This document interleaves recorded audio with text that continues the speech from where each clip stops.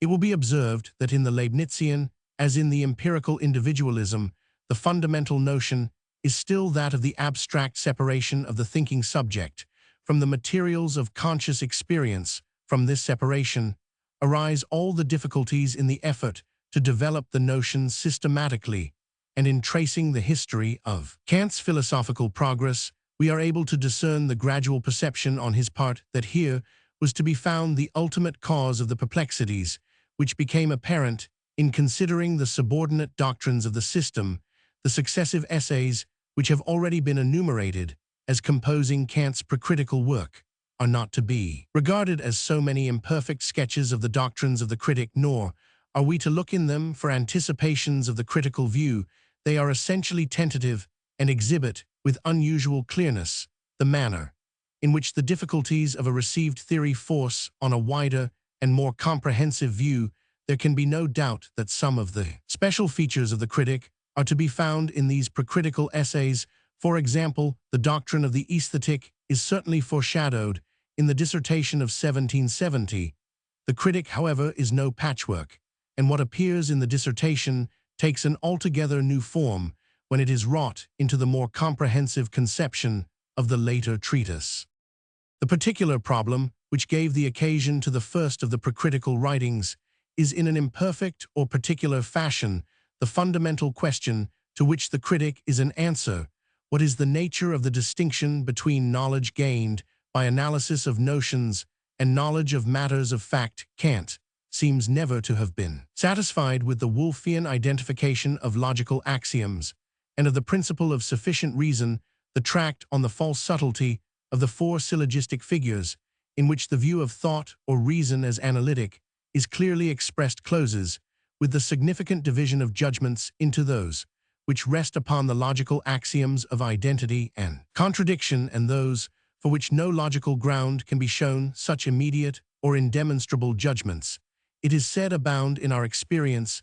They are in fact, as Kant presently perceived, the foundations for all judgments regarding real existence. It was impossible that the question regarding their nature and legitimacy and their distinction from analytic judgments should not present itself to him. The three tracts, belonging to the years 1760–1764, bring forward in the sharpest fashion the essential opposition between the two classes of judgments. In the essay on negative quantities, the fundamental thought is the total distinction in kind between logical opposition, the contradictoriness of notions, which Kant always viewed as formed definite products of thought, and real opposition.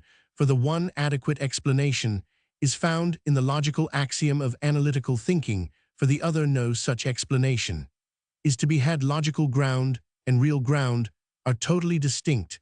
I can understand perfectly well, says Kant, how a consequence follows from its reason according to the law of identity, since it is discoverable by mere analysis of the notion contained in it, but how something follows from another thing, and not according to the law of identity. This I should gladly have made clear to me. How shall I comprehend that, since something is something else, should be real things? In short, are distinct existences, and as distinct, not necessarily or logically connected. In thought, he proceeds, reflected on the nature of our knowledge in relation to our judgment of reason and consequent, and I intend to expound fully the result of my reflections. It follows from them that the relation of a real ground to that which is thereby posited or denied cannot be expressed by a judgment, but only by means of a notion which by analysis may certainly be reduced to yet simpler notions of real grounds, but yet in such a way that the final resort of all our cognition in this regard must be found in simple and irreducible notions of real grounds, the relation of which to their consequence cannot be made clear. The striking similarity between Kant's expressions in this essay and the remarks with which Hume introduces his analysis of the notion of cause has led to the supposition that at this period of his philosophical career, Kant was definitely under the influence of the earlier empirical thinker. Consideration of the whole passage is quite sufficient to show the groundlessness of this supposition. The difficulty with which Kant is presented was one arising inevitably from reflection upon the Leibnizian theory of knowledge, and the solution does not in any way go beyond that. Theory, it is a solution, in fact, which must have been impossible had the purport of Humme's empirical doctrine been present to Kant's mind.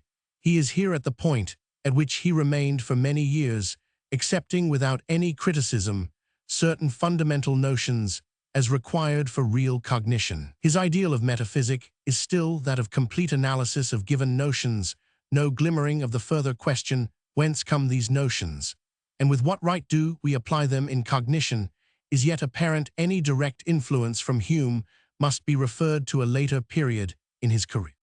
The prize essay on the principles of natural theology and morals brings forward the same fundamental opposition, though in a special form. Here, for the first time, appears definitely the distinction between synthesis and analysis, and in the distinction is found the reason for the superior certainty and clearness of mathematics as opposed to philosophy. Mathematics, Kant thinks, proceeds synthetically, for in it the notions are constructed. Metaphysics, on the other hand, is analytical in method. In it the notions are given, and by analysis they are cleared up. It is to be observed that the description of mathematics as synthetic is not an anticipation of the critical doctrine on the same subject. Kant does not in this place raise the question as to the reason for assuming that the arbitrary syntheses of mathematical construction have any reference to reality. The deeper significance of synthesis has not yet become apparent. In the only possible ground of proof for the existence of God, the argument, though largely Leibnizian, advances one step farther towards the ultimate inquiry. For there Kant states, as precisely as in the critique of speculative theology, his fundamental doctrine that real existence is not a predicate to be added in thought to the conception of a possible subject. So far as subjective thought is concerned, possibility, not real existence, is contained in any judgment. The year 1765 was marked by the publication of Leibniz's posthumous Nouveaux Essays, in which his theory of knowledge is more fully stated than in any of his previous tracts. In all probability, Kant gave some attention to this work, though no special reference to it occurs in his writings, and it may have assisted to give additional precision to his doctrine in the curious essay Dreams of a Clairvoyant, published 1766. He emphasizes his previously reached conclusion that connections of real fact are mediated in our thought by ultimate notions, but adds that the significance and warrant for such notions can be furnished only by experience. He is inclined, therefore, to regard as the function of metaphysics the complete statement of these ultimate indemonstrable notions, and therefore the determination of the limits to knowledge by their means. Even at this point, where he approximates more closely to Hume than to any other thinker, the difficulty raised by Hume does not seem to occur to him. He still appears to think that experience does warrant the employment of such notions, and when there is taken into account his correspondence with Lambert during the next few years, one would be inclined to say that the architectonic of the latter represents most completely Kant's idea of philosophy. On another side, Kant had been shaking himself free from the principles of the Leibnizian philosophy. According to Leibniz, space, the order of coexisting things, resulted from the relations of monads to one another, but Kant began to see that such a conception did not accord with the manner in which we determine directions or positions in space. In the curious little essay on the ground of distinguishing particular divisions in space, he pointed out that the idea of space as a whole is not deducible from the experience of particular spaces or particular relations of objects in space, that we only cognize relations in space by reference to space as a whole, and finally that definite positions involve reference to space as a given whole.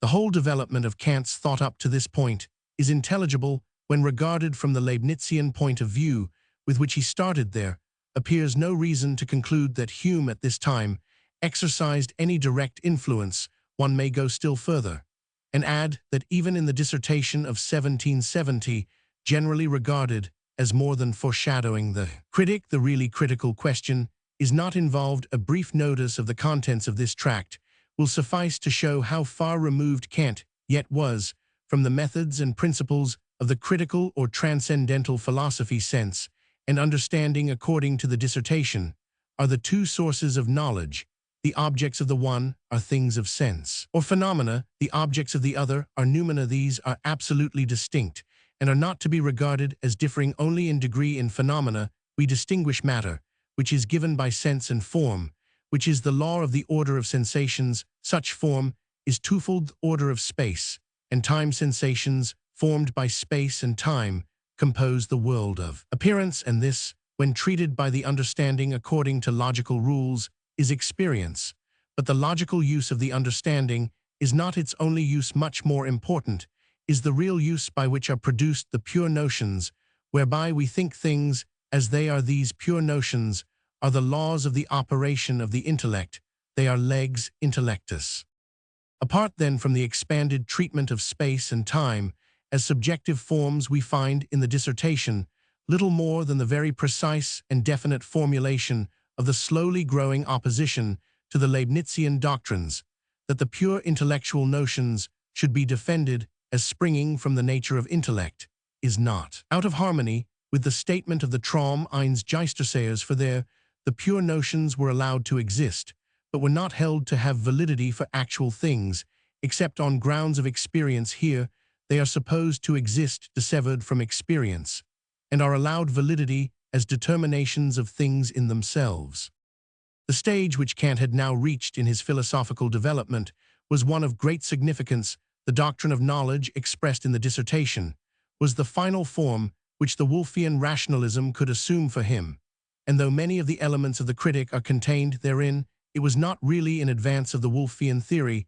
The doctrine of space and time 667 as forms of sense perception, the reference of both space and time and the pure intellectual notions to the laws of the activity of mind itself, the distinction between sense and understanding as one of kind not of degree, with the correlative distinction between phenomena and noumenal of these reappear, though changed and modified, in the critic.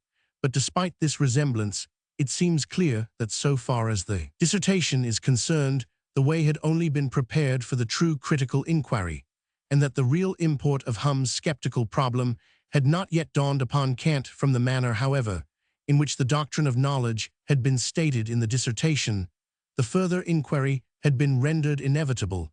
It had become quite impossible for Kant to remain longer satisfied with the ambiguous position assigned to a fundamental element of his doctrine of knowledge, the so-called pure intellectual notions.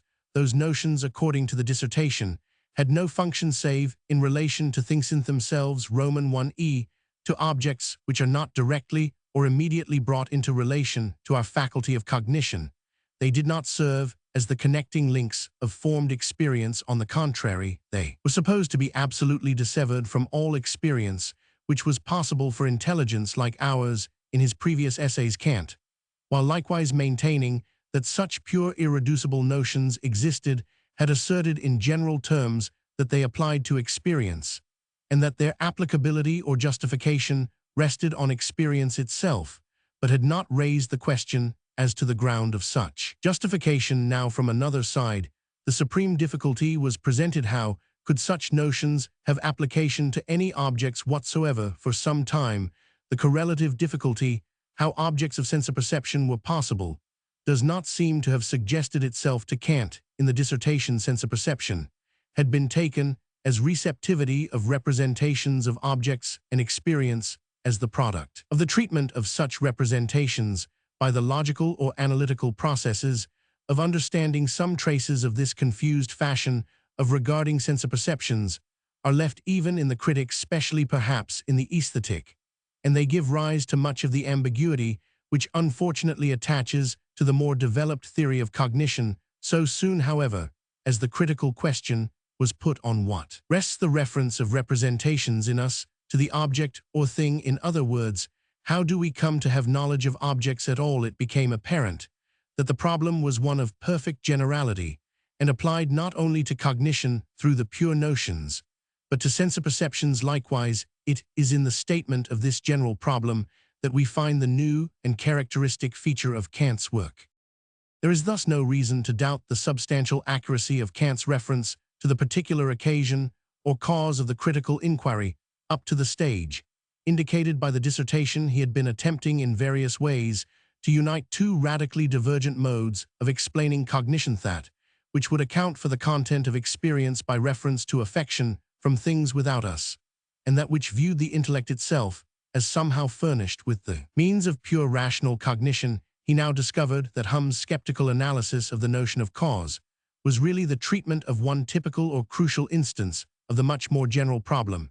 If experience, says Hume, consists solely of states of mind, somehow given to us, each of which exists as an effect, and therefore as distinct from others, with what right do we make the common assumption that parts of experience are necessarily connected? The only possible answer drawn from the premises laid down must be that there is no warrant for such an assumption, necessity for thought as Kant had been willing to admit, and as Hume also held involves or implies something more than is given in experience. If that which is given is contingent and rests upon an a priori or pure notion, but a priori notions, did they exist, could have no claim to regulate experience. Hume therefore, for his part, rejected entirely the notion of cause as being fictitious and delusive, and professed to account for the habit of regarding experience as necessarily connected by reference to arbitrarily formed custom of thinking. Experience, as given contingent material, had a certain uniformity and recurring uniformities generated in us, the habit of regarding things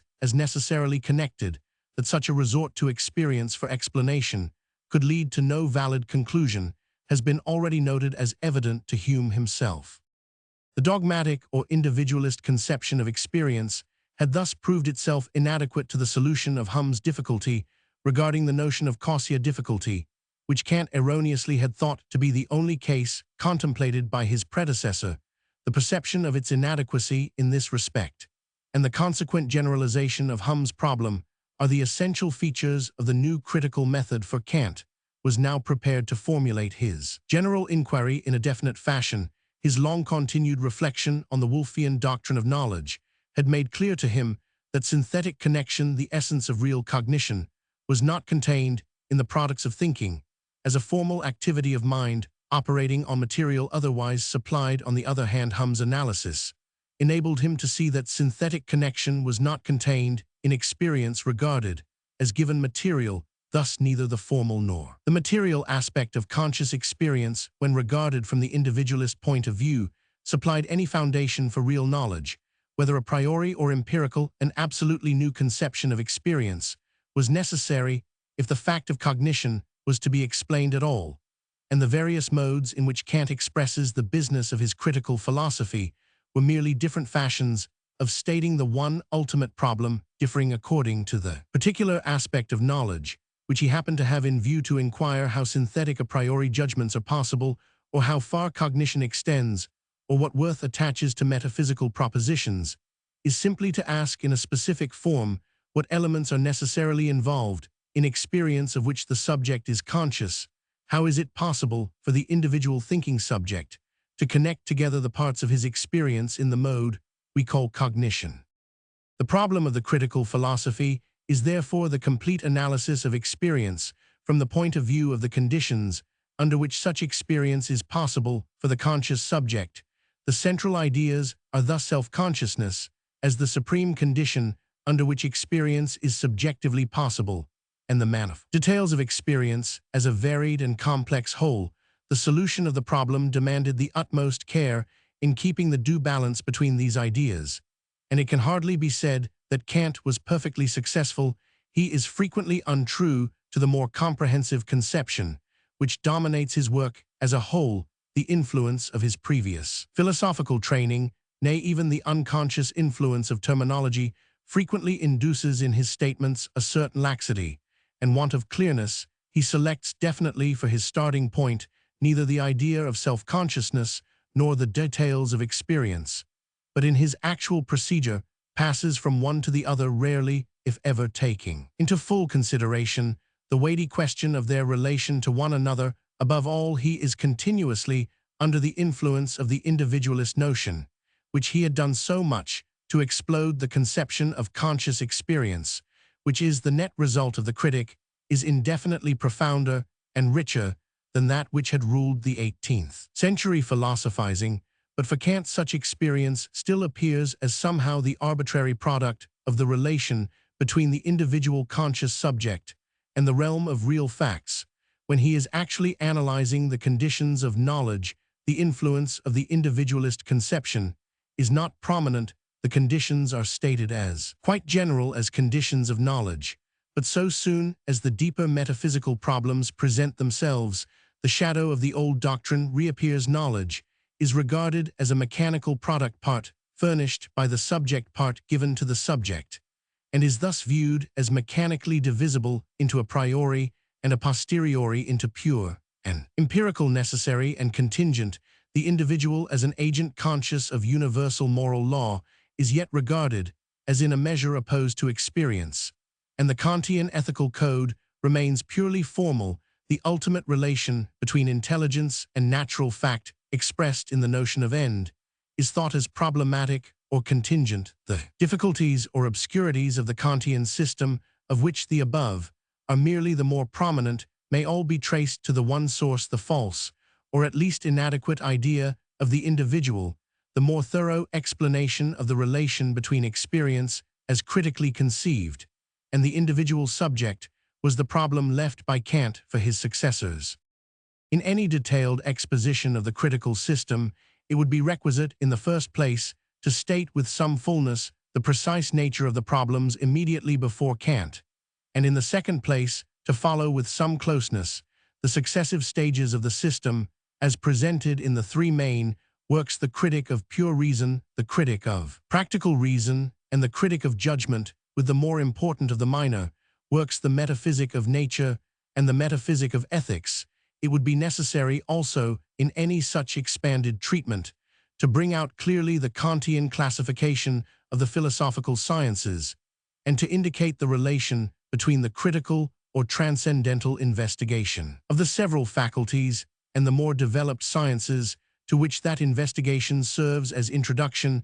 As any detailed statement of the critical system, however compressed, would be beyond the limits of the present article, it is proposed here to select only the more salient doctrines, and to point out in connection with them what advance had been effected by Kant, and what remained for subsequent efforts at complete solution of the problems raised by him. Much that is of interest and value must necessarily be omitted in any sketch of so elaborate a system, and for all points of special interpretation reference must needs be made to the many elaborate dissertations on or about the Kantian philosophy.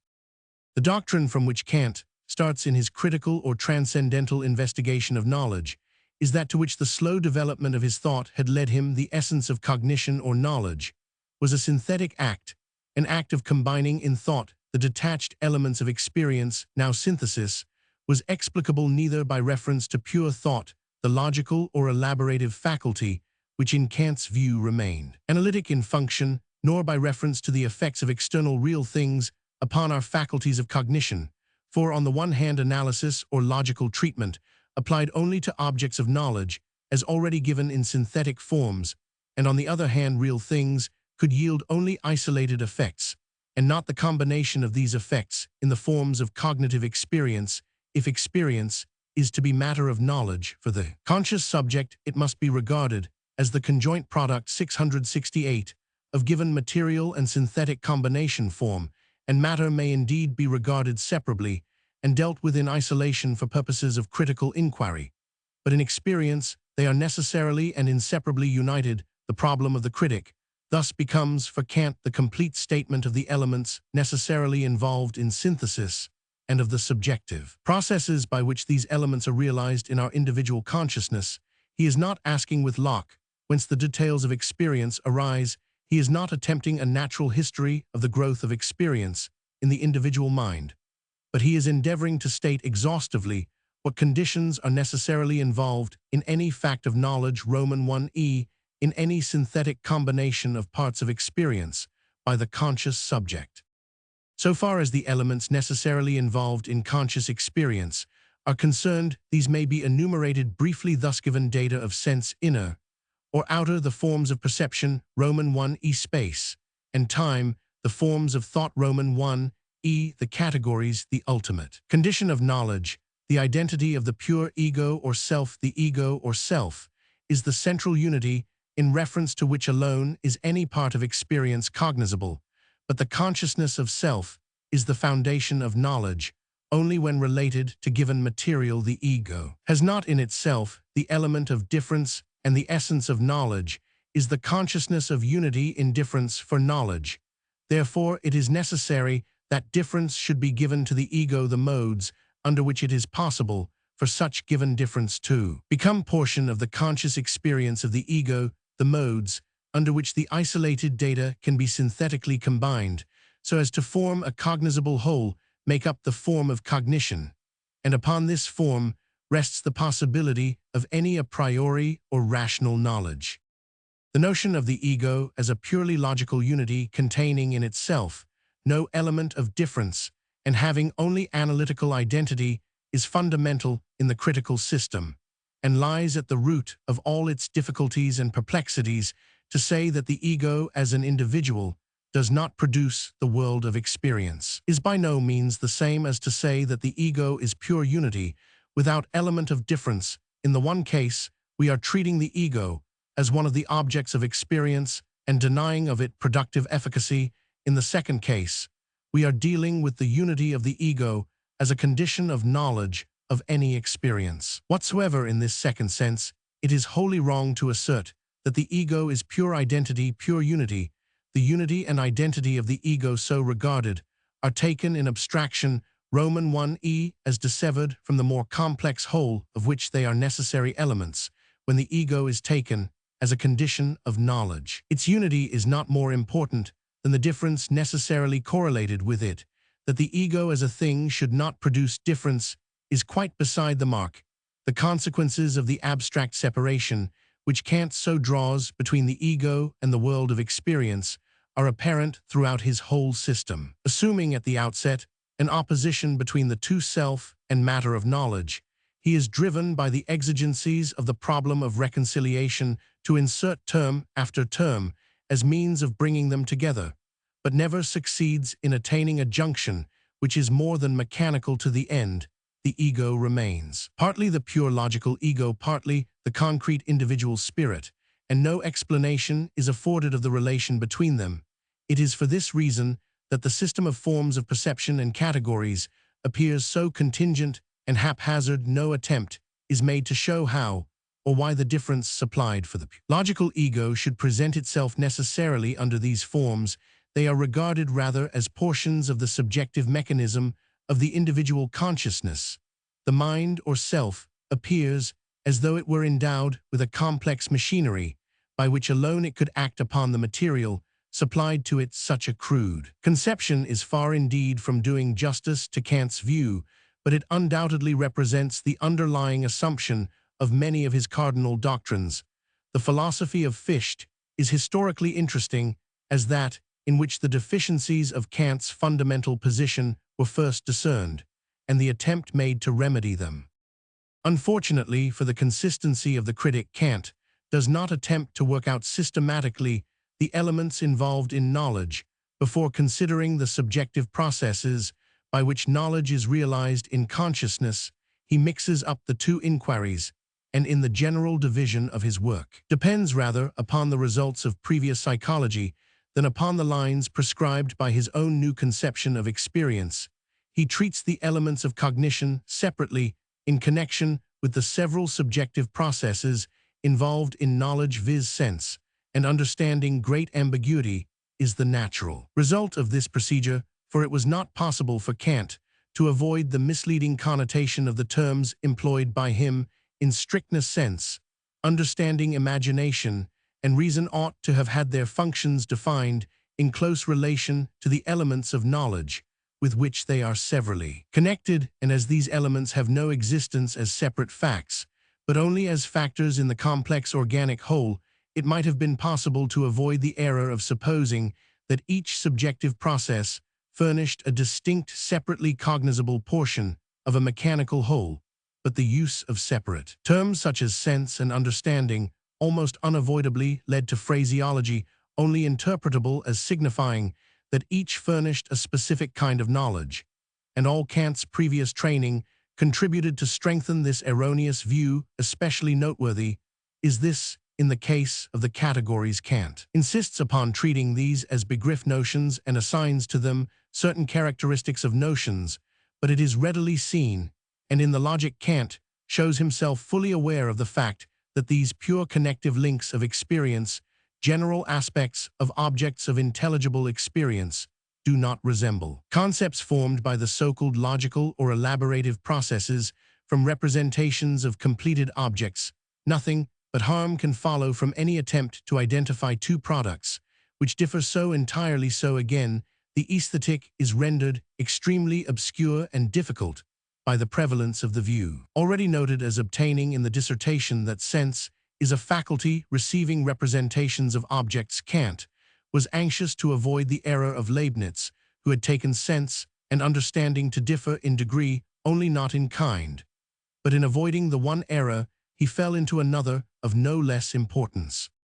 The consideration of the several elements which in combination make up the fact of cognition or perception, as it may be called, contains little or nothing bearing on the origin and nature of the given data of sense, inner or outer. The manifold of sense, which plays so important a part in the critical theory of knowledge, is left in an obscure and perplexed position. So much is clear, however, that according to Kant, sense is not to be regarded as receptive of representations of objects. The data of sense are mere stimuli, not partial or confused representations. The sense manifold is not to be conceived as having per se any of the qualities of objects as actually cognized. Its parts are not cognizable per se, nor can it with propriety be said to be received successively. Simultaneously, when we apply predicates to the sense manifold, regarded in isolation, we make that which is only a factor in the experience of objects into a separate independent object, and use our predicates transcendently. Kant is not always in his language faithful to his view of the sense manifold, but the theory as a whole, together with his own express definitions, is unmistakable on the origin of the data of sense. Kant's remarks are few and little satisfactory. He very commonly employs the term affection of the faculty of sense as expressing the mode of origin, but offers no further explanation of a term which has significance only when interpreted after a somewhat mechanical fashion.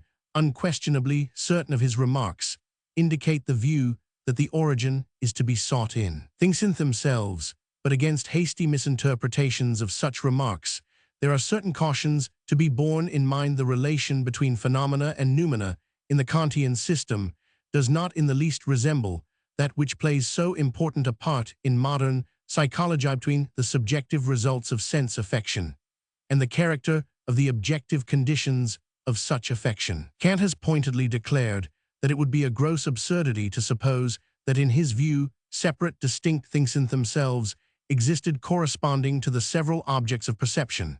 And finally, it is not at all difficult to understand why Kant should say that the affection of sense originated in the action of things in themselves, when we consider what was the thing in itself to which he was referring. The thing in itself, to which the empirical order and relations of sense experience are referred, is the divine order, which is not matter of knowledge, but involved in our practical or moral beliefs. Critics who limit their view to the critic of pure reason, and there in all probability to the first or constructive portion of the work, must necessarily fail to interpret the doctrines of the Kantian system, which do not become clear or definite till the system has been developed. Reason was for Kant an organic whole.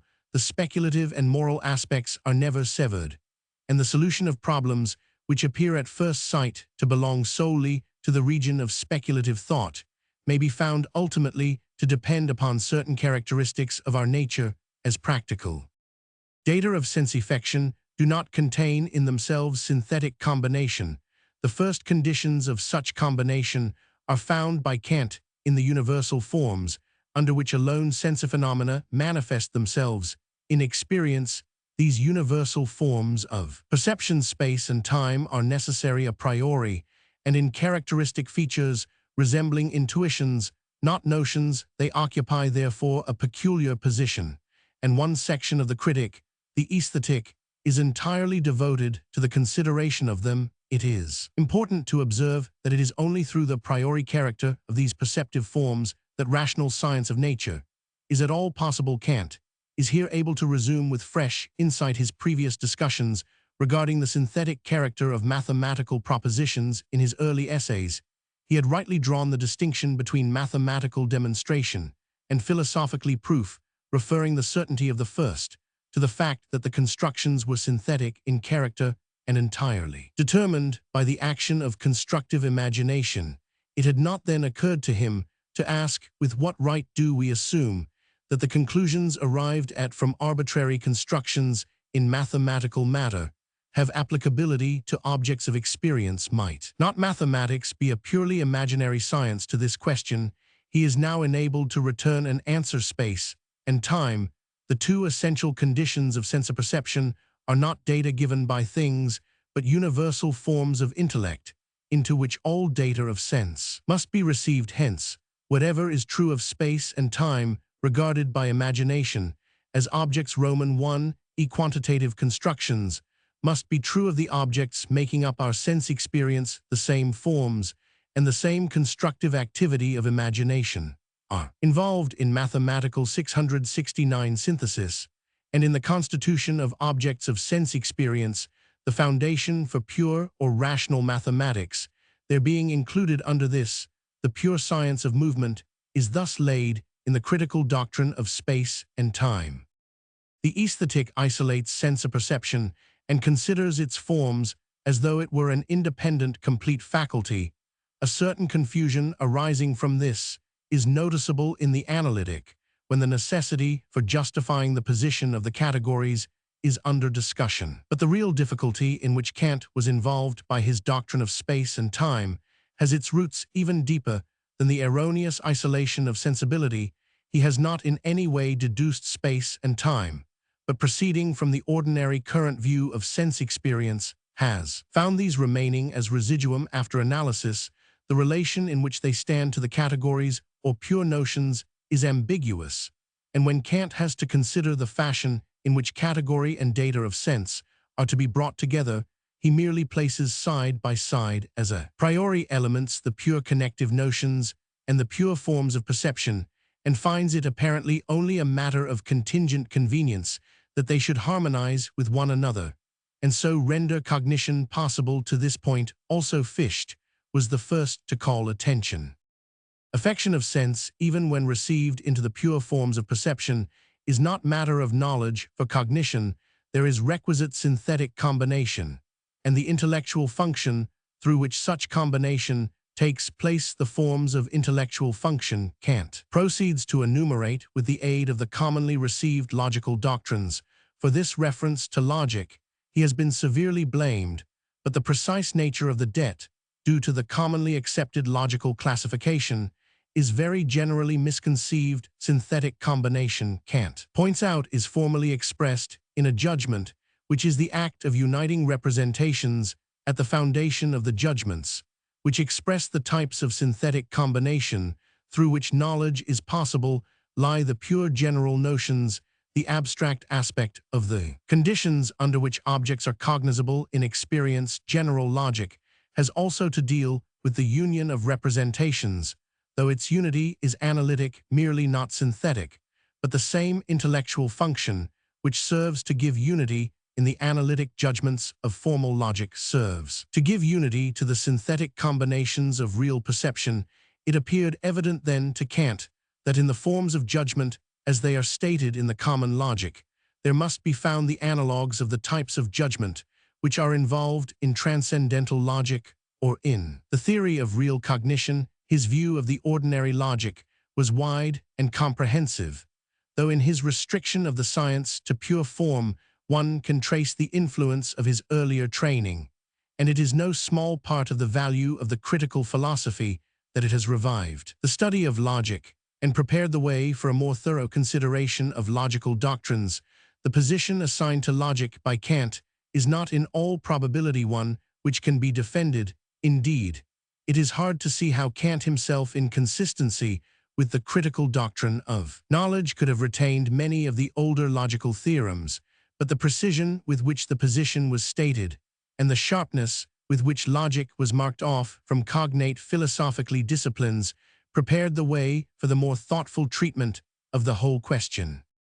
Formal logic thus yields to Kant the list of the general notions, pure intellectual predicates or categories, through which alone experience is possible for a conscious subject, it has already been noted how serious was the error involved in the description of these as notions without further attempt to clear up their precise significance. Kant, indeed, was mainly influenced by his strong opposition to the Leibnizian rationalism, and therefore assigns the categories to understanding the logical faculty without consideration of the question which might have been suggested by the previous statements of the dissertation: what relation these categories held to the empirical notions formed by comparison, abstraction, and generalization when directed upon representations of objects.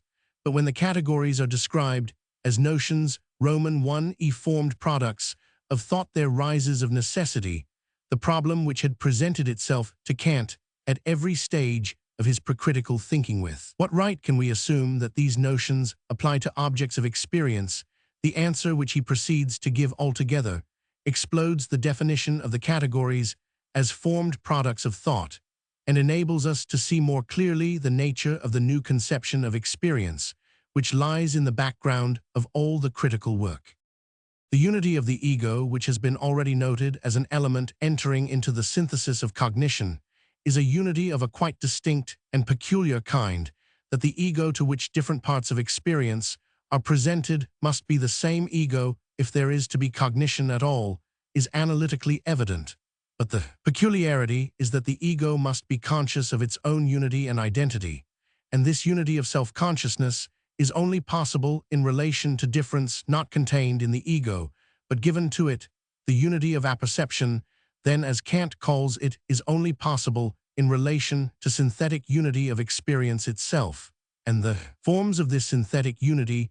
The categories are therefore on the one hand necessary as forms in which self-consciousness is realized, and on the other hand restricted in their application and validity to the data of given sense, or the particular element of experience.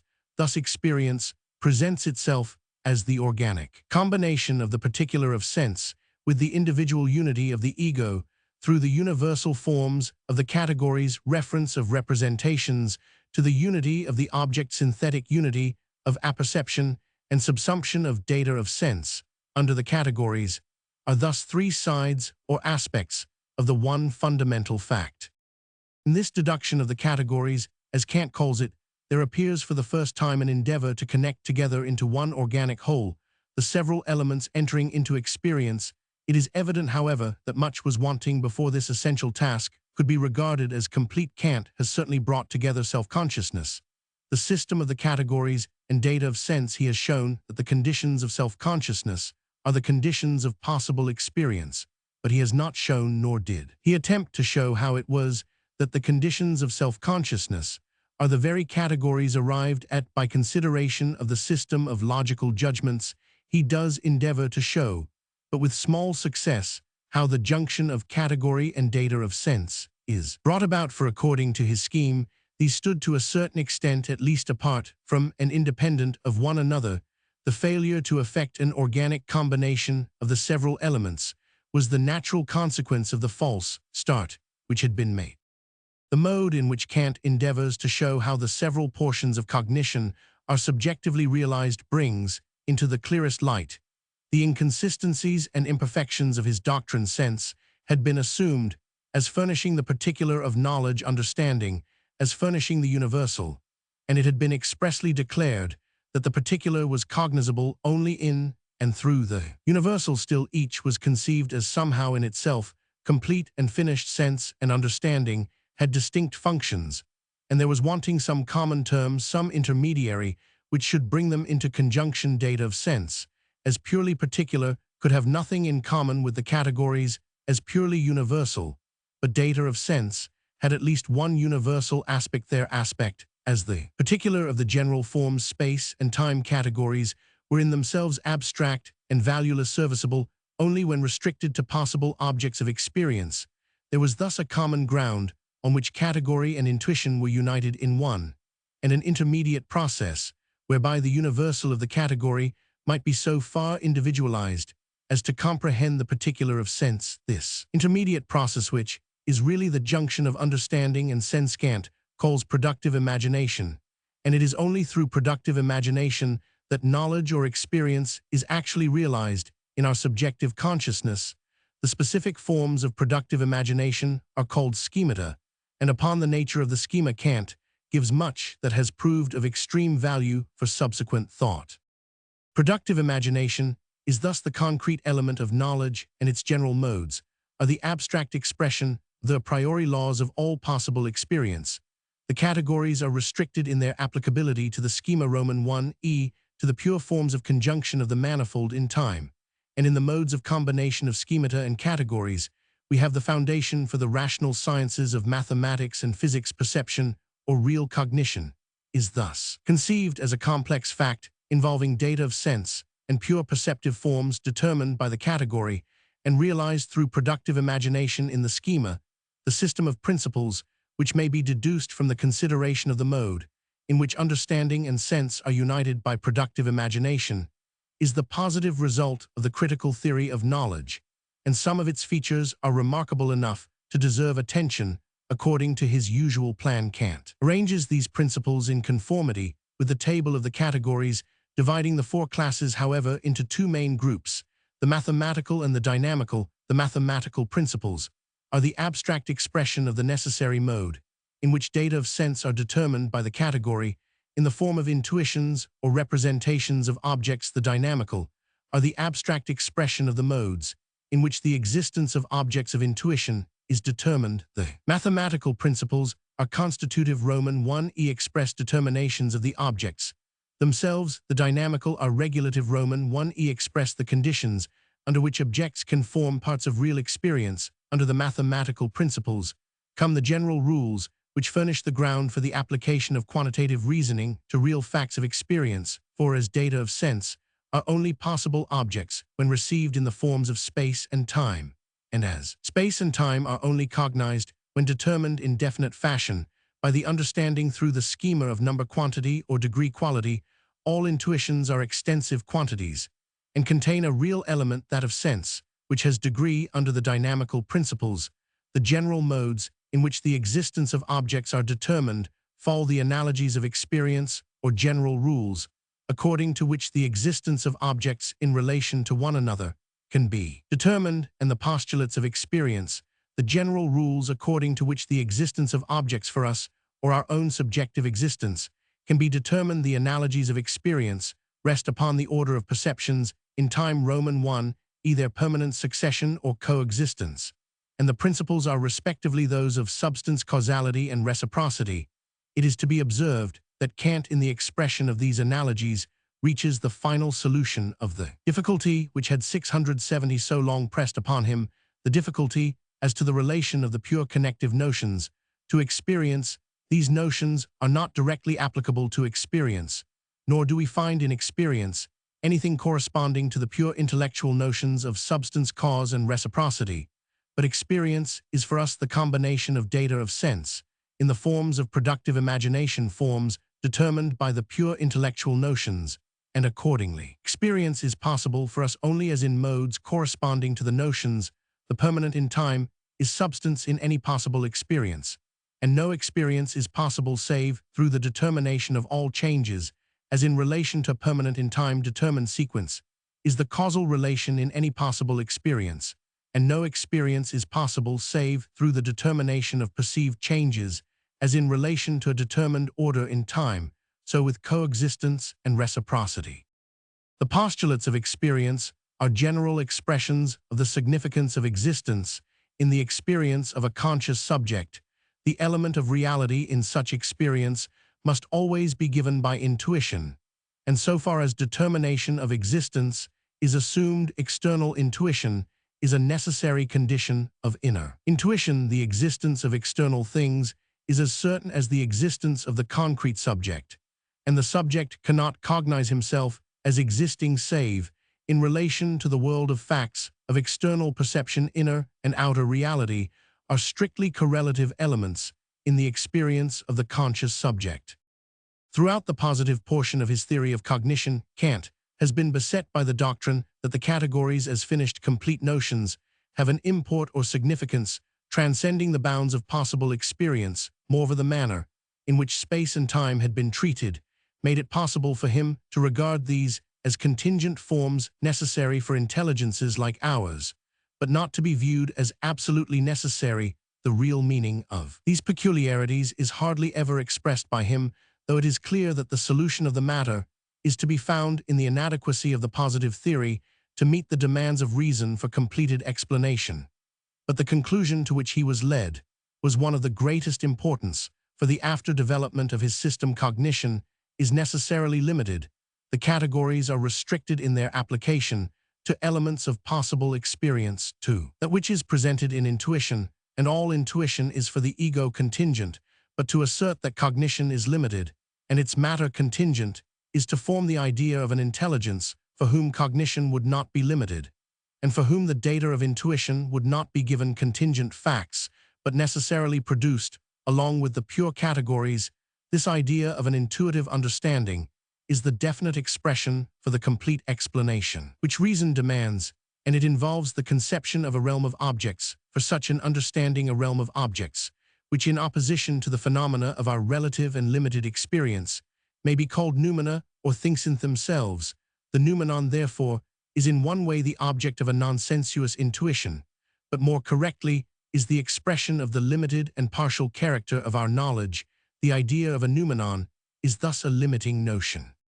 Assuredly, the difficult section of the critic, on the ground of the distinction between phenomena and noumena, would not have led to so much misconception as it has done had Kant then brought forward what lies at the root of the distinction, his doctrine of reason and its functions. Understanding, as has been seen, is the faculty of cognition strictly so called, and within its realm that of space-time and matter positive knowledge is attainable, but the ultimate conception of understanding, that of the world of objects quantitatively determined and standing in relation of mutual reciprocity to one another, is not a final ground of explanation.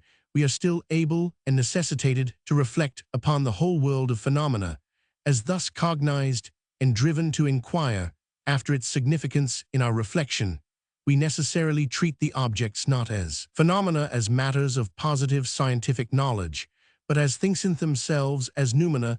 The distinction between phenomena and noumena is therefore nothing but the expression of the distinction between understanding and reason, a distinction which, according to Kant, is merely subjective.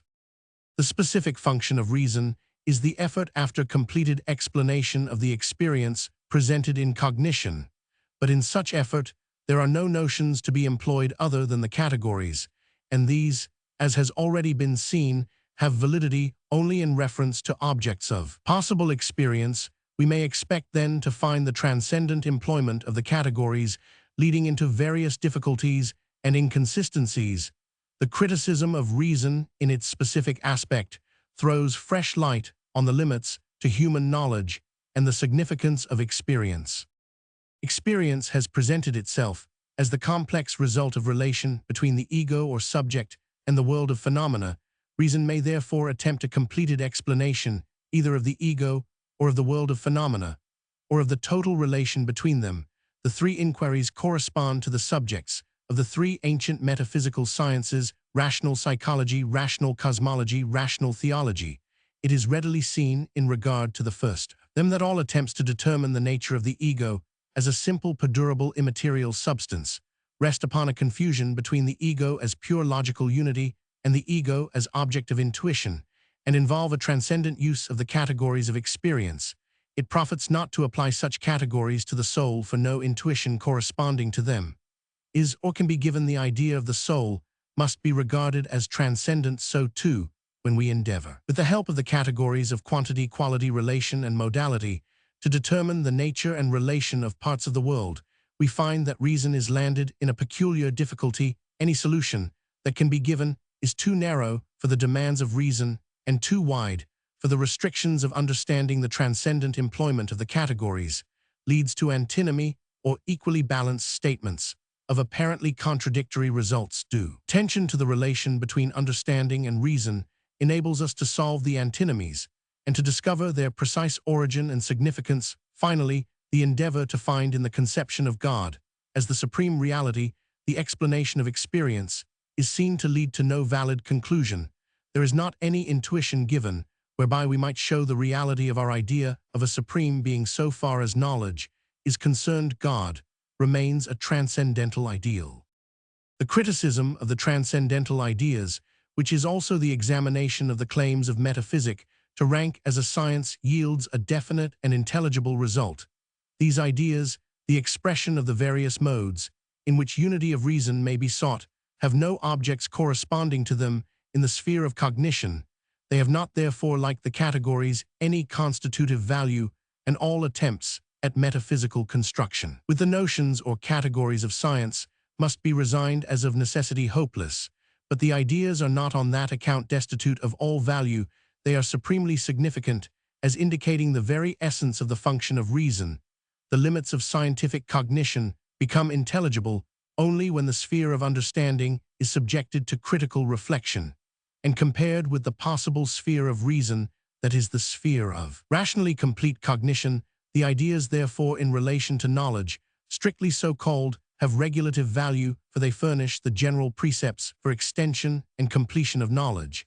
And at the same time, since they spring from reason itself, they have a real value in relation to reason, as the very inmost nature of intelligent self-consciousness cannot be regarded as merely a mechanically determined, result-free reflection upon the whole system of knowledge, is sufficient to indicate that the sphere of intuition with its rational principles does not exhaust conscious experience.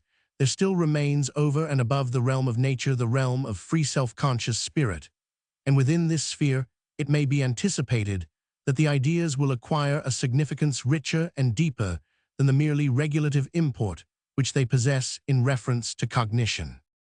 Where then are we to look for this realm of free self-consciousness?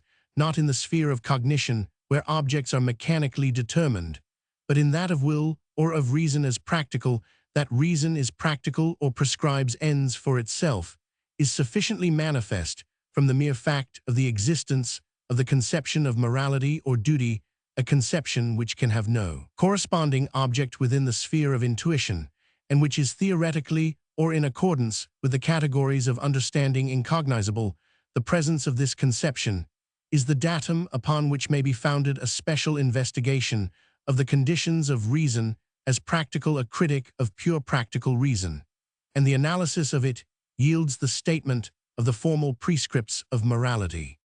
The realization of duty is impossible for any being which is not thought as free. Roman 1 capable of self-determination. Freedom, it is true, is theoretically not an object of cognition, but its impossibility is not thereby demonstrated. The theoretical proof rather serves as useful aid towards the more exact determination of the nature and province of self-determination, and of its relation to the whole concrete nature of humanity.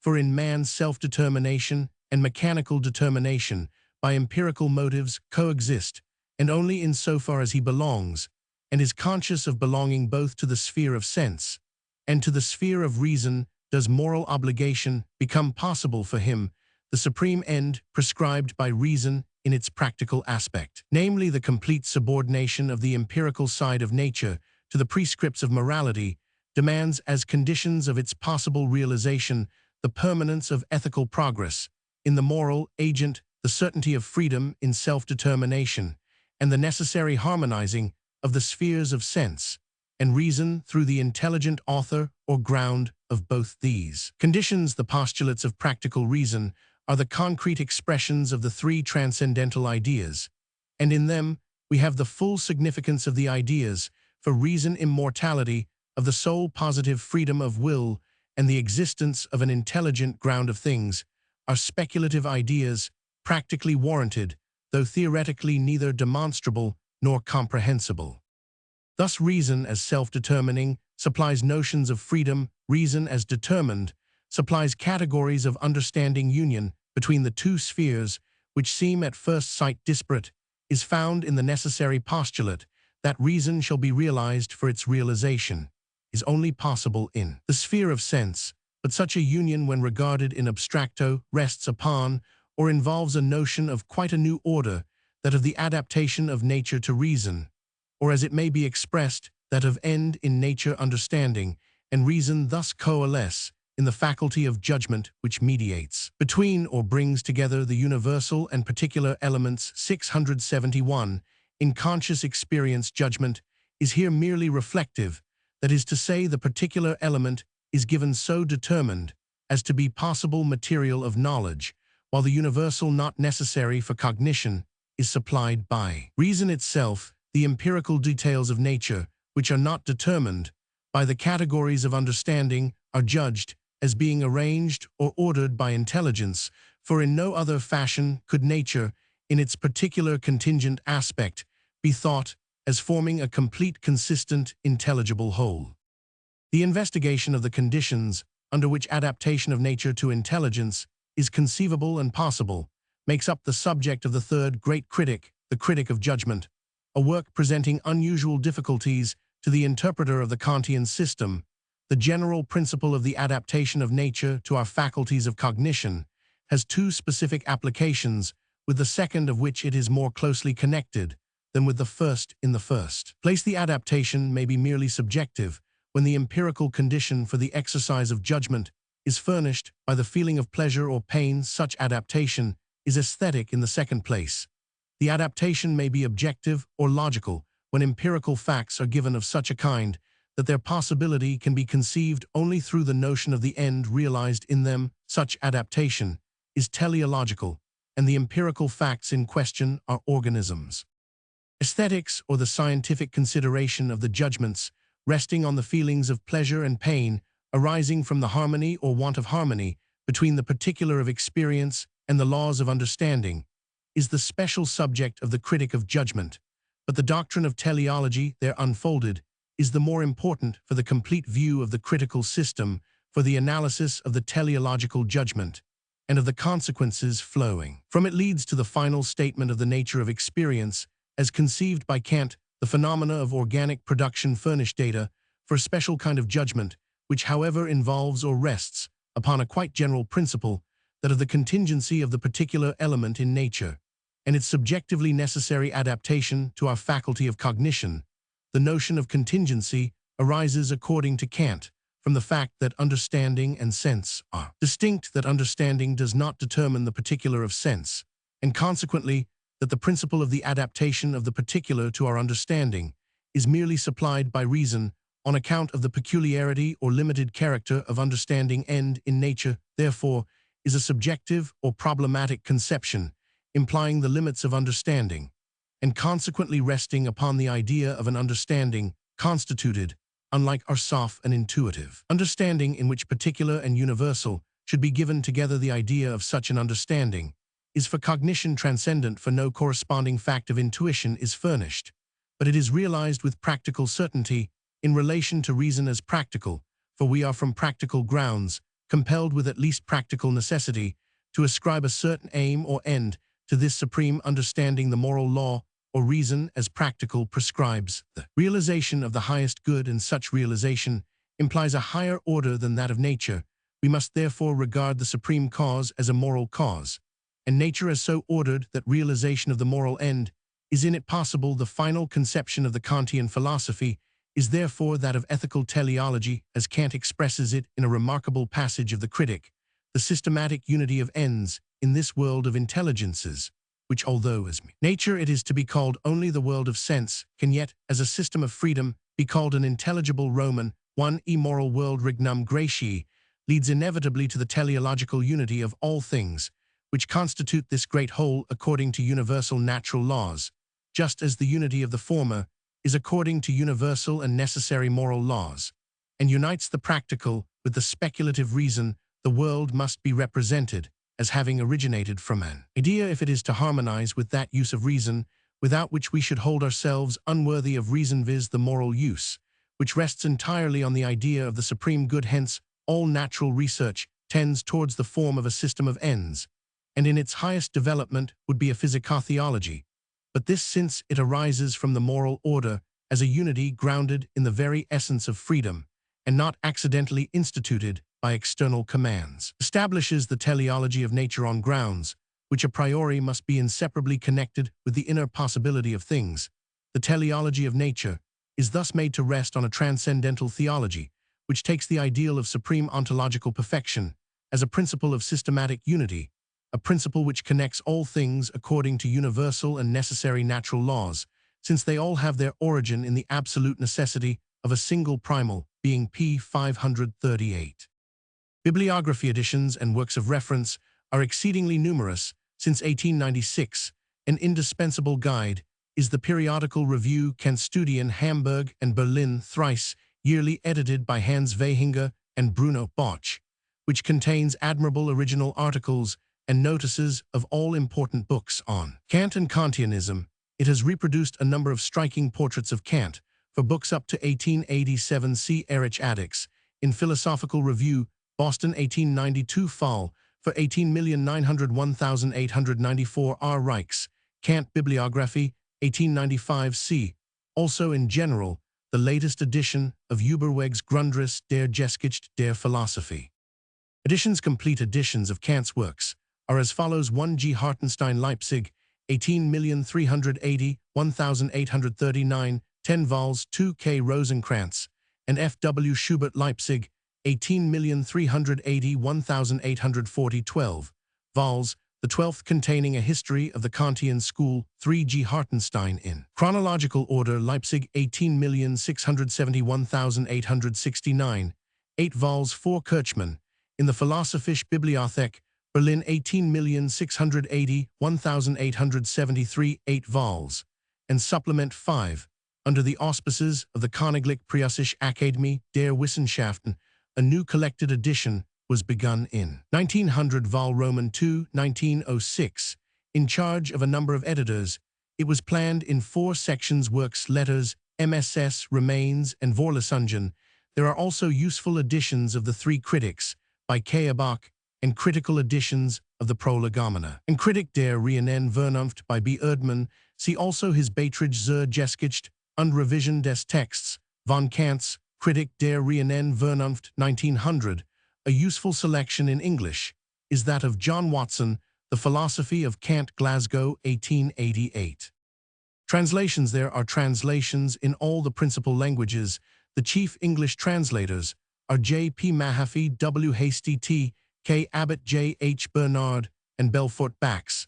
Their versions have been mentioned in the section on works above. Biographical. Schubert, in the 11th vol of Rosenkranz edition, Borowski Darstellung des Lebens und Charakters Kants, Königsberg, 1804, Wasienski, Kant, in seinen letzten Lebensjahren, Königsberg, 1804, Stuckenberg, The Life of Immanuel Kant, 1882, Rudolf Reich, Kant's Briefwechsel, 1900. See also several of the critical works below on Kant's portraits. See Roman 500, Minden über Portraits und Abbildungen, Roman, 1999, Kant's 1868, and cf. Frontispieces of Kantstudien, as above. Critical in alphabetical order of authors are Adamson, Philosophy of Kant, 1879, Germtrans, 1880, Felix Adler, A Critique of Kant's Ethics, 1908, S. H. Kant's Begriff der Erkenntnis verglichen mit dem des Aristoteles, 1907, Roman 1000, Appell Immanuel Kant. Ein Bild seines Lebens und Denkens, 1904, Arnold, Kritisch Exkurs im Gebiet der Kantforschung, 1894, Roman 100, Bach, Kants Prinzip der Autonomie im Verhältnis zur Idee des Reichs, der Zweckkonstudien, 1909, B. Boch, Luther und Kant, 1904, Paul Bohm. Die Vorkritischen Schriften Kants, 1906, E. Caird, Critical Philosophy of Kant, 2 vols, 1889, Chalibaus Historische Entwicklung der Spekulativen Philosophie von Kant bis Hegel, 5th, ed. 1860, H. S. Chamberlain, Immanuel Kant, 1909, Cousin Leckens sur la Philosophie de Kant, 4th ed. 1864, B. Erdmann, Immanuel Kant, Kants Kritisismus in der 1 und 2, Auflage der Kritik der reinen Vernunft, 1877, O. Ewald, Kants Kritischer Idealismus als Grundlage von Erkenntnistheorie und Ethik, 1908, and Kant's Methodology in Eichhorn. Grundzeugen, 1906, Kuno, Fischer, Immanuel Kant, 4th ed., 18,980,1899, Die beiden Kantischen Schulen in Jena, 1862, and Commentary on Kant's Kritik of Pure Reason, 1878, F. Forster, Der Entwicklungsgang der Kantischen Ethik bis zur Kritik der reinen Vernunft. 1893, Erfuerli le Moralisme de Kant et l'Amoralisme, Contemporain 1905, Roman 100 R. E. von Hartmann Kant's Erkenntnistheorie und Metaphysik in den vier Perioden, ihrer Entwicklung 1894, A Hegler die Psychologie, in Kant's Ethik 1891, G. Roman 500 Hicks die Begriff Phänomen und Noumenon in ihrem Verhältnis zueinander bei Kant 1897, G. Jacobi Herders, und Kant's Ästhetik 1907, W. Cabot's Studien zur Entwicklungsgeschichte der Fichteschen Wissenschaftslehre aus der Kantischen Philosophie, 1902 Roman 1000 Kelly Kant's Philosophy, as rectified by Schopenhauer 1909, W. Koppelmann Roman 1 Kant und die Grundlagen der christlichen Religion 1890 Roman 1000 Cronenberg Kant's Sein Leben und seine Lehre, 1897 3rd ed., 1905, Kuhnemann, Kant's und Schiller's Begründung der Ästhetik 1895, and die Kantischen Studien Schillers und die Komposition des Wallenstein 1889, H. Levi Kant's Lehre vom Schematismus der reinen Verstehen des Begriff, 1901, Arthur O. Lovejoy Kant, and the English Platonists, 1908 J. P. Mahaffey, Kant's Critical Philosophy for English Readers, 18,721,874, W. Mengel, Kant's Begründung der Religion 1900, A Messer Kant's Ethik, 1904, H. Mayer Benfey Herder, und Kant 1904 Morris, Kant's Critique of Pure Reason Chicago 1882, Roman 100 Easterreich, Kant und die Metaphysik, 1906 F. Paulson Kant's Sein Leben und seine Lehre 1898 4th ed. 1904, Eng 1902, Harold H. Pritchard Kant's Theory of Knowledge 1909, A. Seth Pringle Patterson The Development from Kant to Hegel 1882, and on Kant's Philosophy of Religion in the Philosophically Radicals 1907. F. Rademacher Kant's Lehren vom inneren Sinn in der Kritik der reinen Vernunft 1908 R. Reininger Kant's Lehre vom inneren Sinn und seine Theorie der Erfahrung 1900 Roman 100 b. Renouvier Critique de la Doctrine de Kant 1906 H. Ramont Kant's Philosophische Religionslehre ein Frucht der gesamten Vernunftkritik 1902 T. Reisen Kant 1900 Singer Kant's Lehre vom Glauben 1903 O'Shap Kant's Lehre vom Genie und die Entstehung der Kritik der Urteilskraft 1901 Carl Schmitt Beiträge zur Entwicklung der Kantischen Ethik 1900 A Schweizer die Religionsphilosophie, Kant's 1899 H. Sidgwick Lectures on the Philosophy of Kant 1905, J. H. Sterling Textbook, to Kant 1881 G. Simmel Kant und Goethe 1906 Roman 50 Stihlin, Kant Lotzi und Ritschl 1889 Othon die Grundprinzipien der Kantischen Moralphilosophie 1895 T. Valentiner, Kant und die Platonische Philosophie, 1904, Roman 100 Vorländer, Kant Schiller Goethe, 1907 G. Roman 100 Up Hughes, Kant und seine Vorgänger, 1906, W. Wallace, Kant 1905, Roman 1000 Wartenberg Kant's Theory der Kausalität 1899, John Watson Philosophy of Kant, explained 1908 Kant, and his English critics 6,721,881, A Weir A. Student's Introduction to Critical Philosophy, 1906 G. A Weineken Hegel's Critic, Kant's 1898, W. Windelband Kuno Fischer, Unsein Kant, 1897. On Kant's Theory of Education, C. E. F. Buchner, The Educational Theory of Immanuel Kant Trans, ed. Intro 1904 Trans of Überpädagogik, by Annette Churton 1899, J. Jelluck Kant 1883. R. Ad Roman Tens. 1. See further Idealism Metaphysics, Logic Roman 100, where Kant's relation to subsequent thought is discussed. Kanuri or Beriberi, an African tribe of mixed origin, the dominant race of Bornu, they are largeband and coarser-featured, but contain nevertheless a distinct strain of Fula blood Beriberi or Berberi, is the name given them by the Hausa C. Bornu. Kaolin, a pure white clay, known also as China clay, since it is an essential ingredient in the manufacture of china or porcelain.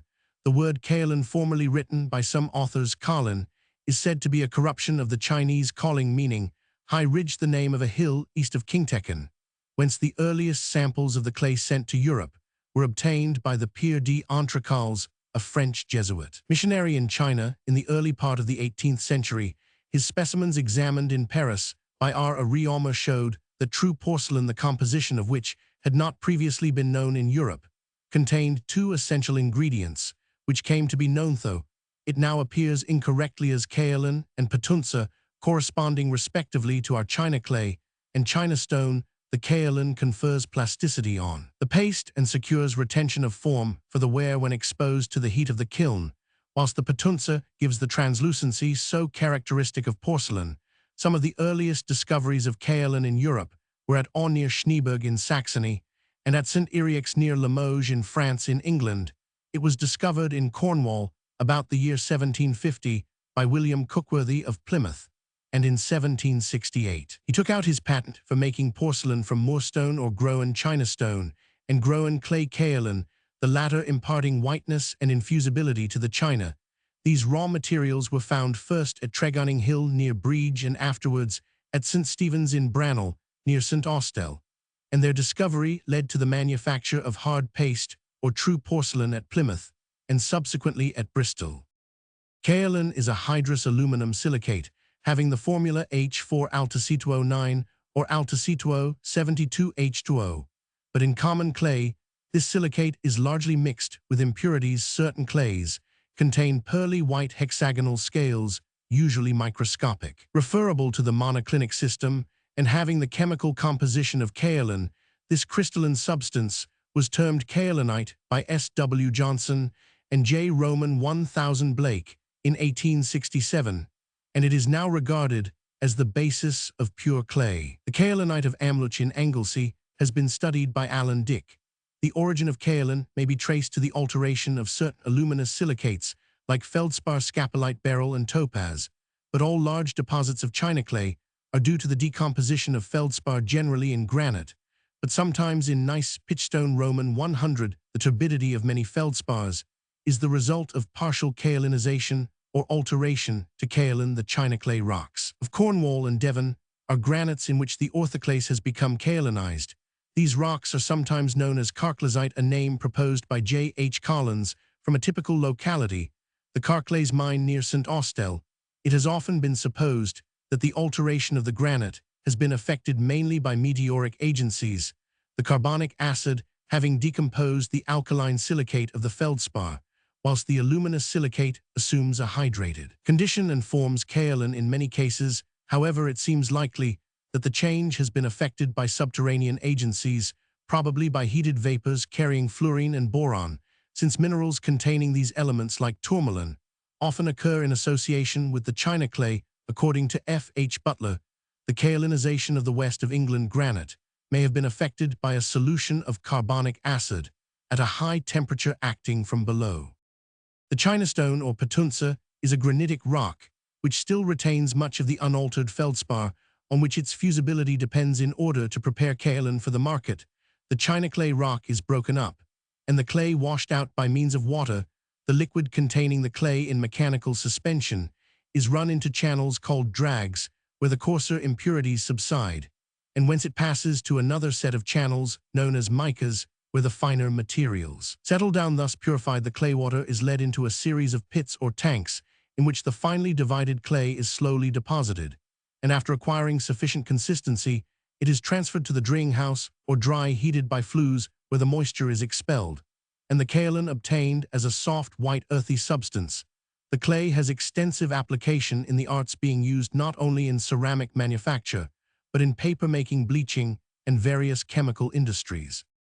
Under the species kaolinite may be included several minerals, which have received distinctive names, such as the Saxon mineral, called from its pearly luster nacrit, a name originally given by a brongniart to a nacreous mica polrite, found chiefly in cracks of ironstone, and named by J. Gilliman from the Greek, a scale, and lithomarge, the Old German Steinmark, a compact clay-like body of white, yellow, or red color. Dr. Roman 100 Hintzey has pointed out that the word polrite should properly be written pholodite. Closely related to kaolinite is the mineral called halloysite, a name given to it by P. Berthier after his uncle Omelius D. Halley, the Belgian geologist. F.W.R. Kapunda, a municipal town of Light County, South Australia, 48 Roman 1000, by rail NNE of Adelaide Pop 1901-1805. It is the centre of a large wheat-growing district.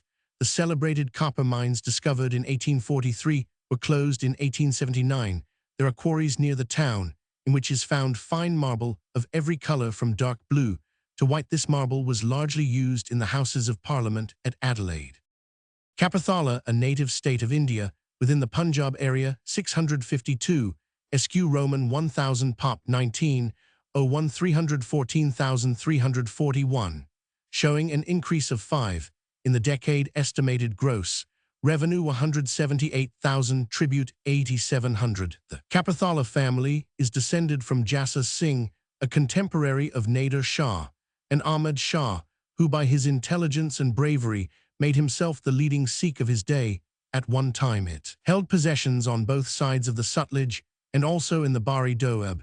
The Cis-Sutlej estates and scattered tracts in the Bari Doab were forfeited owing to the hostility of the chief in the First Sikh War, but the latter were afterwards restored in recognition of the loyalty of Raja Randhir Singh during the mutiny of 1857, when he led a contingent to Oudh which did good service. He also received a grant of land in Oudh 700 SQ Roman 1000, in extent, yielding a gross rental of 89,000 in Oudh. However, he exercises no sovereign powers, occupying only the status of a large landholder, with the title of Rajai Rajagan. Raja Sir Jagat Jit Singh K Roman 100 S Roman 1, was born in 1872, succeeded his father in 1877, and attained his majority in 1890. During the Tura expedition of 189,798, the Kapurthala Imperial Service Infantry took a prominent part.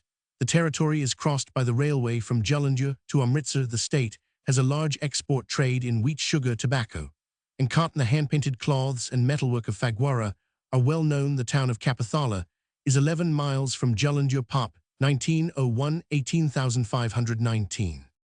Karachi or Karachi, a seaport and district of British India in the Sindh province of Bombay. The city is situated at the extreme western end of the Indus Delta, 500 Roman 1000 by sea from Bombay, and 820 Roman 1000 by rail from Lahore, being the maritime terminus of the Northwestern Railway, and the main gateway for the trade of the Punjab and part of Central Asia. It is also the capital of the province of Sindh. Pop 1880, 173,500, 1890, 105,199, 19, 115,407.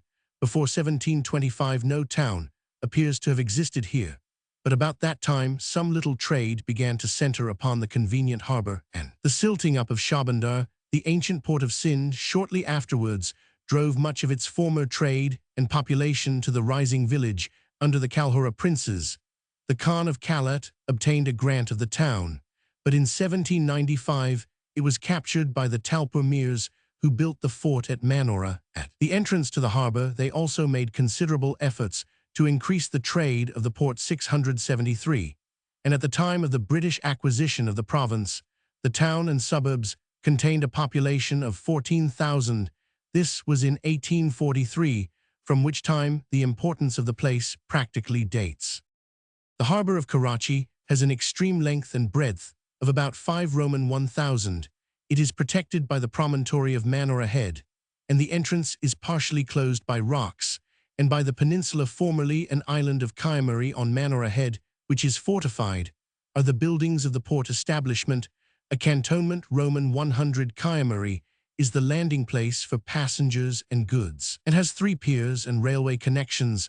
The harbor improvements were begun in 1854, with the building of the Napier Mole, or causeway connecting Kayamari with the mainland. The entrance has a minimum depth of 25 ft, and a large number of improvements and extensions have been carried out by the Harbor Board, which was created in 1880 and transformed in 1886 into the Port Trust. The great extension of the canal colonies in the Punjab, entirely devoted to the cultivation of wheat, has immensely increased the export trade of Karachi. It now ranks as the 3rd port of India, being surpassed only by Calcutta and Bombay. The principal articles of export besides wheat are oilseeds, cotton, wool, hides, and bones. The annual value of exports, including specie amounts, to about 9 million sterling, there are iron works and manufactures of cotton cloth, silk scarves, and carpets. The fisheries and oyster beds are important. Among the principal public buildings are Government House, the Freer Municipal Hall, and the Napier Barracks. The military cantonments, stretching northeast of the city, form the headquarters of a brigade in the 4th Division of the Southern Army. An excellent water supply is provided by an underground aqueduct 18 Roman 1000 in length. The chief educational institutions are the Dairam Jethmal Arts College, with a law class 5 high schools, of which 2 are for Europeans and 1 for Mohammedans, a convent school for girls, and an engineering class. The average rainfall for the year is about 5. In the rainy months are July and August, but 1 or 2 heavy showers usually fall about Christmas, the end of May, beginning of June, and first fortnight in October. A hot November, December, January, February, and March are delightfully cool and dry. The remaining months are damp, with a constant cool sea breeze. The district of Karachi has an area of 11,970 sq Roman 1000 Pop 19/01/607,439, showing an increase of 6 in the decade. It consists of an immense tract of land stretching from the mouth of the Indus to the Baloch boundary. It differs in general appearance from the rest of Sindh, having a rugged mountainous region along its western border. The country gradually slopes away to the southeast, till in the extreme south the Indus Delta presents a broad expanse of low, flat, and unpicturesque alluvium. Besides the Indus and its mouths, the only river in the district is the Hab, forming the boundary between Sindh and Baluchistan. The Manchar Lake in Sawan subdivision forms the only considerable sheet of water in Sindh. The hot springs at Pir Mangho are 6 Roman 1000 N of Karachi town. The principal crops are rice, millets, oilseeds, and wheat. In addition to Karachi, there are seaports at Surganda and Kedi Bandar, which conduct a considerable coasting trade. Tata was the old capital of Sindh. Khatri is an important railway station on the Indus. The main line of the Northwestern Railway runs through the district from Khatri downwards. The line has been doubled to Karachi, and at Khatri, a bridge has been constructed across the Indus opposite Hyderabad to connect with the Rajputana railway system. Sia F. Bailey, Karachi, past, present, and future 1890.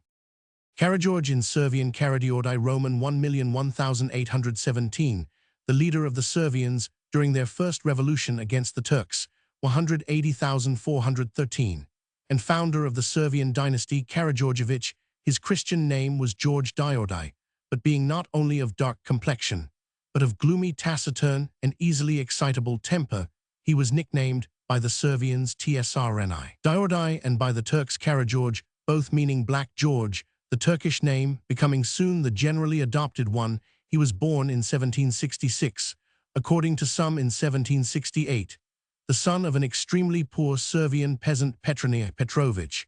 When quite a young man, he entered the service of a renowned Turkish brigand, Fazli Bey by name, and accompanied his master on his adventurous expeditions. When 20, he married and started a small farm, but having killed a Turk, he left Servia for Siamia in Croatia, Slavonia, where the monks of the monastery Krushadal engaged him as one of their forest guards. He remained in the service of the monks nearly 2 years, then enlisted into an Austrian regiment, and as sergeant took part in the Austrian war against Turkey, 178,891. He deserted his regiment, returned to Servia, and settled in the village of Topola, living sometimes as a peaceful farmer, and sometimes again as the leader of a small band of Haydixmen who attacked, robbed, and in most cases killed the traveling Turks in revenge for the oppression of their country. The circumstances in which the Servians rose against the Janissaries of the Pashalik of Belgrade are related in the article on Servia. The leaders of the insurgents' bands and other men of influence met about the middle of February 1804 at the village of Orashats, and there elected Karageorge as the supreme leader. Virovni, Vazd of the nation under his command. The Servians speedily cleared their country not only of the Janissaries disloyal to the Sultan, but of all other Turks who withdrew from the open country to the fortified places. Karageorge and his armed Servians demanded from the Sultan the privileges of self-government. The Porte, confronted by the chances of a war with Russia, decided in the autumn of 1806 to grant to the Servians a fairly large measure of autonomy. Unfortunately, Karageorge was comparatively poor in political gifts and diplomatic tact, while the Hattesherif granting the rights demanded by the Servians was on the way to Servia. Karageorge attacked the Turks in Belgrade and Shabatz, captured the towns first and then also the citadels, and allowed the Turkish population of Belgrade to be massacred at the same time. The Russian headquarters in Bucharest informed Karageorge that Russia was at war with Turkey, and that the Tsar counted on the cooperation of the Servians. Karageorge and his Servians then definitely rejected all the concessions which the Porte had granted them, and joined Russia, hoping thereby to secure the complete independence of Servia. The cooperation of the Servians with the Russians was of no great importance and probably disappointing to both parties, but as the principal theater of war was far away from Servia on the lower Danube, Karageorge was able to give more attention to the internal organization of Servia. The National Assembly proclaimed Karageorge the hereditary chief and gospodar of the Servians. Dec. 26, 1808, he on his part promising under oath to govern the country through and by the National Council Senate. Karageorge's hasty and uncompromising temper and imperious habits, as well as his want of political tact, soon made him many enemies amongst the more prominent Servians. Voivodes and senators. His difficulties were considerably increased by the intrigues of the Russian political agent to Servia, Rodofinikin. A crisis came during the summer months of the year 1813. The treaty of peace concluded by the Russians somewhat hurriedly in Bucharest in 1812 did not secure efficiently the safety of the Servians. The Turks demanded from Karageorge, as a preliminary condition for peace, that the Servians should lay down their arms, and Karageorge refused to comply. Thereupon the entire Turkish army, which fought against the Russians on the Danube, being disengaged, invaded Servia. After a few inefficient attempts to stem the invasion, Karageorge gave up the struggle, and with most of the voivodes and chiefs of the nation left the country and crossed to Hungary as a refugee. Sept. 20, 1813. From Hungary, he went to Russia and settled in Cotton, Bessarabia, enjoying a pension from the Tsar's government. But in the summer of 1817, he suddenly, and 674, secretly left Russia and reappeared quite alone in Servia, in the neighborhood of Semendria Smederevo on the Danube. The motives and the object of his return are not clear. Some believe that he was sent by the Hetterists to raise up Servia to a new war with Turkey, and thereby facilitate the rising of the Greek people. It is generally assumed, however, that having heard that Servia, under the guidance of Miloš Obrenović, had obtained a certain measure of self-government, he desired to put himself again at the head of the nation. This impression seems to have been that of Miloš himself, who at once reported to the Pasha of Belgrade the arrival of Karageorge. The Pasha demanded that Karageorge, alive or dead, should be delivered to him immediately, and made Miloš personally responsible for the execution of that order. Karageorge's removal could not unfortunately be separated from the personal interest of Miloš, already acknowledged. As chief of the nation, Miloš did not like to be displaced by his old chief, who in a critical moment had left the country. Karageorge was killed July 27, 1817, while he was asleep, and his head was sent to the Pasha for transmission to Constantinople. It is impossible to exonerate Miloš Obrenović from responsibility for the murder, which became the starting point for a series of tragedies in the modern history of Servia. Karageorge was one of the most remarkable Servians of the 19th century. No other man could have led the bands of undisciplined and badly armed Servian peasants to such decisive victories against the Turks. Although he never assumed the title of prince, he practically was the first chief and master gospodar of the people of Servia. He succeeded, however, not because he was liked, but because he was feared. His gloomy silence, his easily aroused anger, his habit of punishing without hesitation the slightest transgressions by death, spread terror among the people. He is believed to have killed his own father in a fit of anger, when the old man refused to follow him in his flight to Hungary at the beginning of his career, in another fit of rage at the report that his brother Marinko had assaulted a girl. He ordered his men to seize his brother and to hang him there and then in his presence, and he forbade his mother to go into mourning for him, even by his admirers.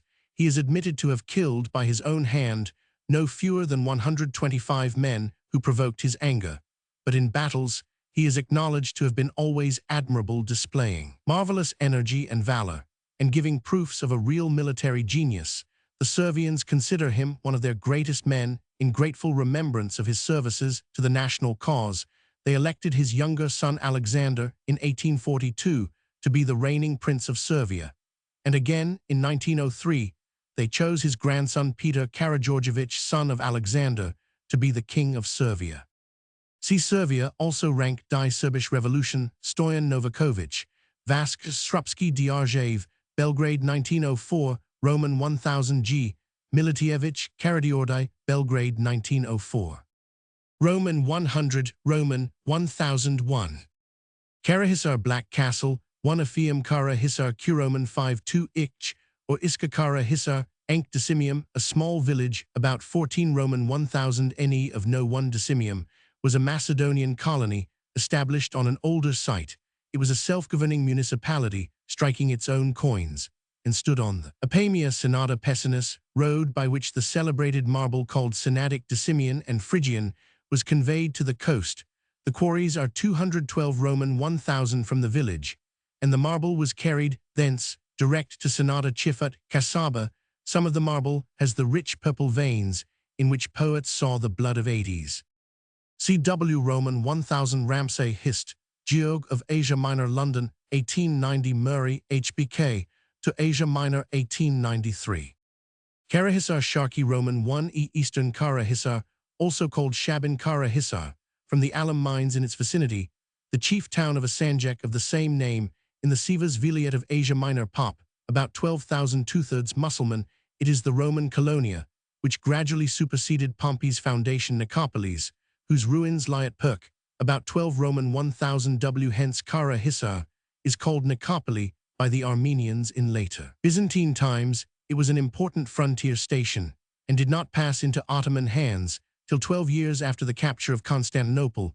The town, altitude 4860 ft, is built round the foot of a lofty rock, upon which stand the ruins of the Byzantine castle Morakastron, the Kara Hisar Dawla of early Moslem chroniclers. It is connected with its port Karasund, and with Sivas, Erzingen, and Erzurum by carriage roads.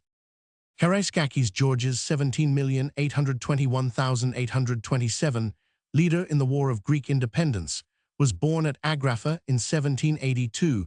During the earlier stages of the war he served in the Mora, and had a somewhat discreditable share in the intrigues which divided the Greek leaders, but he showed a sense of the necessity for providing the country with government and was a steady supporter of Capo di Istria.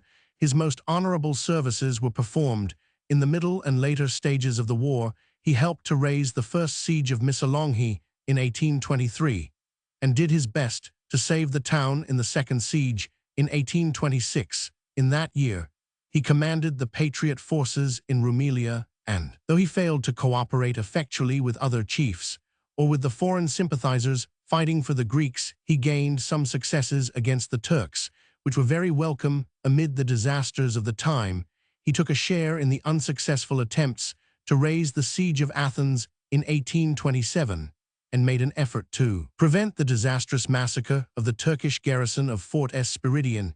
He was shot in action on the 4th of May 1827. Finlay speaks of him as a capable partisan leader who had great influence over his men, and describes him as of middle size, thin, dark-complexioned, with a bright expressive animal eye, which indicated gypsy blood. C. G. Finlay, History of the Greek Revolution, London, 1861. Karadzic Vuk Stefanovich, 17,871,864, the father of modern Servian literature, was born on the 6th of November 1787 in the Servian village of Tiarshich, on the border between Bosnia and Servia. Having learnt to read and write in the old monastery Trinotia, near his native village, he was engaged as writer and reader of letters to the commander of the insurgents of his district at the beginning of the first Servian rising against the Turks in 1804, mostly in the position of a scribe to different voivodes. Sometimes, as schoolteacher, he served his country. During the First Revolution, 18,041,813, at the collapse of which he left Servia, but instead of following Karageorge and other voivodes to Russia, he went to Vienna there he was introduced to the great Slavonic scholar Jernej Carpenter, who, having heard him recite some Servian national ballads, encouraged him to collect the poems and popular songs, write a grammar of the Servian language, and if possible a dictionary. This program of literary work was adhered to by Karadzic, who all his life acknowledged gratefully what he owed to his learned teacher. In the second half of the 18th and in the beginning of the 19th century, all Servian literary efforts were written in a language which was not the Servian vernacular, but an artificial language of which the foundation was the Old Slavonic in use in the churches, but somewhat Russianized, and, mixed with Servian words forced into Russian forms, that language called by its writers the Slavonic Servian was neither Slavonic nor Servian. It was written in Old Cyrillic letters, many of which had no meaning in the Servian language, while there were several sounds in that language which had no corresponding signs or letters in the Old Slavonic alphabet. The Servian philosopher Dosity Obradovich, who at the end of the 18th century spent some time in London teaching Greek, was the first Servian author to proclaim the principle that the books for the Servian people ought to be written in the language of the people, but the great majority of his contemporaries were of opinion that the language of Servian literature ought to be evolved out of the dead Old Slavonic of the church books. The church naturally decidedly supported this view. Karadzic was the great reformer who changed all this. Encouraged by Carpenter, he published in 1814, second ed. 1815, in Vienna, his first book, Mala Prostanarodna Slavino-Serbska Pjesmerica, a small collection of Slavonic Servian songs of the common people, containing a 675 lyric songs sung by the peasant women of Servia, and 6 poems about heroes, or, as the Servians call them, junečke pesmi, which are generally recited by the blind bards, or by peasants from that time. Karadzic's literary activity moved on 2 parallel lines to give scientific justification and foundation to the adoption of the vernacular Servian as the literary language, and by collecting and publishing national songs, folklore, proverbs, Roman 100, to show the richness of the Servian people's poetical and intellectual gifts, and the wealth and beauty of the Servian language. By his reform of the Servian alphabet and orthography, his Servian grammar, and his Servian dictionary, he established the fact that the Servian language contains 30 distinct sounds, for 6 of which the Old Slavonic alphabet had no special letters.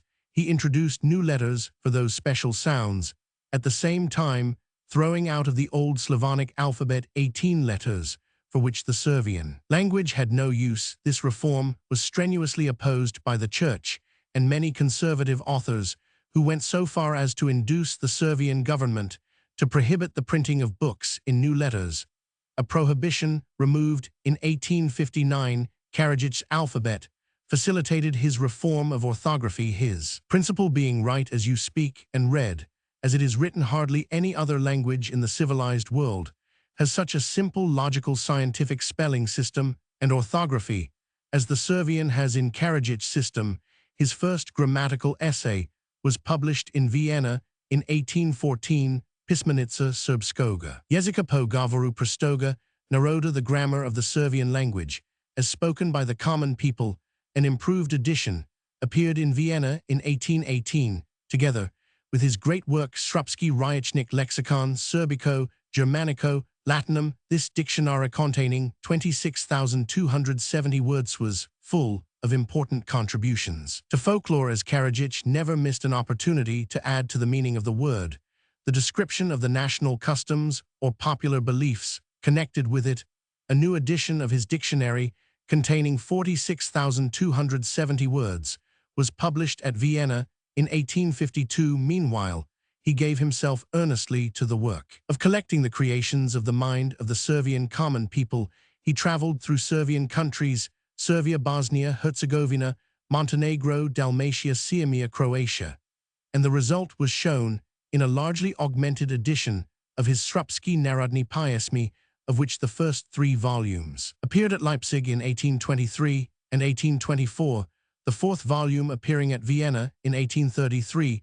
Popular Stories and Enigmas was published in 1821, and Servian National Proverbs in 1836, From 1826 to 1834, he was the editor of an annual called Danica, the Morning Star, which he filled with important contributions. Concerning the ethnography and modern history of the Servian people in 1828, he published a historical monograph, Miloš Obrenović, Prince of Servia, in 1837, in German Montenegro and Montenegrins.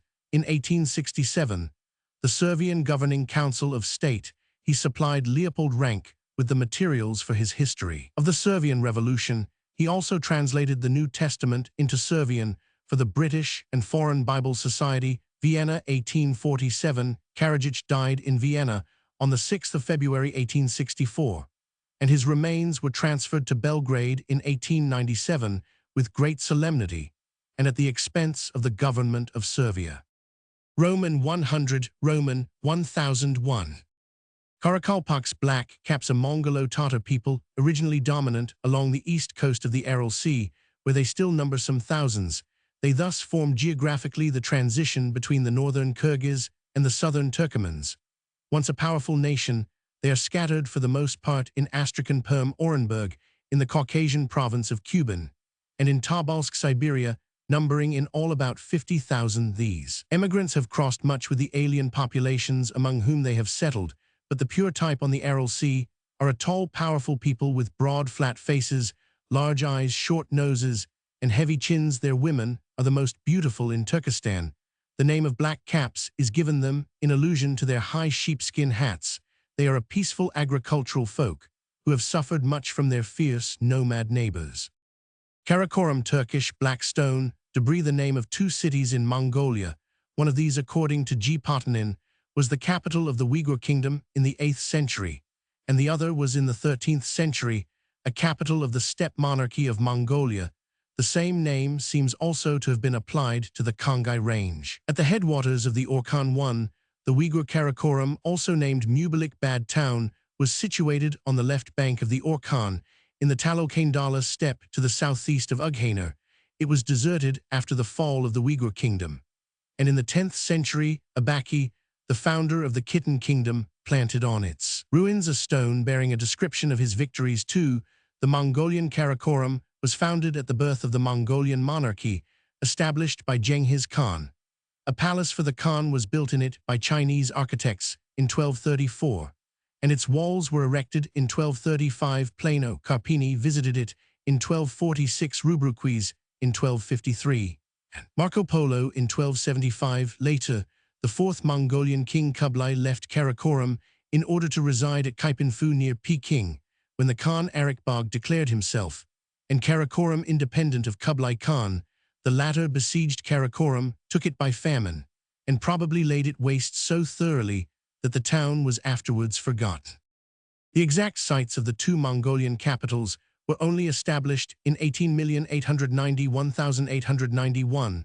Sir H. Yule, The Book of Marco Polo, 1871, was the first to distinguish two cities of this name. The Russian traveler Padarin, in 1871, visited the Uyghur capital Sea Turks, named now by the Mongols Kara Balgasun Black City, or Karakorum Black Wall, of which only the wall and a tower are in existence, while the streets and ruins outside the wall are seen at a distance of 134. Roman 1000. Padarin's belief that this was the old Mongol capital has been shown to be incorrect. As to the Mongolian Karakorum, it is identified by several authorities with a site on which towards the close of the 16th century, the Buddhist monastery of erudite was built. This monastery lies about 25 Roman 1000 south by east of the Uyghur capital. North and northeast of the monastery are ruins of ancient buildings. Professor Roman 500 Poznev, who visited erudite for a second time in 1892, stated that the earthen wall surrounding the monastery might well be part of the wall of the old city. The proper position of the two Karakorums was determined by the expedition of N. Yadrintsev in 1889, and the two expeditions of the Helsingfors Ugro-Finnish Society, 1890, and the Russian Academy of Science, under Dr. W. Radlov, 1891, which were sent out to study Yadrintsev's discovery. Seaworks Trudy of the Orkhan Expedition, St. Petersburg, 1892, Yule's Marco Polo edition, revised by Henry Cordia of Paris, Val Roman 1 ch Roman 46 London 1903. Cordia confines the use of Karakoram to the Mongol capital. Poznev Mongolia and the Mongols Val Roman 1 Petersburg 1896 Roman 100. W. Campbell Journeys in Mongolia Geok Jern Val Roman 201,903 with map. Campbell's report was printed as a parliamentary paper, China No. 1 1904. Karakul, the name of two lakes, Great and Little, of Russian Turkestan in the province of Fergana, and on the Pamir Plateau, Great Karakul, 12 Roman 1,000 long and 10 Roman 1,000 wide, formerly much larger, is under 39 n to the south of the Trans-Alai Range, and lies at an altitude of 13,200 ft. It is surrounded by high mountains, and is reached from the north over the Kaiserlart Pass 14,015 ft, a peninsula projecting from the south shore, and an island off the north shore, divided into two basins, a smaller eastern one which is shallow 42 to 63 ft, and a larger western one which has depths of 726 to 756 ft. It has no drainage outlet. Little Karakul lies in the northeast Pamir, or Sarakal, northwest of the Mustaghata Peak, 25,850 ft, at an altitude of 12,700 ft. It varies in depth from 79 ft in the south to 50 to 70 ft in the middle and 1,000 ft or more in the north. It is a moraine lake, and a stream of the same name flows through it, but is named Gez in its farther course towards Kashgar in East Turkestan. Karakum Black sands, a flat desert in Russian Central Asia. It extends to nearly 110,000 sq Roman 1,000 and is bounded on the NW by the Usturt Plateau, between the Sea of Aral and the Caspian Sea on the NE, by the Amudarya on the S, by the Turkoman oases, and on the W. It nearly reaches the Caspian 676 c. Only part of this surface is covered with sand. There are broad expanses, takkers of clay soil, upon which water accumulates in the spring. In the summer, these are muddy, but later quite dry, and merely a few solanaceae and bushes grow on them. There is also shore similar to the above, but encrusted with salt and gypsum, and relieved only by solanaceae along their borders. The remainder is occupied with sand, which according to Roman 5 Mainov assumes 5 different forms. 1 Barkans, chiefly in the east, which are mounds of loose sand, 15 to 35 ft high, hoof-shaped, having their gently sloping convex sides turned towards the prevailing winds, and a concave side 30 to 40 steep on the opposite slope.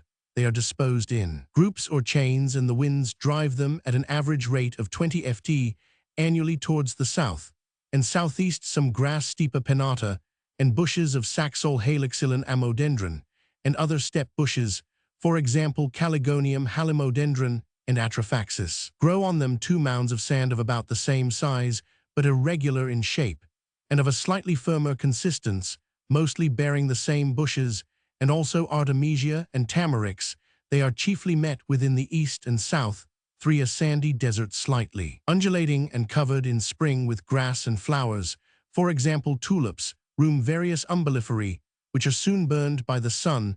They cover very large spaces. In the southeast 4 sands, disposed in waves from 50 to 70 ft, and occasionally up to 100 ft high, at a distance of from 200 to 400 ft from each other. They cover the central portion, and their vegetation is practically the same as in the preceding division. 5 dunes on the shores of the Caspian, composed of moving sands 35 to 80 ft high and devoid of vegetation. A typical feature of the Karakum is the number of old river beds, which may have been either channels of tributaries of the Amu and other rivers or depressions, which contained elongated salt lakes. Water is only found in wells 10 to 20 Roman 1,000 apart, sometimes as much as 100 Roman 1,000, which are dug in the takkers, and give saline water, occasionally unfit to drink, and in pools of rainwater retained in the lower parts of the takkers. The population of the Karakum, consisting of nomad Kyrgyz and Turkomans, is very small. The region in the north of the province of Siadaria, between Lake Aral and Lake Chokarteniz, is also called Karakum. PRKJTB. Karaman Ankh, Laranda, a name still used by the Christian inhabitants. A town in the Konya Vilayet of Asia Minor, situated in the plain north of Mount Taurus Pop 8000.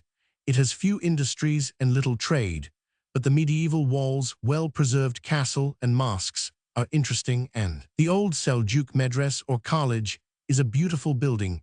Karaman is connected with Konya by railway, having a station on the first section of the Baghdad Railway. Little is known of its ancient history, except that it was destroyed by Perdiccas about 322 B. Roman 100, and afterwards became a seat of Isaurian pirates. It was occupied by Frederick Barbarossa in 1190. In 1466, it was captured by Mahmud Roman II, and in 1486 by Bayezid Roman II. Karamania, formerly an independent inland province in the south of Asia Minor, named after Karaman, the son of an Armenian convert to Islam who married a daughter of Ala ed-Din Kaikabad, the Seljuk Sultan of Rum, and was granted Laranda in fief and made governor of Selefk 12,231,245.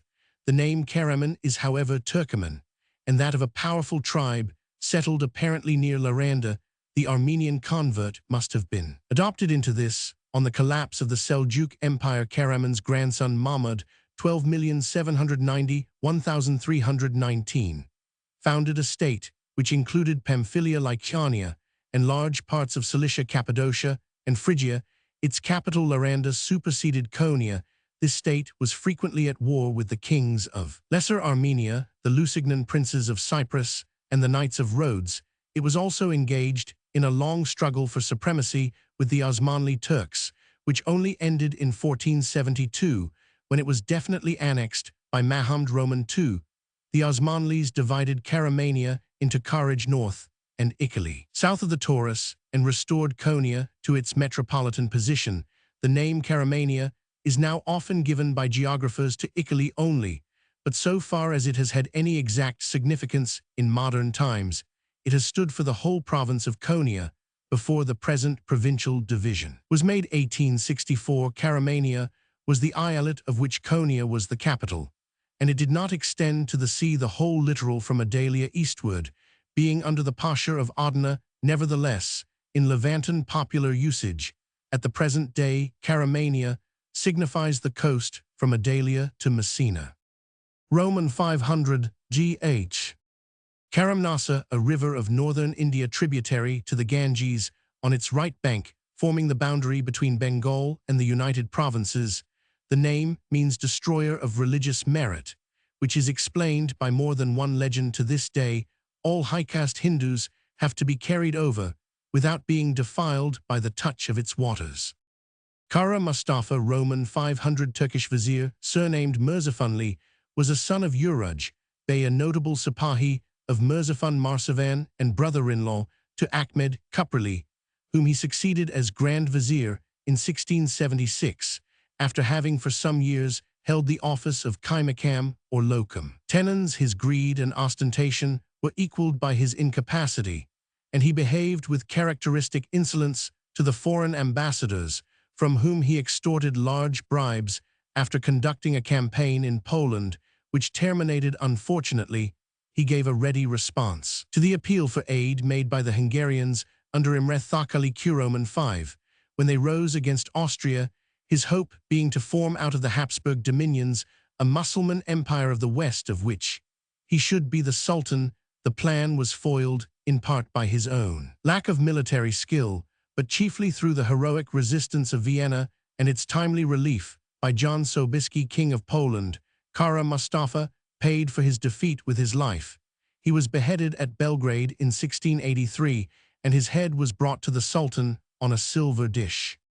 Another Kara Mustafa Pasha, Roman 500, who figures in Turkish history, was by birth a Hungarian who was enrolled in the Janissaries, rose to be Capudan Pasha under Murad Roman IV, and after the capture of Baghdad, was made Grand Vizier. He was severe but just and impartial, and strove to effect necessary reforms by reducing the numbers of the Janissaries, improving the coinage, and checking the state expenditure.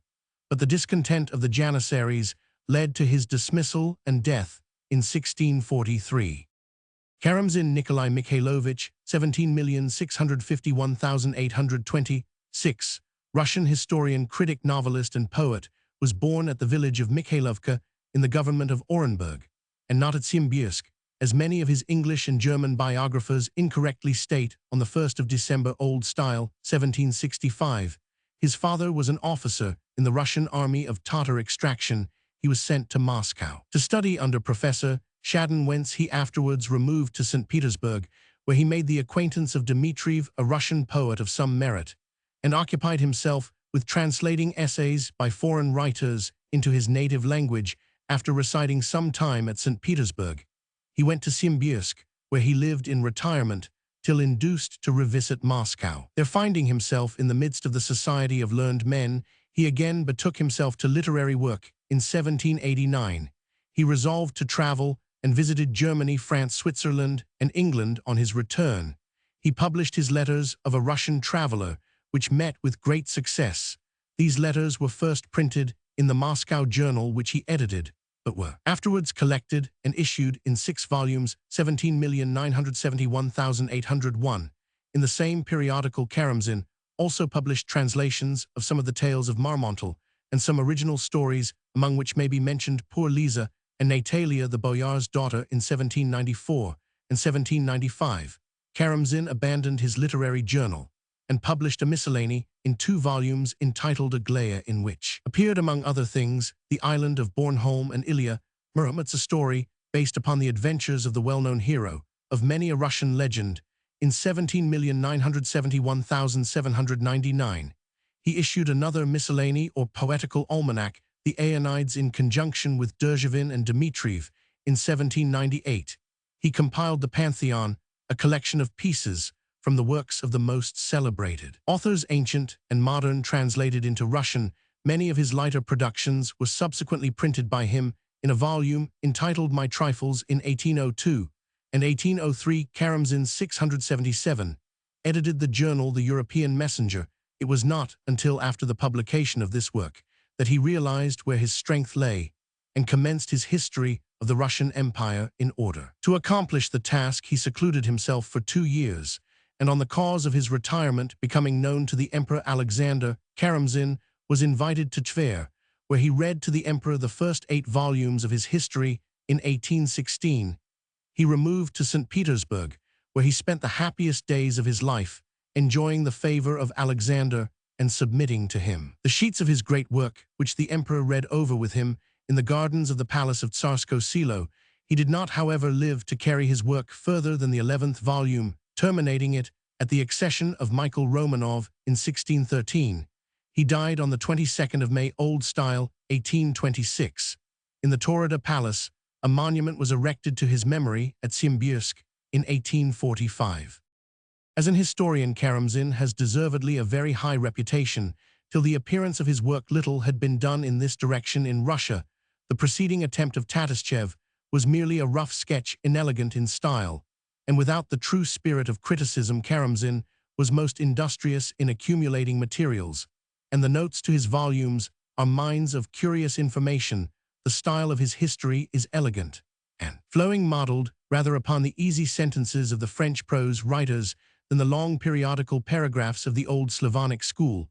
Perhaps Karamzin may justly be censured for the false gloss and romantic air thrown over the early Russian annals, concealing the coarseness and cruelty of the native manners. In this respect, he reminds us of Sir Walter Scott, whose writings were at this time creating a great sensation throughout Europe and probably had their influence upon him. Karamzin appears openly as the panegyrist of the autocracy. Indeed, his work has been styled the epic of despotism. He does not hesitate to avow his admiration of Ivan the Terrible, and considers him and his grandfather, Ivan Roman III, as the builders up of Russian greatness, a glory which in his earlier writings, perhaps at that time, more under the influence of Western ideas, he had assigned to Peter the Great in the battle pieces. For example, the description of the field of Kulikovo, the taking of Kazan, Roman 100. We find considerable powers of description, and the characters of many of the chief personages in the Russian annals are drawn in firm and bold lines. As a critic, Karamzin was of great service to his country. In fact, he may be regarded as the founder of the review and essay in the Western style among the Russians. Kara, see a portion of the Arctic Ocean demarcated and except on the northwest, completely enclosed by Novaya Zemlya Vagech Island, and the Siberian coast.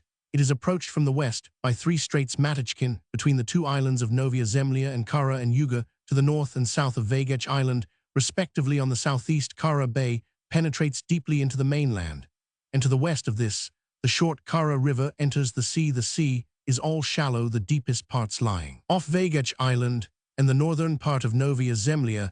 It had long the reputation of being almost constantly icebound, but after the Norwegian captain Johannessen had demonstrated its accessibility in 1869, and Nordenskjold had crossed it to the mouth of the Yenisei in 1875, it was considered by many to offer a possible trade route between European Russia and the north of Siberia, but the open season is in any case very short, and the western straits are sometimes icebound during the entire year. Karasubazar, a town of Russia in the Crimea and government of Taurida, in 45.3 N and 34.26 E 25 Roman 1000 ENE of Simferopol Pop, 1897 12,961, consisting of Tatars, Armenians, Greeks, Karate Jews, and about 200 so-called Krimchaki Roman 1 E Jews who have adopted the Tatar language and dress, and who live chiefly by making Morocco leather goods, knives, embroidery, and so forth. The site is low, but the town is surrounded by hills which afford protection from the north wind, the dirty streets full of petty traders, the gloomy bazaar with its multitude of tiny shops, the market squares, the blind alleys, the little gates in the dead courtyard walls, all give the place the stamp of a Tatar or Turkish town, placed on the high road between Simferopol and Kerch, and in the midst of a country rich in cornland, vineyards, and gardens. Karasubazar used to be a chief seat of commercial activity in the Crimea, but it is gradually declining in importance, though still a considerable center for the export of fruit. The caves of Akaya close by give evidence of early occupation of the spot, when in 1736 Khan Fethagure was driven by the Russians from Bakhchisaray. He settled at Karasubazar, but next year the town was captured, plundered, and burned by the Russians. Karatkin, a country of Central Asia subject to Bukhara and consisting of a highland district, bounded on the N by Samarkand and Fergana Kakand, on the E by Fergana, on the S by Darvaz, and on the W by Hisar and other Bukharian provinces. The plateau is traversed by the Surkhab, or Vaksh, a right-hand tributary of the Amudarya Oxus. On the N border run the Hisar and Zarafshan mountains, and on the S border the Peter Roman 1 Perioktan range 24,900 ft. The area is 8,000 SQ Roman 1,000. And the population about 60,000 5/6 Tajiks. The rest Karakyrgyz, with the neighboring lands. Karatkin has no communication, except during summer, that is from May to September. The winter climate is extremely severe. Snow begins to fall in October, and it is May before it disappears during the warmer months. However, the mountainsides are richly clothed with the foliage of maple, mountain ash, apple, pear, and walnut trees. The orchards furnish not only apples and pears, but peaches, cherries, mulberries, and apricots, and the farmers grow sufficient corn to export. Both cattle and horses are of a small and hardy breed. Rough woolen cloth and mohair are woven by the natives, who also make excellent firearms and other weapons. Gold is found in various places, and there are salt pits in the mountains. The chief town, Harm or Garm, is a place of some 2,000 inhabitants, situated on a hill on the right bank of the Surkhab. The native princes, who claimed to be descended from Alexander the Great, were, till 1868, practically independent, though their allegiance was claimed in an ineffective way by Kakand. But eventually, Bukhara took advantage of their intestine feuds to secure their real submission in 1877. Karoli or Karoli, a native state of India in the Rajputana Agency area, 1242, SQ Roman 1000 Pop 19, 156,786, estimated revenue about 330,000. Almost the entire territory is composed of hills and broken ground, but there are no lofty peaks, the highest having an elevation of less than 1,400 ft above sea level. The Chambal River flows along the southeast boundary of the state. Iron ore and building stone comprise the mineral resources. The prevailing agricultural products are millets, which form the staple food of the people. The only manufactures consist of a little weaving, dyeing, wood turning, and stone cutting. The principal imports are piece goods, salt, sugar, cotton, buffaloes and bullocks. The exports, rice and goats. The feudal aristocracy of the state consists of Jadoo Rajputs connected with the ruling house. They pay a tribute in lieu of constant military service, but in case of emergency or on occasions of state display, they are bound to attend on the chief with their retainers. The Maharaja is the head of the clan, which claims descent from Krishna Maharaja Banwar Pal Dio, who was born in 1862 and succeeded in 1866, was appointed G Roman 100 Roman 1e in 1897 on the occasion of Queen Victoria's Diamond Jubilee. The town of Karoli had a population in 1901 of 23,482. It dates from 1348 and is well situated in a position naturally defended by ravines on the north and east, while it is further protected by a great wall. The palace of the Maharaja is a handsome block of buildings dating mainly from the middle of the 18th century. Karen, one of the chief hill races of Burma, the Karens inhabit the central Pagu-Yoma range, forming the watershed between the Sitang and Irrawaddy rivers, the Ponglong Range between the Sitang and the Salween, and the eastern slopes of the Arakan-Yoma Mountains to the west of the Irrawaddy Delta. They are supposed to be the descendants of Chinese tribes driven southwards by the pressure of the Shan races before they were again made to retire into the hills by the expansion of the Mon power. Their own traditions ascribe their original home to the west of the sandy desert of Gobi stretching between China and Tibet. According to the census of 1901, they numbered in all 727,235 persons within British India, divided into the Esgor 86,430, for the PWO 174,070, and the Bigai 49,36,678, while 457,355 are returned as unspecified. The Esgor and PWO are collectively known as the White Karens and chiefly inhabit British territory. They take their name from the color of their clothes. The Bigai or Red Karens, who are supposed by some to be an entirely distinct race, chiefly inhabit the independent hill state of Karenni. Kuroman 5. The Karen is of a squarer build than the Burman. His skin is fairer, and he has more of the Mongolian obliquity of the eyes in character. Also, the people differ from the Burmese. They are singularly devoid of humor. They are stolid and cautious, and lack altogether the light gaiety and fascination of the Burmese. They are noted for truthfulness and chastity, but are dirty and addicted to drink. The White Karens furnish perhaps the most notable instance of conversion to Christianity of any native race in the British Empire, prepared by prophecies current among them and by curious traditions of a biblical flavor. In addition to their antagonism to the dominant Burmese, they embraced with fervor the new creed brought to them by the missionaries, so that out of the 147,525 Christians in Burma, according to the census of 1901, upwards of 100,000 were Karens. The Red Karens differ considerably from the White Karens. They are the wildest and most lawless of the so-called Karen tribes.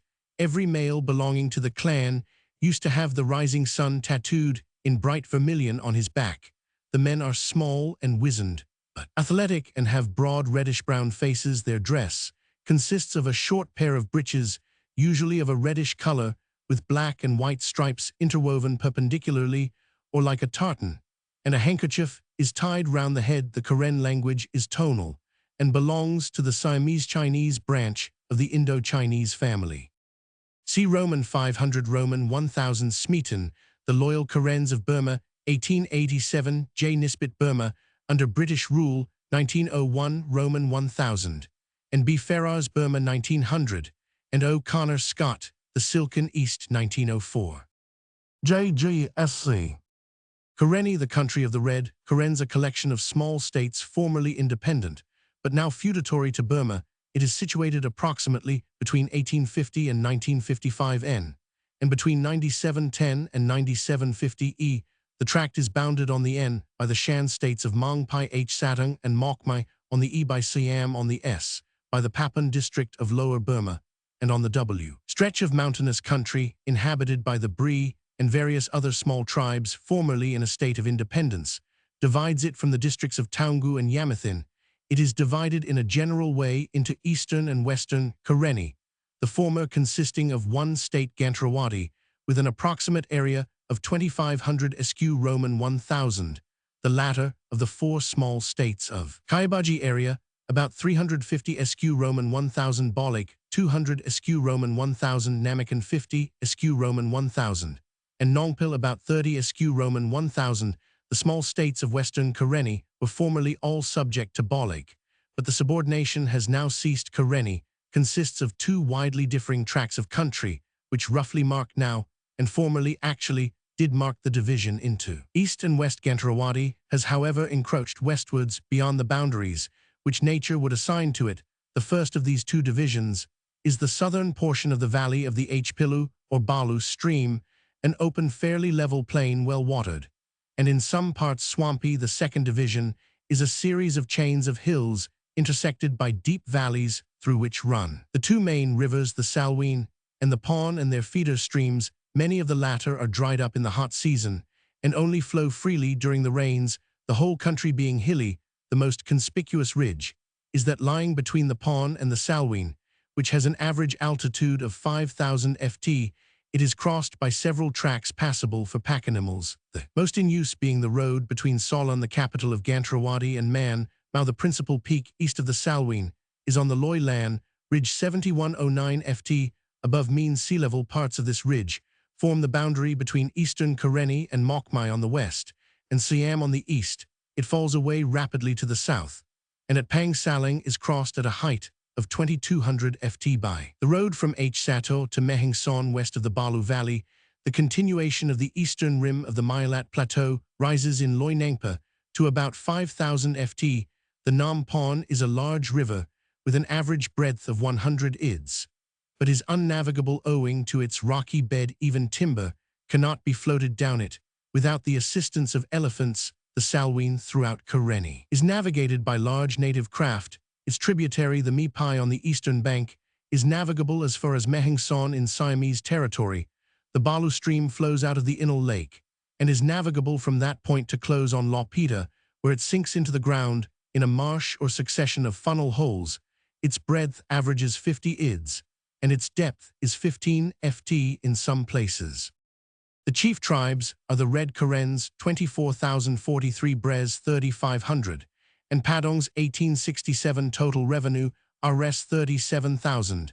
An agent of the British government with a guard of military police is posted at the village of Loikor. Little of the history of the Red Karens is known, but it appears to be generally admitted that Bolek was originally the chief state of the whole country east and west, but eastern Karenni under Papaji early became the most powerful. Slaving raids far into the Shan states brought on invasions from Burma, which however were not very successful. Eastern Karenni was never reduced until Solapur, having defied the British government, was overcome and deposed by General Collett in the beginning of 1889. Solawi was then appointed Myoza and received a sanad or patent of appointment on the same terms as the chiefs of the Shan states. The independence of the Western Karenni states had been guaranteed by the British government in a treaty with King Mindon in 1875. They were however formally recognized as feudatories in 1892 and were presented with sanads. On the 23rd of January of that year, Gantrawadi pays a regular tribute of Rs 5,000 yearly, whereas these chieflets pay an annual kado or nuzzer of about Rs 100. They are forbidden to carry out a sentence of death passed on a criminal without the sanction of the superintendent of the southern Shan states, but otherwise retain nearly all their customary law. Tin, or what is called tin, is worked in Bolek. It appears, however, to be very impure. It is worked intermittently by white Karens on the upper waters of the Kemapu stream. Rubies, spinels, and other stones are found in the upper Tu Valley and in the west of Namakan state, but they are of inferior quality. The trade in teak is the chief or only source of wealth in Karenni. The largest and most important forests are those on the left bank of the Salween. Others lie on both banks of the Nam Pon and in western Karenni on the Nam Tu. The yearly outturn is estimated at over 20,000 logs, and forest officers have estimated that an annual outturn of 9,000 logs might be kept up without injury to the forests. Some quantity of kutch is exported, as also sticklac, which the red Karens graft so as to foster the production. Other valuable forest produce exists, but is not exported. Rice, areca nuts, and betelvin leaf are the chief agricultural products. The red Karen women weave their own, and their husbands' clothing. A characteristic manufacture is the pasi or Karen metal drum, which is made at Engwedong. These drums are from 212 to 3 ft across the boss, with sides of about the same depth. Sound is out of proportion to the metal used, and is inferior to that of the Shan and Burmese gongs. It is thought that the population of Karenni is steadily decreasing.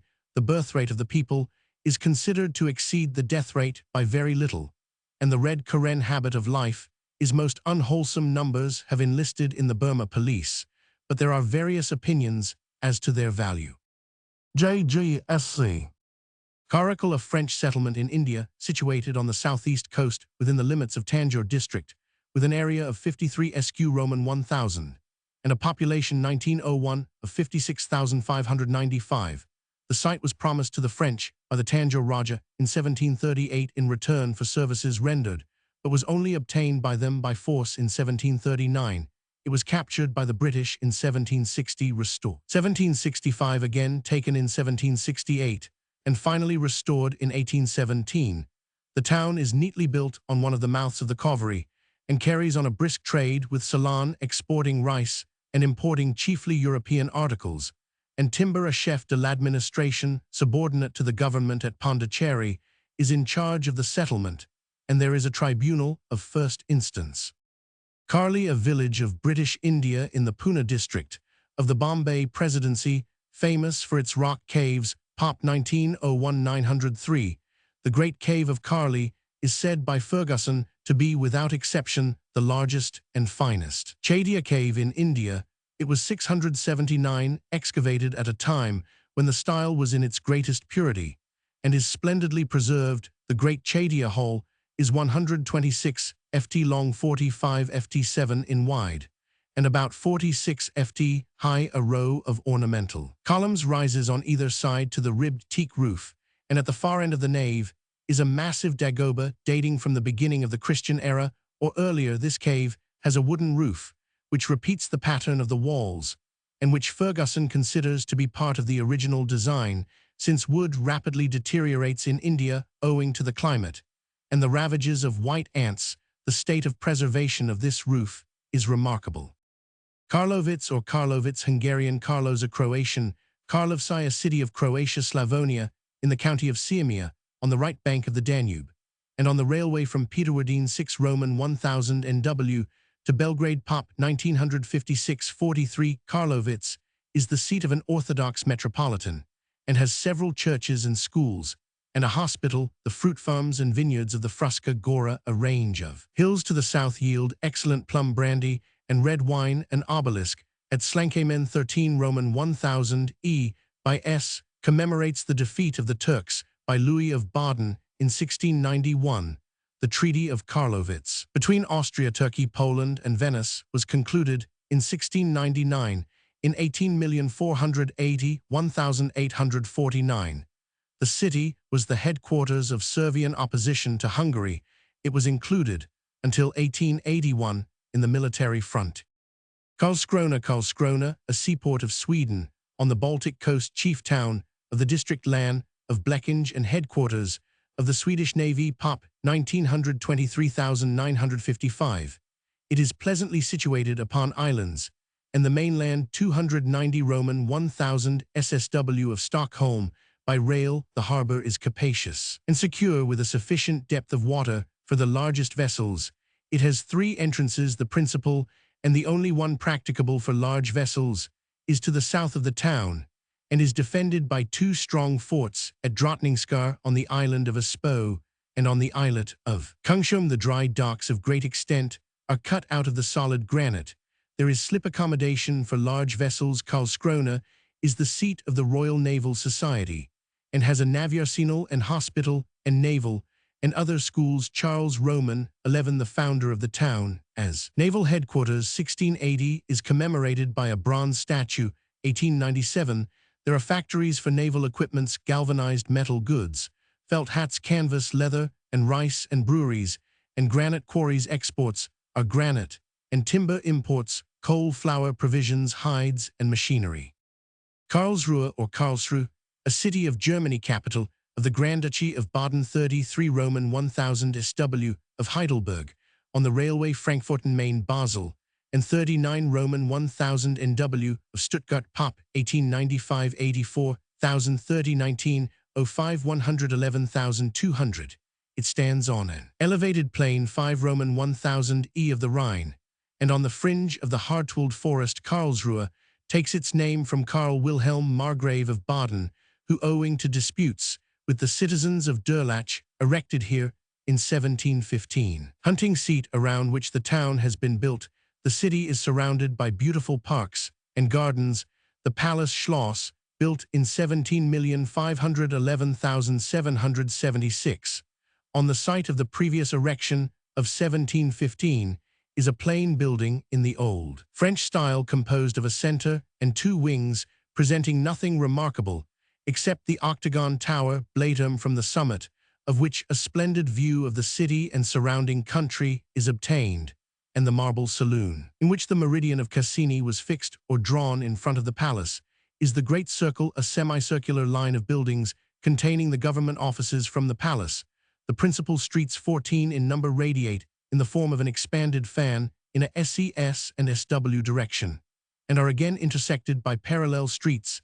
This fan-like plan of the older city has, however, been abandoned. In the more modern extensions, Karlsruhe has several fine public squares, the principal of which are the Schlossplatz with Schwanthaler's statue of the Grand Duke Karl Friedrich in the center, and Market Square Marktplatz with a fountain and a statue of Louis Grand Duke of Baden in the center of the Rondelplatz, is an obelisk in honor of the Grand Duke Karl Wilhelm. The finest street is the Kaiserstrasse, running from east to west, and having a length of 1.5 miles and a uniform breadth of 72 ft. In it are several of the chief public buildings, notably the Technical High School, the Arsenal, and the Post Office. Among other notable buildings are the Town Hall, the Theatre, the Hall of Representatives, the Mint, the Joint Museum of the Grand Ducal and National Collections, Natural History, Archaeology, Ethnology, Art, and a library of over 150,000 volumes, the Palace of the Heir Apparent, a late Renaissance building of 18,911,896. The Imperial Bank, 1893, the National Industrial Hall with an exhibition of machinery, the New Law Courts, and the Hall of Fine Arts, which shelters a good picture gallery. The city has 6 evangelical and 4 Roman Catholic churches.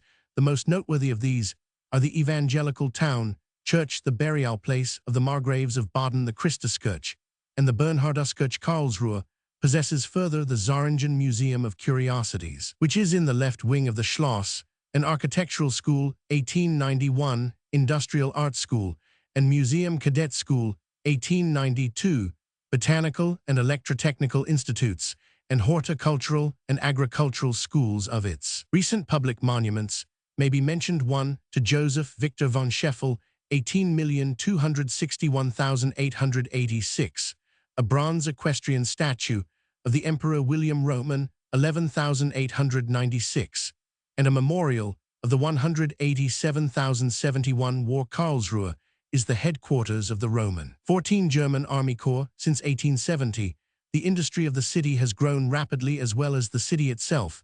There are large railway workshops, and the principal branches of industry are the making of locomotives, carriages, tools, and machinery, jewelry, furniture, gloves, cement, carpets, perfumery, tobacco, and beer. There is an important arms factory. Maxau on the Rhine serves as the river port of Karlsruhe and is connected with it by a canal finished in 1901. Seefekt Geschichte der Haupt- und Residenzstadt Karlsruhe. Karlsruhe, 1887, F. von Weich. Karlsruhe Geschichte der Stadt und ihrer Verwaltung. Karlsruhe, 18,931,902, Näher die Umgebung der Residenz. Karlsruhe. Karlsruhe, 1888, and the annual Chronik der Haupt- und Residenzstadt Karlsruhe.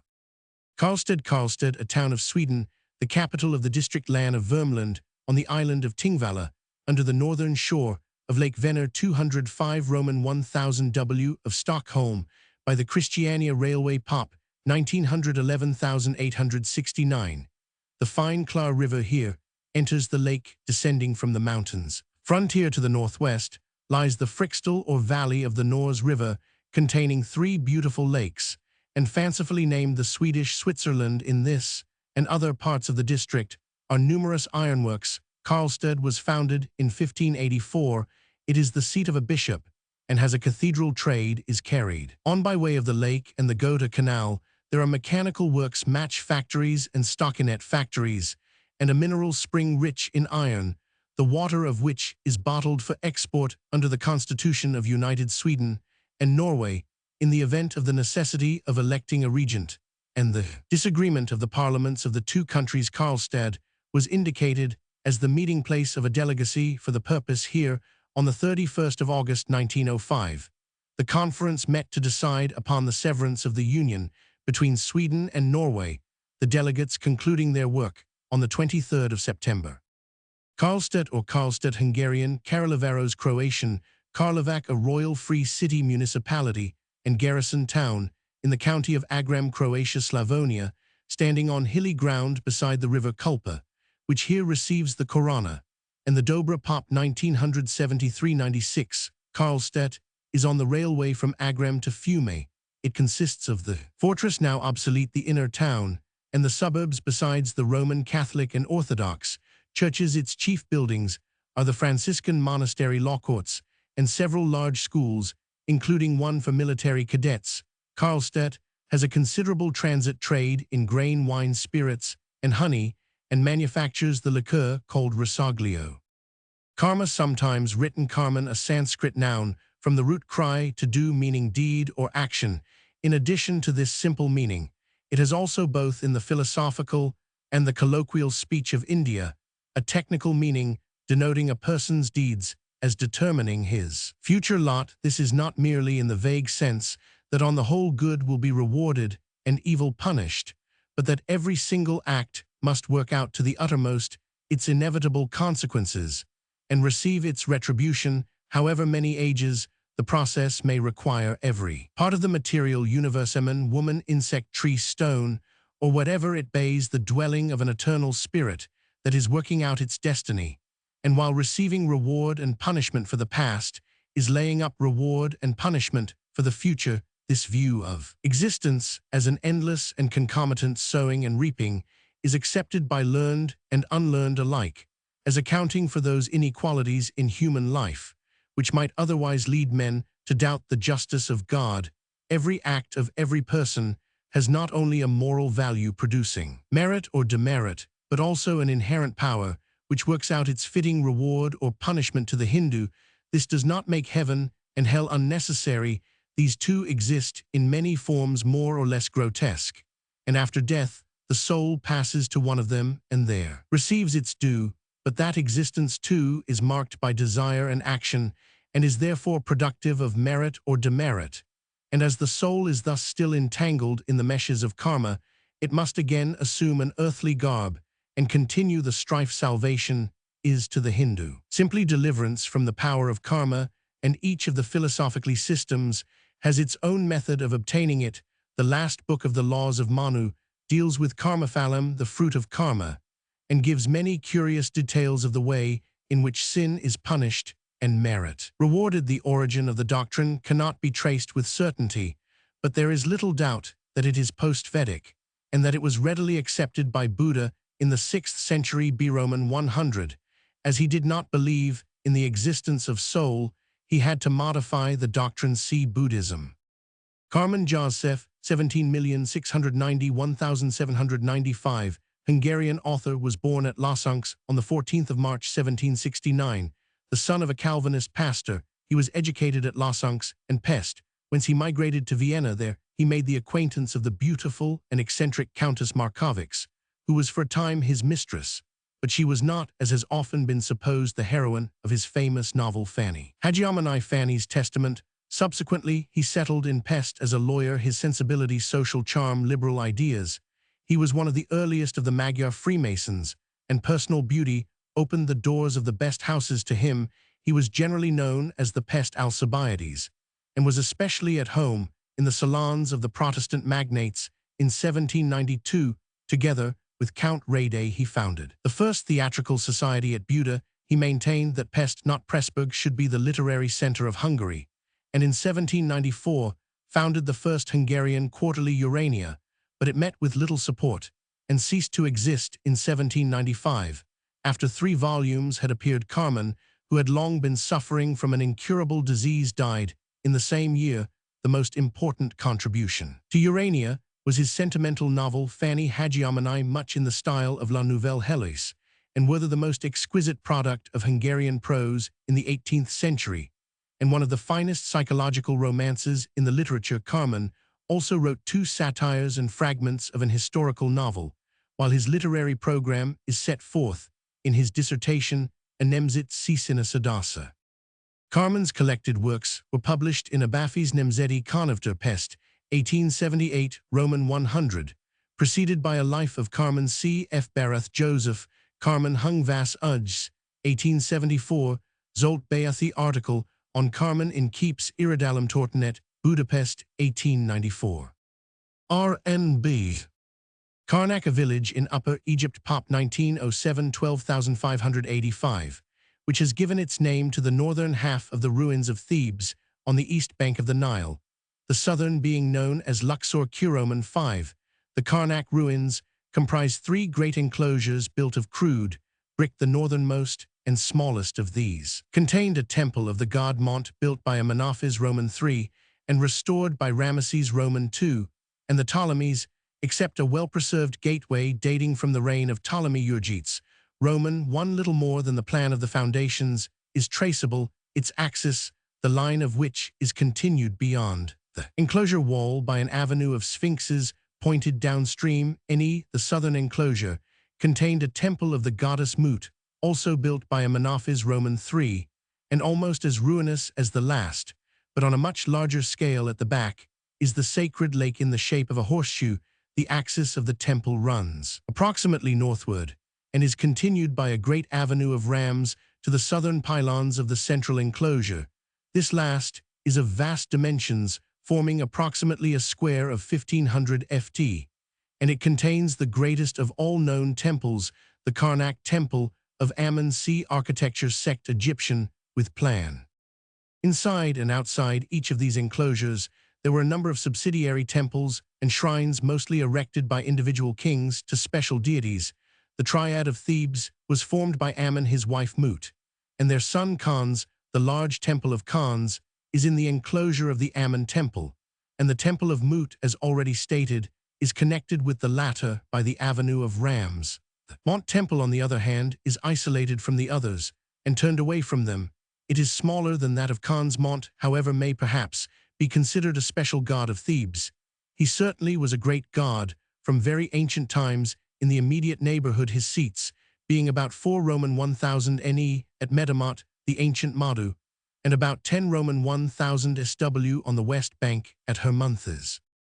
It is probable that a temple of Amun existed at Karnak under the Old Kingdom, if not in the prehistoric age, but it was unimportant, and no trace of it has been discovered. Slight remains of a considerable temple of the Middle Kingdom survive behind the shrine of the Great Temple, and numbers of fine statues of the 12th and later dynasties have been found. 2 of these were placed against the later 7th pylon, while a large number were buried in a great pit in the area behind that pylon, which has yielded an enormous number of valuable and interesting monuments.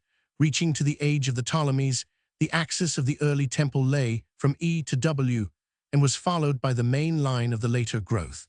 But at the beginning of the 18th dynasty, Amenophis Roman 1 built temple south of the west front of the old one and at right angles to it, and thus started a new axis, which was later developed in the series of pylons Roman 7, Roman 10, and the avenue to the Temple of Mut. The V-th pylon in particular was built by Hatshepsut, probably as an approach to this temple of Amenophis, but eventually Thutmose Roman 3 cleared the latter away entirely. Thebes was then the royal residence, and Amun of Karnak was the great god of the state. Thutmose Roman 1 built a court round the temple of the Middle Kingdom, entered through a pylon no Roman 5, and later added the pylon no Roman 4 with obelisks in front of it.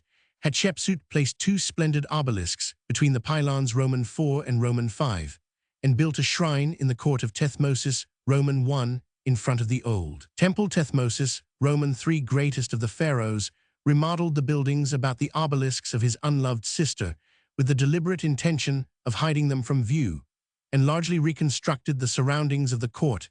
At a later date, after his wars were over, he altered Hatshepsut's sanctuary, engraving on the walls about it a record of his campaigns. To this time also is to be attributed the erection of a great festival hall at the back of the temple. The small innermost pylon, no Roman VI, is likewise the work of Thutmose, Roman III. Amenophis, Roman III, though so great a builder at Thebes, seems to have contented himself with erecting a great pylon, no Roman III, at the west end. The closely crowded succession of broad pylons here suggests a want of space for westward expansion. And this is perhaps explained by a trace of a key found by Legrain in 1905. Near the southern line of pylons, a branch of the Nile or a large canal may have limited the growth. As has been stated, Thutmose, Roman III, continued on the southern axis. He destroyed the temple of Amenophis, Roman I, and erected a larger pylon, no Roman VII, to the north of Hatshepsut's, no Roman VIII. To these Hermheb added two great pylons and the long avenue of ramfigures, changing the axis slightly so as to lead direct to the temple of Mut, built by Amenophis, Roman III. All of these southern pylons are well spaced. In the angle between these pylons and the main temple was the great rectangular sacred lake. By this time, the temple of Karnak had attained to little more than half of its ultimate length from east to west. With the Xdh dynasty, there is a notable change, perhaps due to the filling of the hypothetical canal. No more was added on the southern line of building, but westward Ramesses, Roman I, erected pylon, no Roman II, at an ample distance from that of Amenophis, Roman III, and Seti, Roman I, and Ramesses, Roman II, utilized the space between for their immense hall of columns, one of the most celebrated achievements of Egyptian architecture. The materials of which the pylon is composed bear witness to temple having stood nearby of the heretic and unacknowledged kings of the Xth dynasty. Hermheb's pylon, no Roman IX, was likewise constructed out of the ruins of a temple dedicated by Amenophis, Roman IV. Akhenaten to the Sungud Harmakhis. Ramesses, Roman III, built a fine temple still well preserved to Ammon at right angles to the axis westward of pylon, no Roman II. Sheshonq, Roman I dynasty, Roman 22, commenced a great colonnaded court in front of the pylon, enclosing part of this temple, and a smaller triple shrine built by Seti, Roman II, in the center of the court. Taharqa dynasty, Roman 25, set up huge columns 64 ft high, rivaling those of the central aisle in the Hall of Columns. For some building now destroyed a vast unfinished pylon at the west end, no Roman I, 370 ft wide and 14,212 ft high, is of later date than the court and is usually attributed to the Ptolemaic age. It will be observed that the successive pylons diminish in size from the outside inwards. Portions of the solid crudibrick scaffolding are still seen banked against this pylon. About 100 meters west of it is a stone quay on the platform of which stood a pair of obelisks of Seti, Roman II. Numerous graffiti recording the height of the Nile from the XX to the XXV dynasties are engraved on the quay. Besides the kings named above, numbers of others contributed in greater or less measure to the building or decoration of the colossal temple. Alexander the Great restored a chamber in the festival hall of Thutmose, Roman III, and Ptolemy Soter built the central shrine of granite in the name of Philip. Hideous, the walls throughout, as usually in Egyptian temples, are covered with scenes and inscriptions, many of these such as those which record the annals of Thutmose, Roman III, the campaign of Seti, Roman I in Syria, the exploit of Ramesses, Roman II at the Battle of Kadesh, and his treaty with the Hittites, and the dedication of Sheshonq's victories to Ammon, are of great historical importance. Several large stelae with interesting inscriptions have been found in the ruins and statues of many ages of workmanship. In December 1903, Roman 1000 Legrain, who has been engaged for several years in clearing the temple area systematically, first tapped an immense deposit of colossal statue stelae and other votive objects large and small in the space between pylon no Roman 7 and the great hypostyle hall. After 3 seasons, work much of it in deep water, 750 large monuments have been extracted, while the small figures Roman 100 in bronze and other materials amount to nearly 20,000. The value of the find, both from the artistic N. Historical standpoints is immense. The purpose of the deposit is still in doubt. Many of the objects are of the finest materials and finest workmanship, and in perfect preservation. Even precious metals are not absent. Multitudes of objects in wood, ivory, Roman 100, have decayed beyond recovery. That all were waste pieces seems incredible. They are found lying in the utmost confusion. In date they range from the Zi-ith dynasty to the Ptolemaic period.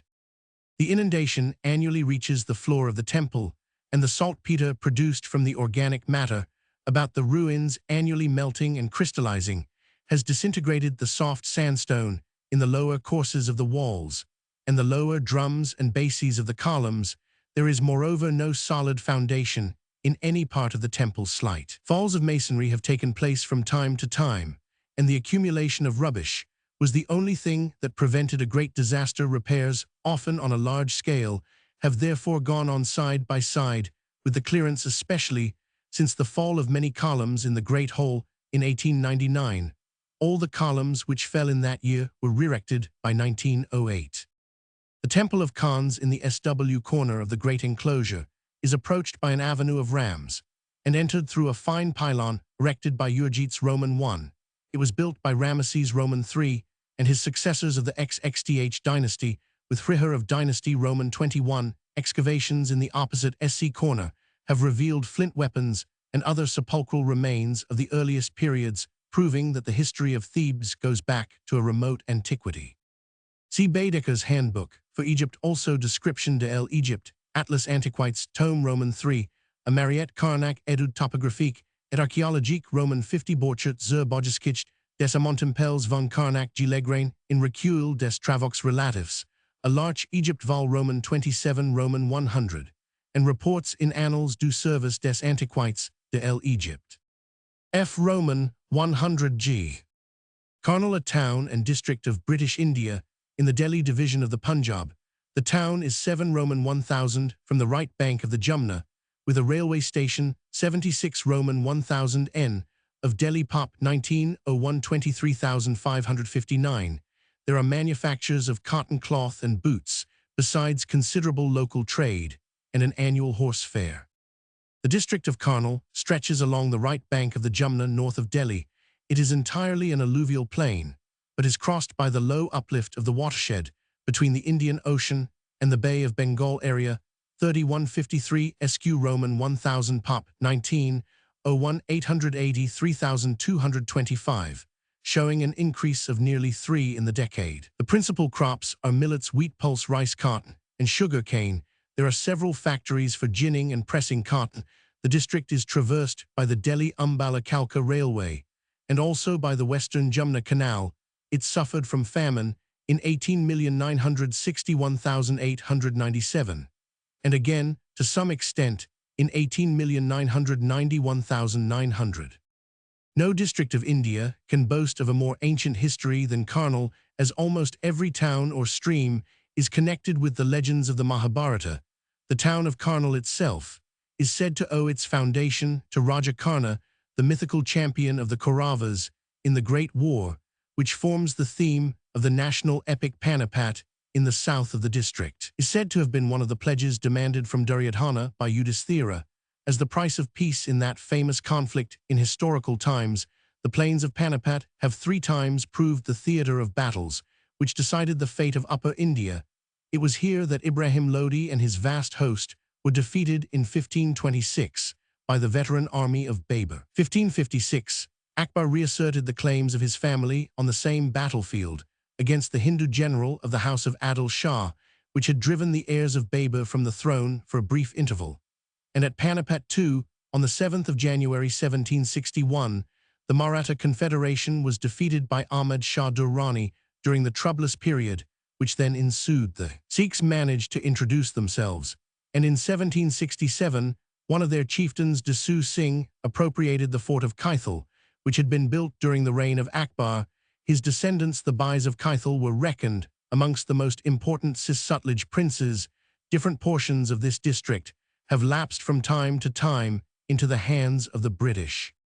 Karoli Alois, Count 18,251,889, Austro-Hungarian diplomatist, was born in Vienna on the 8th of August 1825.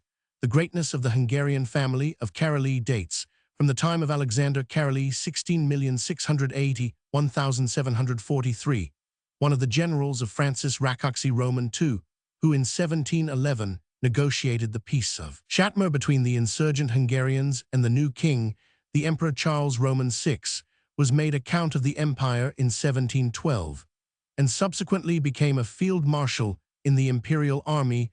Alois Karolyi entered the Austrian diplomatic service and was attached successively to embassies at various European capitals. In 1858, he was sent to St. Petersburg on a special mission to seek the support of Russia against Napoleon Roman III. He was ambassador at Berlin in 1866, at the time of the rupture between Prussia and Austria, and after the 7 Weeks' War was charged with the negotiation of the preliminaries of peace at Nikolsburg. He was again sent to Berlin in 1871, acted as second plenipotentiary at the Berlin Congress of 1878, and was sent in the same year to London, where he represented Austria for 10 years. He died on the 2nd of December, 1889, at Totmajer. Cuirass, a cloak made of sheepskin or the hide of other animals with the hair left on. It is properly confined to the coat of skin, without sleeves, worn by the Hottentots and Bushmen of South Africa. These cuirasses are now often replaced by a blanket. Their chiefs wore cuirasses of the skin of the wild cat, leopard, or caracal. The word is also loosely applied to the cloaks of leopard skin worn by the chiefs and principal men of the Kaffir tribes. Cuirass is probably either a genuine Hottentot word, or else an adaptation of the Dutch cuirass, Portuguese caraca, a cuirass, in a vocabulary dated 1673. Carros is described as a corrupt Dutch word. Car Jean-Baptiste Alphonse, 1880–1890, French critic and novelist, was born in Paris on the 24th of November, 1808, and after being educated at the Collège Bourbon, became a teacher there. In 1832, he published a novel, Sous les Tilleuls, characterized by an attractive originality and a delightful freshness of personal sentiment.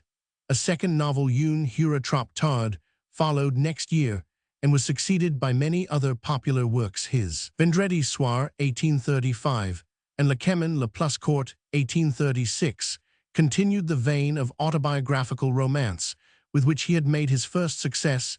Genevieve, 1838, is one of his best stories, and his voyage, Auteur de mon Jardin, 1845, was deservedly popular. Others were Few Bressier, 1848, and Fort en Theme, 1853, which had some influence in stimulating educational reform. In 1839, Alphonse Karr, who was essentially a brilliant journalist, became editor of Le Figaro, to which he had been a constant contributor, and he also started a monthly journal, Les Geps, of a keenly satirical tone, a publication which brought him the reputation of a somewhat bitter wit. His epigrams were frequently quoted. For example, plus qu'a change plus c'est la même chose, and on the proposal to abolish capital punishment, j'ai vu bien que messieurs les assassins commencent. In 1848, he founded Le Journal. In 1855, he went to live at Nice, where he indulged his predilections for floriculture and gave his name to more than one new variety. Indeed, he practically founded the trade in cut flowers on the Riviera.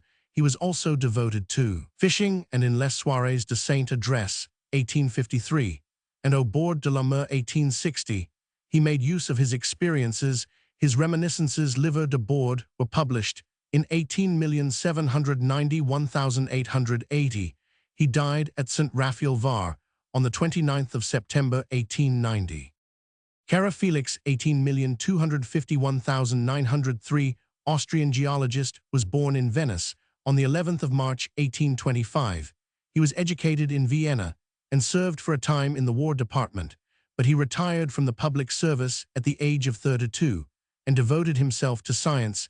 He made especial studies of the tertiary formations and fossils of the Vienna Basin and investigated the geological relations of the thermal and other springs in that region. He became an authority on the foraminifera, on which subject he published numerous papers. He wrote also a little book entitled Der Boden der Hauptstadt Europas, 1881. He died in Vienna on the 19th of April, 1903. Karutu, extensive plateaus in the Cape Province, South Africa, known respectively as the Great and Little Karoo. Karoo is a corruption of Karusa, a Hottentot word meaning dry barren, and its use as a place name indicates the character of the plateaus. So designated, they form the two intermediate steps between the coastlands and the inner plateau, which constitutes the largest part of South Africa. The Little, also called Southern Karoo, is the tableland nearest the southern coastline of the Cape, and is bounded north by the Zwartberg, which separates it from the Great Karoo from west to east. The Little Karoo has a length of some 200 Roman 1000, whilst its average width is 30 Roman 1000 west of the Zwartberg. The Little Karoo merges into the Great Karoo eastward. It is limited by the hills, which almost reach the sea in the direction of St. Francis and Algoa Bays.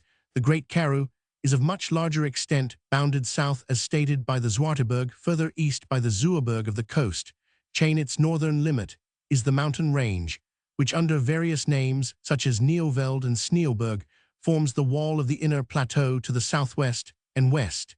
It is bounded by the Hex River mountains and the cold Bakkerveld eastward, by the Great Fish River west to east.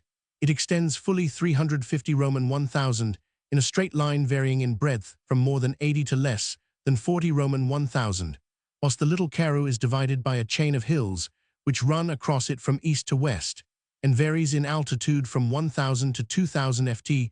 The Great Karoo has more the aspect of a vast plain, and has a level of from 2000 to 3000 ft. The total area of the Karoo Plateaus is stated to be over 100,000 sq Roman 1000. The plains are dotted with low ranges of kopjes. The chief characteristics of the Karoo are the absence of running water during a great part of the year, and the consequent parched aspect of the country. There is little vegetation, save stunted shrubs, such as the mimosa, which generally marks the river beds, wild pomegranate, and wax heaths known collectively as Karoo bush. After the early rains, the bush bursts into gorgeous purple and yellow blossoms and vivid greens, affording striking evidence of the fertility of the soil. Such parts of the Karoo as are under perennial irrigation are among the most productive lands in South Africa.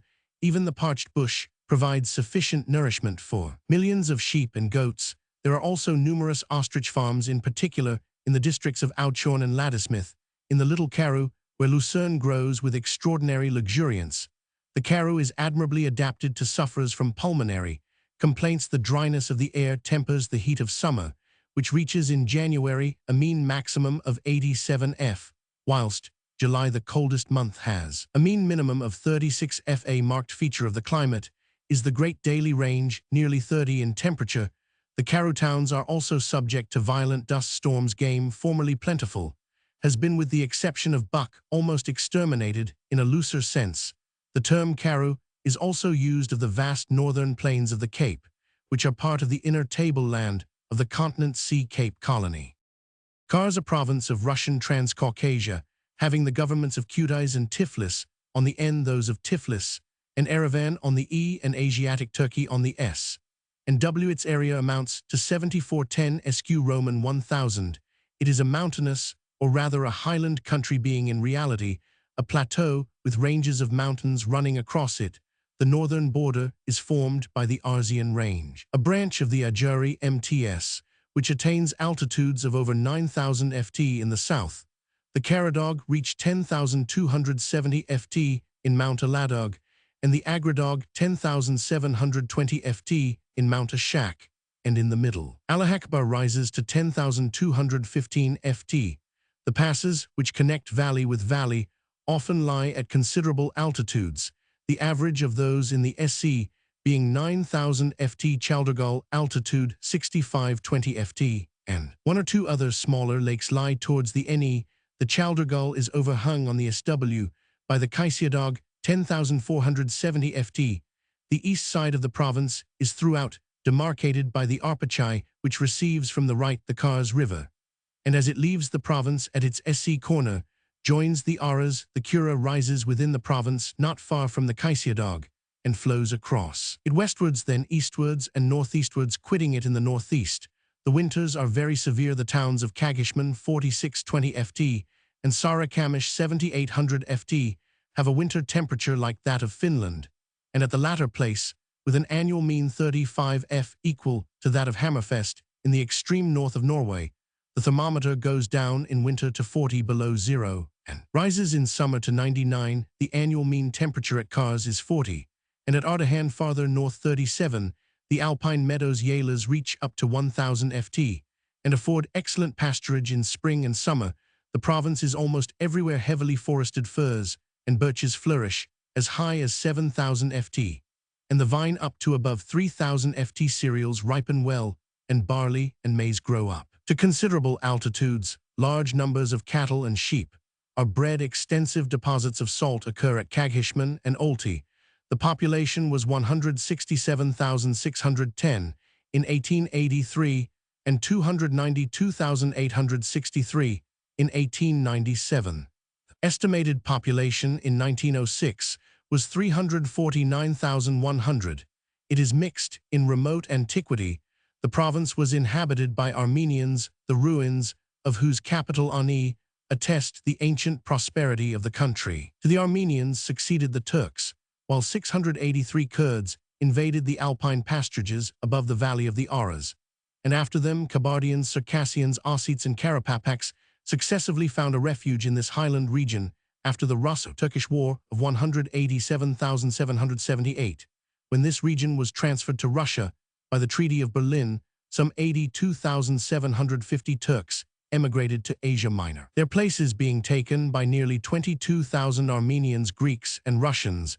At the census of 1897, the population consisted principally of Armenians, 73,400 Kurds, 43,000 Greeks, 32,600 Karapapaks, 30,000 Russians, Turks, and Persians. The capital is Kars. The province is divided into 4 districts, the chief towns of which are Kars, Kuroman 5, Ardahan Pop 800 in 1897, Kaghishman 3435, and Olti. JTB. Kars, a fortified town of Russian Transcaucasia in the province of Kars, formerly at the head of a sanjak in the Turkish vilayet of Erzurum.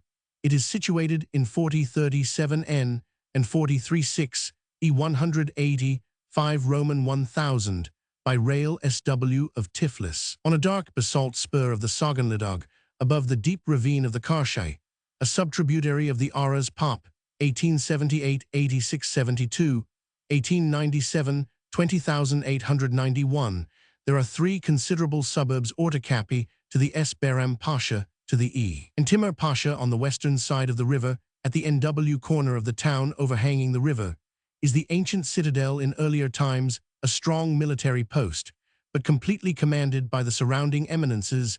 The place is, however, still defended by a fort and batteries. There is a 10th-century cathedral. Kars, being the see of a bishop of the Orthodox Greek Church, coarse woolens, carpets, and felt are manufactured. During the 9th and 10th centuries, the seat of an independent Armenian principality, Kars, was captured and destroyed by the Seljuk Turks in the 11th century, by the Mongols in the 13th, and by Timur Tamerlane in 1387. The citadel, it would appear, was built by Sultan Murad Roman III during the war with Persia. At the close of the 16th century, it was strong enough to withstand a siege by Nader Shah of Persia in 1731, and in 1807 it successfully resisted the Russians. After a brave defense, it surrendered on the 23rd of June 1828 to the Russian General Count Roman I F. Paskovich. 11,000 men becoming prisoners of war during the Crimean War.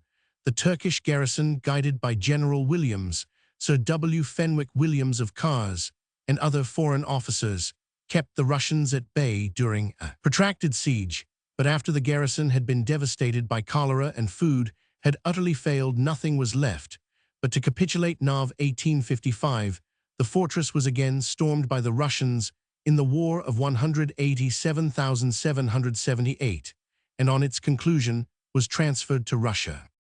C.K. Meti, The Defense of Kars, 1856, translated from the German H. A Lake Kars, and Our Captivity in Russia, London, 1856, and Narrative of the Defense of Kars, London, 1857, Dr. Sandwith, Narrative of the Siege of Kars, London, 1856, Roman 100b, Norman, Armenia, and the Campaign of 1877, London, 1878, Green Russian Army and its Campaigns in Turkey, 1879.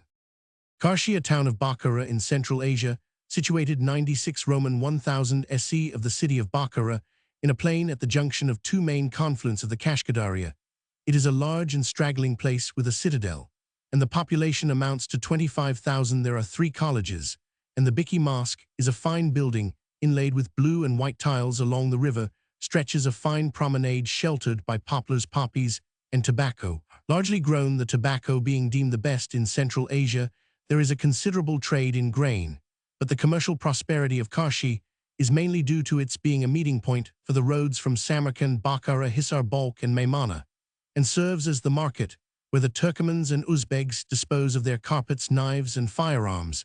Its coppersmiths turn out excellent work. Karshi was a favorite residence of Timur Tamerlane. Karst in physical geography, the region east of the northern part of the Adriatic. It is composed of high and dry limestone ridges. The country is excessively faulted by a long series of parallel fractures that border the Adriatic and continue inland, that series of steps which descend beneath the sea and produce the series of long parallel islands off the coast of Trieste and along the Dalmatian shore. It has been shown by Isus Antlitz der Erdval Roman 1 pt 2 ch Roman 3 that the Adriatic is a sunken dish that has descended along these fractures and folds, which are not uncommonly the scene of earthquakes, showing that these movements are still in progress. The crust is very much broken in consequence, and the water sinks readily through the broken limestone rocks, which, owing to their nature, are also very absorbent. The result is that the scenery is barren and desolate, and as this structure always wherever found gives rise to similar features, a landscape of this character is called a karst landscape. The water running in underground channels dissolves and denudes away the underlying rock, producing great caves, as at Adelsberg, and breaking the surface with sinks, potholes, and unroofed chasms. The barren nature of a purely limestone country is seen in the treeless regions of some parts of Derbyshire, while the underground streams and sinks of parts of Yorkshire and the unroofed gorge formed by the Cheddar Cliffs give some indication of the action that in the high fractured mountains of the karst produces a depressing landscape, which has some of the features of the bad lands of America, though due to a different cause. Carsten Karl Johann Bernhard, 17,821,853, German mineralogist, was born at Butzow in Mecklenburg on the 26th of November 1782.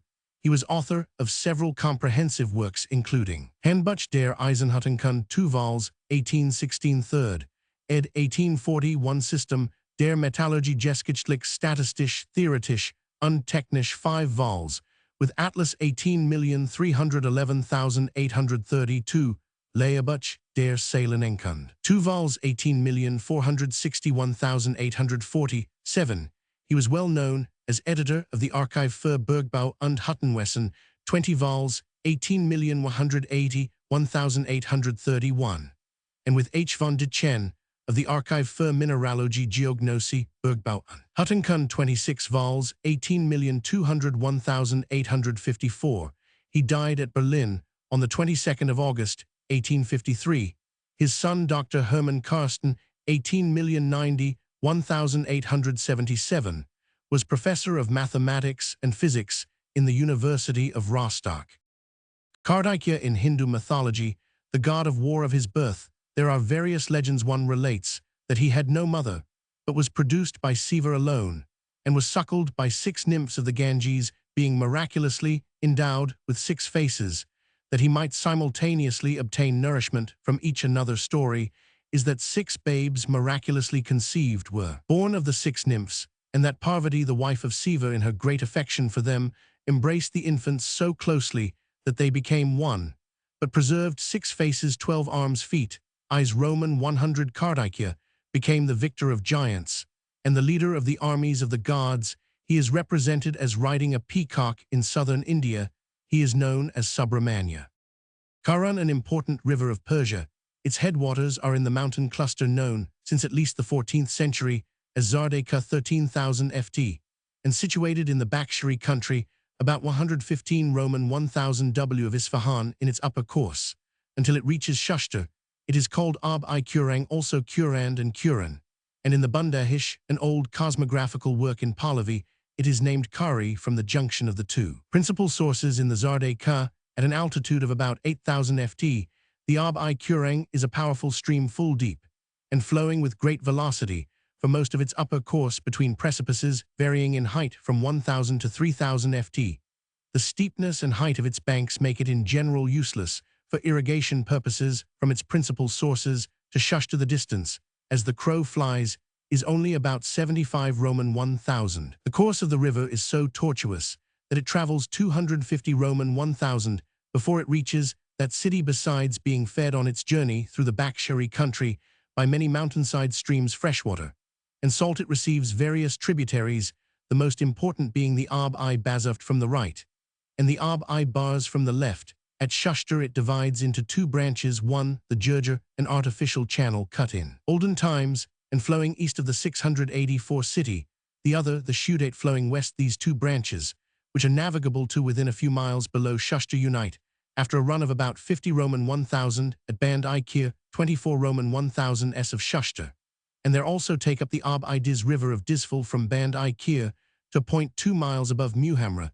The river is called Karun Rio Karam of the Portuguese writers of the 16th and 17th centuries and is navigable all the way, with the exception of about 2 miles at Avaz, where a series of cliffs and rocky shelves cross the river and cause rapids between Avaz and Band-i-Kir. 46 Roman 1,000 by river, 24 Roman 1,000 by road. The river has an average depth of about 20 ft, but below Avaz down to a few miles above Muhamra, it is in places very shallow, and vessels with a draft exceeding 3 ft are liable. Ground about 12 Roman 1,000 above Muhamra and branching off to the left is a choked-up river bed called the Blind Karun, by which the Karun found its way to the sea in former days. 10 miles farther a part of the river branches off to the left and dues by a channel called Bamashir from Baman Ardashir, the name of the district in the early Middle Ages, which is navigable to the sea for vessels of little draft. The principal river, here about a quarter of a mile broad and 20 to 30 ft deep, now flows west,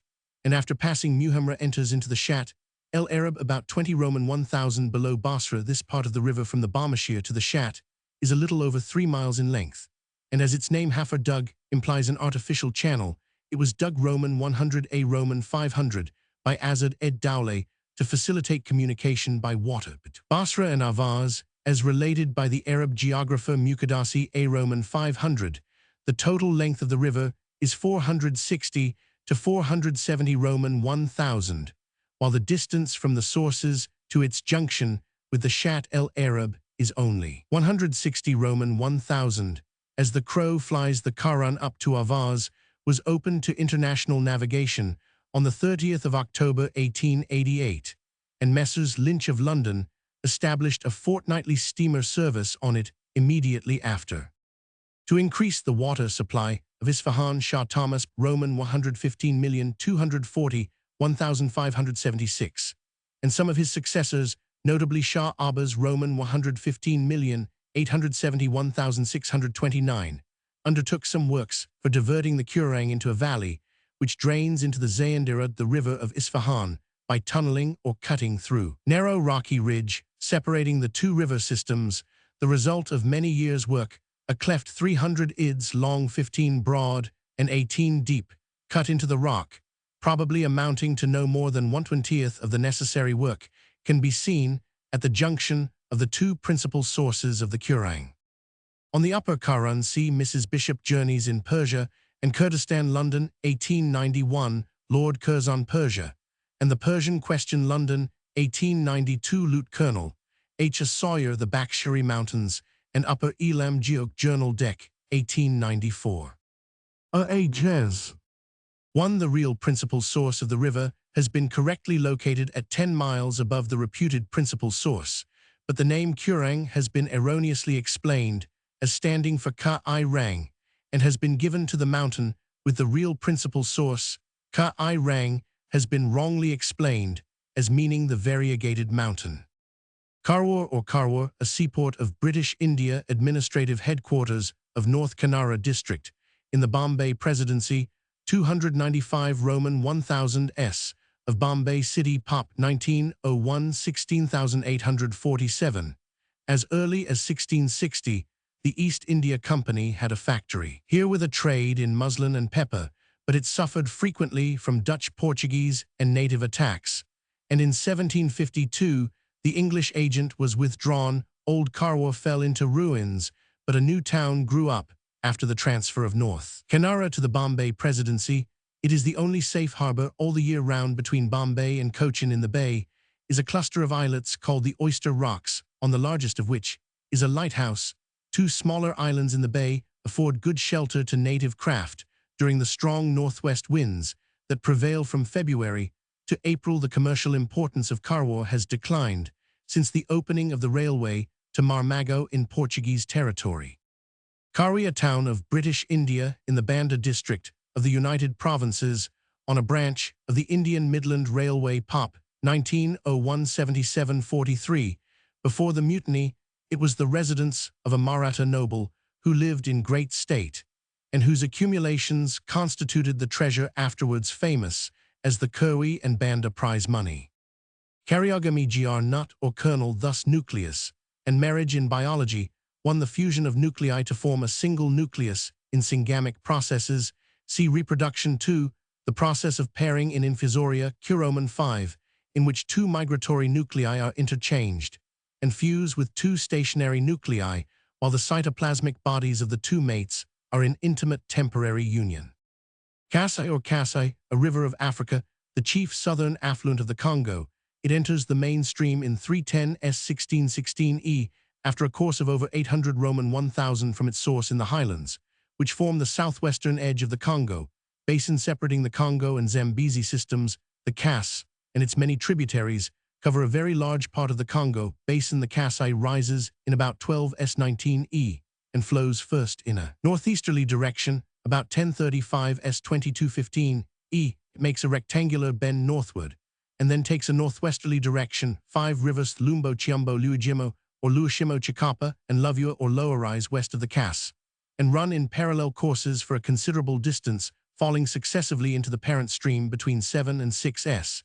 As it bends westward in its northern course, the Lumbo and Chiumbo join and enter the Kasai as one river. A number of rapids occur in these streams, a few miles below the confluence of the Lowo, the last of the 5 rivers named to join the Kasai. The main stream is interrupted by the Wisman Falls, which, though not very high, bar further navigation from the north. Below this point, the river receives several right-hand eastern tributaries.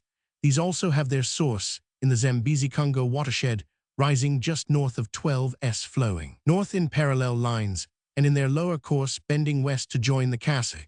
The chief of these affluents are the Lulua and the Sankuru. The Lulua running between the Kasai and the Sankuru. The Sankuru makes a bold curve westward on reaching 4 s, following that parallel of latitude a considerable distance. Its waters are of a bright yellow color after the junction of the two rivers in 417 s 2015 e. The united stream of the Kasai flows NW to the Congo from the south. It is joined by the Longe and the Kwango. The Kwango is a large river rising a little north of 12 s and west of the source of the Kasai. Without any marked bends, it flows northeast, joined from the east by the Juma Wamba and other streams, and has a course of 600 Roman 1000 before joining the Kasai in 3 s 18 e. The lower reaches of the Kwango are navigable. The upper course is interrupted. Rapids on the north in 38 s 17 e. The lower Kasai is joined by the Lukanai or Ikata. This river, the most northerly affluent of the Kasai, rises between 24 and 25 e and about 3 s in swampy land, through which the Lamami, another Congo affluent, flows northward. The Lukanai has an east to west direction, flowing across a level country, once occupied by a lake, of which Lake Leopold Roman 2 Q Roman 5, connected with the lower course of the Lukanai, is the scanty remnant below the lake. The Lukanai is known as the Mfini near its mouth. The Kasai, in its lower course, generally a broad stream strewn with islands, is narrowed to about half a mile on passing through a gap in the inner line of the West African highlands, by the cutting of which the old lake of the Kasai Basin must have been drained. The Kasai enters the Congo with a minimum depth of 25 feet and a breadth of about 700 yards at a height of 942 ft above the sea. The confluence is known as the Kwa Mouth Kwa, being an alternative name for the lower Kas. The volume of water entering the Congo averages 321,000 cub-ft per second, far the largest amount discharged by any of the Congo affluents in flood time. The current flows at the rate of 5 or 6 Roman 1000 an hour. The Kasai and its tributaries are navigable for over 1,500 Roman 1000 by steamer. The Kwango affluent of the Kasai was the first of the large affluents of the Congo known to Europeans. It was reached by the Portuguese from their settlements on the west coast in the 16th century of its lower course. They were ignorant Portuguese travelers in the 18th century, are believed to have reached the upper Kasai, but the first accurate knowledge of the river basin was obtained by David Livingstone, who reached the upper Kasai from the east. Explored in part, the upper Kwango 18,540,1855, Roman 5 Roman 50 Cameron, and Paul Pog crossed the upper Kasai in the early 70s. The Kwa mouth was seen by H. Roman 1000 Stanley in his journey down the Congo in 1877, and he rightly regarded it as the 685 outlet of the Kwango, though not surmising it was also the outlet of the Kas.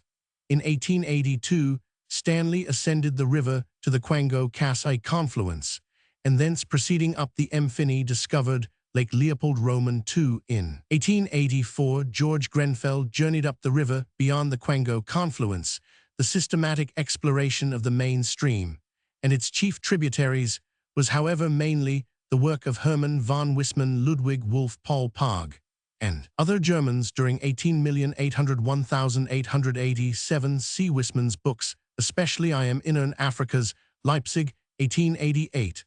On his third journey, 1886, Wissmann was accompanied by Grenfell. Major von Mechow, an Austrian, explored the middle Kwango in 1880, and its lower course was subsequently surveyed by Grenfell and Homan Bentley, a Baptist missionary, in 18,990,1900.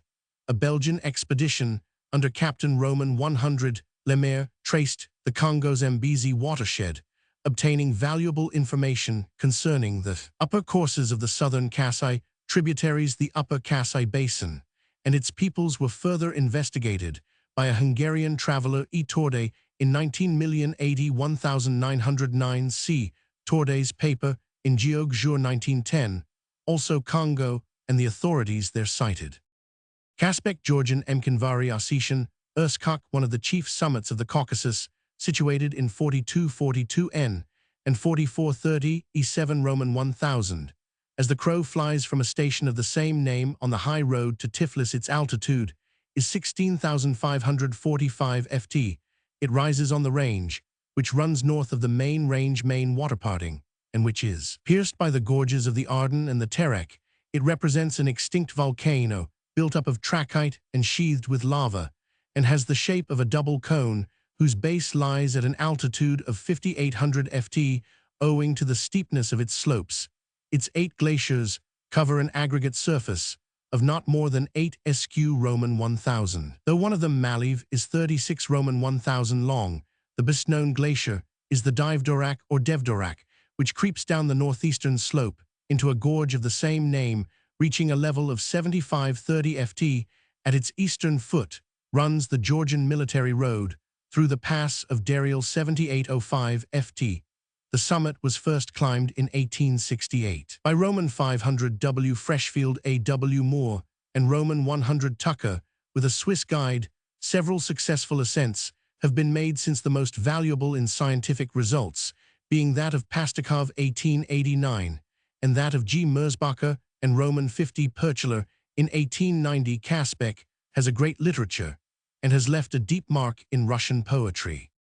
See Roman 500 W. Freshfield in Proc. Geog. Soch, November 1888, and The Exploration of the Caucasus 2nd ed. 2 vols. 1902, Hatizhan's Kazbek Glaciers in Izvestia Rus. Geog. Soch, Roman 24 1888, Pastakov in Izvestia of the Caucasus branch of Rus. Geog. Soch, Roman 10 1891, with larger-scale map.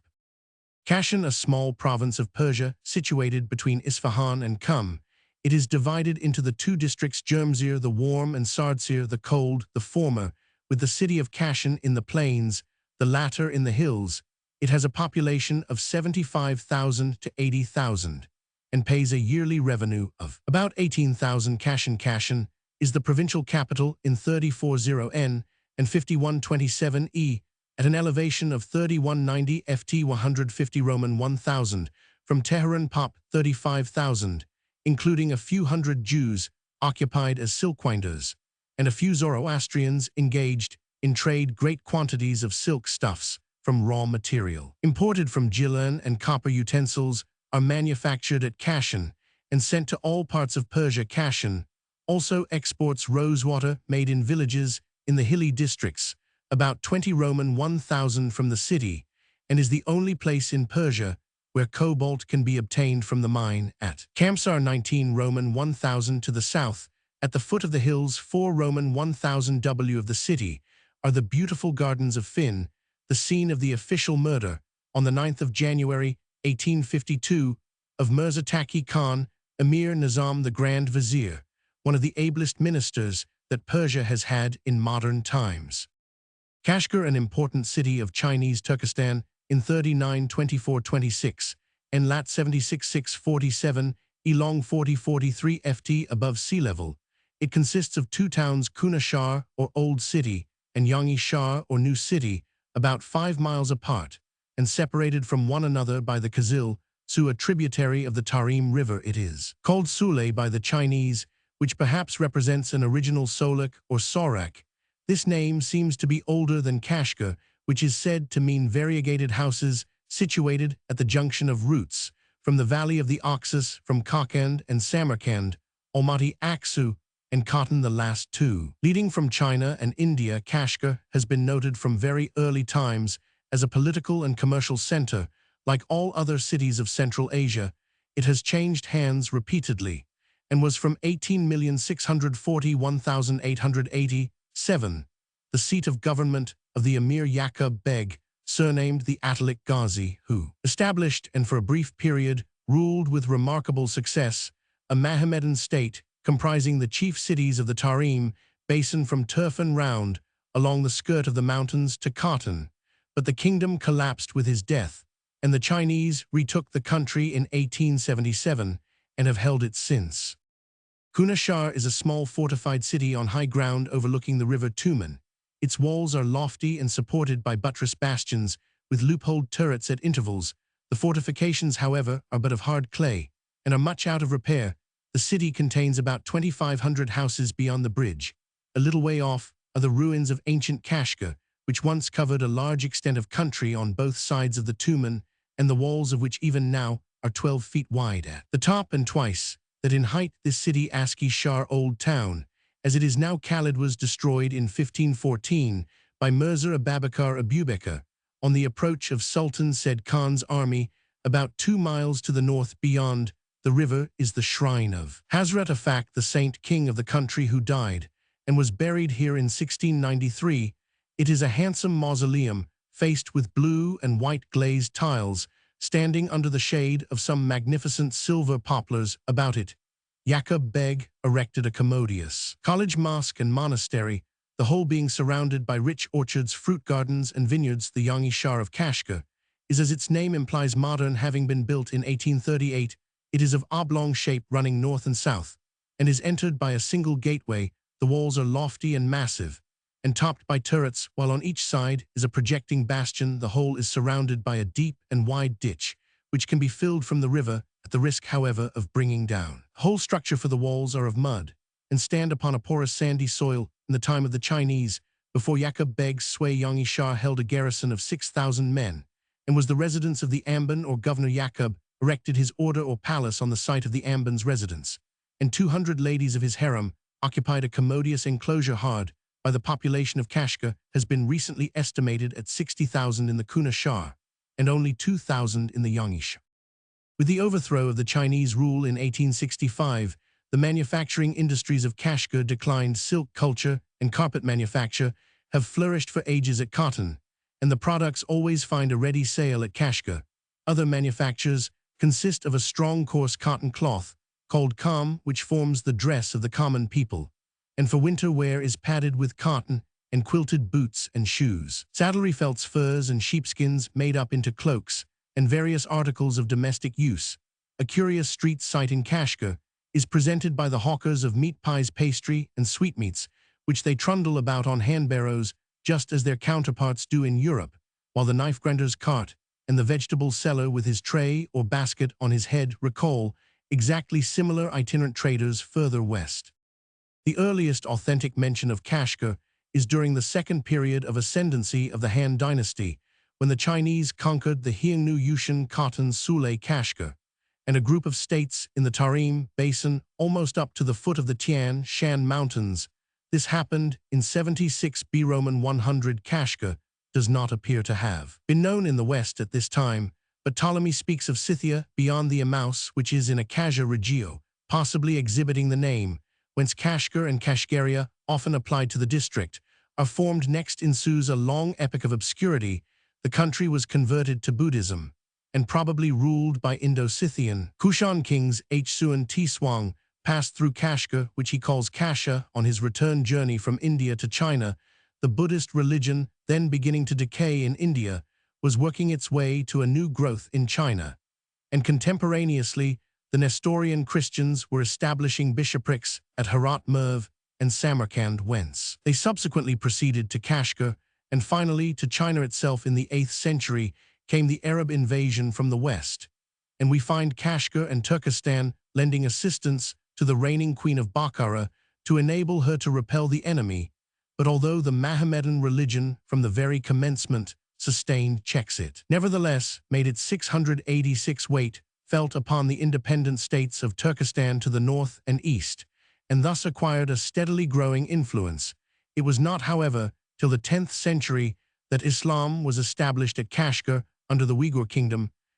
Turks. The Uyghurs appear to have been the descendants of the people called Tolas, and to have been one of the many Turkish tribes who migrated westwards from China. Bagra Khan, the most celebrated prince of this line, was converted to Mohammedanism late in the 10th century, and the Uyghur kingdom lasted until 1120, but was distracted by complicated dynastic struggles. The Uyghurs employed an alphabet based upon the Syriac and borrowed from the Nestorian missionaries.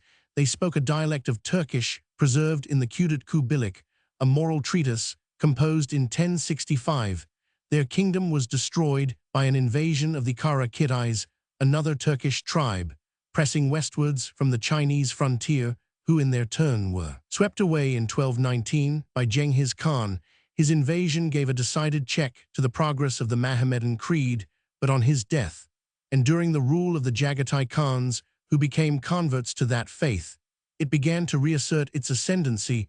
Marco Polo visited the city, which he calls Kashgar, about 1275, and left some notes on it.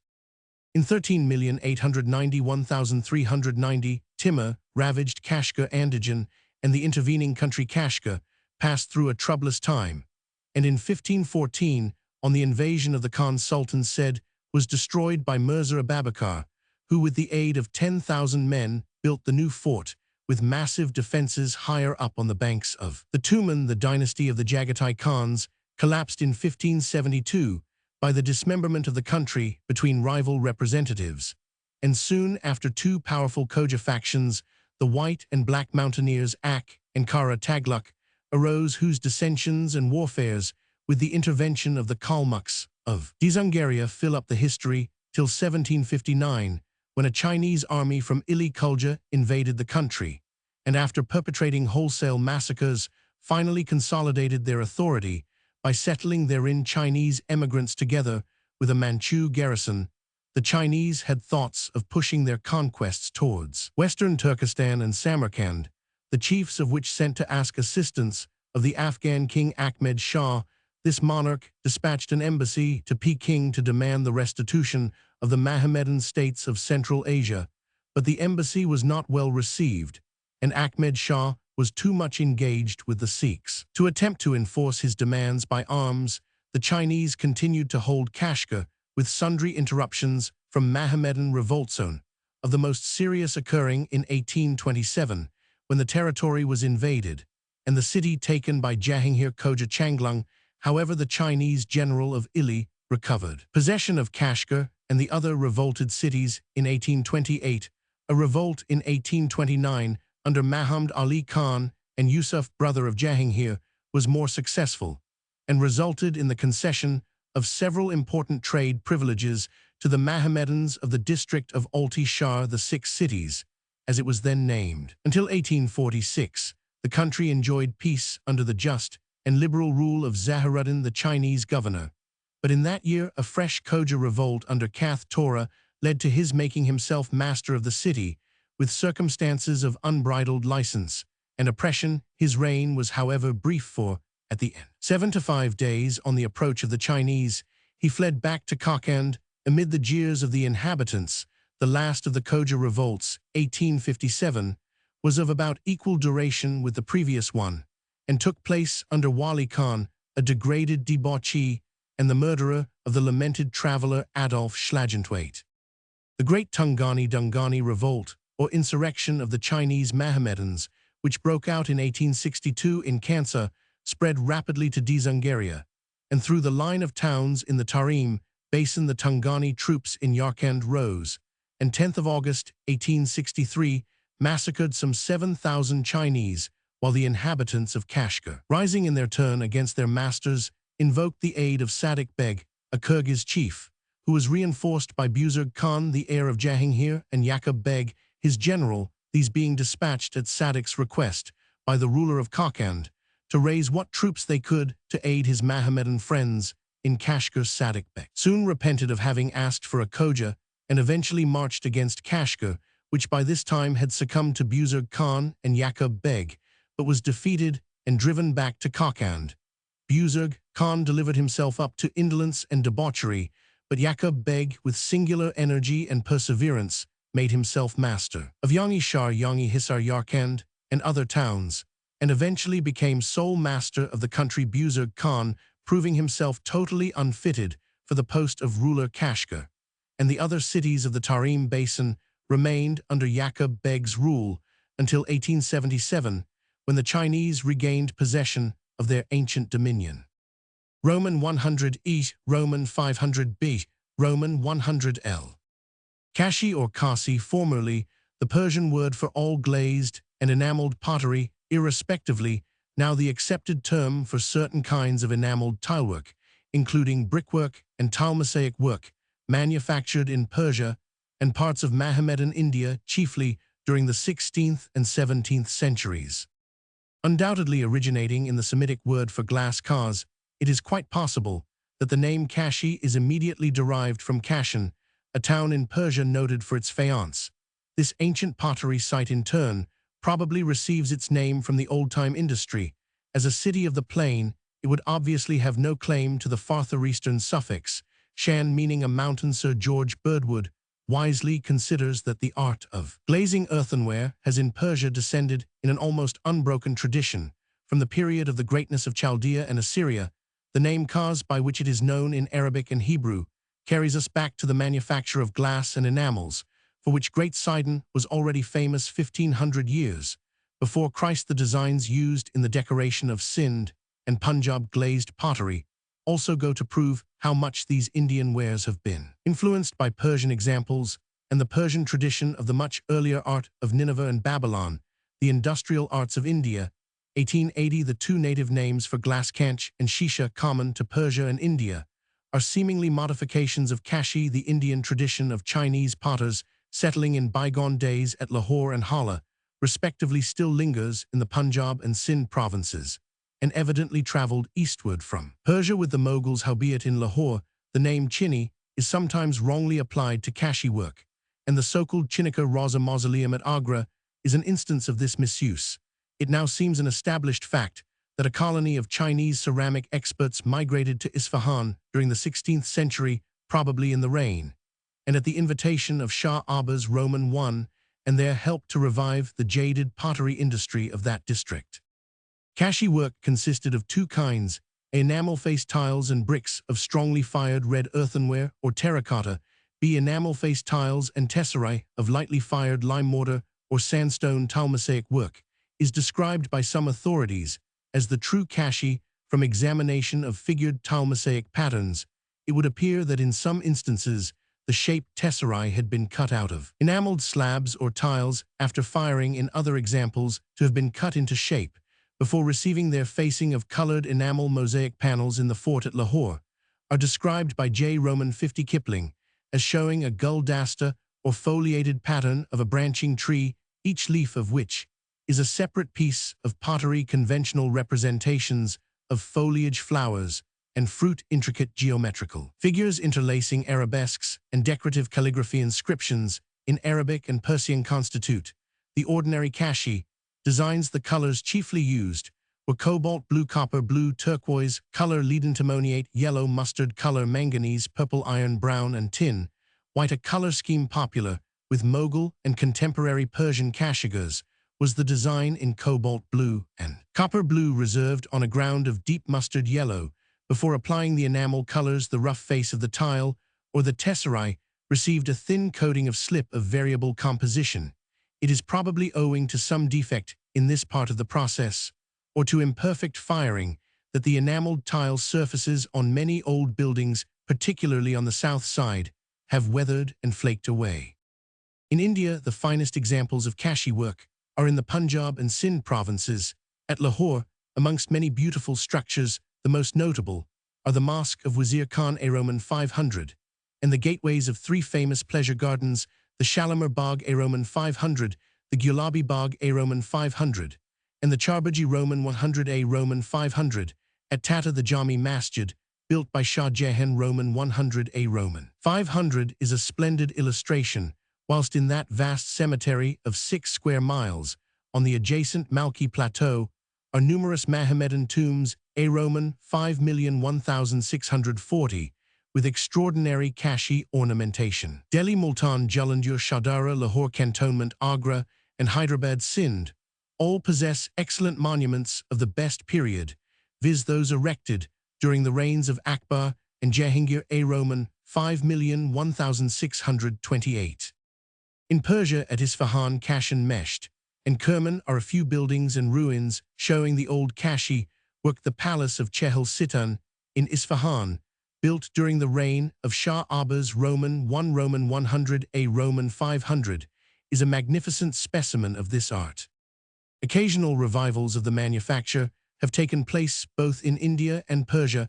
Muhammad Sharif, a potter of Jalandhar in the Punjab, reproduced the Mughal enameled tilework in 1885, and there is a manuscript record of a certain Ustad Ali Muhammad of Isfahan who revived the Persian processes in 1887.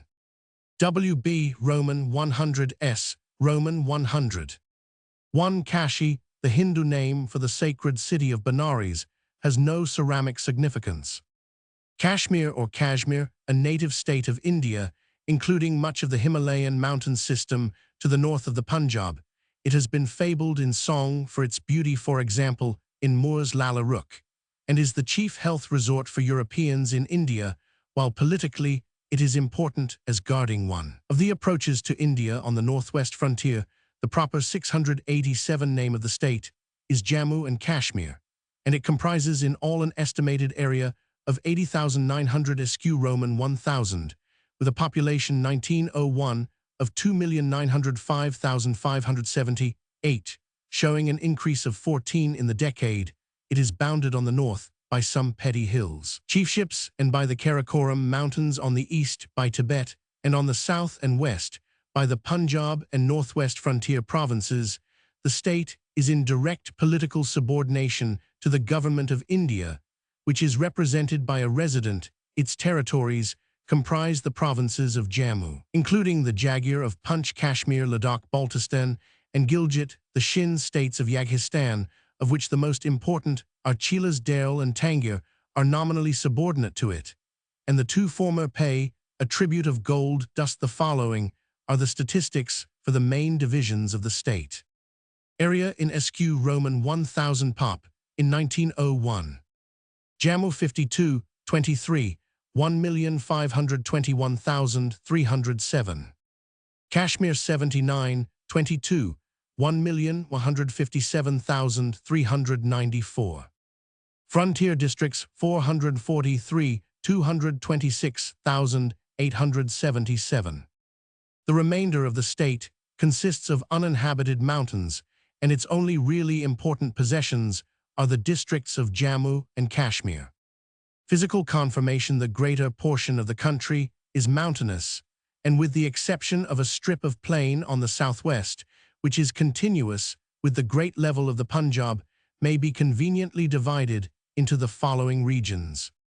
The hills in the outer region of Jammu, adjoining the Punjab plains, begin with a height of 100 to 200 ft, followed by a tract of rugged country, including various ridges running nearly parallel, with long narrow valleys between. The average height of these ridges is from 3,000 to 4,000 ft. The central mountains are commonly 8,000 to 10,000 ft, covered with pasture or else with forest. Then follow the more lofty mountain ranges, including the region of perpetual snow, a great chain of snowy mountains. Branching off southeast and northwest divides the drainage of the Chenab and the Jhelum rivers from that of the higher branches of the Indus. It is within spurs from this chain that the Valley of Kashmir is enclosed amid hills which rise from 14,000 to 15,000 ft, while the valley itself forms a cup-like basin at an elevation of 5,000 to 6,000 ft. All beyond the Great Range is a wide tract of mountainous country bordering the northwestern part of Tibet and embracing Ladakh, Baltistan, and Gilgit.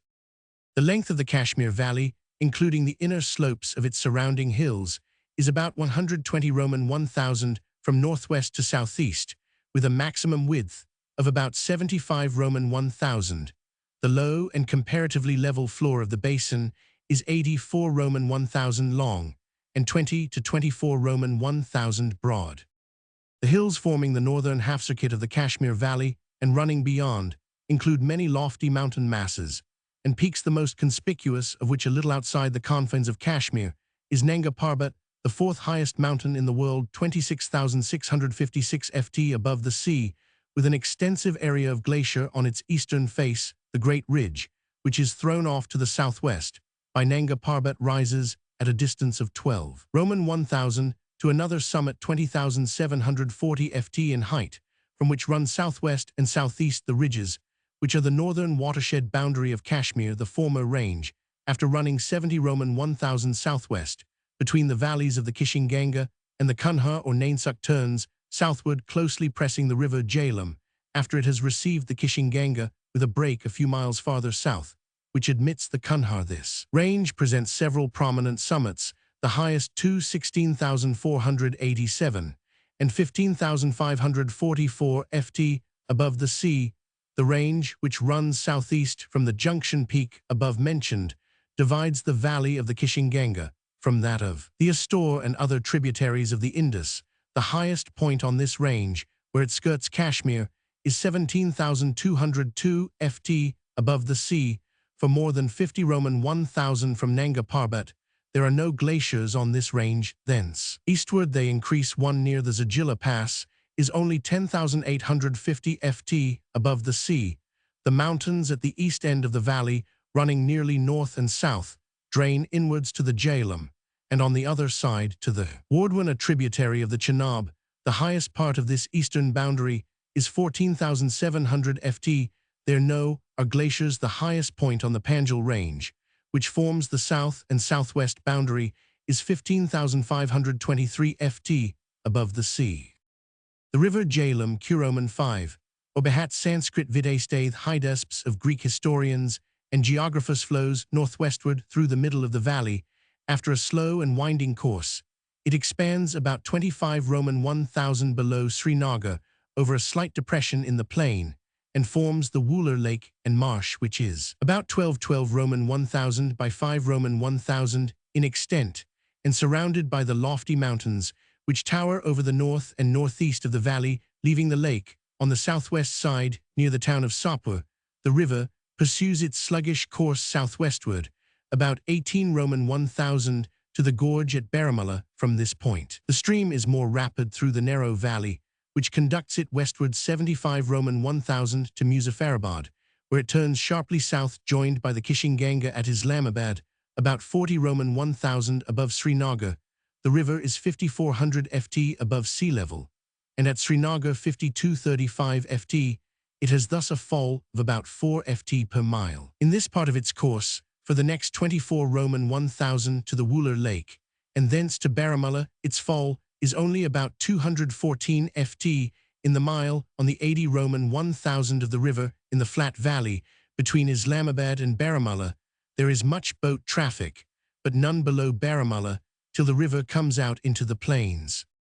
On the northeast side of this low narrow plain of the Jhelum is a broad hilly tract between which and the higher boundary range runs the Kishinganga River. Near the east end of this interior hilly tract and connected with the higher range is one summit 17,839 ft around this peak, and between the ridges which run from it are many small glaciers.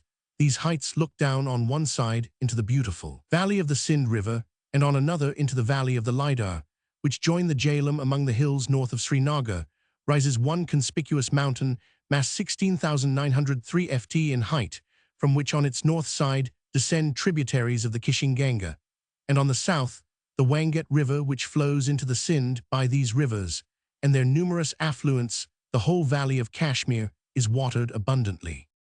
Around the foot of many spurs of the hills which run down on the Kashmir plain are pieces of low tableland called Kerwa. These terraces vary in height at different parts of the valley, from 100 to 300 ft above the alluvial plain. Those which are near each other are mostly about the same level and separated by deep ravines. The level plain in the middle of the Kashmir Valley consists of fine clay and sand with water-worn pebbles. The Kerwas consist of horizontal beds of clay and sand, the lacustrine nature of which is shown by the shells which they contain.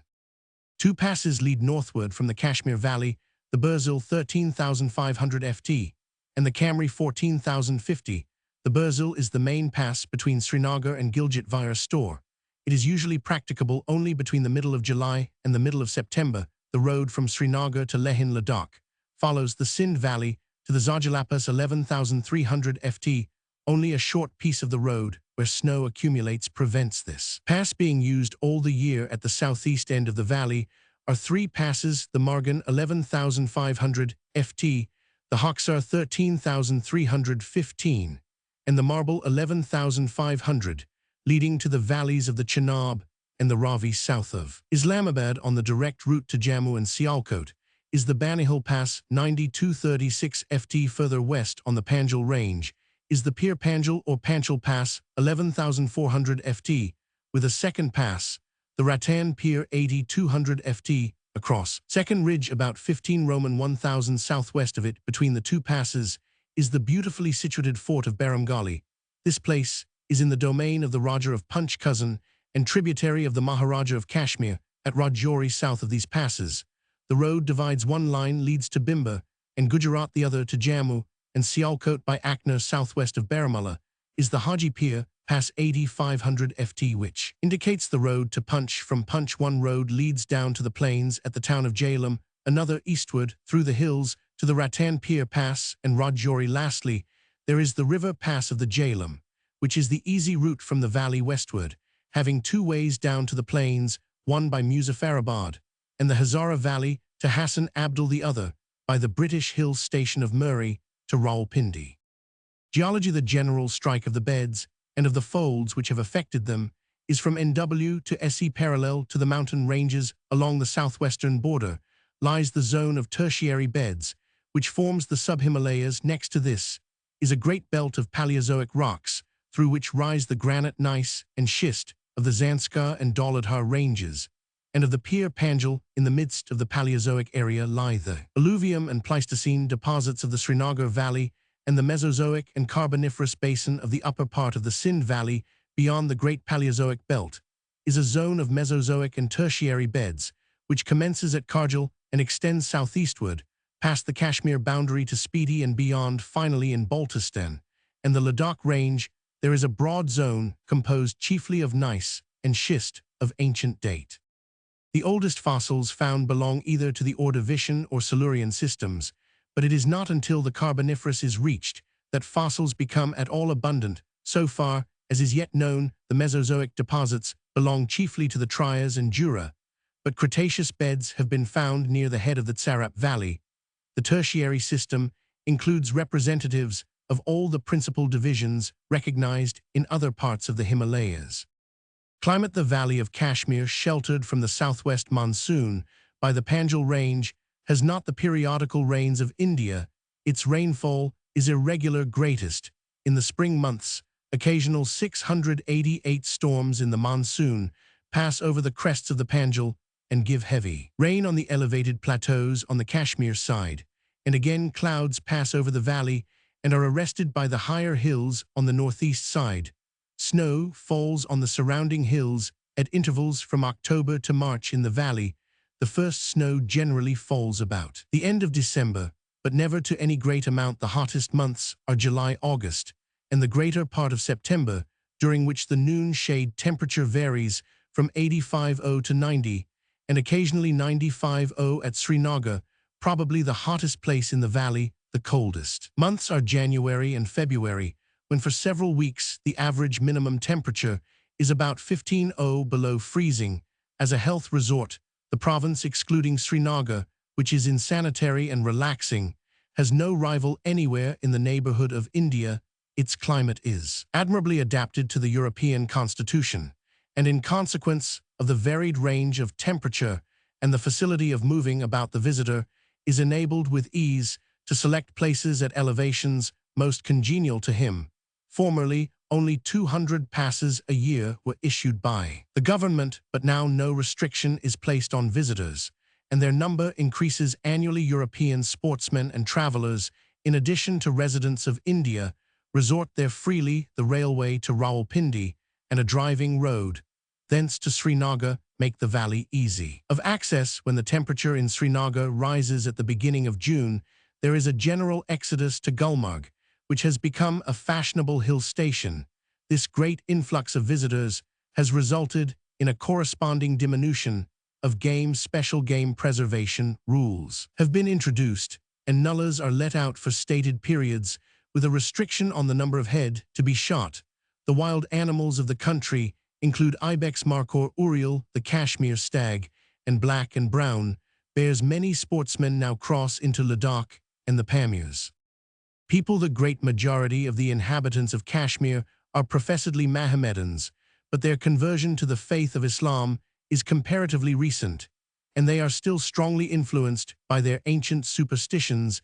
At the census of 1901, out of a total population in the whole state of 2,905,578, there were 2,154,695, Mohammedans 689,073, Hindus 35,047, Buddhists, and 25,828, Sikhs. The Hindus are mostly found in Jammu, and the Buddhists are confined to Ladakh in Kashmir proper. The few Hindus, 60,682, are almost all Brahmins, known as Pundit. Superstition has made the Kashmiri timid. Tyranny has made him a liar, while physical disasters have made him selfish and pessimistic.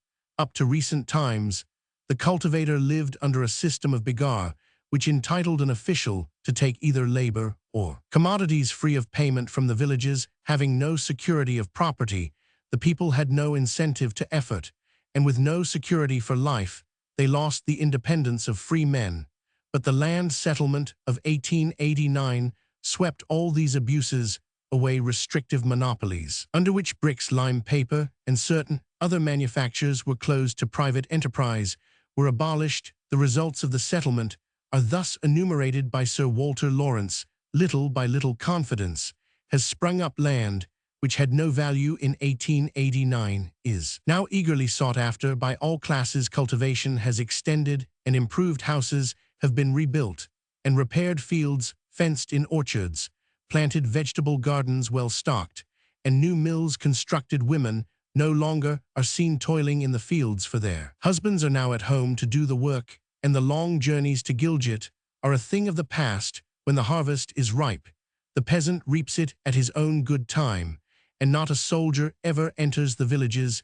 In consequence of this improvement in their conditions of life and of the influx of wealth into the country brought by visitors, the Kashmiri grows every year in material prosperity and independence of character.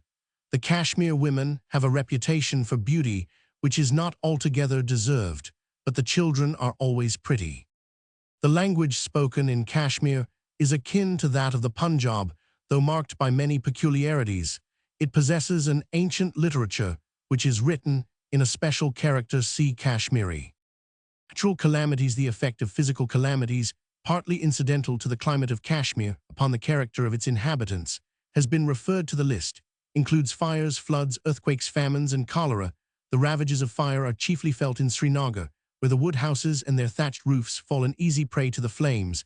The national habit of carrying a kanga or small brazier underneath the clothes for the purpose of warming the body is a fruitful cause of fires. Srinagar is said to have been burnt down 18 times. Many disastrous floods are recorded, the greatest being the terrible inundation, which followed the slipping of the Katanyar mountain below Baramulla in A. Roman 500.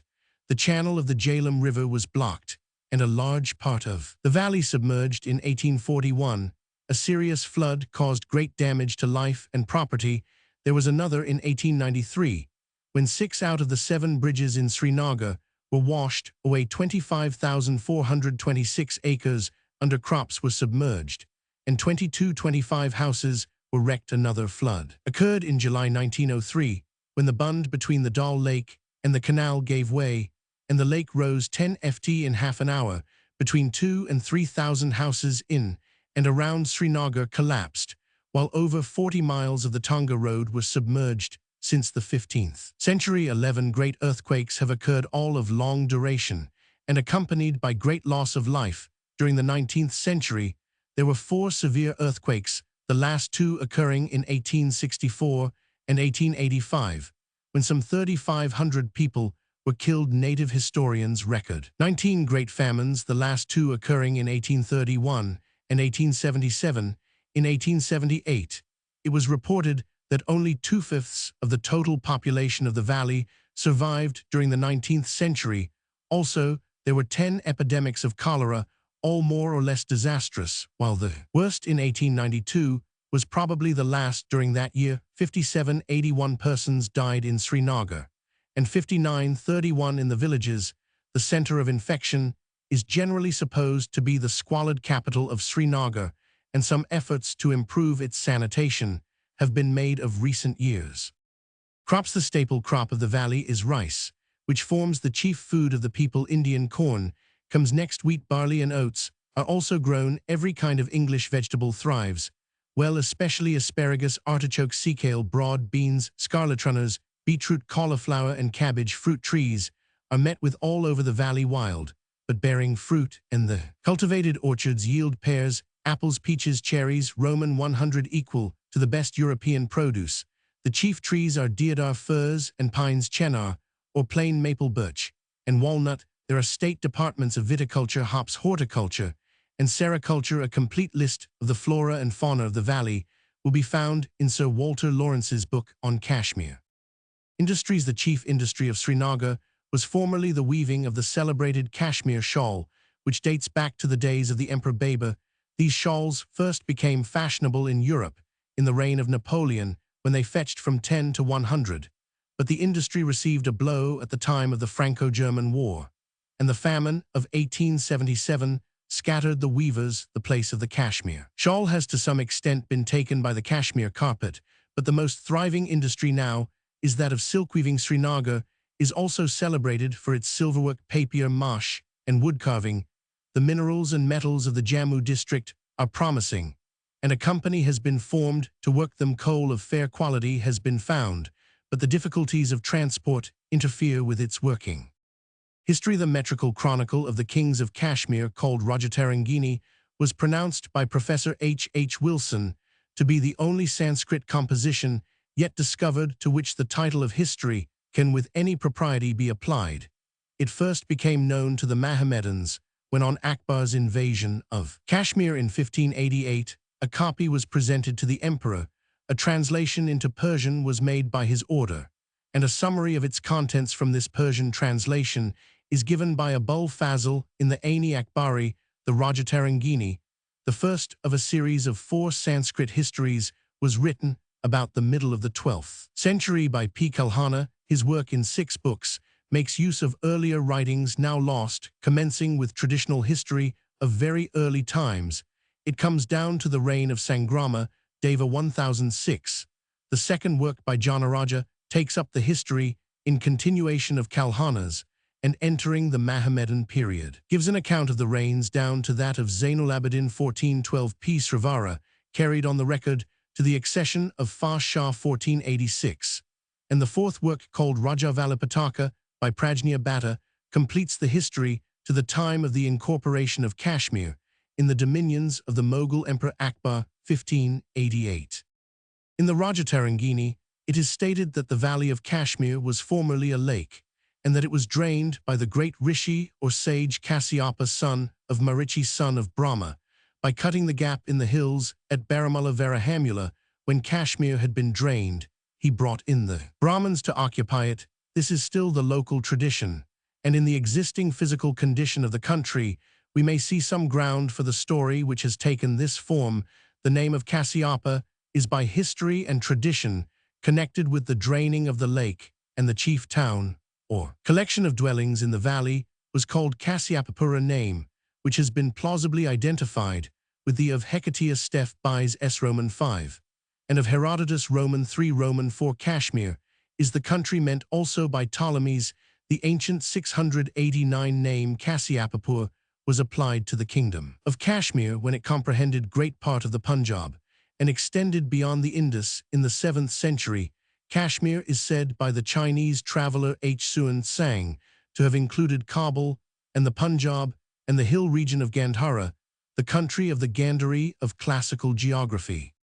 At an early date, the Sanskrit name of the country became Kazim-ur. The earliest inhabitants, according to the Rajatarangini, were the people called Nagar, a word which signifies snake. The history shows the prevalence in early times of tree and serpent worship, of which some sculptured stones found in Kashmir still retain the memorials. The town of Islamabad is called also by its ancient name Anantnag, eternal snake. The source of the Jhelum is at Vernag, the powerful snake, Roman 100. The other races mentioned as inhabiting this country and the neighboring hills are Gandhari, Khasa, and Daradi. The Khasa people are supposed to have given the name Kashmir in the Mahabharata. The Kashmira and Daradi are named together among the Kshatriya races of northern India. Question whether in the immigration of the Aryans into India, Kashmir was taken on the way or entered afterwards by that people after they had reached the Punjab from the northwest, appears to require an answer in favor of the latter view. See Vol. Roman 2 of Dr. J. Muir's Sanskrit texts. The Aryan races of Kashmir and surrounding hills, which have at the present time separate geographical distribution, are given by Mr. Drew as Kashmiri, mostly Mohammedan in the Kashmir Basin, and a few scattered places outside Dard, mostly Mohammedan in Gilgit, and hills north of Kashmir Dogra Hindu in Jammu Dogra Mohammedan, called Chibali in Punch and Hill Country, west of Kashmir Pahari, or Mountaineers Hindu in Kishtwar, east of Kashmir, and hills about the valley of the Chenab. In the time of Asoka, about 245 B. Roman 101 of the Indian Buddhist missions was sent to Kashmir and Gandhara. After his death, Brahmanism revived then, in the time of the three Kushan princes Huvishka, Jushka, and Kanishka, who ruled over Kashmir. About the beginning of the Christian era, Buddhism was to a great extent restored, though for several centuries the two religions existed together in Kashmir. Hinduism, predominating, yet Kashmir, when Buddhism was gradually losing its hold, continued to send Buddhist teachers to other lands in this Hindu-Buddhist period, and chiefly between the 5th and 10th centuries of the Christian era were erected the Hindu temples in Kashmir. In the 6th and 7th centuries, Kashmir was visited by some of the Chinese Buddhist pilgrims to India. The country is called Shimi in the narrative of Tu Yang and Sung Yun 578. One of the Chinese travelers of the next century was for a time an elephantamer to the king of Kashmir. H. Suan Sang spent 2 years 631,633 in Kashmir. Kai Chamilo he entered by Baramula and left by the Pir Panjal Pass. He describes the Hilgurt Valley and the abundance of flowers and fruits, and he mentions tradition about the lake he found in Kashmir. Many Buddhists, as well as Hindus in the following century, the kings of Kashmir appear to have paid homage and tribute to China, though this is not alluded to in the Kashmir Chronicle. Hindu kings continued to reign till about 1294, when Udayana Deva was put to death by his Mohammedan vizier Amir Shah, who ascended the throne under the name of Shamsuddin. Of the Mohammedan rulers mentioned in the Sanskrit chronicles, one who reigned about the close of the 14th century has made his name prominent by his active opposition to the Hindu religion and his destruction of temples. This was Sikandar, known as Butchikan, or the idol-breaker. It was in his time that India was invaded by Timur, to whom Sikandar made submission and paid tribute. The country fell into the hands of the Mughals in 1588, in the time of Alamgir. It passed to Ahmad Shah Durrani on his third invasion of India, 1756, and from that time it remained in the hands of Afghans till it was wrested from them by Ranjit Singh, the Sikh monarch of the Punjab, in 1819. 8 Hindu and Sikh governors under Ranjit Singh and his successors were followed by 2 Mohammedans, similarly appointed, the second of whom, Sheikh Imamuddin, was in charge when the battles of the First Sikh War 1846 brought about new relations between the British government and the Sikhs. Gulab Singh, a Dogra Rajput, had from a humble position been raised to high office by Ranjit Singh, who conferred on him the small principality of Jammu on the final defeat of the Sikhs at Sabrayan, February 1846. Gulab Singh was called to take a leading part in arranging conditions of peace. The Treaty of Lahore, March 9, 1846, sets forth that the British government, having demanded, in addition to a certain assignment of territory, a payment of 1.5 crore of rupees 112 million sterling, and the Sikh government being unable to pay the whole, the Maharaja Dulip Singh cedes as equivalent for 1 crore the hill country belonging to the Punjab between the Beas and the Indus, including Kashmir and Hazara. The Governor-General Sir Henry Hardinge considered it expedient to make over Kashmir to the Jammu chief, securing his friendship, while the British government was administering the Punjab on behalf of the young Maharaja Gulab Singh, was well prepared to make up the payment, in default of which Kashmir was ceded to the British, and so, in consideration of his services in restoring peace, his independent sovereignty of the country made over to him was recognized, and he was admitted to a separate treaty. Gulab Singh had already, after several extensions of territory east and west of Jammu, conquered Ladakh, a Buddhist country, until then subject to Lhasa, and had then annexed Skardu, which was under independent Mohammedan rulers. He had thus, by degrees, half-encircled Kashmir, and by this last addition his possessions attained nearly their present form and extent. Gulab Singh died in 1857, and was succeeded by his son Ranbir Singh, who died in 1885. The next ruler, Maharaja Parteb Singh G. Roman 100 S. Roman 1 B. 1850, immediately on his accession, inaugurated the settlement reforms already described. His rule was remarkable for the reassertion of the Kashmir sovereignty over Gilgit. Q. Roman 5 Kashmir Imperial Service troops participated in the Black Mountain Expedition of 1891, the Hunza Nagar operations of 1891, and the Tura campaign of 18,971,890. 8. The total revenue of the state is about 666,000. See Drew Jammu and Kashmir 1875, Roman 1000 A. Stein Kalhanas, Rajatarangini 1900 W. R. Lawrence, The Valley of Kashmir 1895 Colonel A. Durand, The Making of a Frontier 1899 R. Lidicka, The Geology of the Kashmir and Chamba Territories Records of the Geological Survey of India, Vol. Roman 221,883, J. Duke Kashmir Handbook, 1903. Th. Kashmiri, properly Kashmiri, the name of the vernacular language spoken in the Valley of Kashmir, properly Kashmir, and in the hills adjoining. In the Indian census of 1901, the number of speakers was returned at 1,007,957. By origin, it is the most southern member of the Dard group of the Pisaka languages. See Indo-Aryan languages. The other members of the group are Shina, spoken to its north, in the country round Gilgit, and Kohistani, spoken in the hill country on both sides of the river Indus, before it debouches on to the plains of India. The Pisaka languages also include Kaur, the vernacular of Chitral, and the Kafir group of speeches, of which the most important is the Bashgali of Kafiristan. Of all these forms of speech, Kashmiri is the only one which possesses a literature, or indeed an alphabet. It is also the only one which has been dealt with in the census of India, and it is therefore impossible to give even approximate figures for the numbers of speakers of the others. The whole family occupies the three-sided tract of country between the Hindu Kush and the northwestern frontier of British India. As explained in Indo-Aryan languages, the Pusaka languages are Aryan, but are neither Iranian nor Indo-Aryan. They represent the speech of an independent Aryan migration over the Hindu Kush, directly into their present inhospitable seats, where they have developed a phonetic system of their own, while they have retained unchanged forms of extreme antiquity which have long passed out of current. Used both in Persia and in India, their speakers appear to have left the main Aryan body after the great fission which resulted in the Indo-Aryan migration. But before all the typical peculiarities of Iranian speech had fully developed, they are thus representatives of a stage of 690 linguistic progress, later than that of Sanskrit and earlier than that which we find recorded in the Iranian Avesta.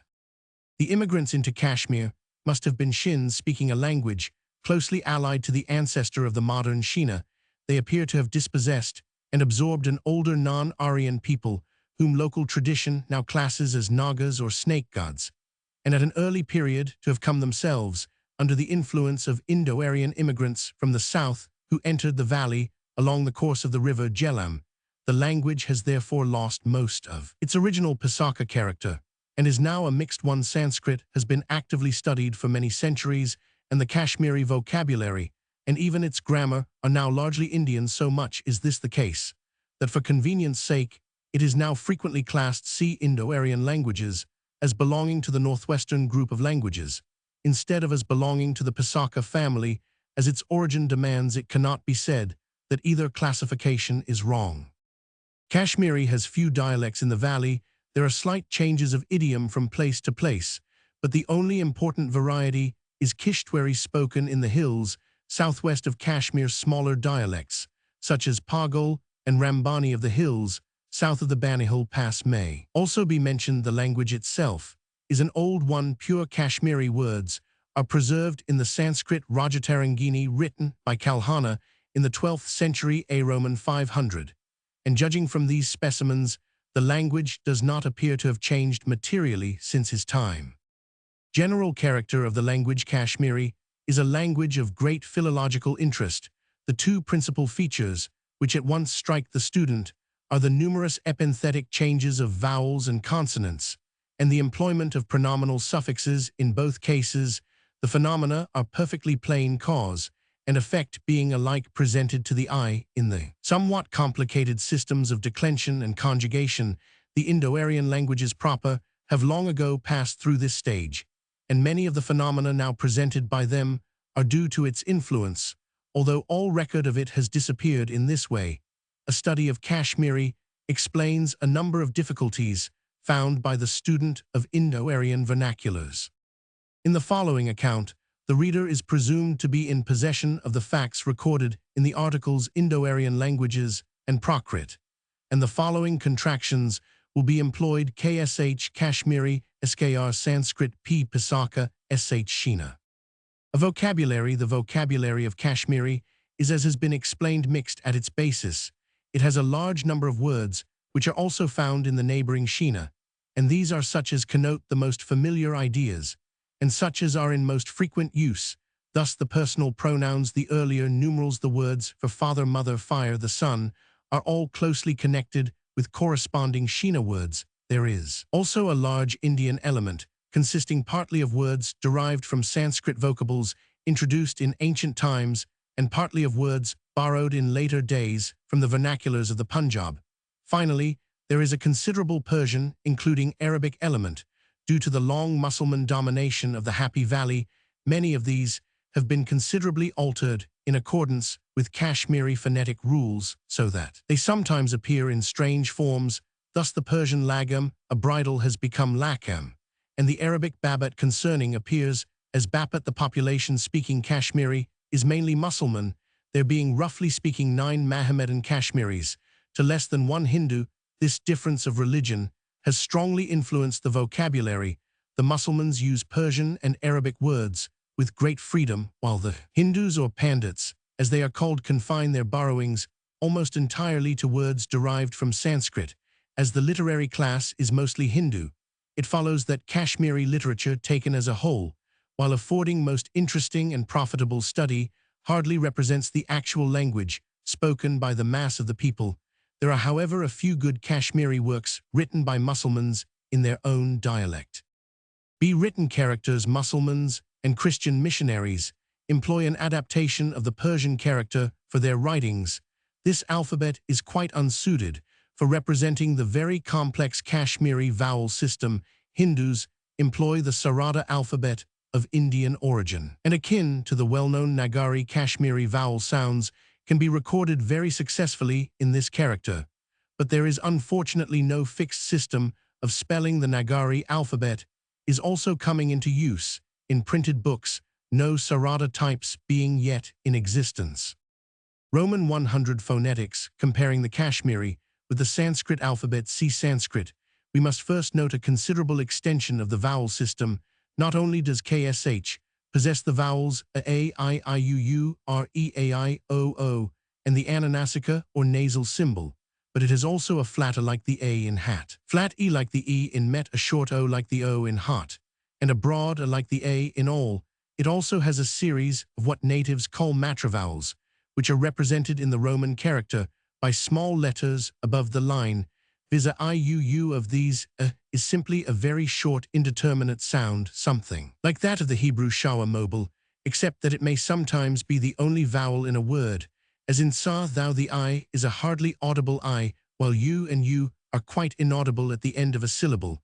When I or u is followed by a consonant in the same syllable, I generally, and u always becomes a full I or u respectively, and is so pronounced. On the other hand, in similar circumstances, u remains unchanged in writing, but is pronounced like a short German u. It should be observed that this u always represents an older I, and is still considered to be a palatal, not like u, a labial vowel. Although these matravowels are so slightly heard, they exercise a great influence on the sound of a preceding syllable. We may compare the sound of a in the English word mar. If we add e to the end of this word, we get mare, in which the sound of the a is altogether changed, although the e is not itself pronounced in its proper place.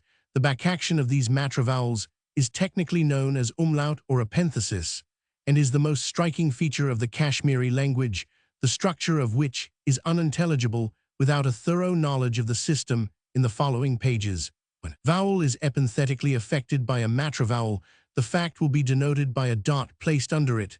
Thus, karu. This is not the native system, according to which the change is indicated sometimes by a diacritical mark, and sometimes by writing a different letter. The changes of pronunciation affected by each matravowel are shown in the following table. If natives employ a different letter to indicate the change, the fact is mentioned. In other cases, they content themselves with diacritical marks. When no entry is made, it should be understood that the sound of the vowel remains unaltered. Preceding vowel pronunciation, when followed by amatra, imatra, umatra, umatra. Adar be moist something, like a short German O. Ai kari pr kari, made plural mask. U as in German karu pr ka, made fem sing. O like first O, in promote karu pr kor, made mask sing.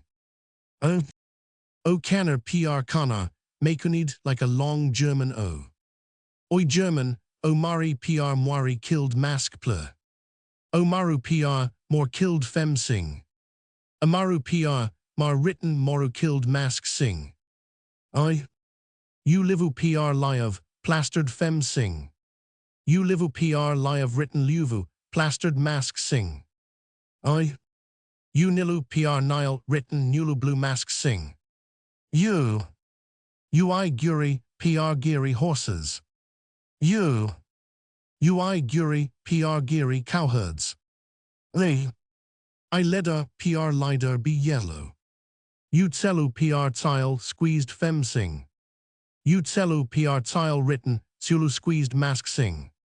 Li. I ferry pr, and written fury, turned mask plur.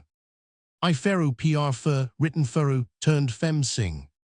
U feru pr fire, written furu, turned mask sing. O. U hucker pr, hucker make dry. Oi wathai pr woith, arisen mask plur. U wathu pr wath, arisen fem sing.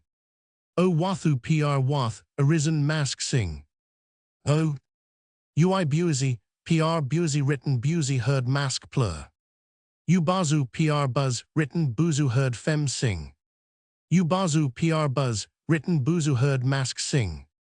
The letters U and I, even when not Umatra or Imatra, often change a preceding longiter which is usually written O, and a respectively thus Rawak they have lost is pronounced Rawak, and in the 691 native character is written Roak. Similarly Malis becomes Malis Molis, the diphthong AI is pronounced O, when it commences a word thus eight is pronounced Oth, when I and U commence a word they are pronounced Ye and Wu respectively, with one important exception common to all Pisaka languages. Kashmiri employs every consonant found in the Sanskrit alphabet. The exception is the series of aspirated consonants GH, JH, DH, DH, and BH, which are wanting in KSH, the corresponding unaspirated consonants being substituted for them. Thus SKR Gatakas, but KSH Guru a horse SKR Bhavati, KSH Bovi, he will be. There is a tendency to use dental letters, where Hindi employs cerebrals, as in Hindi Uth KSH Wath, arise cerebral letters,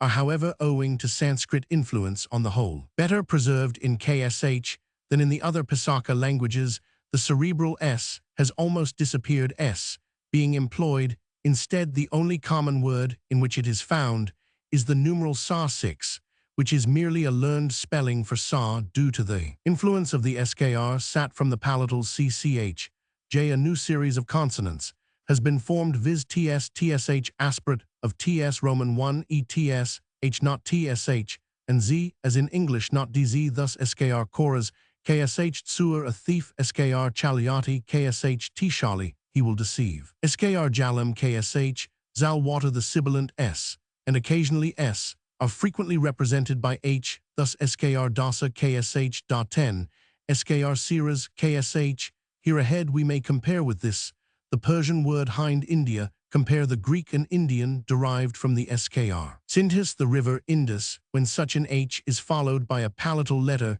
the S returns thus from the base is like this. We have the nominative masculine hihu, but the feminine hisu and the abstract noun hisya, because U and Y are palatal letters. The palatal letters, i.e. Umatra, and Y often change a preceding consonant. The modifications will be seen from the following examples. Rat night nam plur ratsu wath, arise wachu, she arose lad build lazu, she was built ran cook ranu, she was cooked patu a tablet ag, sing passe kath, a stalk nam plur cake bad great nam plur fem bage batuku. Duck fem bataku haku dry fem, hachu esragu cheap, esraja cheapness, walu a ring fem waju a small ring lows be weary lasu or latsu, she was weary. These changes are each subject to certain rules. Cerebral letters, TTHD change only before I, E or Y, and not before Umatra. The others, on the contrary, do not change I, but do change before EY or Umatra. No word can end in an unaspirated surd consonant. If such a consonant falls at the end of a word, it is aspirated, thus ak1 becomes ak, but akakis kata ram becomes kath, and hat 100 hath. Roman 500 declension, if the above phonetic rules are borne in mind. Declension in Kashmiri is a fairly simple process. If attention is not paid to them, the whole system, at once, becomes a field of inextricable confusion. In the following pages, it will be assumed that the reader is familiar with them. Nouns, substantive and adjective, have two genders, a masculine and a feminine. Words referring to males are masculine, and to females are feminine. Inanimate things are sometimes masculine, and sometimes feminine. Pronouns have three genders arranged on a different principle. One gender refers to male living beings, another to female living beings, and a third or neuter to all inanimate things, whether they are grammatically masculine or feminine. Nouns ending in U are masculine, and most, but not all of those ending in IU, E, or N are feminine. Of nouns ending in consonants, some are masculine and some are feminine. No rule can be formulated regarding these, except that all abstract nouns ending in R, a very numerous class, are masculine. There are 4 declensions. The first consists of masculine nouns ending in a consonant, in a e or u. Very few of these last two, the second, consists of the important class of masculine nouns, in u the third of feminine nouns, in iu or n being the feminines corresponding to the masculine nouns of the second declension, and the fourth of feminine nouns ending in a e or a consonant.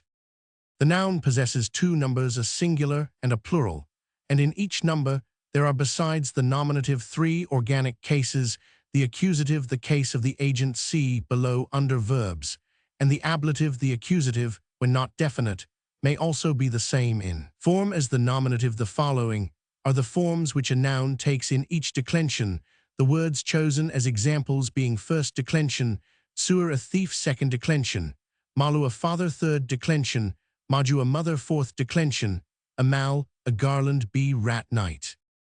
First declension second, declension third, declension fourth declension, a b, sing, nam tsua malu, pr mal maju mujmal raths, aktsuras malis molis, majemali ratsu rats, agtsuran mali, moili maji mali ratsu rats, abultsura mali, maji mali ratsu rats, plur, nam tsua mali moili, majemala ratsu rats, aktsuran malan, majen malan ratsun ratsun, ag and abultsuro, malio magio, malo ratsav ratsav.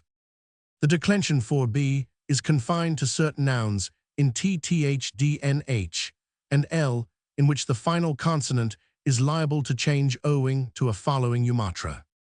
Other cases are formed as in true Indo-Aryan languages by the addition of postpositions, some of which are added to the accusative, while others are added to the ablative case. To the former are added mants in kidu to or for suitin with, and others to the ablative are added suitin when it signifies by means of pachi for petha from, and others for the genitive masculine nouns in the singular signifying animate beings take sandu, and if they signify things without life take ku. All masculine plural nouns and all feminine nouns, whether singular or plural, take handu, sandu, and handu, are added to the accusative, which drops a final s, while ku is added to the ablative. Thus tsura sandu, of the thief mali sandu, of the father sanaku, usually written sanuku, of gold sun abel sing sona, suran nandu of thieves, karen handu of bracelets second declension, maje handu of the mother, majen handu of the mother's masculine proper names, however take nu in the singular, as in Radhika snanu of Radha Krishna. These genitive terminations and also the dative termination kitu are adjectives and agree with the governing noun in gender number and case. Thus tsura sandu nesavu, the son of the thief tsura sandi nesavi, by the son of the thief tsura sanzu, koru, the daughter of the thief, kuliku lang a bough of the tree, kuliku landu a twig of the tree, sandu has fem sing sanzu mask plur sandi fem plur sanza. Similarly handu ku has fem sing ku mask plur kai fem plur si nu fem sing en mask plur ni fem plur ni. Similarly for the dative we have the following forms: malis kidu panu water mask for the father, malis kitsu gava cow for the father, malis kidi rav blankets mask plur for the father, malis kitsa path books fem plur for the father. All these postpositions of the genitive and kitu of the dative are declined regularly as substantives, the masculine ones belonging to the second declension, and the feminine ones to the third. Note that the feminine plural of sandu is sansa, not sans, as we might expect, so also feminine nouns in tsu, tishu, zu, and su. Adjectives ending in u second declension form the feminine in u with the usual changes of the preceding consonant, thus tatu hot fem tatsu, pronounced tuts. Other adjectives do not change for gender. All adjectives agree with the qualified noun in gender number. In case the postposition, if any, being added to the latter word of the two, take, for example, chatu white and guru a horse. From these, we have chatu guru, a white horse, ak sing chatis guris nam plur chati guri, and chatiao guriao sutan, by means of white horses. The first two personal pronouns are bo I me by me isi, we assus by us, and sa thou tsi thee by the tohei ye tohu by you. Possessive pronouns are employed instead of the genitive, thus mayanu my sanu, our sayanu, thy tuhenduyu. For the third person we have sing mask, sa fem so. Nuti ak sing mask, or fem tommies, or tars nut tath, agent sing mask nut tommy fem tommy. The plural is of common gender throughout nam tim ak timon ag timau. The possessive pronoun is tasandu of him of her tamyakan of it, tahandu of them. The neuter gender is used for all things without life. Other pronouns are this yikam gen ak mask, fem yimis, or nomis nut yith nath ag mask nut yimi nomi fem yimi nomi nomplur yim fem yima, and so on. That within sight mask, nut ha fem ho ak mask fem humis, or amis nut huth, and so on nom plur mask hum.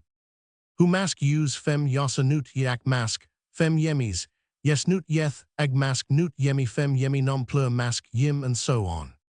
Who mask kus fem kasa nut kairak mask, fem kamis, kas nut kath ag mask nut kami fem kami nom plur mask kem. Self pana, anyone someone ka or catcha nut ketcha. Kashmiri makes very free use of pronominal suffixes, which are added to verbs to supply the place of personal terminations. These represent almost any case and are as follows. First person, second person, third person. Sing. Nam skh, h none. Ak mthys. Dat mys. Ag mthyn. Plur. Nam none, wa nuns. Other cases, none wa khh.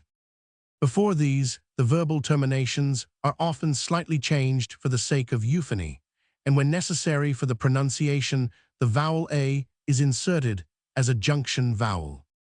In this connection, we may mention another set of suffixes, also commonly added to verbs, with an adverbial force of these na, negatives the verb, as in cha he is tuna, he is nota asks a 692 question, as in chwa, is he t adds emphasis, as in chudi he is indeed, and taya asks a question with emphasis, as in chudia, is he indeed. 2 or 3 suffixes may be employed together, as in karu was made, karam was made by me karumak, thou wast made by me karumaka, wast thou made by me. The 2 kh suffixes become h when they are followed by a pronominal suffix, commencing with a vowel, as in karuhas for karakas, I was made by them. E-conjugation, as in the case of the modern Indo-Aryan vernaculars, the conjugation of the verb is mainly participial 3 only of the old tenses.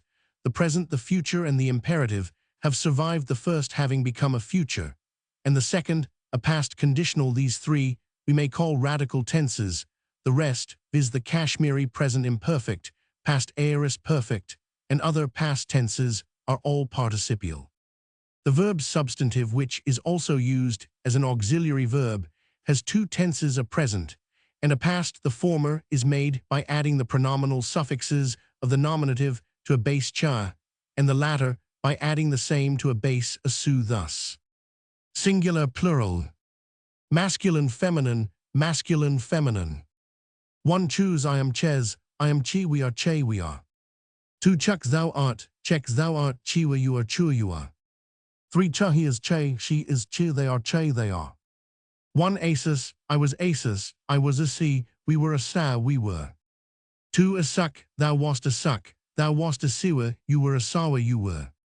3 a su, he was a su, she was a si, they were a sa, they were. As for the finite verb, the modern future old present and the past conditional old future do not change for gender and do not employ suffixes, but retain relics of the old personal terminations of the tenses from which they are derived. They are thus conjugated, taking the verbal root kar as the typical verb. Future, I shall make Roman 100, past conditional, if I had made Roman 100, singular, plural, singular, plural. 1 kara, karav, karaha, karahevs. 2 karak, kariv, karahak, karihivs. 3 kari, karan, karis, karahan. For the imperative, we have second person singular kar, plur, kariv, third person singular, and plural karin. Many of the above forms will be intelligible from a consideration of the closely allied Sanskrit, although they are not derived from that language, but some, for example, those of the second person singular, can only be explained by the analogy of the Iranian and of the Pisaka languages. The present participle is formed by adding into the root, thus Karen, making. It does not change for gender. From this we get a present, and an imperfect formed by adding respectively the present and past tenses of the auxiliary verb.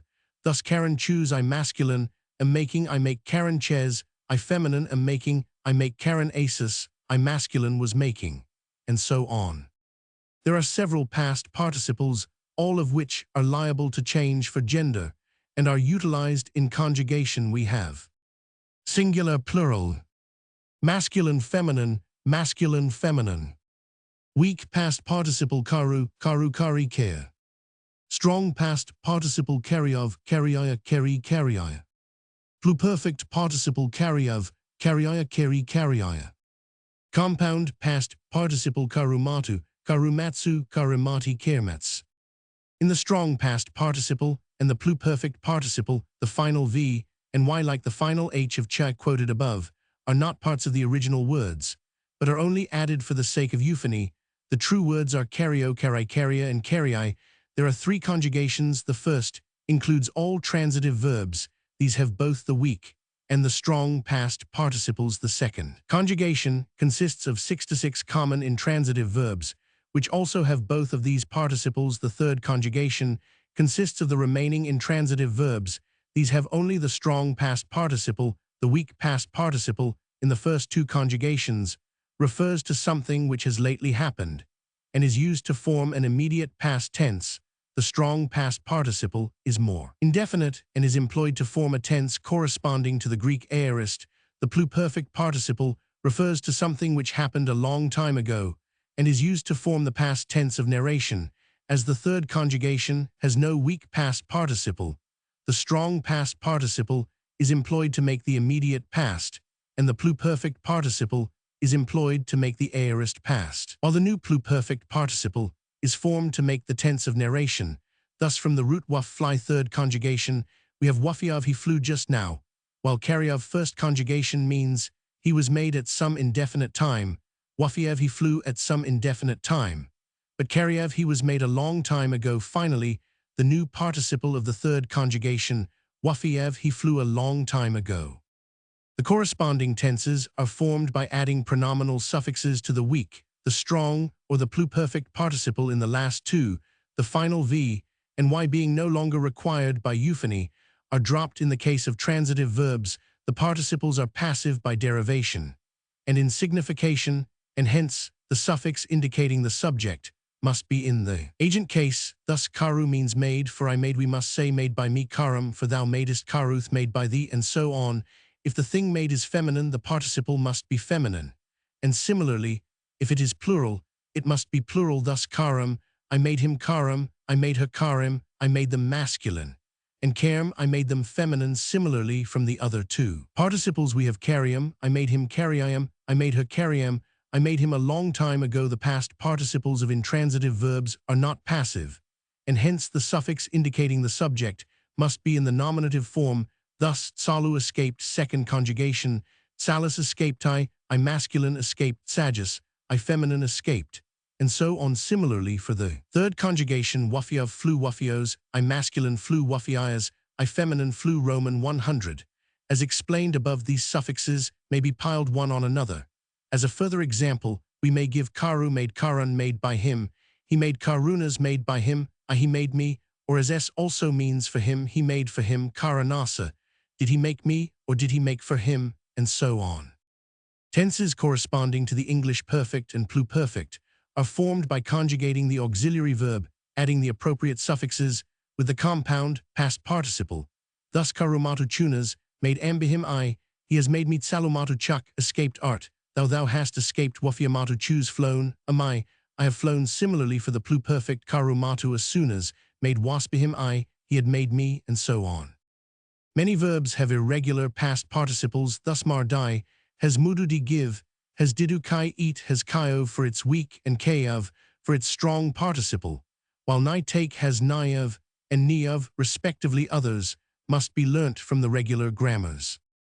The infinitive is formed by adding un to the root, thus karun, to make it is declined like a somewhat irregular noun of the first declension.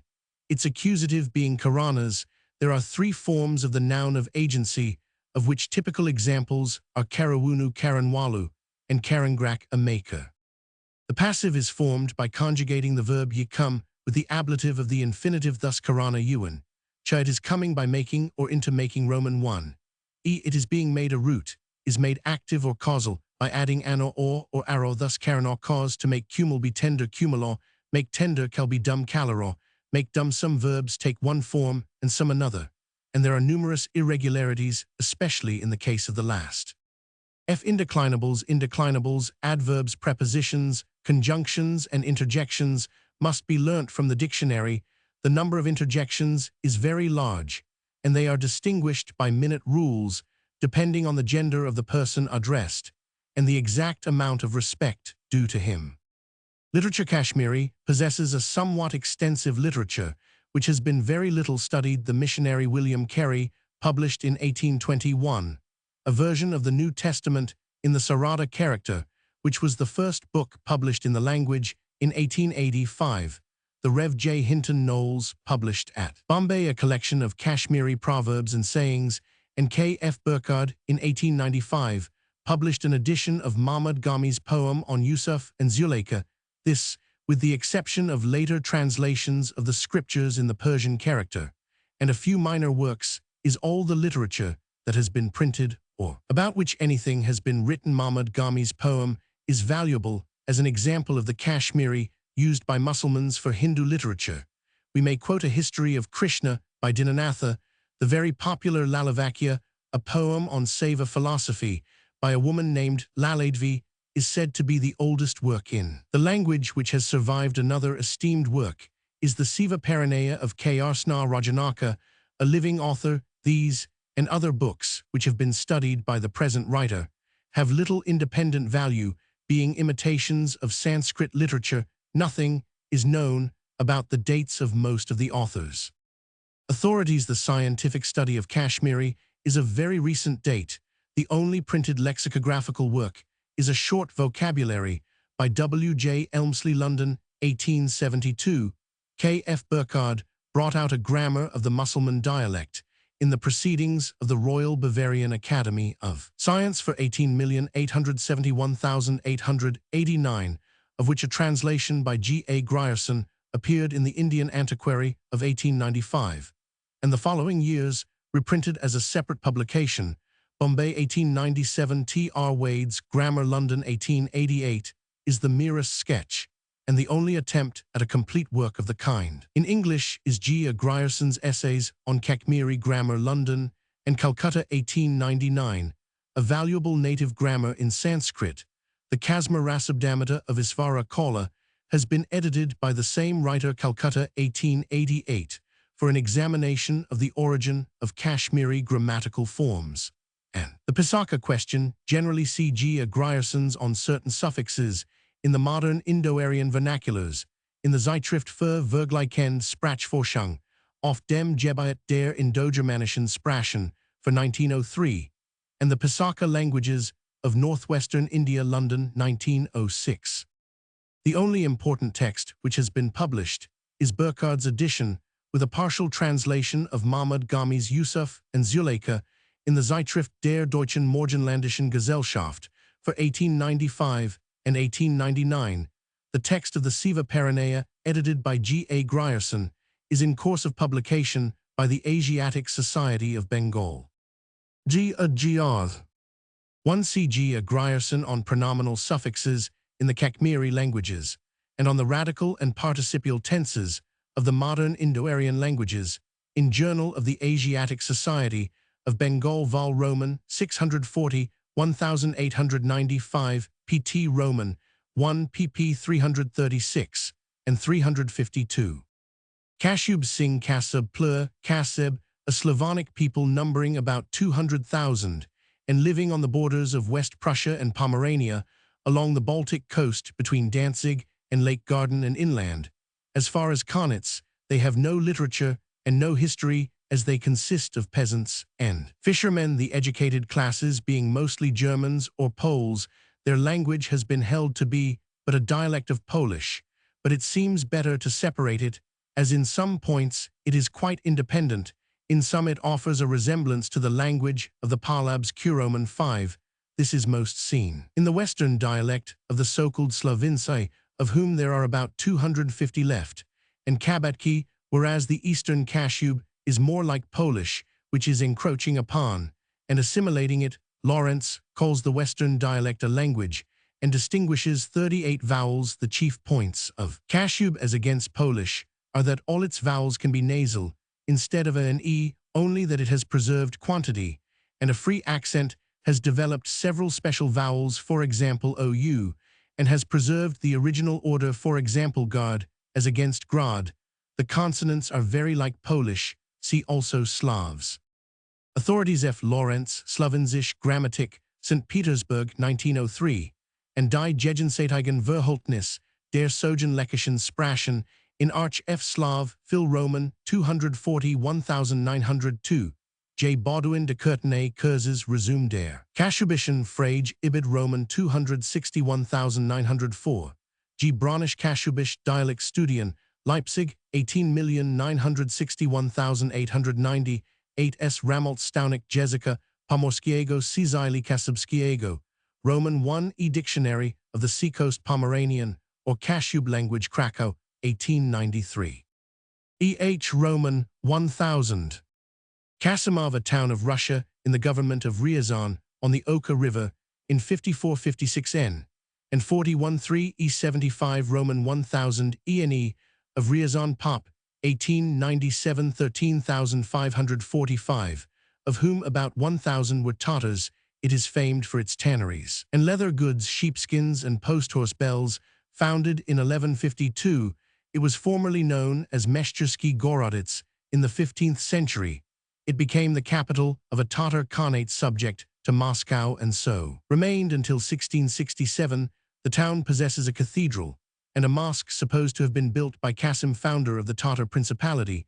Near the mosque stands a mausoleum built by Shah Ali in 1555, lying on the direct road from Astrakhan to Moscow and Nizhny Novgorod. Kasimov is a place of some trade and has a large annual fair in July. The waiters in the best hotels of St. Petersburg are mostly Kasimov Tatars. See Velyaminov Zernov, the Kasimov Tsars, St. Petersburg, 18,630-1866. Kassa Germ Kasho, Lat Kasovia, the capital of the county of Abaj Torna in Hungary, 170 Roman 1000 NE of Budapest, by rail Pop, 1930 5856. Kassa is one of the oldest and handsomest towns of Hungary and is pleasantly situated on the right bank of the Hernad. It is surrounded on three sides by hills covered with forests and vineyards and opens to the sea towards a pretty valley watered by the Hernad. And the Tarksa Kassa consists of the inner town, which was the former old town, surrounded with walls, and of three suburbs. Separated from it by a broad glacis, the most remarkable building, considered the grandest masterpiece of architecture in Hungary, is the Gothic Cathedral of St. Elizabeth, begun about 1270, by Stephen Roman V. It was continued 13,421,382 by Queen Elizabeth, wife of Charles Roman I and her son Louis Roman I, and finished about 1468 in the reign of Matthias Roman I Corvinus. The interior was transformed in the 18th century to the Renaissance style, and the whole church thoroughly restored in 18,771,896. The Church of St. Michael and the Franciscan or Garrison Church date from the 13th century. The Royal Law Academy, founded in 1659 and sanctioned by Golden Bull of King Leopold Roman I in 1660, has an extensive library. There are also a museum, a Roman Catholic upper gymnasium and seminary for priests and other schools and benevolent institutions. Kassa is the see of a Roman Catholic bishopric. It is the chief political and commercial town of Upper Hungary and the principal entrepot for the commerce between Hungary and Galicia. Its most important manufactures are tobacco, machinery, iron, furniture, textiles, and milling. About 3 Roman 1000 NW of the town are the baths of Benko with alkaline and ferruginous springs, and about 12 Roman 1000 NE lies Rank Herline with an intermittent chalybeate spring. About 20 Roman 1000 W of Kassa lies the famous Premonstratensian Abbey of Jasso, founded in the 12th century, the abbey contains a rich library and valuable archives in the neighborhood, is a fine stalactite grotto, which often served as a place of refuge to the inhabitants in wartime. Casa was created a town and granted special privileges by Bella Roman IV in 1235, and was raised to the rank of a royal free town by Stephen Roman V in 1270. In 1290, it was surrounded with walls. The subsequent history presents a long record of revolts, sieges, and disastrous conflagrations. In 1430, the plague carried off a great number of the inhabitants. In 1458, the right of minting money according to the pattern and value of the Buda coinage was granted to the municipality by King Matthias Roman I. The bishopric was established in 1804 in the Revolutionary War of 184,849. The Hungarians were twice defeated before the walls of Kassa by the Austrians under General Schlick, and the town was held successively by the Austrians, Hungarians, and Russians. Kassala, a town and Mudiria of the Anglo-Egyptian Sudan. The town, a military station of some importance, lies on the river Gashmerb.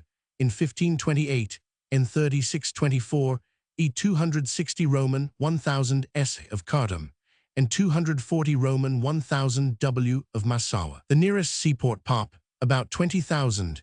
It is built on a plain 1700 ft above the sea, at the foot of the Abyssinian highlands, 15 Roman 1000 w of the frontier of the Italian colony of Eritrea, two dome-shaped mountains. About 2600 ft high Jebels Makrem and Kassala rise abruptly from the plain, some 3 Roman 1000 to the east and southeast these mountains, and the numerous gardens Kassala contains give to the place a picturesque appearance. The chief buildings are of brick, but most of the natives dwell in grass. Tuckles, a short distance from the town, is Kotmia, containing a tomb mosque with a high tower, the headquarters of the Morgani family. The Sheikhs el Morgani are the chiefs of a religious brotherhood widely spread and of considerable influence in the eastern Sudan. The Morgani family are of Afghan descent, long settled in Jeddah. The head of the family removed to the Sudan about 1800 and founded the Morgani sect. Kassala was founded by the Egyptians in 1840 as a fortified post from which to control their newly conquered territory near the Abyssinian frontier. In a few years, it grew into a place of some importance. In November 1883, it was besieged by the dervishes. The garrison held out till the 30th of July 1885, when, owing to lack of food, they capitulated. Kassala was captured from the dervishes by an Italian force under Colonel Baratieri on the 17th of July 1894, and by the Italians was handed over on Christmas Day 1897 to Egypt. The bulk of the inhabitants are Halinga Arabs. Kassala Mudiria contains some of the most fertile land in the Anglo-Egyptian Sudan. It corresponds roughly with the district formerly known as Taka. It is a region of light rainfall, and cultivation depends chiefly on the Gash flood. The river is, however, absolutely dry from October to June. White dura of excellent quality is raised. Kassasin, a village of Lower Egypt, 22 Roman 1000 by rail W of Ismailia on the Suez Canal. At this place, on the 28th of August, and again on the 9th of September 1882, the British force operating against Arabi Pasha was attacked by the Egyptians, both attacks being repulsed. See Egypt military operations. Kassites, an Elamite tribe who played an important part in the history of Babylonia. They still inhabited the northwestern mountains of Elam, immediately south of Halwan, when Sennacherib attacked them in 702 B. Roman 100. They are the Kassians of Ptolemy, who divides Susiana between them and the Elamians, according to Strabo. Roman 1136. They were the neighbors of the Medes. Th. Noldek, Got GG 1874 pp. 173 sec. has shown that they are the Kishans of the older Greek authors, who are identified with the Susians by Aeschylus Choph 424 per 17 120, and Herodotus Roman 552. We already hear of them as attacking Babylonia in the 9th year of Samsuluna, the son of Hammurabi, and about 1780 B. Roman 100. Overran Babylonia and founded a dynasty there which lasted for 576 years and 9 months. In the course of centuries, however, they were absorbed into the Babylonian population. The kings adopted Semitic names and married into the royal family of Assyria. Like the other languages of the non-Semitic tribes of Elam, That of the Kassites was agglutinative. Vocabulary of it has been handed down in a cuneiform tablet, as well as a list of Kassite names with their Semitic equivalents. It has no connection with Indo-European, as has erroneously been supposed. Some of the Kassite deities were introduced into the Babylonian pantheon, and the Kassite tribe of Kabira seems to have settled in the Babylonian plain.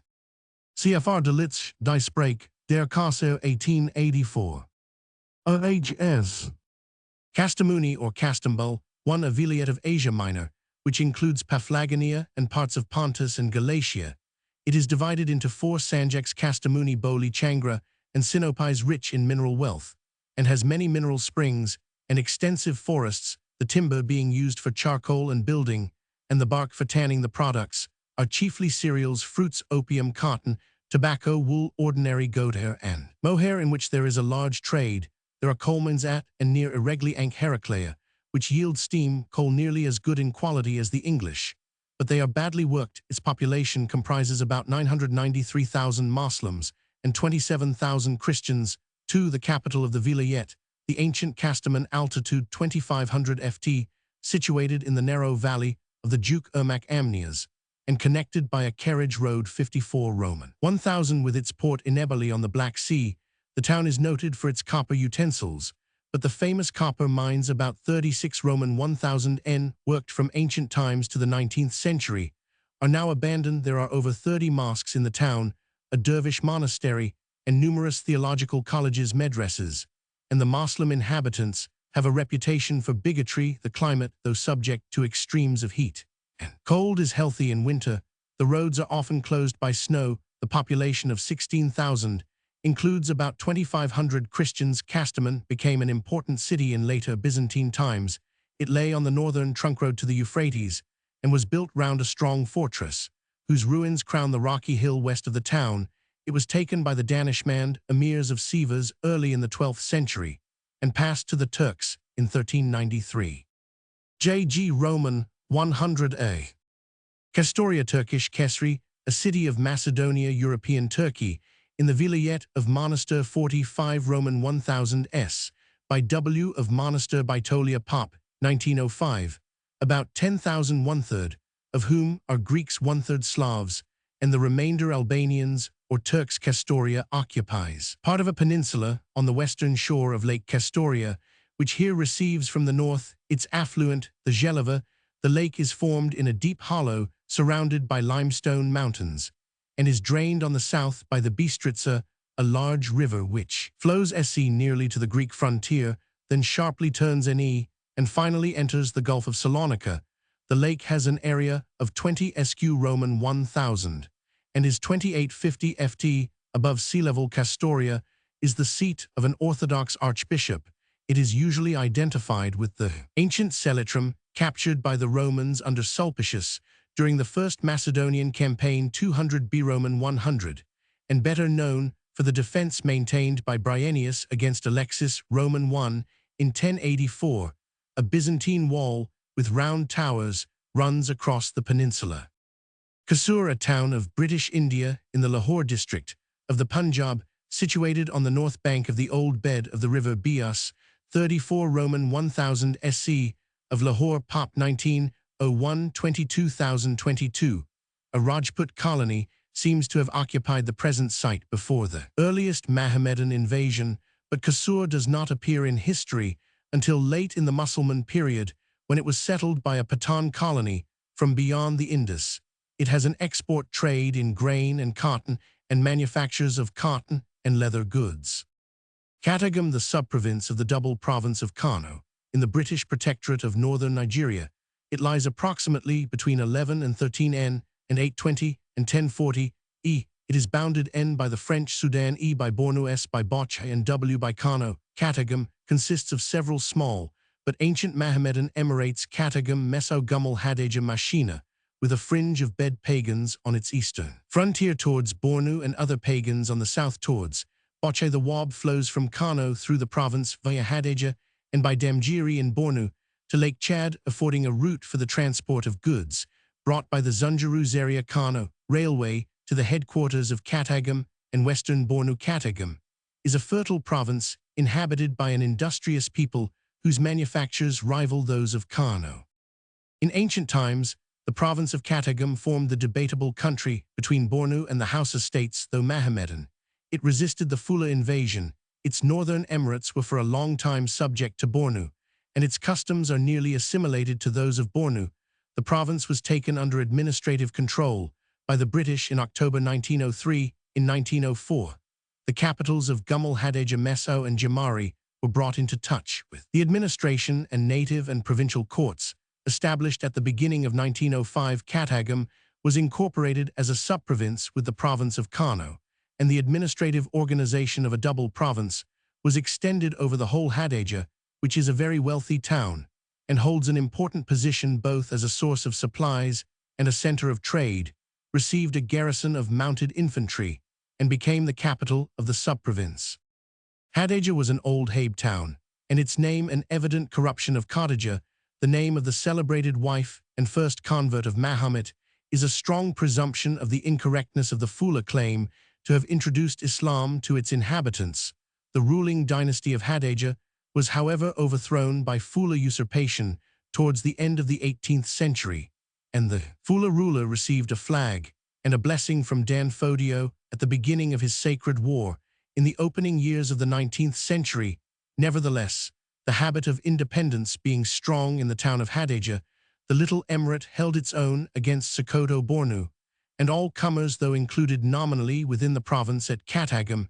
It was the boast of Hadejia that it had never been conquered. It had made nominal submission to the British in 1903 on the successful conclusion of the Kano-Sokoto campaign, and in 1905, as has been stated, was chosen as the capital of the sub-province. The emir's attitude became, however, in the spring of 1906, openly antagonistic to the British, and a military expedition was sent against him. The emir, with his disaffected chiefs, made a plucky stand, but after 5 hours' street fighting, the town was reduced. The emir and 3 of his sons were killed, and a new emir, the rightful heir to the throne, who had shown himself in favor of a peaceful policy, was appointed. The offices of the war chiefs in Hadejia were abolished, and 150 yards of the town wall were broken down. Slave dealing is at an end in Katagum. The military station at Hadejia forms a link in the chain of British forts, which extends along the northern frontier of the Protectorate. See Nigeria. Roman 50. Katanga, a district of Belgian Congo, forming the southeastern part of the colony area, approximately 180,000 sq. Roman 1,000 estimated population, 1 million. The natives are members of 695. The Lubalunda group of Bantus. It is a highly mineralized region, being specially rich in copper ore, gold, iron, and tin are also mined.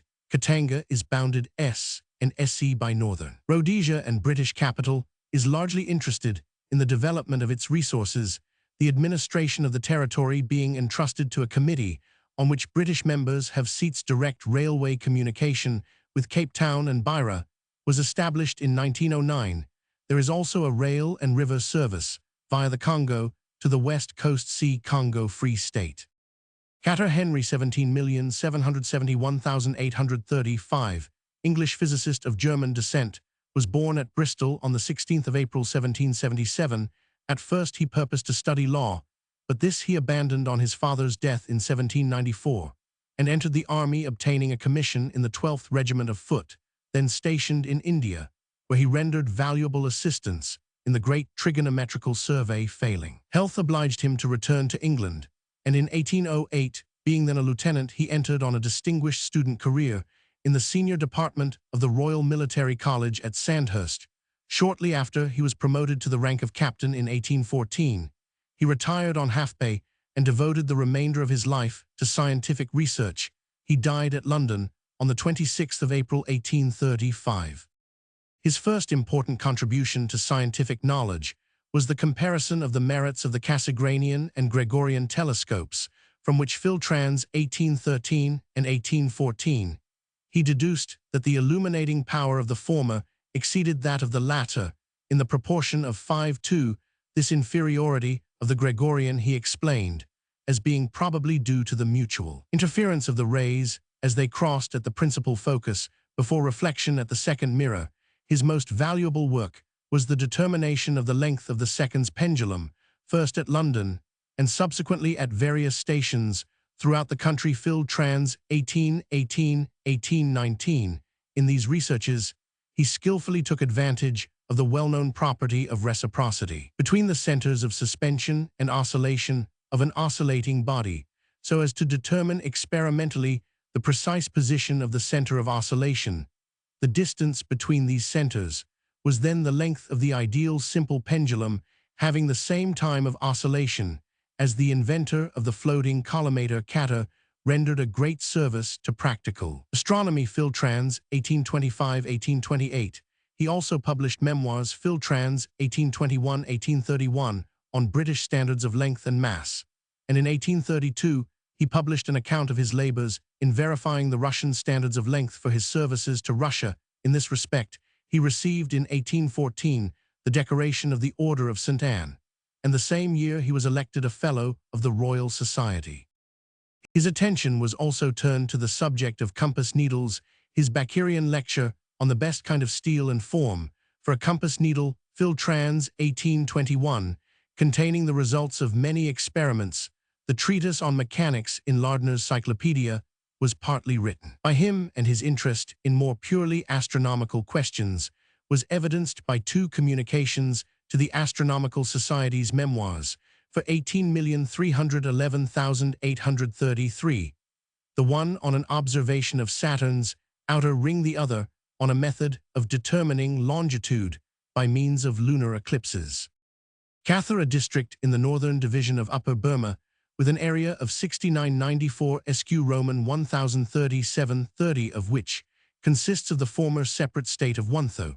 It is bounded N by the Upper Chindwan Bamo and Metkina districts, E by the Kokwi River as far as the Irrawaddy, thence east of the Irrawaddy by the Shan state of Mong Mitmomik, and by the Shweli River, S by the Ruby Mines district, and Shwibo and W by the Upper Chindwan district. Three ranges of hills run through the district known as the Minwan Gangor and Mangin ranges. They separate the three main rivers, Irrawaddy, the Meza, and the Mu. The Minwan range runs from north to south and forms for a considerable part of its length the dividing line between the Katha district proper and what formerly was the Wontho state. Its average altitude is between 1,500 and 2,000 ft. The Gangor range runs from the north of the district for a considerable portion of its length close to and down the right bank of the Irrawaddy as far as Tijiang, where the Maithiandan Pagoda gives its name to the last point. Its highest point is 4,400 ft, but the average is between 1,500 and 2,000 ft.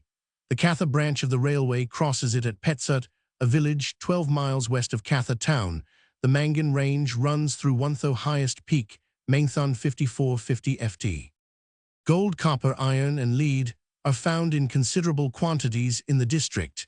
The Kayakpazat gold mines worked by an English company gave good returns, but the quartz reef proved to be a mere pocket and is now worked out. The iron, copper, and lead are not now worked. Jade and soapstone also exist, and salt is produced from brine wells. There are 3 forest reserves in Katha, with a total area of 1119 sq Roman 1000. The population in 1901 was 176,223, an increase of 32 in the decade. Number of Shans is about half that of Burmese, and of Kadas half that of Shans. The Shans are mostly in the Wontho subdivision. Rice is the chief crop in the plains, tea, cotton, sesamum, and hill rice in the hills. The valley of the Meza, which is very malarious, was used as a convict settlement under Burmese rule. The district was first occupied by British troops in 1886, but it was not finally quieted till 1890 when the Wontho Sobwa was deposed and his state incorporated in Katha district. Katha is the headquarters of the district.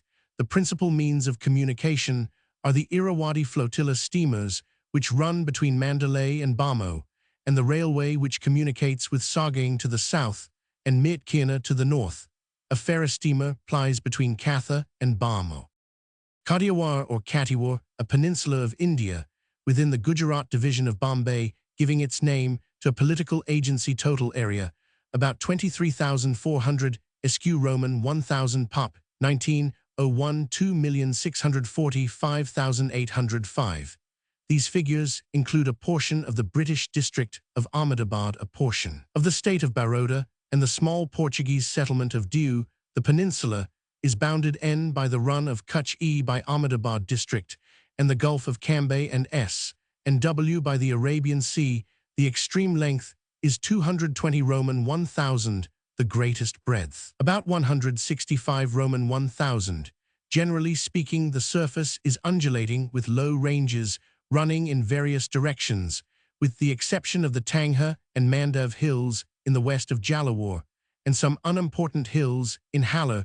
The northern portion of the country is flat, but in the south from near Gogo, the Gur range runs nearly parallel with the coast, and at a distance of about 20 Roman 1,000 from it, along the north of Babriawar and Sorath to the neighborhood of Gurnar. Opposite this latter mountain is the solitary Assam Hill, and then still farther west is the Barada group between Halar and Barada, running about 20 Roman 1,000 north and south from Gumli to Ranewau. The Gurnar group of mountains is an important granitic mass, the highest peak of which rises to 3,500 ft.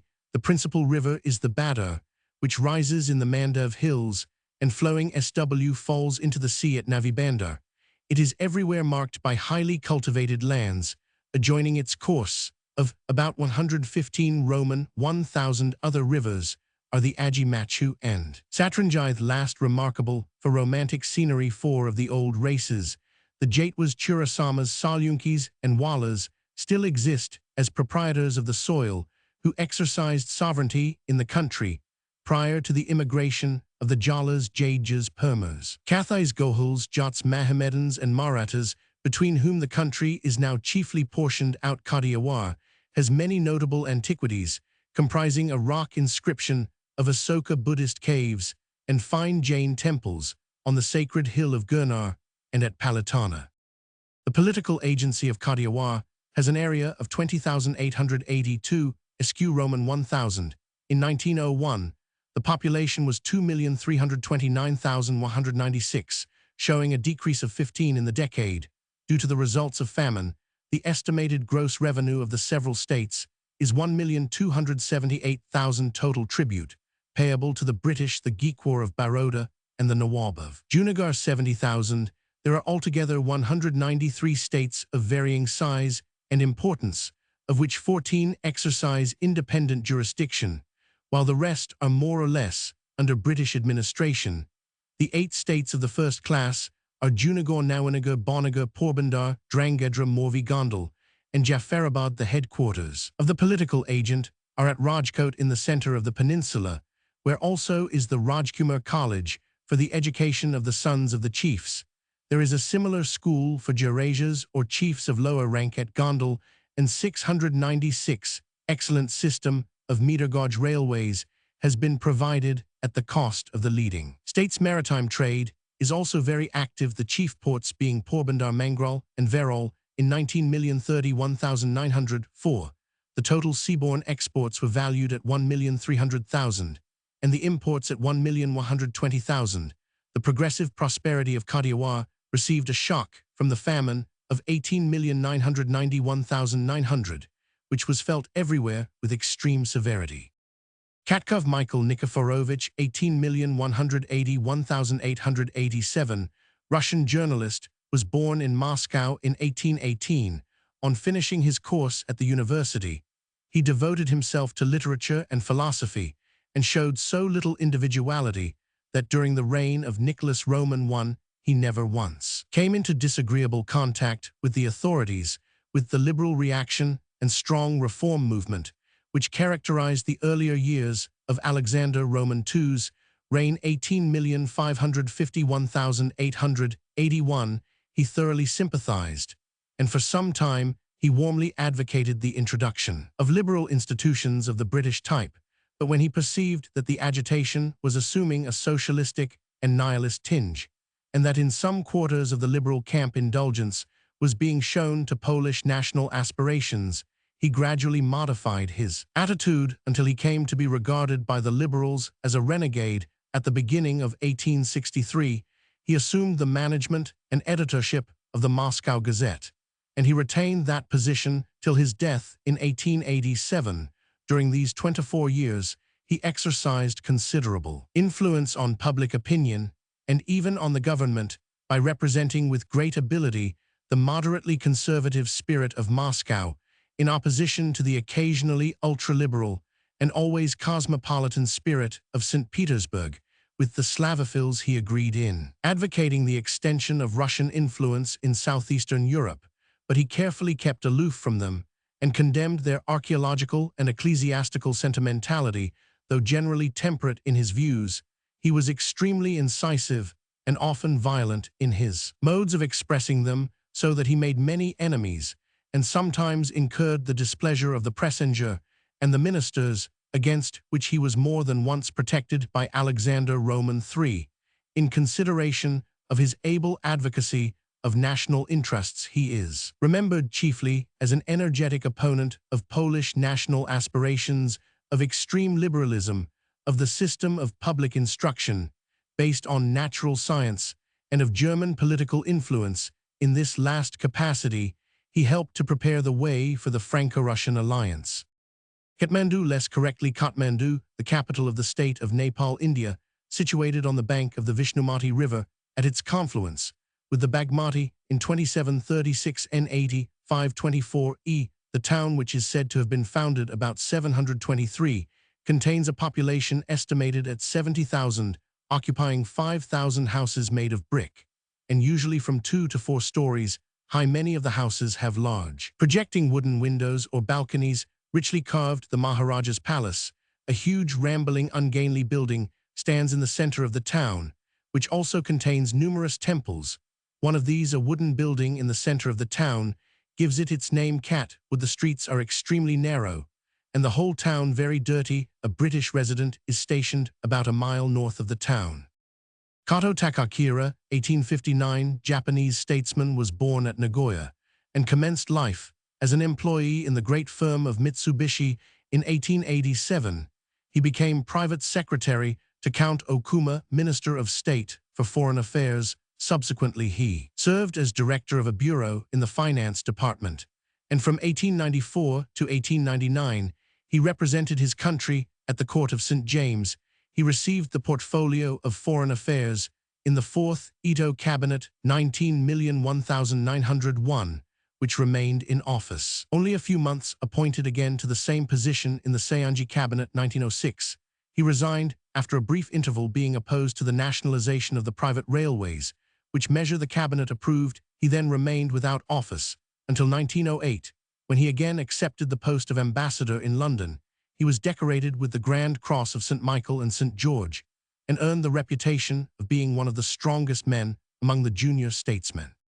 Katrine Loch, a freshwater lake of Scotland, lying almost entirely in Perthshire, the boundary between the counties of Perth and Stirling, runs from Glengel at the head of the lake down the centre to a point opposite Stronachlacha, from which it strikes to the southwestern shore towards Loch Arklet. The loch, which has a southeasterly trend, is about 8 Roman 1,000 long, and its greatest breadth is 1 Roman 1,000. It lies 364 ft above the sea level. It occupies an area of 434 square miles and has a drainage basin of 3712 square miles. The average depth is 142 ft, the greatest depth being 495 ft. The average annual rainfall is 78 inches. The mean temperature at the surface is 56 F, and at the bottom 41 F. The scenery has been immortalized in Sir Walter Scott's Lady of the Lake.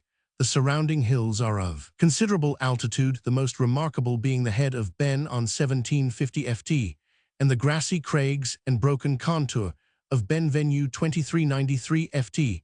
It is fed by the Gile and numerous burns, and drained by the Atray to Loch Atray, and thence by the Black Avon to Loch Venasher. Since 1859, it has formed the chief source of the water supply of Glasgow. The aqueduct leaving the lake, about 112 Roman 1,000 SE of Stronachlacha, by powers obtained in 1885. The level of the lake was increased by 5 ft by a system of sluices regulating the outflow of the Atray. One result of this damming up has been to submerge the Silver Strand and to curtail the dimensions of Ellen's Isle. The principal points on the shores are Glengel, formerly a fastness of the MacGregors, the Trossachs, the Goblin's Cave, on Benvenue and Stronachlacha. Gaelic, the Mason's Nose, from which there is a ferry to Coilacra on the opposite side. A road has been constructed from the Trossachs for nearly 6 miles along the northern shore. During summer, steamers ply between the Trossachs and Stronachlacha, and there is a daily service of coaches from the Trossachs to Callander, about 10 Roman 1000, and to Aberfoyle 9 Roman 1000, and between Stronachlacha to Inversnaid on Loch Lomond, about 412 Roman 1000. The road to Inversnaid runs through the MacGregors' country, referred to in Scott's Rob Roy. Katsina, an ancient state of the Western Sudan, now included in the province of Kano, in the British Protectorate of Northern Nigeria. Katsina was amongst the oldest of the Hausa states. There exist manuscripts which carry back its history for about 1,000 years, and tradition ascribes the origin of the Hausa population, which is known also by the name of Habe or Habich, to the union of Baghdad with a prehistoric queen of Dora. The conquest of the Habe of Katsina by the Fula about the beginning of the 19th century made little difference to the country. The more cultivated Habe were already Mohammedan, and the new rulers adopted the existing customs and system of government. These were in many respects highly developed and included elaborate systems of taxation and justice. The capital of the administrative district is a town of the same name in 13 and 741, E being 160 Roman 1000 E by S of the city of Sokoto and 84 Roman 1000 NW of Kano. The walls of Katsina have a circuit of between 13 and 14 miles, but only a small part of the enclosed space is inhabited. In the 17th and 18th centuries, it appears to have been the largest town in the Hausa countries, and its inhabitants at that time numbered some 100,000. The date of the foundation of the present town must be comparatively modern, for it is believed to have been moved from its ancient site, and at the time of Leo Africanus Roman 100, there was no place of any considerable size in the province of Katsina. Before that period, Katsina boasted of being the chief seat of learning throughout the Hausa states, and this reputation was maintained to the time of the Fula conquest. In the beginning of the 19th century, the town fell into the hands of the Fula, but only after a protracted and heroic defense. In March 1903, Sir F. Lugard visited Katsina on his way from Sokoto, and the emir and chiefs accepted British suzerainty without fighting. The Katsina district has since formed an administrative district in the double province of Kano and Katagum. The emir was unfaithful to his oath of allegiance to the British crown and was deposed in 1904. His successor was installed and took the oath of allegiance 697 in December of the same year. Katsina is a rich and populous district. See the Travels of Heinrich Barth, New Ed. London, 1890, chs. Roman 23 and Roman 24. Consult also the annual reports on northern Nigeria, issued by the Colonial Office, London, particularly the report for 1902. Katsina is also the name of a town in the district of Katsina Allah, in the province of Muri, northern Nigeria. This district is watered by a river of the same name, which takes its rise in the mountains of the German colony of Cameroon and flows into the Benue at a point above Abinsi. Katsura Tero Marquis, 1847, Japanese soldier and statesman, was born in 1847. In Choshu, he commenced his career by fighting under the imperial banner in the Civil War of the Restoration, and he displayed such talent that he was twice sent at public expense to Germany in 1870 and 1884 to study strategy and tactics. In 1886, he was appointed Vice Minister of War, and in 1891, the command of division devolved on him. He led the left wing of the Japanese army in the campaign of 189,495 against China, and made a memorable march in the depth of winter from the northeast shore of the Yellow Sea to Haicheng, finally occupying Niachuang and effecting a junction with the Second Army Corps, which moved up the Liaotung Peninsula for these services. He received the title of Viscount. He held the portfolio of war from 1898 to 1901, when he became premier and retained office for 4.5 years. A record in Japan in 1902, his cabinet concluded the First Entente with England, which event procured for Katsura the rank of Count. He also directed state affairs throughout the war with Russia and concluded the Offensive and Defensive Treaty of 1905, with Great Britain receiving from King Edward the Grand Cross of the Order of St. Michael and St. George, and being raised by the Mikado to the rank of Marquis. He resigned the premiership in 1905 to Marquis Sayanji, but was again invited to form a cabinet in 1908. Marquis Katsura might be considered the chief exponent of conservative views in Japan, adhering strictly to the doctrine that ministries were responsible to the emperor alone, and not at all to the Diet. He stood wholly aloof from political parties, only his remarkable gift of tact and conciliation enabling him to govern on such principles. Catafelto or Catafelto Gustavus, Roman 500 quack doctor and conjurer, was born in Prussia about 1782. He came to London, where his advertisements in the newspapers headed "Wonders, Wonders, Wonders," enabled him to trade most profitably upon the credulity of the public. During the widespread influenza epidemic of that year, his public entertainment, which besides conjuring, included electrical and chemical experiments and demonstrations with the microscope, extracted a flattering testimonial from the royal family who witnessed it in 1784. The poet William Cowper refers to Catafelto in the task. He became notorious for a long tour he undertook exciting marvel by his conjuring performances.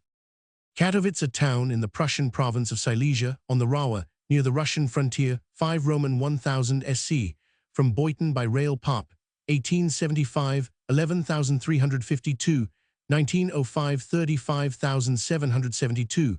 There are large ironworks foundries and machine shops in the town, and near it zinc and anthracite mines. The growth of Katowice, like that of other places in the same district, has been very rapid owing to the development of the mineral resources of the neighborhood. In 1815, it was a mere village and became a town in 1867. It has monuments to the emperors William Roman I and Frederick Roman III. C. G. Hoffmann Geschichte der Stadt Katowice, Katowice, 1895. Katwa or Kutwa, a town of British India in Burdwan district, Bengal, situated at the confluence of the Bhagirathi and Ajay rivers. Pop, 1901-7220. It was the residence of many wealthy merchants, but its commercial importance has declined as it is without railway communication, and the difficulties of the river navigation have increased. It was formerly regarded as the key to Murshidabad. The old fort, of which scarcely a vestige remains, is noted as the scene of the defeat of the Marathas by Ali Vardi Khan. Katydid, the name given to certain North American insects belonging to the family Locustidae and related to the green or tree grasshoppers of England. As in other members of the family, the chirrup alleged to resemble the words katydid is produced by the friction of a file on the underside of the left forewing over a ridge on the upper side of the right. Several species, belonging mostly to the genera Microcentonus and Ceatophilus, are known. Kaufbeuren, a town in the Kingdom of Bavaria, on the Wurtech 55 Roman 1000 SW of Munich, by rail. Pop, 1905-8955. Kaufbeuren is still surrounded by its medieval walls and presents a picturesque appearance. It has a handsome town hall with fine paintings, an old tower, the Hexenturm or Witches' Tower, a museum, and various educational institutions. The most interesting of the ecclesiastical buildings is the Chapel of St. Blasius, which was restored in 1896. The chief industries are cotton spinning, weaving, bleaching, dyeing, printing, machine building, and lithography, and there is an active trade in wine, beer, and cheese. Kaufbeuren is said to have been founded in 842 and is first mentioned in chronicles of the year 1126. It appears to have become a free imperial city about 1288, retaining the dignity until 1803, when it passed to Bavaria. It was formerly a resort of pilgrims, and Roman coins have been found in the vicinity. Cf. Steve die Reichstadt Kaufbeuren und die Bayerische Restaurationspolitik Munich, 1870, and Schroeder Geschichte der Stadt und katholischen Pfarrei Kaufbeuren Augsburg, 1903. Kaufmann Maria Anna Angelica, 17,411,807, the once popular artist and royal academician, was born at Coire in the Grisons on the 30th of October 1741. Her father, John Joseph Kaufmann, was a poor man and mediocre painter, but apparently very successful In teaching his precocious daughter, she rapidly acquired several languages, read incessantly, and showed marked talents. As a musician, her greatest progress, however, was in painting, and in her 12th year, she had become a notability with bishops and nobles for her sitters in 1754. Her father took her to Milan. Later visits to Italy of long duration appear to have succeeded this excursion in 1763. She visited Rome, returning to it again in 1764. From Rome she passed to Bologna, and Venice, being everywhere feted and caressed as much for her talents as for her personal charms. Writing from Rome in August 1764, his friend Frank Winkelmann refers to her exceptional popularity. She was then painting his picture, a half-length, of which she also made an etching. She spoke Italian as well as German, he says, and she also expressed herself with facility in French and English. Own result of the last-named accomplishment being that she painted all the English visitors to the Eternal City. She may be styled beautiful, he adds, and in singing may vie with our best virtuosi. While at Venice, she was induced by Lady Wentworth, the wife of the English ambassador, to accompany her to London, where she appeared in 1766.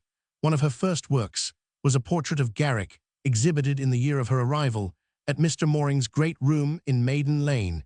The rank of Lady Wentworth opened society to her, and she was everywhere well received, the royal family especially showing her great favor.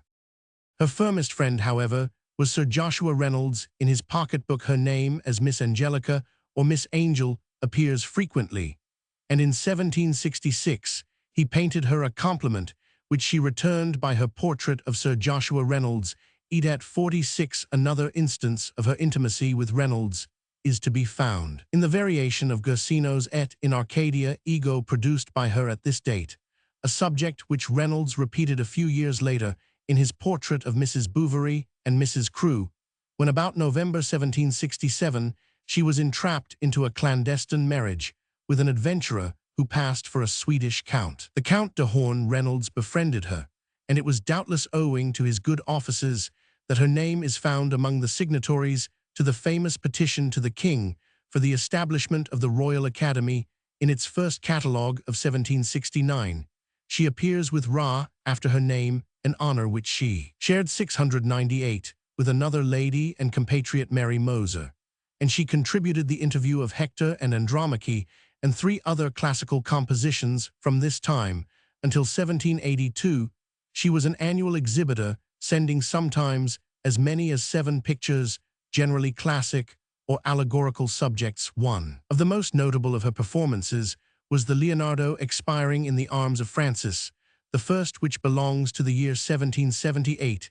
In 1773, she was appointed by the Academy with others to decorate St. Paul's, and it was she who, with Biagio Rebecca, painted the Academy's old lecture room at Somerset House. It is probable that her popularity declined a little in consequence of her unfortunate marriage, but in 1781, after her first husband's death, she had been long separated from him. She married Antonio Zuccai, 17,280,1795, a Venetian artist then resident in England. Shortly afterwards, she retired to Rome, where she lived for 25 years with much of her old prestige. In 1782, she lost her father, and in 1795, the year in which she painted the picture of Lady Hamilton, her husband, she continued at intervals to contribute to the Academy, her last exhibit being in 1797. After this, she produced little, and in November 1807, she died, being honored by a splendid funeral under the direction of Canova, the entire Academy of St. Luke, with numerous ecclesiastics and virtuosi, followed her to her tomb in S. Andrea del Frat, and as at the burial of Raphael, 2 of her best pictures were carried in procession. The works of Angelica Kauffmann have not retained their reputation.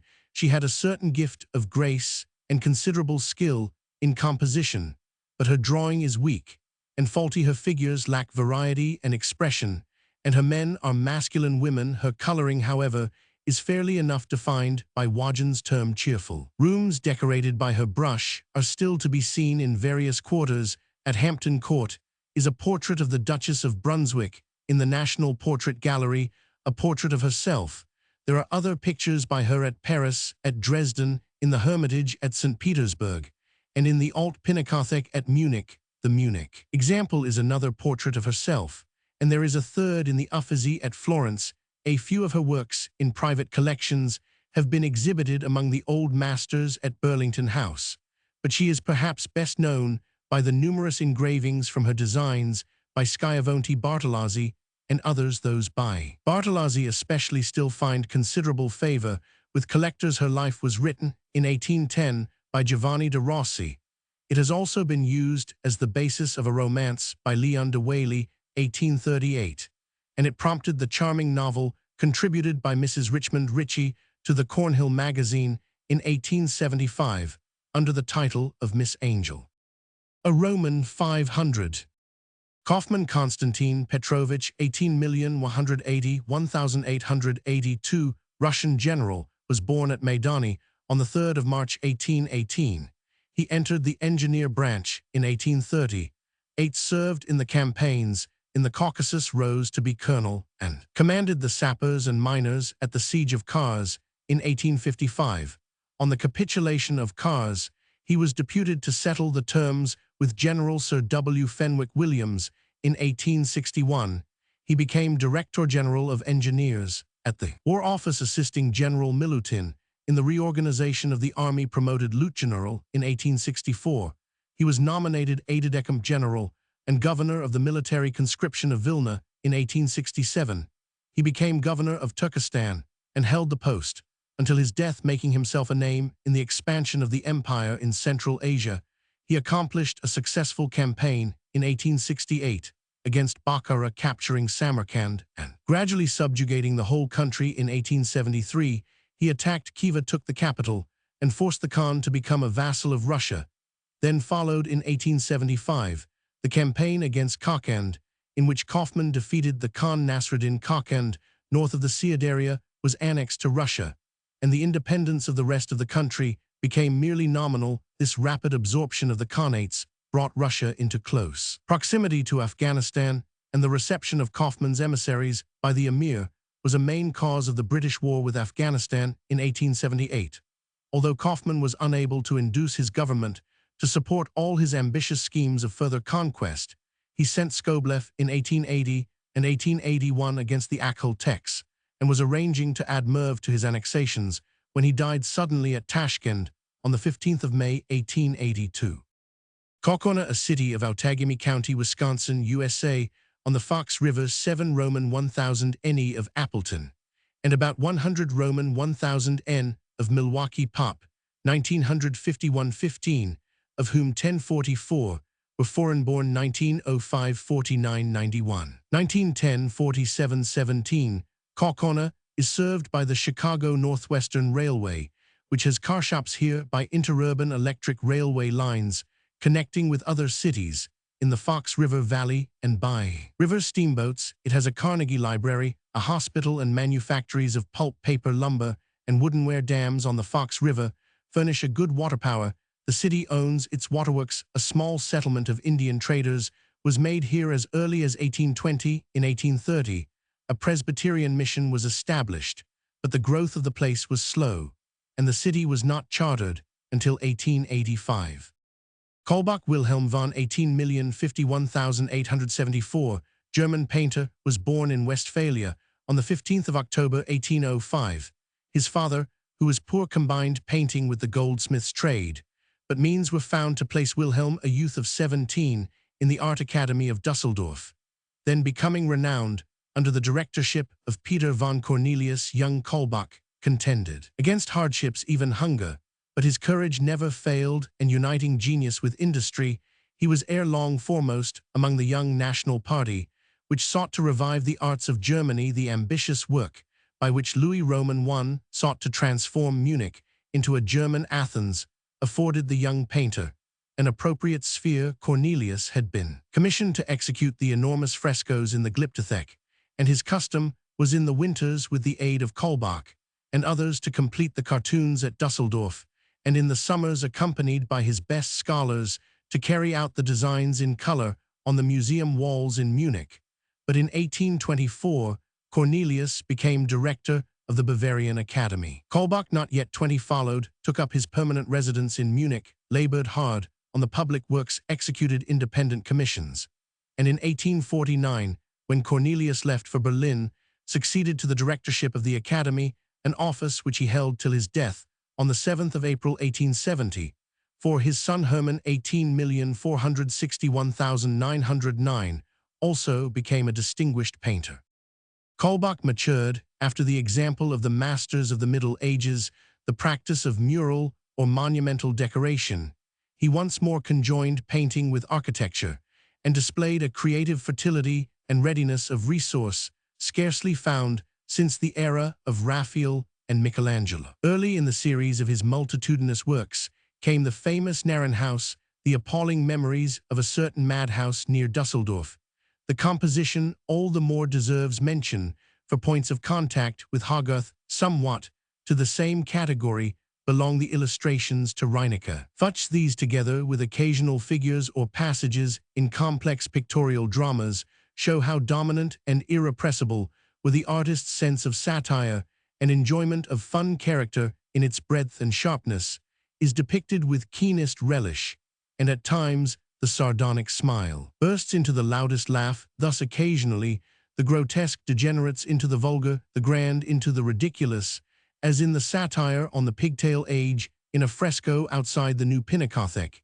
Yet these exceptional extravagances came not of weakness, but from excess of power. Kaulbach tried hard to become Grecian and Italian, but he never reached Phidias or Raphael. In short, the blood of Dürer Holbein and Martin Scongoer ran strong in his veins. The art products in Munich during the middle of the 19th century were of a quantity to preclude first-rate quality, and Kaulbach contracted a fatal facility in covering wall and canvas.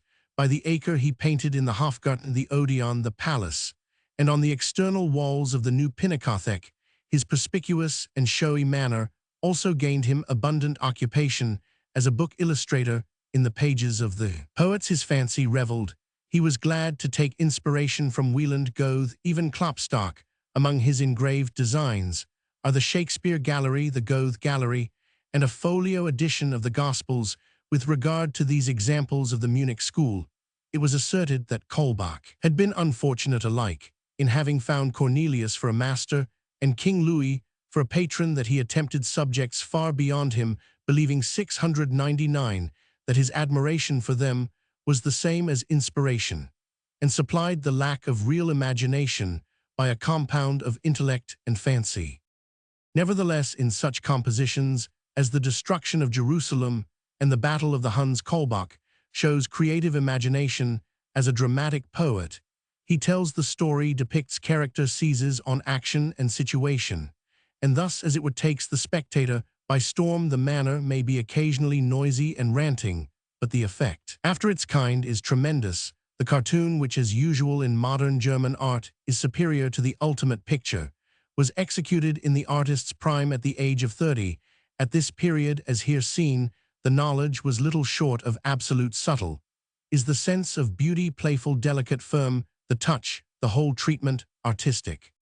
10 or more years were devoted to what the Germans term a Cyclusa series of pictures depicting the Tower of Babel, the age of Homer, the destruction of Jerusalem, the Battle of the Huns, the Crusades, and the Reformation. These major tableaus, severally 30 ft long and each comprising over 100 figures above life size, are surrounded by minor compositions, making more than 20 in all. The idea is to congregate around the world's historic dramas, the prime agents of civilization. Thus here are assembled allegoric figures of architecture and other arts of science and other kingdoms of knowledge, together with lawgivers from the time of Moses, not forgetting Frederick the Great. The chosen situation for this imposing didactic and theatric display is the Treppenhaus, or grand staircase, in the new museum. Berlin. The surface is a granulated absorbent wall, specially prepared. The technical method is that known as waterglass or liquid flint, the infusion of silica securing permanence. The same medium was adopted in the later wall pictures in the Houses of Parliament, Westminster. The painter's last period brings no new departure. His ultimate works stand conspicuous by exaggerations of early characteristics. The series of designs illustrative of Goethe, which had an immense success, were melodramatic and pandered to popular taste. The vast canvas, more than 30 ft long, the sea fight at Salamis, painted for the Maximilianeum Munich, evinces wanted imagination and facility in composition. The handling also retains its largeness and vigor, but in this astounding scenic uproar, moderation and the simplicity of nature are thrown to the winds, and the whole atmosphere is hot and feverish. Kaulbach's was a beauty-loving art. He is not supreme as a colorist. He belongs, in fact, to a school that holds color in subordination. But he laid in common with the great masters the sure foundation of his art in form and composition. Indeed, the science of composition has seldom, if ever, been so clearly understood or worked out with equal complexity and exactitude. The constituent lines, the relation of the parts to the whole, are brought into absolute agreement. In modern Germany, painting and music have trodden parallel paths, and Kaulbach is musical in the melody and harmony of his compositions. His narrative, too, is lucid and moves as a stately march or royal triumph. The sequence of the figures is unbroken. The arrangement of the groups accords with even literary form. The picture falls into incident, episode, dialogue, action, plot as a drama. The style is eclectic. In the age of Homer, the types and the treatment are derived from Greek marbles and vases. Then in the Tower of Babel, the severity of the antique gives place to the suavity of the Italian Renaissance, while in the Crusades the composition is let loose into modern romanticism. And so the manner descends into the midst of the 19th century, and yet this scholastically compounded art is so nicely adjusted and smoothly blended that it casts off all incongruity and becomes homogeneous as the issue of one mind. But a fickle public craved for change, and so the great master in later years waned in favor, and had to witness, not without inquietude, the rise of an opposing party of naturalism and realism. J.B.A. Königsberg Wenzel Anton Prince von 17,111,794, Austrian chancellor and diplomatist, was born at Vienna on the 2nd of February 1711. His father, Max Ulrich, was the third Count of Kaunitz, and married an heiress, Maria Ernestine Franziska von Rietberg. The family was ancient and was believed to have been of Slavonic origin. In Moravia, Wenzel Anton, being a second son, was designed for the church. But on the death of his elder brother, he was trained for the law and for diplomacy at Vienna, Leipzig, and Leiden. And by travel his family had served the Habsburgs with some distinction, and Kaunitz had no difficulty in obtaining employment. In 1735, he was a Reichsschafrath. When the Emperor Charles Roman VI died in 1740, he is said to have hesitated before deciding to support Maria Theresa. If so, his hesitation did not last long and left no trace on his loyalty. From 1742 to 1744, he was minister at Turin, and in the latter year was sent as minister with the Archduke Charles of Lorraine, the governor of Belgium. He was therefore an eyewitness of the campaigns in which Marshal Saxe overran Belgium. At this time, he was extremely discouraged and sought for his recall, but he had earned the approval of Maria Theresa, who sent him as representative of Austria to the Peace Congress of Aix-la-Chapelle in 1748. His tenacity and dexterity established his reputation as a diplomatist. He confirmed his hold on the regard and confidence of the Empress by the line he took after the conclusion of the peace. In 1749, Maria Theresa appealed to all her counselors for advice as to the policy Austria ought to pursue in view of the changed conditions produced by the rise of Prussia. The great majority of them, including her husband Francis Roman I, were of opinion that the old alliance with the sea powers England and Holland should be maintained. Kaunitz, either because he was really persuaded that the old policy must be given up, or because he saw that the dominating idea in the mind of Maria Theresa was the recovery of Silesia, gave it as his opinion that Frederick was now the most wicked and dangerous enemy of Austria, that it was hopeless to expect the support of Protestant nations against him, and that the only way of recovering Silesia was by an alliance with Russia and France. The Empress eagerly accepted views which were already her own, and entrusted the advisor with the execution of his own plans, an ambassador to France from 1750 to 1752, and after 1753 as House Court and State Chancellor. Kaunitz labored successfully to to bring about the alliance which led to the 7 Years' War. It was considered a great feat of diplomacy and established Kaunitz as the recognized master of the art. His triumph was won in spite of personal defects and absurdities, which would have ruined most men. Kaunitz had manias rarely found in company with absolute sanity. He would not hear of death, nor approach a sick man. He refused to visit his dying master Joseph Roman II. For 2 whole years, he would not breathe fresh air on the warmest summer day. He kept a handkerchief over his mouth when out of doors, and his only exercise was riding under glass, which he did every morning for exactly the same number of minutes. He relaxed from his work. In the company of a small dependent society of sycophants and buffoons, he was consumed by a solemn, garrulous, and pedantic vanity. When in 1770 he met Frederick the Great at Marisch Neustadt, he came with a summary of political principles which he called a catechism in his pocket, and assured the king that he must be allowed to speak without interruption. When Frederick, whose interest it was to humor him, promised to listen quietly, Kaunitz rolled his mind out for 2 hours and went away with the firm conviction that he had at last enlightened the inferior intellect of the King of Prussia as to what politics really were. Within a very short time, Frederick had completely deceived and outmaneuvered him with all his pomposity and conceit. Kaunitz was astute, he was laborious and orderly. When his advice was not taken, he would carry out the wishes of his masters, while no defeat ever damped his pertinacity. To tell his history from 1750 till his retirement in 1792 would be to tell part of the internal history of Austria and all the international politics of Eastern and Central Europe. His governing principle was to forward the interests of the august House of Austria, a phrase sometimes repeated at every few lines of his dispatches in internal affairs. He in 1758 recommended and helped to promote a simplification of the confused and subdivided Austrian administration, but his main concern was always with diplomacy and foreign policy. Here he strove with untiring energy and no small measure of success to extend the Austrian dominions. After the 7 Years' War, he endeavored to avoid great risks and sought to secure his ends by 700 alliances, exchanges, and claims professing to have a legal basis and justified at enormous length by arguments both pedantic and hypocritical. The French Revolution had begun to alter all the relations of the powers. Before his retirement, he never understood its full meaning.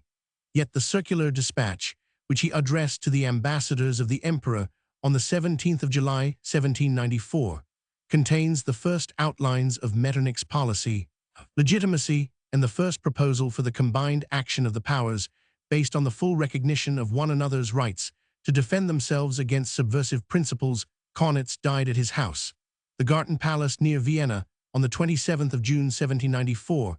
He married on the 6th of May 1736, Maria Ernestine von Starhemberg, who died on the 6th of September 1754. 4 sons were born of the marriage. See Hormir Österreichischer Plutarch, Vienna 1823, for a biographical sketch based on personal knowledge. Also see Brunner Joseph Roman II, Correspondence avec Kobenzel et Kaunitz, Mayence, 1871. Abir Joseph Roman II, Leopold Roman II und Kaunitz, Vienna, 1873. Kopp Johann Jakob, 18,031,873, German naturalist, was born at Darmstadt on the 10th of April 1803. After studying at Göttingen and Heidelberg, he spent 2 years at Leiden, where his attention was specially devoted to the amphibians and fishes.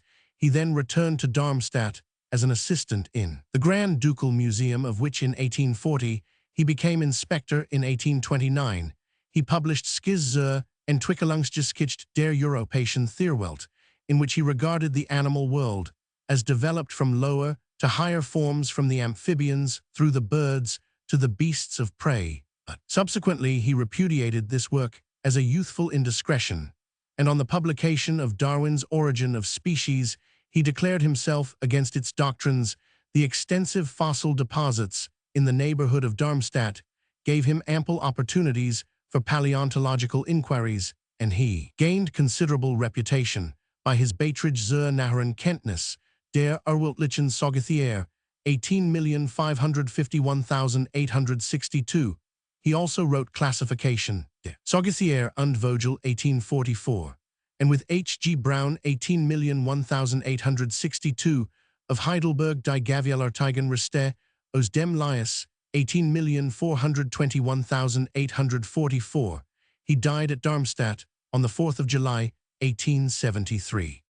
Caripine in botany, Agathis australis, a conifer native of New Zealand, where it is abundant in forests in the North Island between the North Cape and 38 south latitude. The forests are rapidly disappearing owing to use as timber and to destruction by fires. It is a tall resiniferous tree, usually ranging from 80 to 100 ft in height, with a trunk 4 to 10 ft in diameter, but reaching 150 ft with a diameter of 15 to 22 ft. It has a straight columnar trunk and a rounded bushy head. The thick resiniferous bark falls off in large flat flakes. The leaves, which persist for several years, are very thick and leathery on young trees. They are lancer-shaped, 2 to 4 in long and 14 to 12 in broad, becoming on mature trees linear-oblong or obovate-oblong, and 34 to 112 in long. The ripe cones are almost spherical erect, and 2 to 3 in diameter. The broad, flat, rather thin canescales fall from the axis. When ripe, each scale bears a single compressed seed with a membranous wing. The timber is remarkable for its strength, durability. The ease with which it is worked. The resin corrugum is an amber-like deposit dug in large quantities from the sites of previous forests in lumps, generally varying in size from that of a hen's egg to that of a man's head.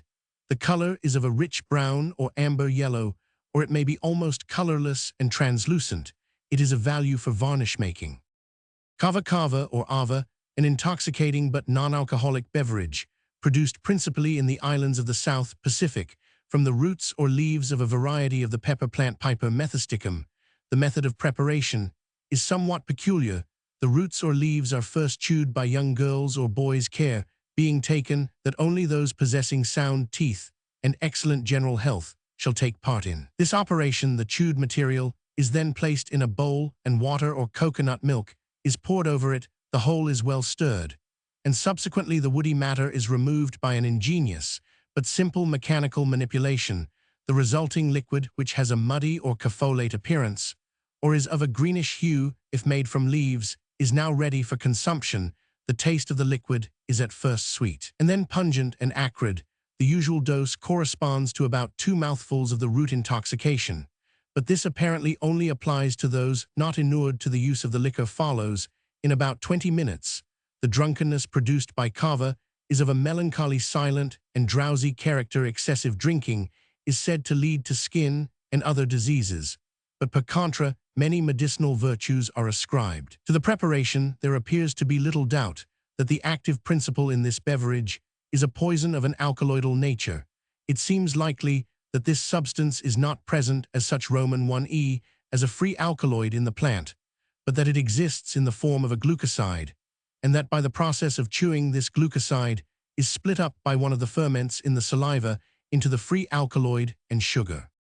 See Farm Journ Roman 3, Roman 4, Roman 9, Roman 7, Comps Rendus, Roman 50, 598, Roman 52, Journ de Farm, 1860-20, 1862, 218 Seaman, Flora Vicensis, 260 Beachy Voyage of the Blossom, Roman 2. Kavad Kabades Koids, a Persian name which occurs first in the mythical history of the old Iranian kingdom. As Kai-Kobad Kaikabad, it was borne by 2 kings of the Sassanid dynasty. Ed Roman 1000. Kavala or Kavala, a walled town and seaport of European Turkey in the Vilayet of Salonika on the Bay of Kavala, an inlet of the Aegean Sea. Pop 1905. About 5,000. Kavala is built on a promontory stretching south into the bay, and opposite the island of Thassos. There is harbor on each side of the promontory.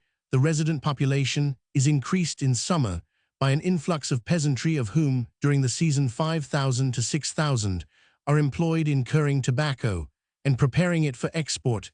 The finest Turkish tobacco is grown in the district and shipped to all parts of Europe and America to the annual value of about 1,250,000. Mehmet Ali was born here in 1769 and founded a Turkish school which still exists. His birthplace, an unpretentious little house in one of the tortuous older streets, can be distinguished by the tablet which the municipal authorities have affixed to its front wall. Numerous Roman remains have been found in the neighborhood, of which the chief is the large aqueduct on 2 tiers of arches, which still serves to supply the town and dilapidated citadel with water from Mount Pangaeus.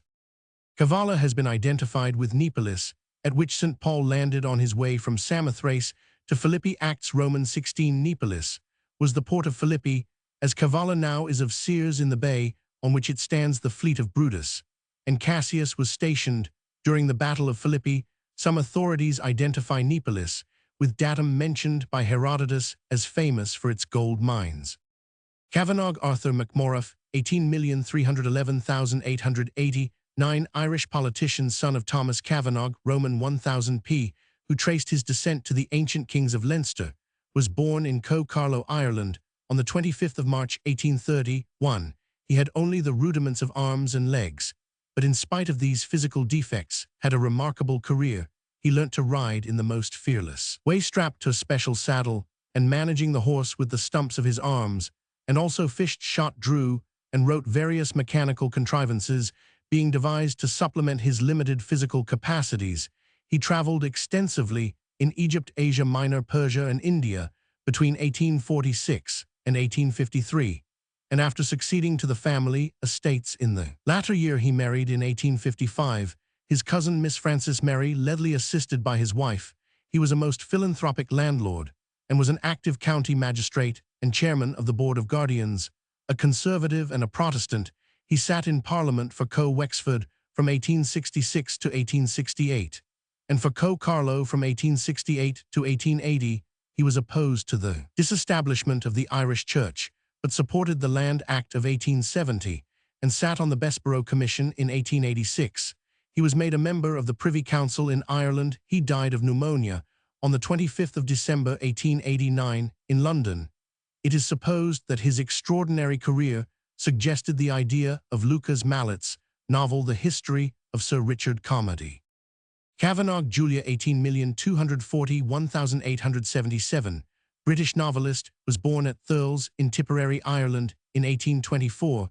She was the daughter of Morgan Peter Kavanagh, Roman 500, author of various worthless philological works and some poems. Julia spent several years of her early life with her parents in Normandy, laying there the foundation of a mastery of the French language. Insight into French modes of thought, which was perfected by her later frequent and long residences in France. Miss Kavanagh's literary career began with her arrival in London about 1844, and her uneventful life affords few incidents to the biographer. Her first book was Three Paths, 1847, a story for the young, but her first work to attract notice was Madeline, A Tale of Auvergne, 1848. Other books followed, A Summer and Winter in the Two Sicilies, 1858, French Women of Letters, 1862, English Women of Letters, 1862, Woman in France during the 18th century, 1850, and Women of Christianity, 1852. The scenes of her stories are almost always laid in France, and she handles her French themes with fidelity and skill. Her style is simple and pleasing rather than striking, and her characters are interesting without being strongly individualized. Her most popular novels were perhaps Adele, 1857, Queen Mab, 1863, and John Dorian, 1875. On the outbreak of the Franco-German War, Julia Kavanagh removed with her mother from Paris to Rouen. She died at Nice on the 28th of October, 1877. Kavas or Kavas, adapted from the Turkish Kawaz, a bowmaker. Arabic, Kozabo, a Turkish name for an armed police officer, also for a courier, such as it is usual to engage when traveling in Turkey. Kavirondo, a people of British East Africa who dwell in the valley of the Nzoia River, on the western slopes of Mount Elgon, and along the northeast coast of Victoria Nyanza. Kavirondo is the general name of two distinct groups of tribes, one Bantu and the other Nilotic. Both groups are immigrants, the Bantu from the south, the Nilotic from the north. The Bantu appear to have been the first comers. The Nilotic tribes, probably an offshoot of the Acholi Kuroman 5, appear to have crossed the lake to reach their present home, the country around Kavirondo Gulf. Of the two groups, the Bantu now occupy a more northerly position than their neighbors, and are practically the most northerly representatives of that race. Hobley, their further progress north was stopped by the southward movement of the Nilotic tribes, while the Nilotic Kavirando in their turn had their wanderings arrested by an eruption of Elgumi. People from the east, the Elgumi, are themselves probably of Nilotic origin. Both groups of Kavirando are physically fine, the Nilotic stock, appearing more virile than the Bantu. The Bantu Kavirando are divided into three principal types: Uwa Rimi, the Uwa Ware, and the Uwa Kisii by the Nilotic Kavirando there. Bantu neighbors are known as Ya Mwa. The generic name for the Nilotic tribes is Ya Luhu. The Bantu Kavirando call them Uwa Nyoro. The two groups have many characteristics in common. A characteristic feature of the people is their nakedness. Among the Nilotic Kavirando, married men who are fathers wear a small piece of goatskin, which, though practically useless as a covering, must be worn according to tribal etiquette, even among men who have adopted European clothing. This goatskin must still be worn underneath. Contact with whites has led to the adoption of European clothing by numbers of the men, but the women, more conservative, prefer nudity or the scanty covering which they wore before the advent of Europeans. Among the Bantu Kavirando, married women wear a short fringe of black string in front and a tassel of banana fiber suspended from a girdle behind. This tassel having at a distance the appearance of a tail, hence the report of early travelers as to a tailed race in Africa. The Nilotic Kavirando women wear the tail, but dispense with the fringe in front. For dandy, they wear a goatskin slung over the shoulders. Some of the Bantu tribes practice circumcision. The Nilotic tribes do not. Patterns are tattooed on chest and stomach for ornament. Men, even husbands, are forbidden to touch the women's tails, which must be worn even should any other clothing be wrapped round the body.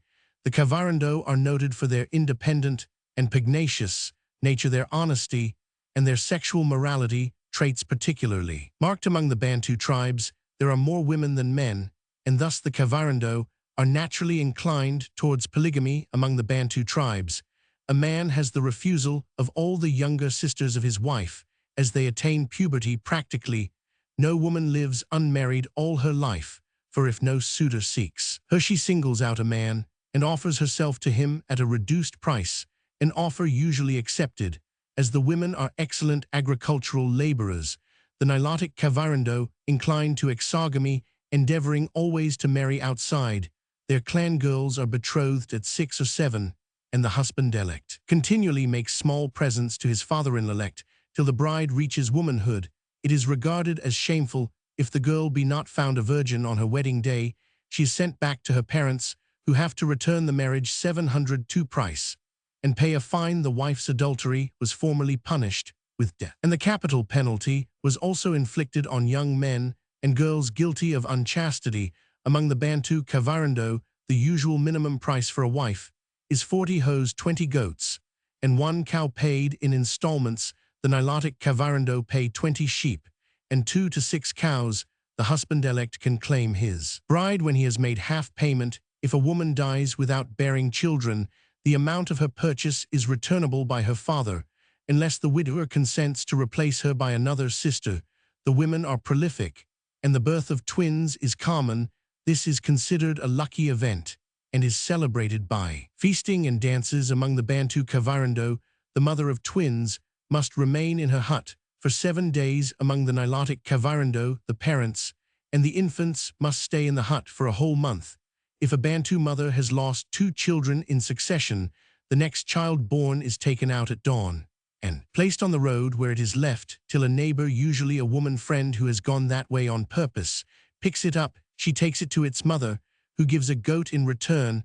A somewhat similar custom prevails among the Nilotic tribes. Names are not male and female, and a daughter often bears her father's name.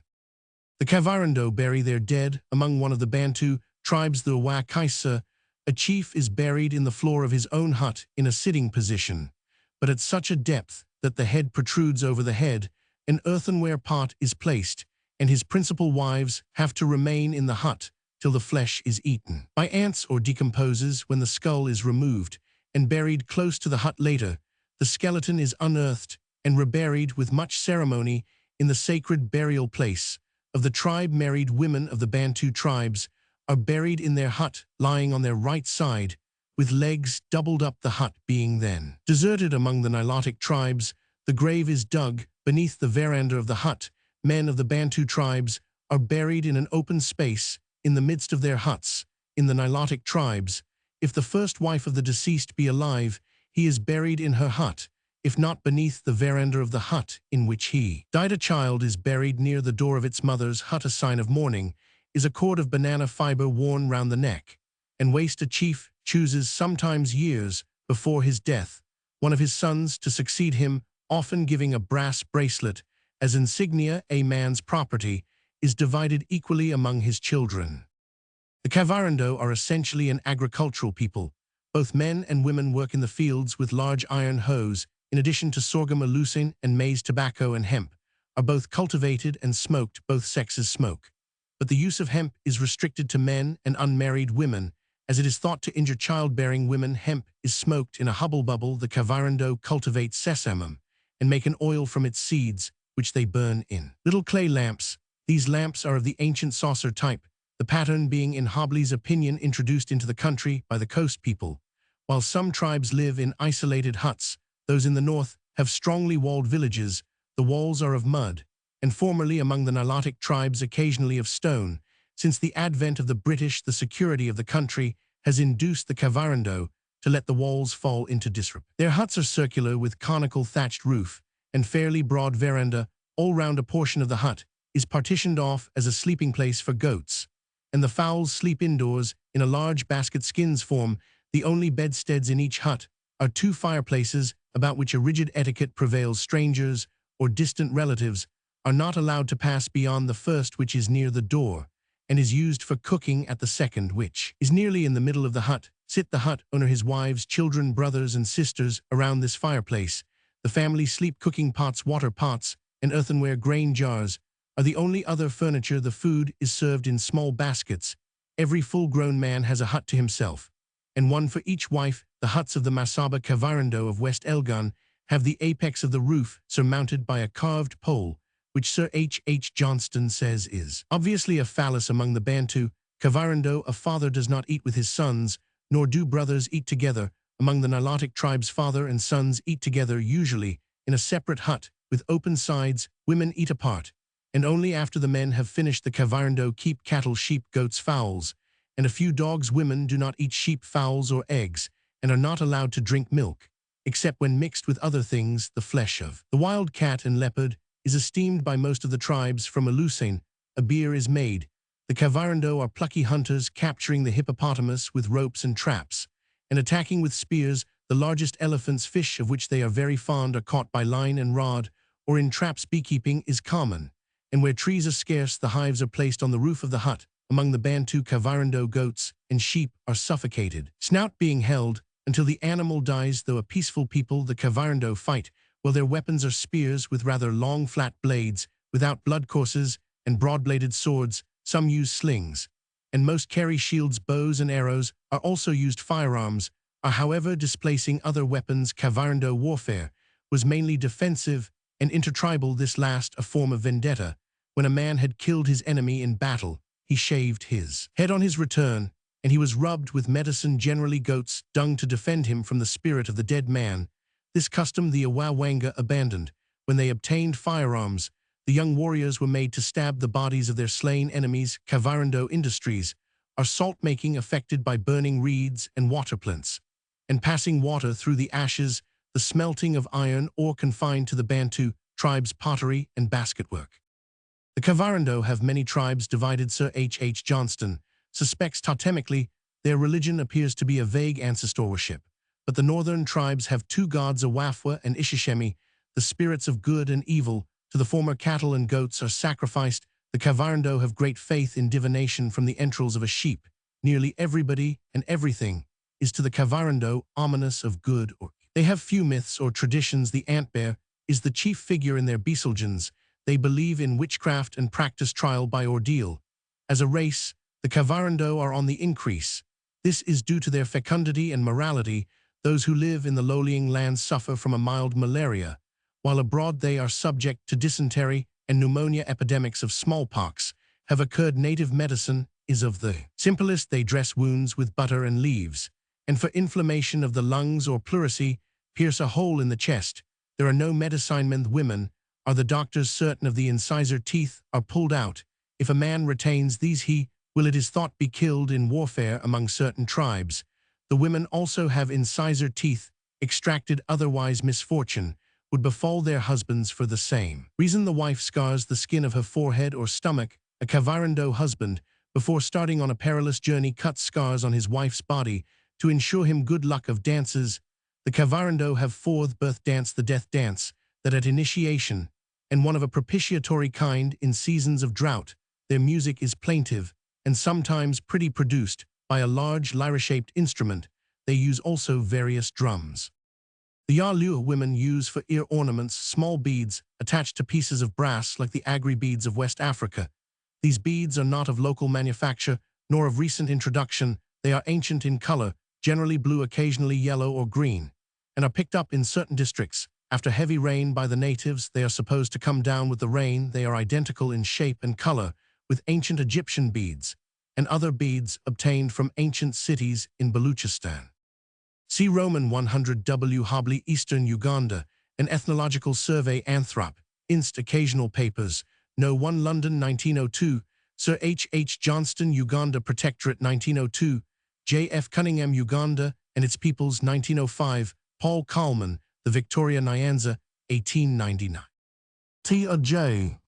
Kaw or Kanza, a tribe of North American Indians of Siouan stock. They were originally an offshoot of the Osages. Their early home was in Missouri, whence they were driven to Kansas by the Dakotas. They were moved from one reservation to another, till in 1873 they were settled in Indian Territory.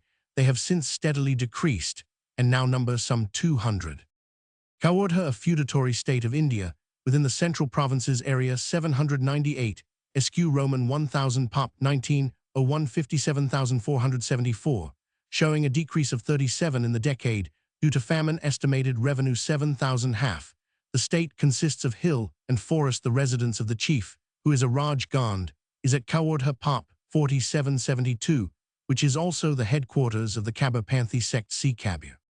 K. John 17,421,826, Scottish caricaturist, was born near Dalkeith, where his father was a mason. At 13, he was apprenticed to a barber whom he served for 6 years. He then went to Edinburgh, where in 1771 he obtained the freedom of the city by joining the Corporation of Barber Surgeons in 1785, induced by the favor which greeted certain attempts of his to etch in aquafortis. He took down his barber's pole and opened a small print shop in Parliament Square. There he continued to flourish, painting miniatures and publishing at short intervals his sketches and caricatures of local celebrities and oddities who abounded at that period in Edinburgh society. He died on the 21st of February, 1826. Kay's portraits were collected by Hugh Patton and published under the title A Series of Original Portraits and Caricature Etchings by the late John Kay, with biographical sketches and illustrative anecdotes. Ed. in 2 vols 4 to 1838, 8 vo, ed. 4 vols 1842, new 4 to ed., with additional plates 2 vols 1877, forming a unique record 703 of the social life and popular habits of Edinburgh at its most interesting epoch. K. Joseph, 18,211,878, English economist, was born at Salford, Lancashire, on the 27th of February, 1821, educated privately and at Trinity College, Cambridge. He was called to the bar at the Inner Temple in 1848. He was appointed judge of the Salford Hundred Court of Record in 1862, and in 1869 was made a Queen's Counsel. He is best known for a series of works on the social condition of the poor in France, Switzerland, Holland, Germany, and Austria, the materials for which he gathered. On a 4 years tour, as traveling bachelor of his university, they were the education of the poor in England and Europe, London, 1846. The social condition of the people in England and Europe, London, 1852, vols the condition and education of poor children in English and in German towns, Manchester, 1853. He was also the author of the law relating to shipmasters and seamen, London, 1875, and Free Trade in Land, 1879, with a memoir. He died at Dorking, Surrey, on the 9th of October, 1878. Kayak or kayak, an Eskimo word for a fishing boat in common use from Greenland to Alaska, it has been erroneously derived from the Arabic kayak, supposed to have been applied to the native boats. By early explorers, the boat is made by covering a light wooden framework with sealskin. A hole is pierced in the center of the top of the boat, and the kayaker, also dressed in sealskin, laces himself up securely. When seated to prevent the entrance of water, the kayak is propelled like a canoe by a double-bladed paddle. The name kayak is properly only applied to the boat used by an Eskimo manthet. Used by a woman is called an umiak. K.S. the writer caste of northern India, especially numerous and influential in Bengal, in 1901. Their total number in all India was more than 2 millions. Their claim to be Kshatriyas, who have taken to clerical work, is not admitted by the Brahmins. Under Mohammedan rule, they learnt Persian and filled many important offices. They are now eager students of English and have supplied not only several judges to the High Court, but also the first Hindu to be a member of the Governor-General's Council in Bombay.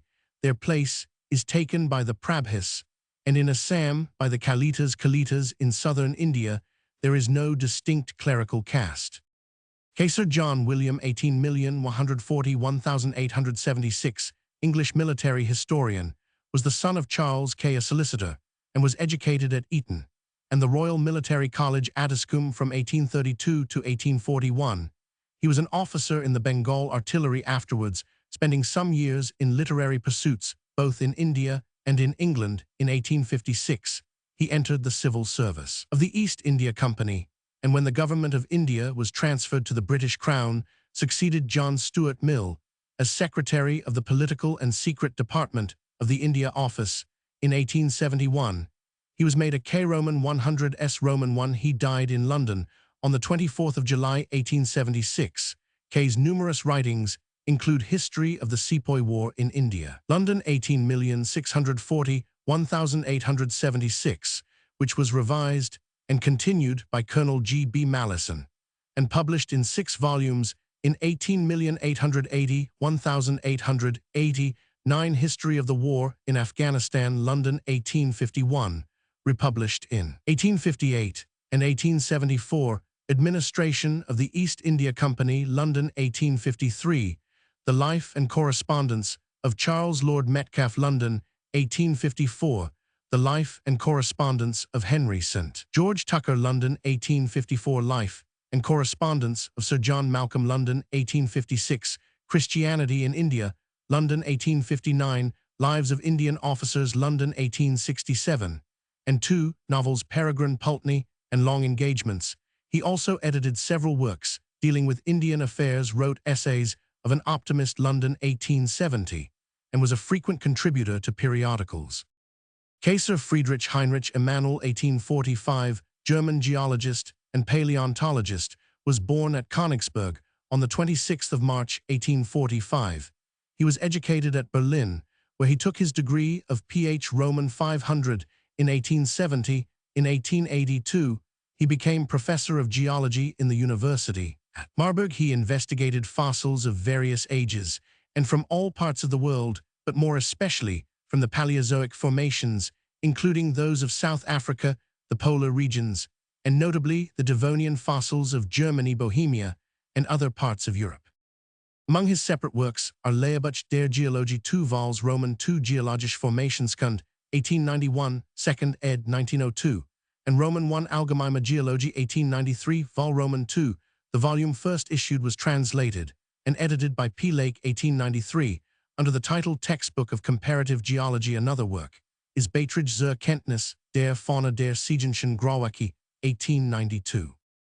Shuttleworth Sir James Phillips Bart, 18,041,877, English politician and educationalist, was born at Rochdale, Lancashire, on the 20th of July, 1804.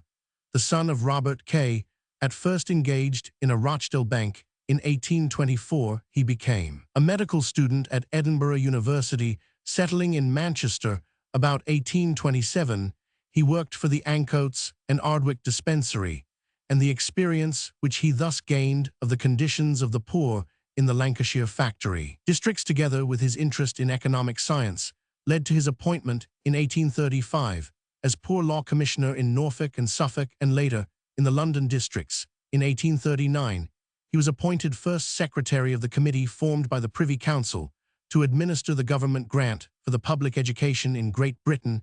He is remembered as having founded at Battersea, London, in conjunction with E. Carleton Tuffnell, the first training college for school teachers, 18,391,840, and the system of national school education of the present day, with its public inspection, trained teachers, and its support by state as well as local funds, is largely due to his initiative. In 1842, he married Lady Janet Shuttleworth, assuming by royal license his bride's name, and arms. A breakdown in his health led him to resign his post on the committee in 1849, but subsequent recovery enabled him to take an active part in the working of the Central Relief Committee instituted under Lord Derby during the Lancashire cotton famine of 18,611,865. He was created a baronet in 1849. Until the end of his life, he interested himself in the movements of the Liberal Party in Lancashire and the progress of education. He died in London on the 26th of May, 1877. His Physiology, Pathology, and Treatment of Asphyxia became a standard textbook, and he also wrote numerous papers on public education. His son, Sir Uttered James K. Shuttleworth, b. 1844, became a well-known Liberal politician, sitting in Parliament for Hastings from 1869 to 1880, and for the Clitheroe division of Lancashire from 1885 till 1902, when he was created Baron Shuttleworth. He was Chancellor of the Duchy of Lancaster in 1886, and Secretary to the Admiralty in 18,921,895. Kazala or Kazalinsk, a fort and town in the Russian province of Siadaria in West Turkestan, at the point where the Kazala River falls into the Siadaria, about 50 Roman 1000 from its mouth in Lake Aral, in 4545 N and 62/7 E, at the junction, to quote Schuyler, of all the trade routes in Central Asia, as the road from Orenburg meets here with the Khiva Bakhara and Tashkent roads besides. Carrying on an active trade with the Kyrgyz of the surrounding country, it is of growing importance in the general current of commerce. Pop 1897-7600. The floods in the river make it an island in spring. In summer, it is parched by the sun and hot winds, and hardly a tree can be got to grow. The streets are wide, but the houses, as well as the fairly strong fort, are built of mud bricks. Kazan, a government of Middle Russia, surrounded by the governments of Vyatka, Ufa, Samara, Simbirsk, Nizhny Novgorod, and Kostroma area, 24,601, SQ Roman 1000. It belongs to the basins of the Volga and its tributary the Kama, and by these streams the government is divided into 3 regions. The first, to the right of the main river, is traversed by deep ravines sloping to the northeast towards the Volga, and by 2 ranges of hills, one of which 300 to 500 ft skirts the river. The second region, between the left bank of the Volga and the left bank of the Kama, is an open steppe, and the third, between the left bank of the Volga and the right bank of the Kama, resembles in its eastern part the first region, and in its western part is covered with forest marls. Limestones and sandstones of Permian or Triassic age are the principal rocks. The Jurassic Formation 704 appears in a small part of the Tetushi district in the south, and tertiary rocks stretch along the left bank of the Volga. Mineral springs, iron, sulfur, and petroleum exist in several places. The Volga is navigable throughout its course of 200 Roman 1000 through Kazan, as well as the Kama 120 Roman 1000, and the Vyatka, Kazanka, Rutka, Civil, Greater Kikshaga, Ilit, Vetluga, and Mesha are not without value as waterways. About 400 small lakes are enumerated within the government. The upper and lower Kaban supply the city of Kazan with water. The climate is severe, the annual mean temperature being 37 F. The rainfall amounts to 16. In agriculture is the chief occupation, and 82 of the population are peasants. Out of 7,672,600 acres of arable land, 4,516,500 under crops, chiefly rye and oats, with some wheat, barley, buckwheat, lentils, flax, hemp, and potatoes, but there generally results great scarcity and even famine in bad years. Livestock are numerous. Forests cover 35 of the total area. Beekeeping is an important industry. Factories employ about 10,000 persons and include flour mills, distilleries, factories for soap, candles, and tallow, and tanneries. A great variety of petty trades, especially those connected with wood, are carried on in the villages, partly for export. The fairs are well attended. There is considerable shipping on the Volga, Vyatka, and their tributaries. Kazan is divided into 12 districts. The chief town is Kazan. Kuroman 5. The district capitals with their populations in 1897 are Cheboksary 4568, Kistopol 20,161, Kosmodmyansk 5212, Lashev 5439, Mamadish 4213, Spask 2779, Sviersk 2363, Tetyushi 4754, Servakokshsk 1654, Tsivilsk 2337, and Yadrin 2467.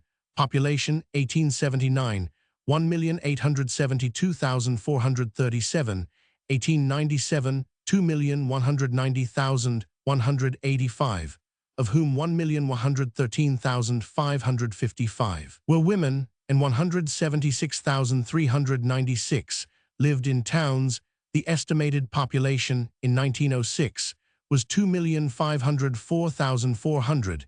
It consists principally of Russians and Tatars with a variety of Finno-Turkish tribes, Chuvashes, Cheremises, Mordvinians, Vatiaks, Mesheriaks, and some Jews and Poles. The Russians belong to the Orthodox Greek Church, or are nonconformists. The Tatars are Mussulmans, and the Finno-Turkish tribes are either pagans or belong officially to the Orthodox Greek Church, the respective proportions being in 1897 Orthodox Greek 69 of the whole, nonconformists 1, Mussulmans 28.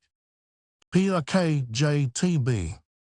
Kazan, called by the Cheremises Ozan, a town of eastern Russia, capital of the government of the same name, situated in 5548 N and 4926 E on the river Kazanka 3 Roman 1000 from the Volga, which however reaches the city when it overflows its banks every spring. Kazan lies 650 Roman 1000 E from Moscow by rail, and 253 Roman 1000 E of Nizhny Novgorod by the Volga. Pop 1883 140,726, 1900 143,707, all Russians, except for some 20,000 Tatars. The most striking feature of the city is the Kreml or citadel, founded in 1437, which crowns a low hill on the NW within its wall, capped with 5 towers.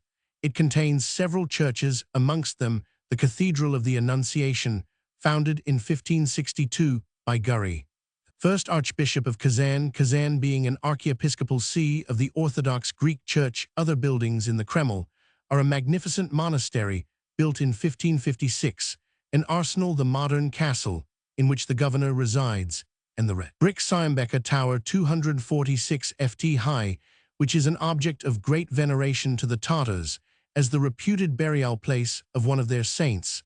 A little e of the Kreml is the Bogoroditsky convent, built in 1579 for the reception of the Black Virgin of Kazan, a miracle-working image transferred to Moscow in 1612, and in St. Petersburg since 1710. Kazan is the intellectual capital of Eastern Russia and an important seat of Oriental scholarship. Its university, founded in 1804, is attended by nearly 1,000 students. Attached to it are an excellent library of 220,000 vols, an astronomical observatory, a botanical garden, and various museums. The Ecclesiastical Academy, founded in 1846, contains the old library of the Solovetsky Solovki Monastery, which is of importance for the history of Russian religious sects. The city is adorned with bronze statues of Tsar Alexander Roman II, set up facing the Kreml in 1895, and of the poet G.R. Derzhavin, 17,430,1816, also with a monument commemorating the capture of Kazan by Ivan the Terrible.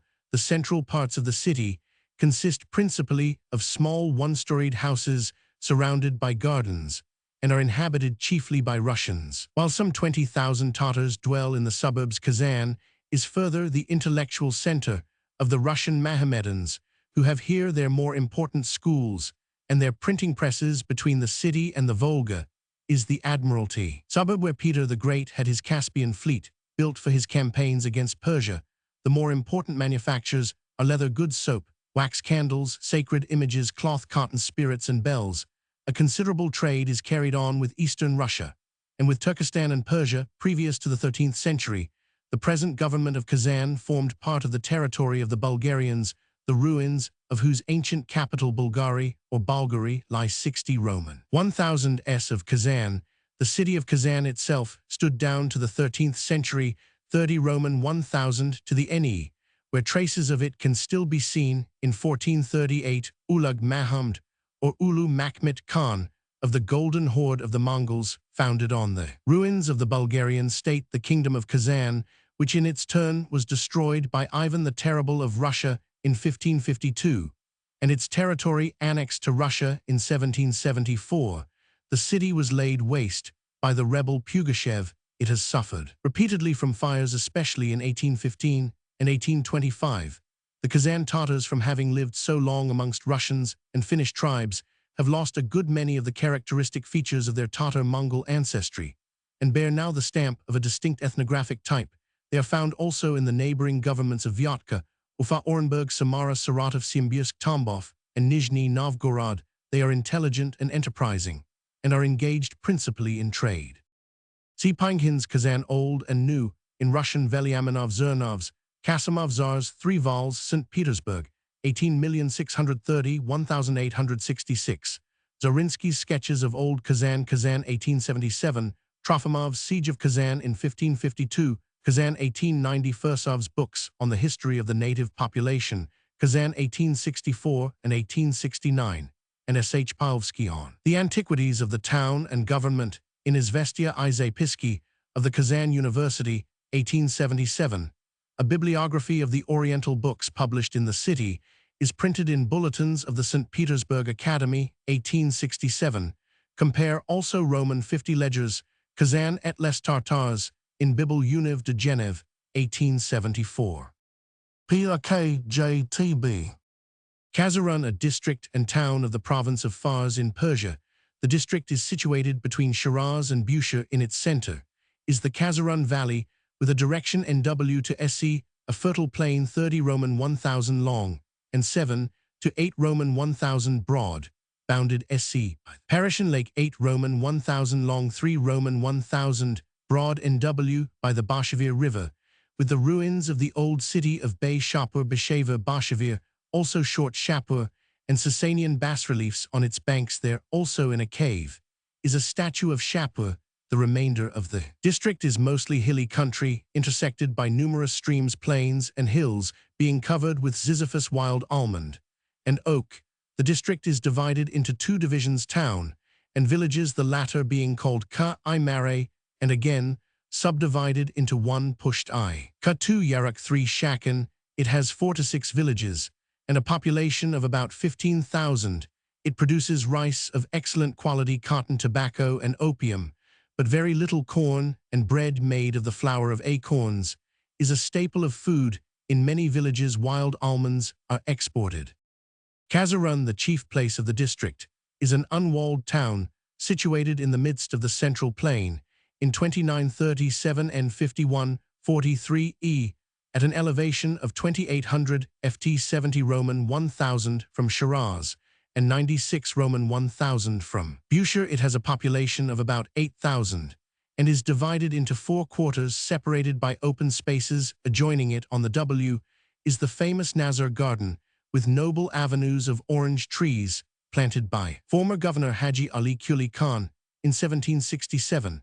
A couple of miles end of the city, behind a low range of hills, are the imposing ruins of a marble building said to stand over the grave of Sheikh Amin ed-Din Mahmud Bizia ed-Din Masud, who died AH 740 A Roman 500 SC. Of the city, on a huge mound, are ruins of buildings with underground chambers, popularly known as Kale-I-Gaba Castle of the fire worshippers. Kazingsi Ferenc, 17,501,831, Hungarian author, the most indefatigable agent in the regeneration of the Magyar 705 language and literature, at the end of the 18th and beginning of the 19th century, was born on the 27th of October 1759 at Semlyan in the county of Bihar, Hungary. He studied law at Kassa and Epirus, and in Pest, where he also obtained a thorough knowledge of French and German literature, and made the acquaintance of Gideon Rede, who allowed him the use of his library. In 1784, Kazingsi became subnotary for the county of Abaj, and in 1786, he was nominated inspector of schools at Kassa. There, he began to devote himself to the restoration of the Magyar language and literature by translations from classical foreign works and by the augmentation of the native vocabulary from ancient Magyar sources. In 1788, with the assistance of Barodi Szabo and John Baxany, he started at Kassa the first Magyar literary magazine, Magyar Museum. The Orpheus, which succeeded it in 1790, was his own creation, although upon the accession of Leopold Roman II, Kazingsi, as a non-Catholic, was obliged to resign his post at Kassa. His literary activity in no way decreased. He not only assisted Gideon Rede in the establishment and direction of the first Magyar Dramatic Society, but enriched the repertoire with several translations from foreign authors. His Hamlet, which first appeared at Kassa in 1790, is a rendering from the German version of Schroeder, implicated in the democratic conspiracy of the abbot Martinovics. Kazingsi was arrested on the 14th of December, 1794, and condemned to death, but the sentence was commuted to imprisonment. He was released in 1801, and shortly afterwards married Sophia Torok, daughter of his former patron, and retired to his small estate at Sheffalum or Fairhill near Sator Ujli in the county of Zemplin. In 1828, he took an active part in the conferences held for the establishment of the Hungarian Academy, in the historical section of which he became the first corresponding member. He died of Asiatic cholera at Sheffalum on the 22nd of August, 1831. Kazingsi, although possessing great beauty of style, cannot be regarded as a powerful and original thinker. His fame is chiefly due to the felicity of his translations from the masterpieces of Lessing, Goethe, Wieland, Klopstock, Ossian, La Rochefoucauld, Marmontel, Molière, Metastasio, Shakespeare, Sterne, Cicero, Sallust, Anacreon, and many others. He also edited the works of Baruchsi Pest, 1812, 8 vols, and of the poet Zirini, 1817, 2 vols, and the poems of Dacre, 1813, 3 vols, and of John Kiss, 1815, 3 vols. A collective edition of his works, Shep Literatura, consisting for the most part of translations, was published at Pest, 18,141,816, in 9 vols. His original productions, Erudite Mucai, largely made up of letters, were edited by Joseph Badza and Francis Toldy at Pest, 18,361,845. In 5 vols, editions of his poems appeared in 1858 and in 1863. Kazvin, a province and town of Persia. The province is situated NW of Tehran and S of Gilan. On the W, it is bounded by Kamseh. It pays a yearly revenue of about 22,000 and contains many rich villages, which produce much grain and fruit, great quantities of the latter being dried and exported. Kazvin, the capital of the province, is situated at an elevation of 4165 ft in 3615 N and 50 E and 92 Roman 1000 by road from Tehran. The city is said to have been founded in the 4th century by the Sasanian King Shapur Roman II 309,379. It has been repeatedly damaged by earthquakes, many of its streets, and most of the magnificent buildings seen there by Chardin in 1674 and other travelers during the 17th century are in ruins. The most remarkable remains are the palace of the Safavid Shahs and the mosque with its large blue dome in the 16th century. Shah Thomas, Roman 115,240,1576, made Kazvin his capital, and it remained so till Shah Abbas, Roman 115,871,629, transferred the seat of government to Isfahan. The town still bears the title Dar-e-Sultaneh, the seat of government. Kazvin has many baths and cisterns fed by underground canals. The system of irrigation formerly carried on by these canals rendered the plain of Kazvin one of the most fertile regions in Persia. Now most of the canals are choked up. The city has a population of about 50,000 and a thriving transit trade, particularly since 1899, when the carriage road between Resht and Tehran with Kazvin as a halfway stage was opened under the auspices of the Russian Enzeli-Tehran Road Company. Great quantities of rice, fish, and silk are brought to it from Gilan for distribution in Persia and export to Turkey. Keen Edmund 17,871,833 was born in London on the 17th of March 1787. His father was probably Edmund Kean, an architect's clerk, and his mother was an actress, Anne Carey, granddaughter of Henry Carey. When in his 4th year, Kean made his first appearance on the stage as Cupid in Novarra's ballet of Simon. As a child, his vivacity and cleverness, and his ready affection for those who treated him with kindness, made him a universal favorite, but the harsh circumstances of his lot and the want of proper restraint, while they developed strong self-reliance, fostered wayward tendencies. About 1794, a few benevolent persons provided the means of sending him to school, where he mastered his tasks with remarkable ease and rapidity, but finding the restraint intolerable, he shipped as a cabin boy at Portsmouth. Discovering that he had only escaped to a more rigorous bondage, he counterfeited both deafness and lameness with a histrionic mastery which deceived even the physicians. At Madeira, on his return to England, he sought the protection of his uncle Moses Kean, mimic, ventriloquist, and general entertainer, who, besides continuing his pantomimic studies, introduced him to the study of Shakespeare. At the same time, Miss Tidswell, an actress who had been specially kind to him from infancy, taught him the principles of acting. On the death of his uncle, he was taken charge of by Miss Tidswell, and under her direction, he began the systematic study of the principal Shakespearean characters, displaying the peculiar originality of his genius by interpretations entirely different from those of Kemble. His talents and interesting countenance induced a Mrs. Clark to adopt him, but the slight of a visitor so wounded his pride that he suddenly left her house and went back to his old surroundings. In his 14th year, he obtained an engagement to play leading characters for 20 nights in York Theatre, appearing as Hamlet, Hastings, and Cato shortly. Afterwards, while he was in the strolling troupe belonging to Richardson's show, the rumor of his abilities reached George Roman III, who commanded him to recite at Windsor. He subsequently joined Saunders Circus, where in the performance of an equestrian feat he fell and broke his legs. Accident leaving traces of swelling in his insteps throughout his life. About this time, he picked up music from Charles Incledon, dancing from D. Egville, and fencing from Angelo. In 1807, he played leading parts in the Belfast Theatre with Mrs. Siddons, who began by calling him a horrid little man, and on further experience of his ability said that he played very, very well, but that there was too little of him to make a great actor. An engagement in 1808 to play leading characters in Beverley's provincial troupe was brought to an abrupt close by his marriage July 17, with Miss Mary Chambers of Waterford, the leading actress for several years. His prospects were very gloomy, but in 1814, the committee of Drury Lane Theatre, the fortunes of which were then so low that bankruptcy seemed inevitable, resolved to give him a chance among the experiments they were making to win a return of popularity.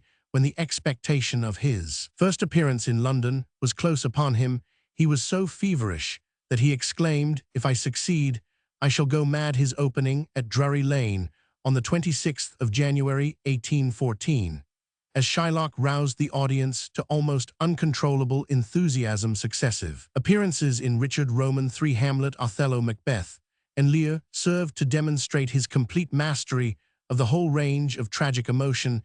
His triumph was so great that he himself said on one occasion, "I could not feel the stage under me." On the 29th of November, 1820, Kean appeared for the first time in New York as Richard Roman III.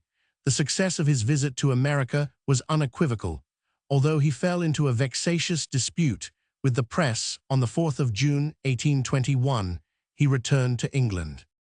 Probably his irregular habits were prejudicial to the refinement of his taste, and latterly they tended to exaggerate his special defects and mannerisms. The adverse decision in the divorce case of Cox Roman V. Kean on the 17th of January, 1825, caused his wife to leave him and aroused against him such bitter feeling shown by the almost riotous conduct of the audiences before which he appeared about this time, as nearly to compel him to retire permanently into private life.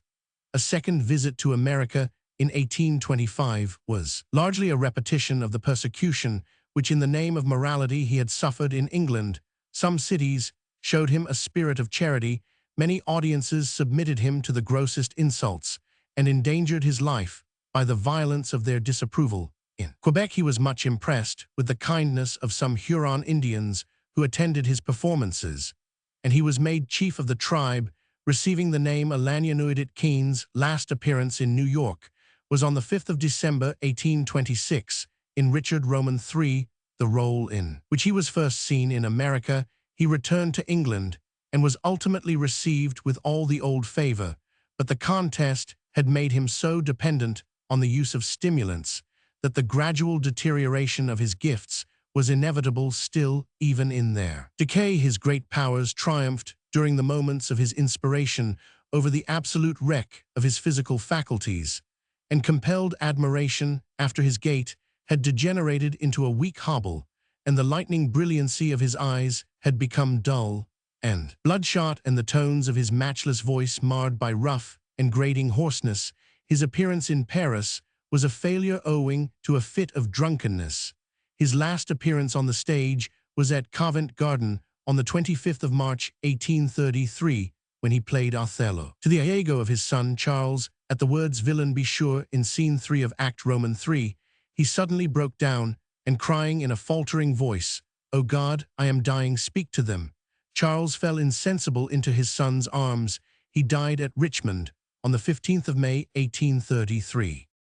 It was in the impersonation of the great creations of Shakespeare's genius that the varied beauty and grandeur of the acting of Kean were displayed in their highest form, although probably his most powerful character was Sir Giles Overreach in Massinger's A New Way to Pay Old Debts, the effect of his first impersonation of which was such that the pit rose en masse, and even the actors and actresses themselves were overcome by the terrific dramatic illusion.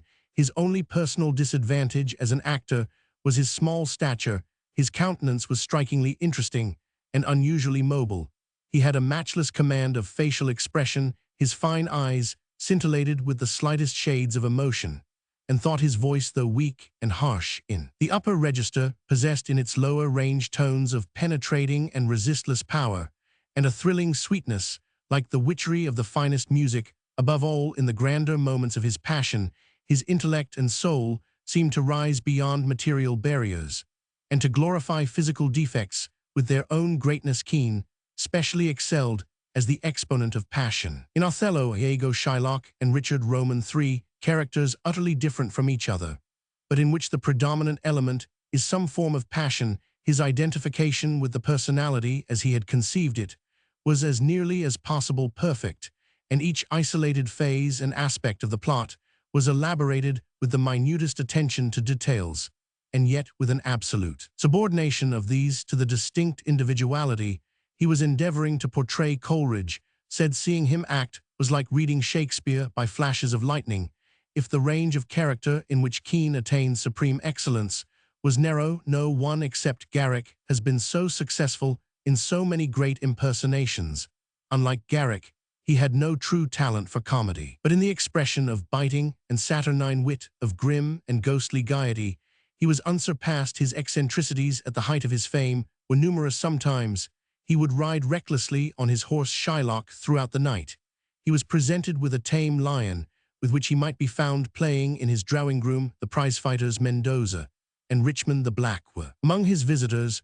Grattan was his devoted friend in his earlier days. Talma said of him, "He is a magnificent uncut gem polish, and round him off, and he will be a perfect tragedian." Macready, who was much impressed by Kean's Richard Roman III, and met the actor at supper, speaks of his unassuming manner, partaking in some degree of shyness, and of the touching grace of his singing. Kean's delivery of the three words, "I answer no," in the part of Sir Edward Mortimer in The Iron Chest cast Macready into an abyss of despair. At rivaling him in this role so full of dramatic interest is The Life of Edmund Kean, that it formed the subject for a play by the elder Dumas entitled Kean on Disorder et Génie, in which Frederick Lemaître achieved one of his greatest triumphs. See Francis Phippen, Authentic Memoirs of Edmund Kean, 1814, B.W. Proctor Barry Cornwall, The Life of Edmund Kean, 1835, F.W. Hawkins, The Life of Edmund Kean, 1869, J. Fitzgerald Mall, The Life and Adventures of Edmund Kean, 1888, Edward Sterling, Old Drury Lane, 1887. His son Charles John Kean, 18,111,868, was born at Waterford, Ireland, on the 18th of January 1811, after preparatory education at Worplesdon and at Greenford near Harrow. He was sent to Eton College, where he remained 3 years. In 1827, he was offered a cadetship in the East India Company's service, which he was prepared to accept if his father would settle an income of 400 on his mother. The elder Kean refused to do this, and his son determined to become an actor. He made his first appearance at Drury Lane on the 1st of October 1827 as Norval in Holmes Douglas, but his continued failure to achieve popularity led him to leave London in the spring of 1828 for the provinces at Glasgow on the 1st of October. In this year, father and son acted together in Arnold Payne's Brutus the Elder Kean in the title part, and his son as Titus after a visit to America in 1830, where he was received with much favor. He appeared in 1833 at Covent Garden as Sir Edmund Mortimer in Colman's The Iron Chest, but his success was not pronounced enough to encourage him to remain in London, especially as he had already won a high position in the provinces. In January 1838, however, he returned to Drury Lane and played Hamlet with a success which gave him a place among the principal tragedians of his time. He was married to the actress Ellen Tree, 18,051,880, on the 29th of January 1842, and paid a second visit to America with her from 1845 to 1847. Returning to England, he entered on a successful engagement at the Haymarket, and in 1850, with Robert Keeley, became lessee of the Princess Theatre. The most noteworthy feature of his management was a series of gorgeous Shakespearean revivals. Charles Kean was not a great tragic actor. He did all that could be done by the persevering cultivation of his powers, and in many ways manifested the possession of high intelligence and refined taste, but his defects of person and voice made it impossible for him to give a representation at all adequate of the varying and subtle emotions of pure tragedy, but in melodramatic parts, such as the King. In Boucicault's adaptation of Casimir Delavigne's Louis Roman XI, and Louis and Fabien de Franchi in Boucicault's adaptation of Dumas, the Corsican brothers, his success was complete. From his tour round the world, Kean returned in 1866 in broken health, and died in London on the 22nd of January, 1868. See The Life and Theatrical Times of Charles Kean by John William Cole, 1859. This date is apparently settled by a letter from Kean in 1829 to Dr. Gibson C. Rothesay Express for the 28th of June, 1893, where the letter is printed and vouched for, inviting him to dinner on the 17th of March to celebrate Kean's birthday. Various other dates have been given in books of reference, the 4th of November having been formally accepted by this encyclopedia. Kean John Joseph, 1839, American Roman Catholic Archbishop, was born in Ballyshannon, Co-Donegal, Ireland, on the 12th of September, 1839. His family settled in America when he was 7 years old. He was educated at St. Charles College, Ellicott City, Maryland, and at St. Mary's Seminary, Baltimore, and in 1866 was ordained a priest and made curate of St. Patrick's, Washington. Roman 500 Roman 100, on the 25th of August, 1878, he was consecrated Bishop of Richmond to succeed James Gibbons, and he had established the Confraternity of the Holy Ghost in that diocese and founded schools and churches for Negroes before his appointment as rector of the Catholic University, Washington. Roman 500 Roman 100 in 1886, and his appointment in 1888 to the See of Ajaccio. He did much to upbuild the Catholic University, but his democratic and liberal policy 707 made him enemies at Rome, whence there came in 1896 a request for his resignation of the rectorate, and where he spent the years 18,971,900 as canon of St. John Lateran, assistant bishop at the pontifical throne, and counselor to the propaganda in 1900. he was consecrated Archbishop of Dubuque. Iowa, he took a prominent part in the Catholic Young Men's National Union and in the Total Abstinence Union of North America, and was in general charge of the Catholic delegation to the World's Parliament of Religions held at the Columbian Exposition in 1893. He lectured widely on temperance education and American institutions, and in 1890 was Dudleyan Lecturer at Harvard University. A selection from his writings and addresses was edited by Morris Francis Egan under the title Onward and Upward, a Yearbook, Baltimore, 1902. Kearney, a city and the countisat of Buffalo County, Nebraska, USA, about 130 Roman 1000 W of Lincoln Pop, 1890 AD 74, 1956, 34 650, foreign-born 1910 62, 02. It is on the main overland line of the Union Pacific and on a branch of the Burlington, Missouri River Railroad. The city is situated in the broad flat bottomlands, a short distance end of the Platte River. Lake Kearney in the city has an area of 40 acres.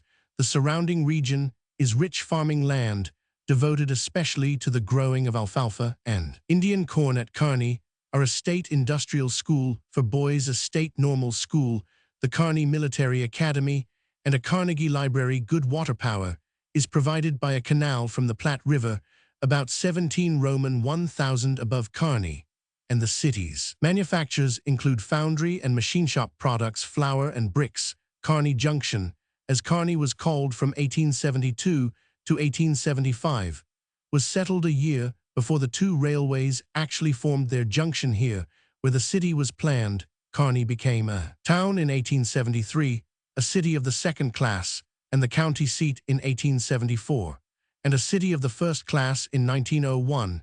It is to be distinguished from an older and once famous prairie city, popularly known as Dobie Town, Roman I Adobe, founded in the early 50s on the edge of the reservation of Old Fort Kearney, removed in 1848 from Nebraska City in Kearney County on the S shore of the Platte, about 6 Roman 1000 SC of the present Kearney. Here, in 1861, the post office of Kearney City was established. In the days of the prairie freighting caravans, Dobie Town was one of the most important towns between Independence, Missouri, and the Pacific coast, and it had a rough, wild, picturesque history, but it lost its immense freighting interests after the Union Pacific had been extended through it in 1866. The site of Dobie Town, together with the fort, was abandoned in 1871. Fort Kearney and the city, too, were named in honor of General Stephen W. Kearney, and the name was at first correctly spelt without a second E. Kearney Philip, 18,151,862, American soldier, was born in New York on the 2nd of June, 1815, and was originally intended for the legal profession. He graduated at Columbia University, 1833, but his bent was decidedly towards soldiering, and in 1837 he obtained a commission in the cavalry regiment, of which his uncle General Stephen Watts, Kearney, 17,940,1840, was colonel, and Lieutenant Jefferson Davis adjutant. 2 years later, he was sent to France to study the methods of cavalry training in vogue there. Before his return to the United States in 1840, he had served on leave in Algeria. He had inherited a large fortune, but he remained in the service, and his wide experience of cavalry work caused him to be employed on the headquarters staff of the Army. After 6 more years' service, Kearney left the Army, but almost immediately afterwards he rejoined, bringing with him a company of cavalry, which he had raised and equipped chiefly at his own expense, to take part in the Mexican War. In December 1846, he was promoted captain in leading a brilliant cavalry charge at Churubusco. He lost his left arm, but he remained at the front and won the brevet of major for his gallantry at Contreras and Churubusco in 1851.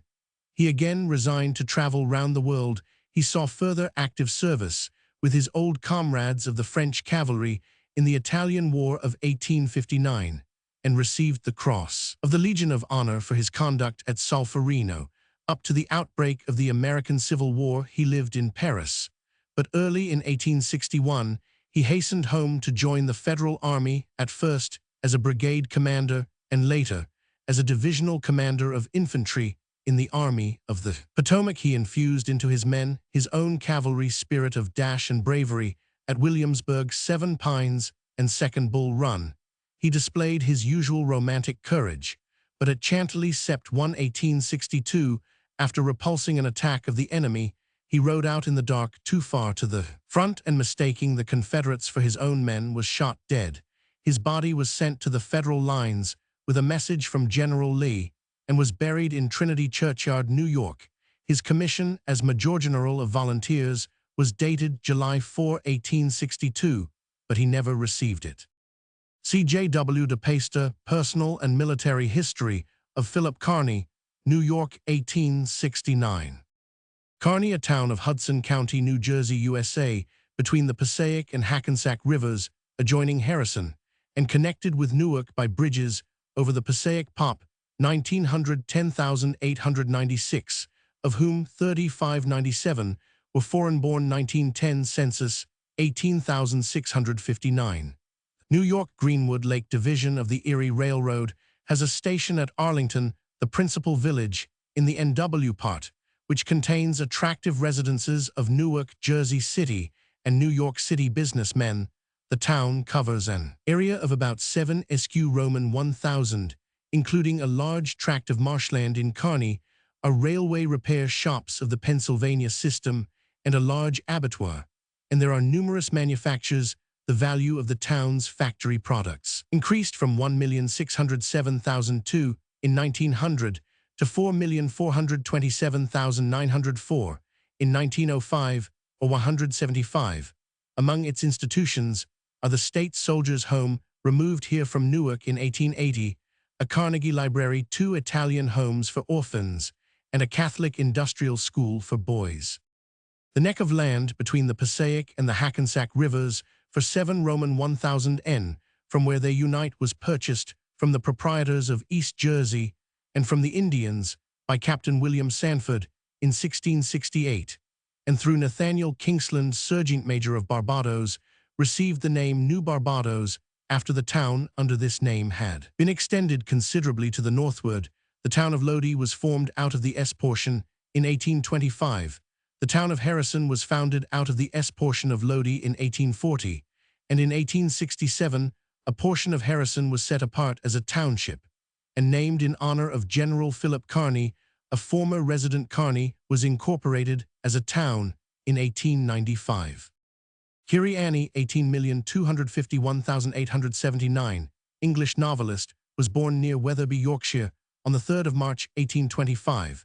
The daughter of an Irish clergyman, she was the author of several children's books and novels, of which the best known is Castle Dolly, an Irish story. She also wrote an early Egyptian history, 1861, and The Nation around 1870. She died at Eastbourne on the 3rd of March, 1879. Keat John, 17,731,852, English schoolmaster, was born at Wells, Somersetshire, in 1773, the son of Prebendary William Keat. He was educated at Eton and King's College, Cambridge, where he had a brilliant career as a scholar, taking holy orders. He became, about 1797, an assistant master at Eton College. In 1809, he was elected headmaster. The discipline of the school was then in a most unsatisfactory condition, and Dr. Keat, who took the degree of Roman 500 in 1810, took stern measures to improve it. His partiality for the birch became a byword, but he succeeded in restoring order and strengthening the weakened authority of the masters. Beneath an outwardly rough manner, the little man concealed a really kind heart, and when he retired in 1830, the boys who admired his courage presented him with a handsome testimonial a couple of years before he had publicly flogged 80 boys on one day. Keat was made a canon of Windsor in 1820. He died on the 5th of March, 1852, at Hartley, Westpole, Hampshire, of which parish he had been rector since 1824. See Maxwell Light History of Eton College, 3rd ed., 1899. Collins, Etoniana Harwood Alumni, Etonienses Annual Register, 1852, Gentleman's Magazine, 1852. Keats John, 17,951,821, English poet, was born on the 29th or 31st of October 1795, at the sign of the Swan and Hoop 24, the Pavement, Moorfields, London. He published his first volume of verse in 1817, his second in the following year, his third in 1820, and died of consumption at Rome on the 23rd of February 1821, in the fourth month of his 26th year. For the biographical facts, see the later section of this article. In Keats' first book, there was little foretaste of anything greatly or even genuinely good, but between the marshy and sandy flats of sterile or futile verse, there were undoubtedly some few purple patches of floral promise. The style was frequently detestable, a mixture of sham Spenserian and mock Wordsworthian. Alternately florid and arid, his second book, Endymion, rises in its best passages to the highest level of Barnfield, and of Lodge, the two previous poets with whom, had he published nothing more, he might most properly have been classed, and this, among minor minstrels, is no unenviable place. His third book raised him at once to a foremost rank in the highest class of English poets. Shelley, up to 20, had written little or nothing that would have done credit to a boy of 10, and of Keats also it may be said that the merit of his work at 25 was hardly by comparison more wonderful than its demerit at 22. His first book fell as flat as it deserved to fall. The reception of his second, though less considerate than on the whole it deserved, was not more contemptuous than that of immeasurably better books, published about the same time by Coleridge, Landor, and Shelley. A critic of exceptional carefulness and candor might have noted in the first book so singular an example of a stork among the cranes, as the famous and notable sonnet on Chapman's Homer, A Just Judge, would have indicated. A partial advocate might have exaggerated the value of such golden grain amid a garish harvest of tares as the hymn to Pan, and the translation into verse of Titian's Bacchanal, which glorify the weedy wilderness of Endymion. But the hardest thing said of that poem by the Quarterly Reviewer was unconsciously echoed by the future author of Adonais, that it was all but absolutely impossible to read through, and the obscener insolence of the Blackguard's magazine, as Landor afterwards very justly labeled, it is explicable, though certainly not excusable, if we glance back at such a passage as that where Endymion exchanges fulsome and liquorish endearments with the known unknown, from whom his being sips such darling essence, such nauseous and pitiful phrases as these, and certain passages in his correspondence, make us understand the source of the most offensive imputations or insinuations leveled against the writer's manhood. And while admitting that neither his love letters nor the last piteous outcries of his wailing and shrieking agony would ever have been made public by merciful or respectful editors, we must also admit that if they ought never to have been published, it is no less certain that they ought never to have been written, that a manful kind of man, or even a manly sort of boy in his love-making, or in his suffering, will not howl and snivel after such a lamentable fashion. One thing, hitherto inexplicable, a very slight and rapid glance at his amatory correspondence, will amply suffice to explain how it came to pass that the woman so passionately beloved by so great a poet should have thought it the hopeless attempt of a mistaken kindness to revive the memory of a man for whom the best that could be wished was complete and compassionate oblivion. For the side of the man's nature presented to her inspection, this probably was all that charity or reason could have desired, but that there was a finer side to the man, even if considered apart from the poet, his correspondence with his friends, and their general evidence to his character, give more sufficient proof than perhaps we might have derived from the general impression left on us by his works, though indeed the preface to Endymion itself, however illogical in its obviously implied suggestion that the poem published was undeniably unworthy of publication, proof or hint at least that after all its author was something of a man, and the 18th of his letters to Miss Braun stands out in bright and brave contrast with such as seem incompatible with the traditions of his character on its manlier side. But if it must be said that he lived long enough only to give promise of being a man, it must also be said that he lived long enough to give assurance of being a poet, who was not born to come short of the first rank. Not even a hint of such a probability could have been gathered from his first, or even from his second appearance, After the publication of his third volume, it was no longer a matter of possible debate among judges of tolerable competence that this improbability had become a certainty. 2 or 3 phrases cancelled, 2 or 3 lines erased, would have left us in Lamia, one of the most faultless as surely as one of the most glorious jewels in the crown of English poetry. Isabella feeble and awkward in narrative to a degree almost incredible in a student of Dryden, and a pupil of Leigh Hunt, is overcharged with episodical effects of splendid and pathetic expression, beyond the reach of either. The Eve of St. Agnes, aiming at no doubtful success, succeeds in evading all casual difficulty in the line of narrative with no shadow of pretense to such interest as may be derived from stress of incident or depth of sentiment.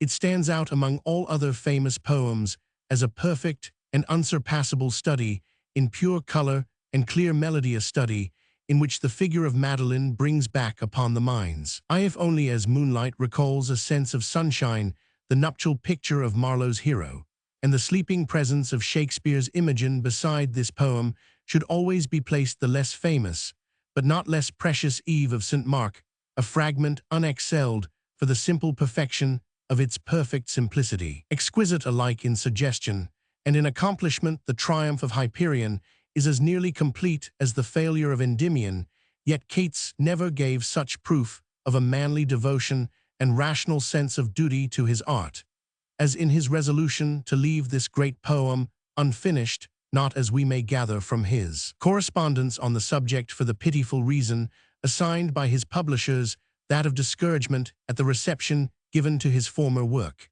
but on the solid and reasonable ground that a Miltonic study had something in its very scheme and nature too artificial, too studious of a foreign influence to be carried on, and carried out at such length as was implied by his original design, fortified and purified as it had been on a first revision, when much introductory allegory and much tentative effusion of sonorous and superfluous verse had been rigorously clipped down or pruned away.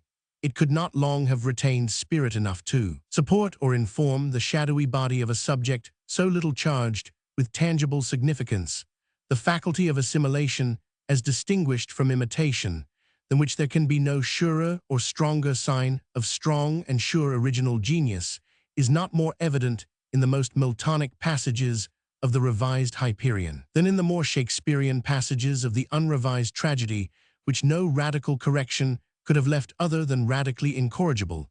It is no conventional exaggeration, no hyperbolical phrase of flattery, with more sound than sense in it, to say that in this chaotic and puerile play of Otho the Great, there are such verses as Shakespeare might not without pride have signed at the age when he wrote, and even at the age when he rewrote the tragedy of Romeo and Juliet. The dramatic fragment of King Stephen shows far more power of hand and gives far more promise of success than does that of Shelley's Charles I. Yet we cannot say with any confidence that even this far from extravagant promise would certainly or probably have been kept. It is certain only that Keats in these attempts did at least succeed in showing a possibility of future excellence as a tragic, or at least a romantic dramatist. In every other line of high and serious poetry his triumph was actual and consummate. Here only was it no more than potential or incomplete.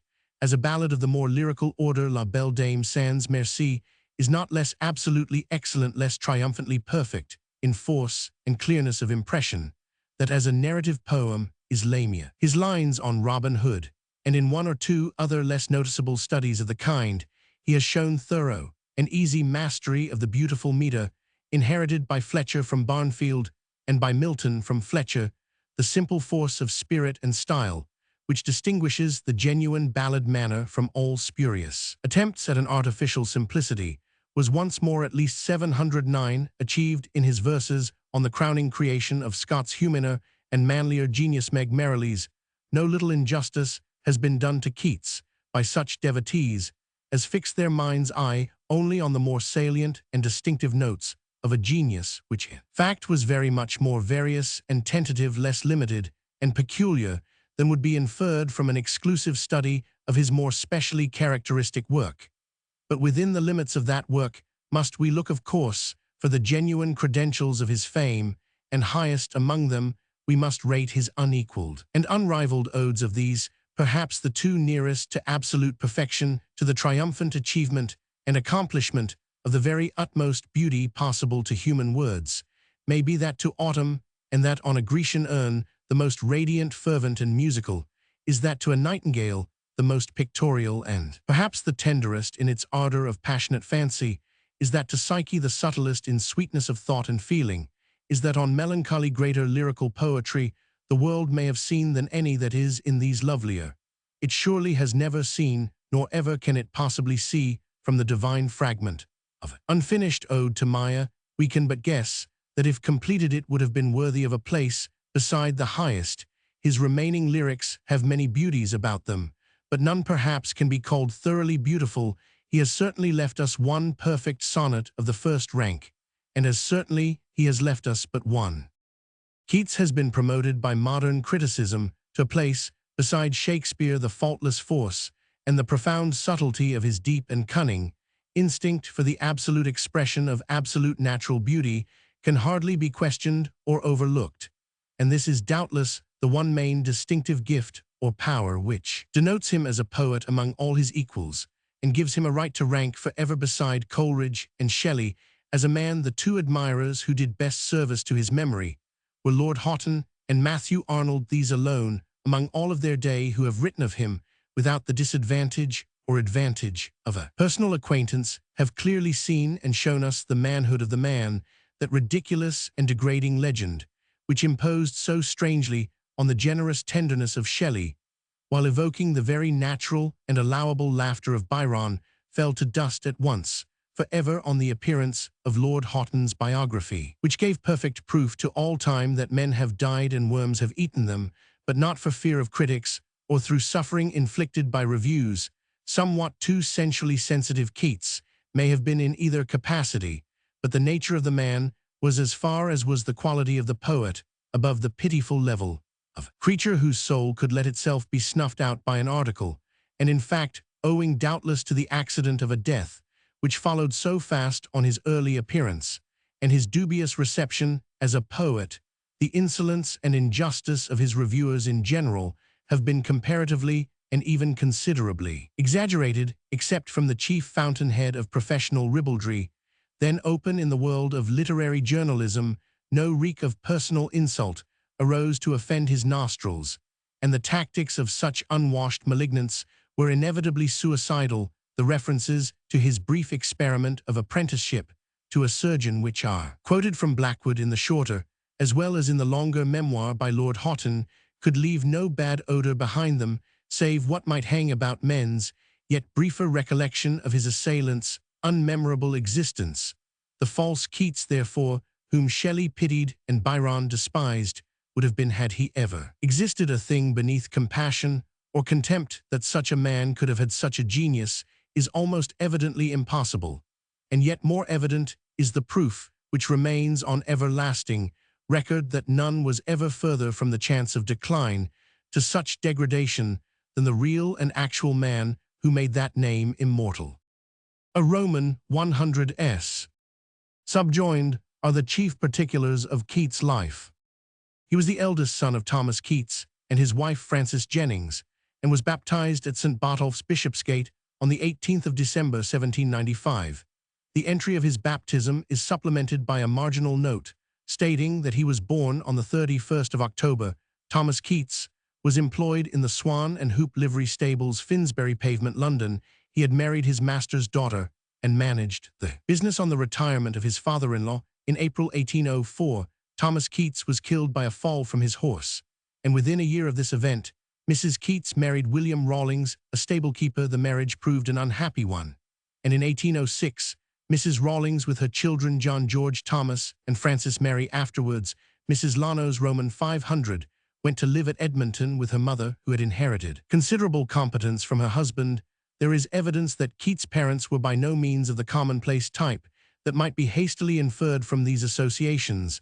They had desired to send their sons to Harrow, but John Keats and his two brothers were eventually sent to a school kept by John Clark at Enfield, where he became intimate with his master's son, Charles Cowden Clark. His vivacity of temperament showed itself at school in a love of fighting, but in the last year of his school life, he developed a great appetite for reading of all sorts. In 1810, he left school to be apprenticed to Mr. Thomas Hammond, a surgeon in Edmonton.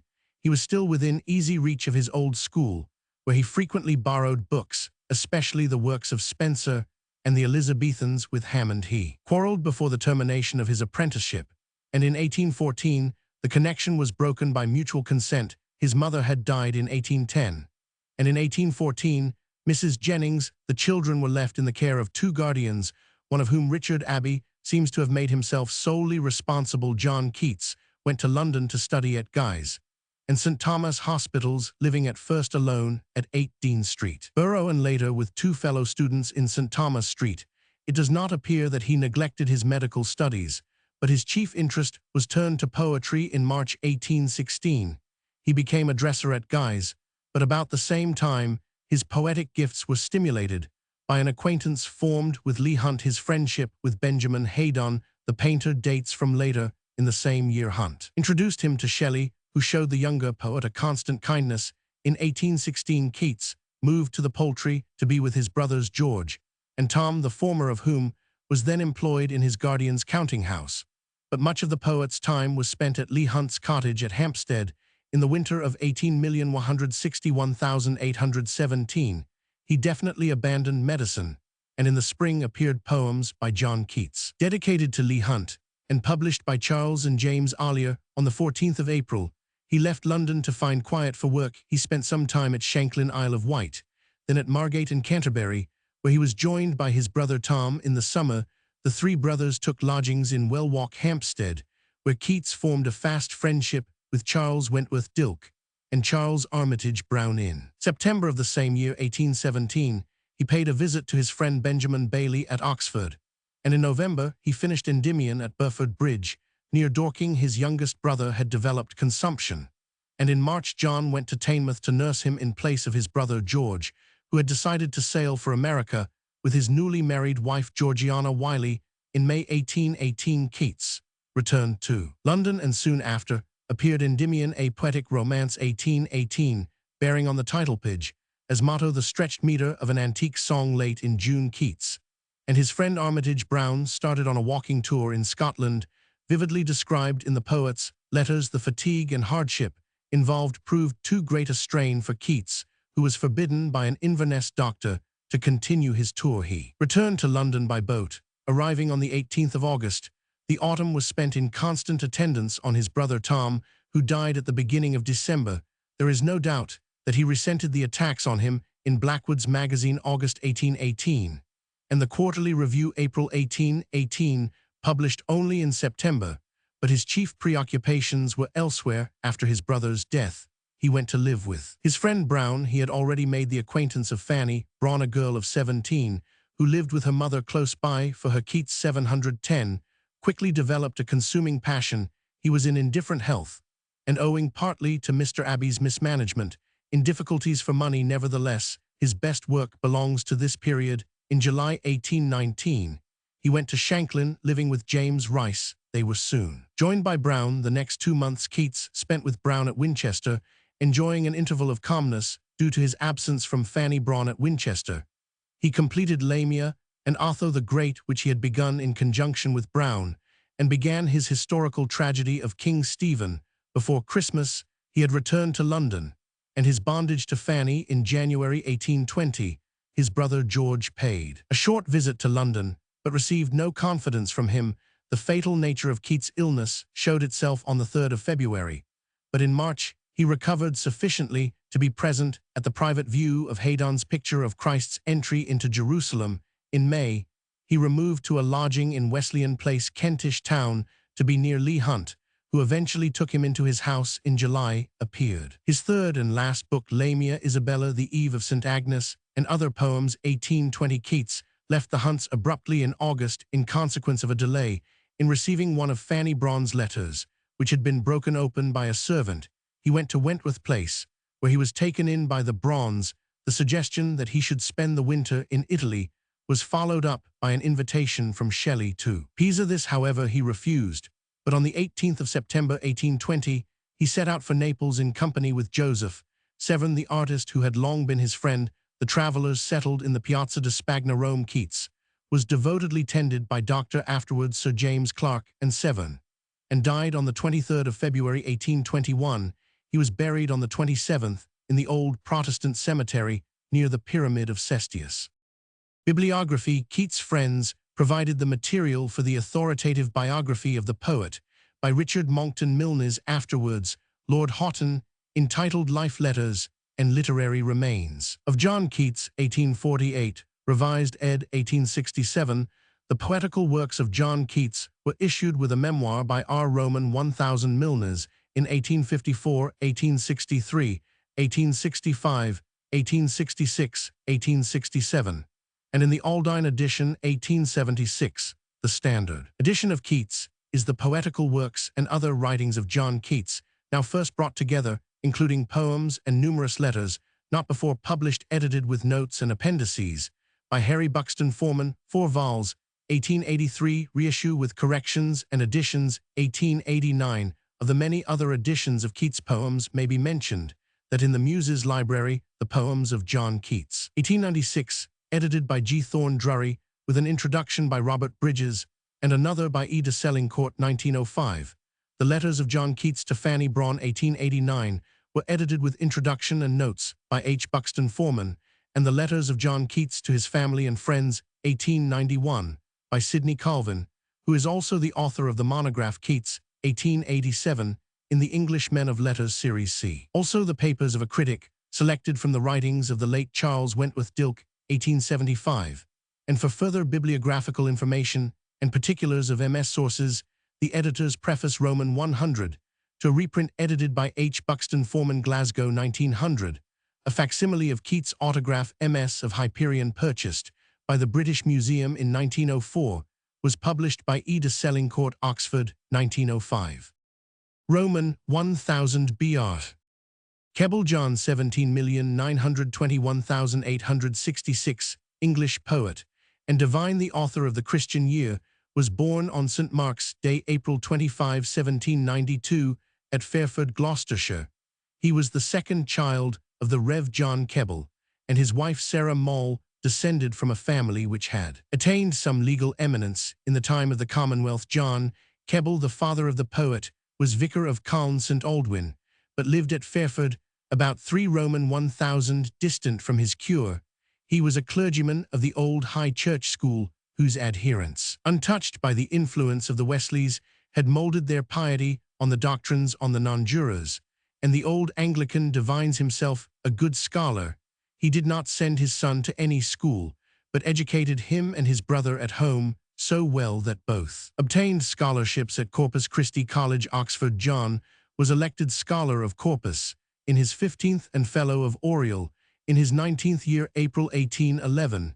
In Easter term 1810, he had obtained double first-class honors, a distinction which had been obtained only once before by Sir Robert Peel. After his election to the Oriel Fellowship, Keble gained the university prizes both for the English essay and also for the Latin essay, but he was more remarkable for the rare beauty of his character than even for academic distinctions. Sir John Taylor Coleridge, his fellow scholar at Corpus, and his lifelong friend, says of him, after their friendship of 55 years had closed, it was the singular happiness of his nature remarkable even in his undergraduate days, that love for him was always sanctified by reverence, a reverence that did not make the love less tender, and love that did but add intensity to the reverence. Oriel College was at the time when Keble became a fellow the center of all the finest ability in Oxford. Copleston, Davison, Whatley were among the fellows who elected Keble. Arnold Pusey Newman was soon after added to the society in 1815. Keble was ordained deacon and priest in 1816. His real bent and choice were towards a pastoral cure in a country parish, but he remained in Oxford, acting first as a public examiner in the schools, then as a tutor in Oriel, till 1823. In summer, he sometimes took clerical work, sometimes made tour on foot through various English counties, during which he was composing poems which afterwards took their place in the Christian Year. He had a rare power of attracting to himself the finest spirits, a power which lay not so much in his ability or his genius, as in his character so simple, so humble, so pure, so unworldly, yet wanting not that severity which can stand by principle and maintain what he holds to be the truth. In 1823, he returned to Fairford there to assist his father, and with his brother to serve one or two small and poorly endowed curacies in the neighborhood of Calne. He had made a quiet but deep impression on all who came within his influence in Oxford, and during his 5 years of college tutorship had won the affection of his pupils, but it was to pastoral work and not to academic duty that he thenceforth devoted himself, associating with it, and scarcely placing on a lower level the affectionate discharge of his duties as a son and brother. Filial piety influenced, in a quite unusual degree, his feelings and his action. All life through it was in 1827, a few years after he settled at Fairford, that he published The Christian Year. The poems which make up that book had been the silent gathering of years. Keble had purposed in his own mind to keep them beside him, correcting and improving them as long as he lived, and to leave them to be published only when he was fairly out of the way. This resolution was at length overcome by the importunities of his friends, and above all, by the strong desire of his father to see his son's poems in print before he died. Accordingly, they were printed in 2 small volumes in Oxford, and given to the world in June 1827, but with no name on the title page. The book continued to be published anonymously, but the name of the author soon transpired. Between 1827 and 1872, 158 editions had issued from the press, and it has been largely reprinted since. The author, so far from taking pride in his widespread reputation, seemed all his life long to wish to disconnect his name with the book, and as if he would rather it had been the work of someone else than himself. This feeling arose from no false modesty. It was because he knew that in these poems he had painted his own heart, the best part of it, and he doubted whether it was right thus to exhibit himself, and by the revelation of only his better self, to win the good opinion of the world. Towards the close of 1831, Keble was elected to fill the chair of the poetry professorship in Oxford as successor to his friend and admirer Dean Milman. This chair he occupied for 10 eventful years.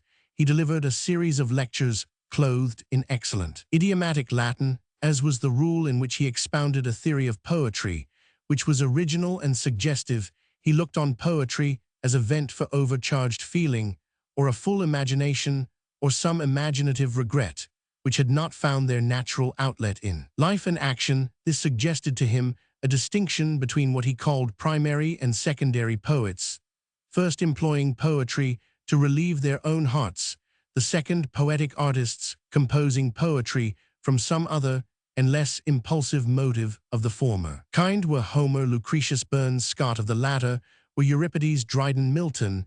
This view was set forth in an article contributed to the British 711 Critic in 1838 on the life of Scott, and was more fully developed in 2 volumes of Praelections Academicae. His regular visits to Oxford kept him in intercourse with his old friends in Oriel Common Room, and made him familiar with the currents of feeling which swayed the university. Catholic emancipation and the Reform Bill had deeply stirred not only the political spirit of Oxford, but also the church feeling, which had long been stagnant. Cardinal Newman writes, on Sunday, July 14, 1833, Mr. Keble preached the assize sermon in the university pulpit. It was published under the title of National Apostasy. I have ever considered and kept the day as the start of the religious movement of 1833. The occasion of this sermon was the suppression by Earl Grey's Reform Ministry of 10 Irish bishoprics against the spirit which would treat the church as the mere creature of the state. Keble had long chafed inwardly, and now he made his outward protest, asserting the claim of the church to a heavenly origin and a divine prerogative. About the same time, and partly stimulated by Keble's sermon, some leading spirits in Oxford and elsewhere began a concerted and systematic course of action to revive high church principles and the ancient patristic theology, and by these means both to defend the church against the assaults of its enemies, and also to raise to a higher tone the standard of Christian life in England. This design embodied itself in the Tractarian movement, a name it received from the famous Tracts for the Times, which were the vehicle for promulgating the new doctrines. If Keble is to be reckoned, as Newman would have it, as the primary author of the movement, it was from Pusey that it received one of its best-known names, and in Newman that it soon found its genuine leader to the tracts Keble made. Only 4 contributions, no 4, containing an argument in the manner of Bishop Butler to show that adherence to apostolical succession is the safest course, no 13, which explains the principle on which the Sunday lessons in the church service are selected, no 40 on marriage, with one who is unbaptized, no 89 on the mysticism attributed to the early fathers of the church. Besides these contributions from his own pen, he did much for the series by suggesting subjects, by reviewing tracts written by others, and by lending to their circulation the weight of his personal influence. In 1835, Keble's father died at the age of 90, and soon after this, his son married Miss Clark, left Fairford, and settled at Hursley Vicarage in Hampshire, a living to which he had been presented by his friend and attached pupil Sir William Heathcote, and which continued to be Keble's home and cure for the remainder of his life. In 1841, the tracts were brought to an abrupt termination by the publication of Newman's Tract No. 90. All the Protestantism of England was in arms against the author of the obnoxious tract. Keble came forward, at the time desirous to share the responsibility and the blame, if there was any, for he had seen the tract before it was published, and approved it the same year in which burst this ecclesiastical storm, saw the close of Keble's tenure of the professorship of poetry, and thenceforward he was seen, but rarely, in Oxford. No other public event ever affected Keble so deeply as the secession of Newman to the Church of Rome in 1845. It was to him both a public and a private sorrow, which nothing could repair, but he did not lose heart at once. He threw himself into the double duty which now devolved on himself and Pusey, of counseling the many who had hitherto followed the movement, and who now in their perplexity might be tempted to follow their leader's example, and at the same time of maintaining the rights of the Church against what he held to be the encroachments of the state, as seen in such acts as the Gorham Judgment and the decision on essays and reviews in all the ecclesiastical contests of the 20 years which followed 1845. Keble took a part not loud or obtrusive, but firm and resolute in maintaining those high Anglican principles with which his life had been identified. These absorbing duties, added to his parochial work, left little time for literature. But in 1846, he published the Lyra Innocentium, and in 1863 he completed a life of Bishop Wilson. In the late autumn of the latter year, Keble left Hursley for the sake of his wife's health, and sought the milder climate of Bournemouth. There he had an attack of paralysis, from which he died on the 29th of March, 1866. He was buried in his own churchyard at Hursley, and in little more than a month, his wife was laid by her husband's side. Keble also published a metrical version of the Psalter 1839, Lyra Innocentium 1846, and a volume of poems was published posthumously, but it is by the Christian year that he won the ear of the religious world. It was a happy thought that dictated the plan of the book, to furnish a meditative religious lyric for each Sunday of the year, and for each saint's day and festival of the English Church.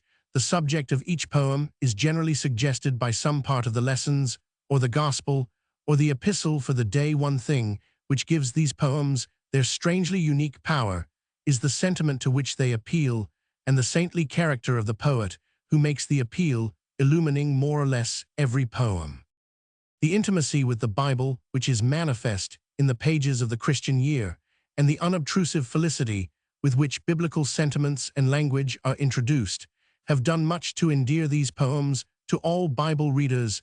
The exactness of the descriptions of Palestine, which Keble had never visited, have been noted and verified on the spot by Dean Stanley. He points to features of the Lake of Gennesareth, which were first touched in the Christian year, and he observes that throughout the book the biblical scenery is treated graphically as real scenery, and the biblical history and poetry as real history and poetry. As to its style, the Christian year is calm and grave in tone, and subdued in color, as beseems its subjects and sentiments. The contemporary poets whom Keble most admired were Scott, Wordsworth, and Southey, and of their influence traces are visible in his diction, Yet he has a style of language and a cadence of his own which steal into the heart with strangely soothing power. Some of the poems are faultless after their kind, flowing from the first stage to the last, lucid in thought, vivid in diction, harmonious in their pensive melody. In others there are imperfections in rhythm, conventionalities of language, obscurities or over-subtleties of thought, which mar the reader's enjoyment. Yet even the most defective poems commonly have at least a single verse, expressing some profound thought or tender shade of feeling for which the sympathetic reader willingly pardons artistic imperfections in the rest. Kebble's life was written by his lifelong friend Mr. Justice J.T. Coleridge. The following is a complete list of his writings. 1 Works, published in Kebble's lifetime: Christian Year, 1827, Psalter, 1839, Prelections Academici, 1844, Lyra Innocentium, 1846, Sermons Academical, 1848, Argument against Repeal of Marriage Law, and Sequel, 1857, Eucharistical Adoration. 1857, Life of Bishop Wilson. 1863, Sermons Occasional and Parochial. 1867. 2 Posthumous publications, Village Sermons on the Baptismal Service. 1868, Miscellaneous Poems. 1869, Letters of Spiritual Counsel. 1870, Sermons for the Christian Year, Roman 10,011 vols. 18,751,880, Occasional Papers and Reviews. 1877, Studia Sacra. 1877, Outlines of Instruction or Meditation. 1880.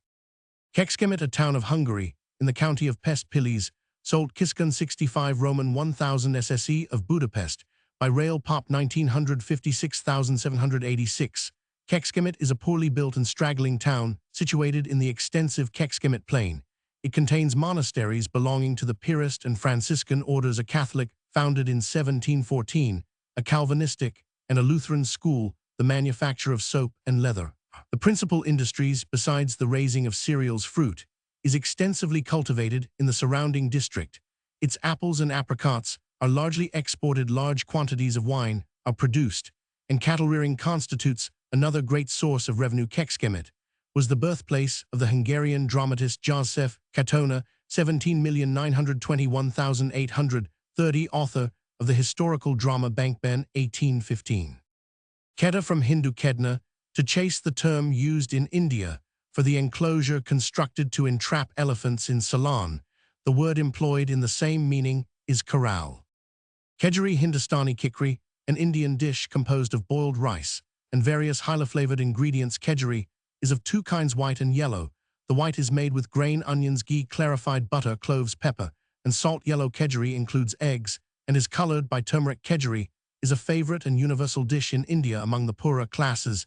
It is frequently made of rice and pulse only, or rice and beans in European cookery. Kedgeree is a similar dish, usually made with fish. Keel, the bottom timber or combination of plates of a ship or boat, extending longitudinally from bow to stern and supporting the framework. See shipbuilding. The origin of the word has been obscured by confusion of 2 words, the Old Norwegian kjol cf. Swedish kal and a Dutch and German kiel. The first had the meaning of the English keel, the other of ship, boat. The modern usage in Dutch and German has approximated to the English. The word keel is represented in Old English by kjol, a word applied to the long war galleys of the Vikings, in which sense keel or keel is still used by archaeologists on the Tyne. Keel is the name given to a flat-bottomed vessel used to carry coals to the colliers.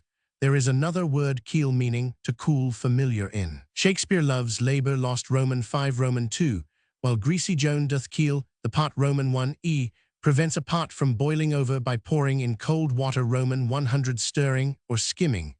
This is from the Old English selen, to cool, a common Teutonic word, cf. German Kühlen. Keely Mary Ann, 18,061,899, English actress, was born at Ipswich on the 22nd of November, 1805 or 1806. Her maiden name was Goward, her father being a brazier and tinman. After some experience in the provinces, she first appeared on the stage in London on the 2nd of July, 1825. In the opera Rossina.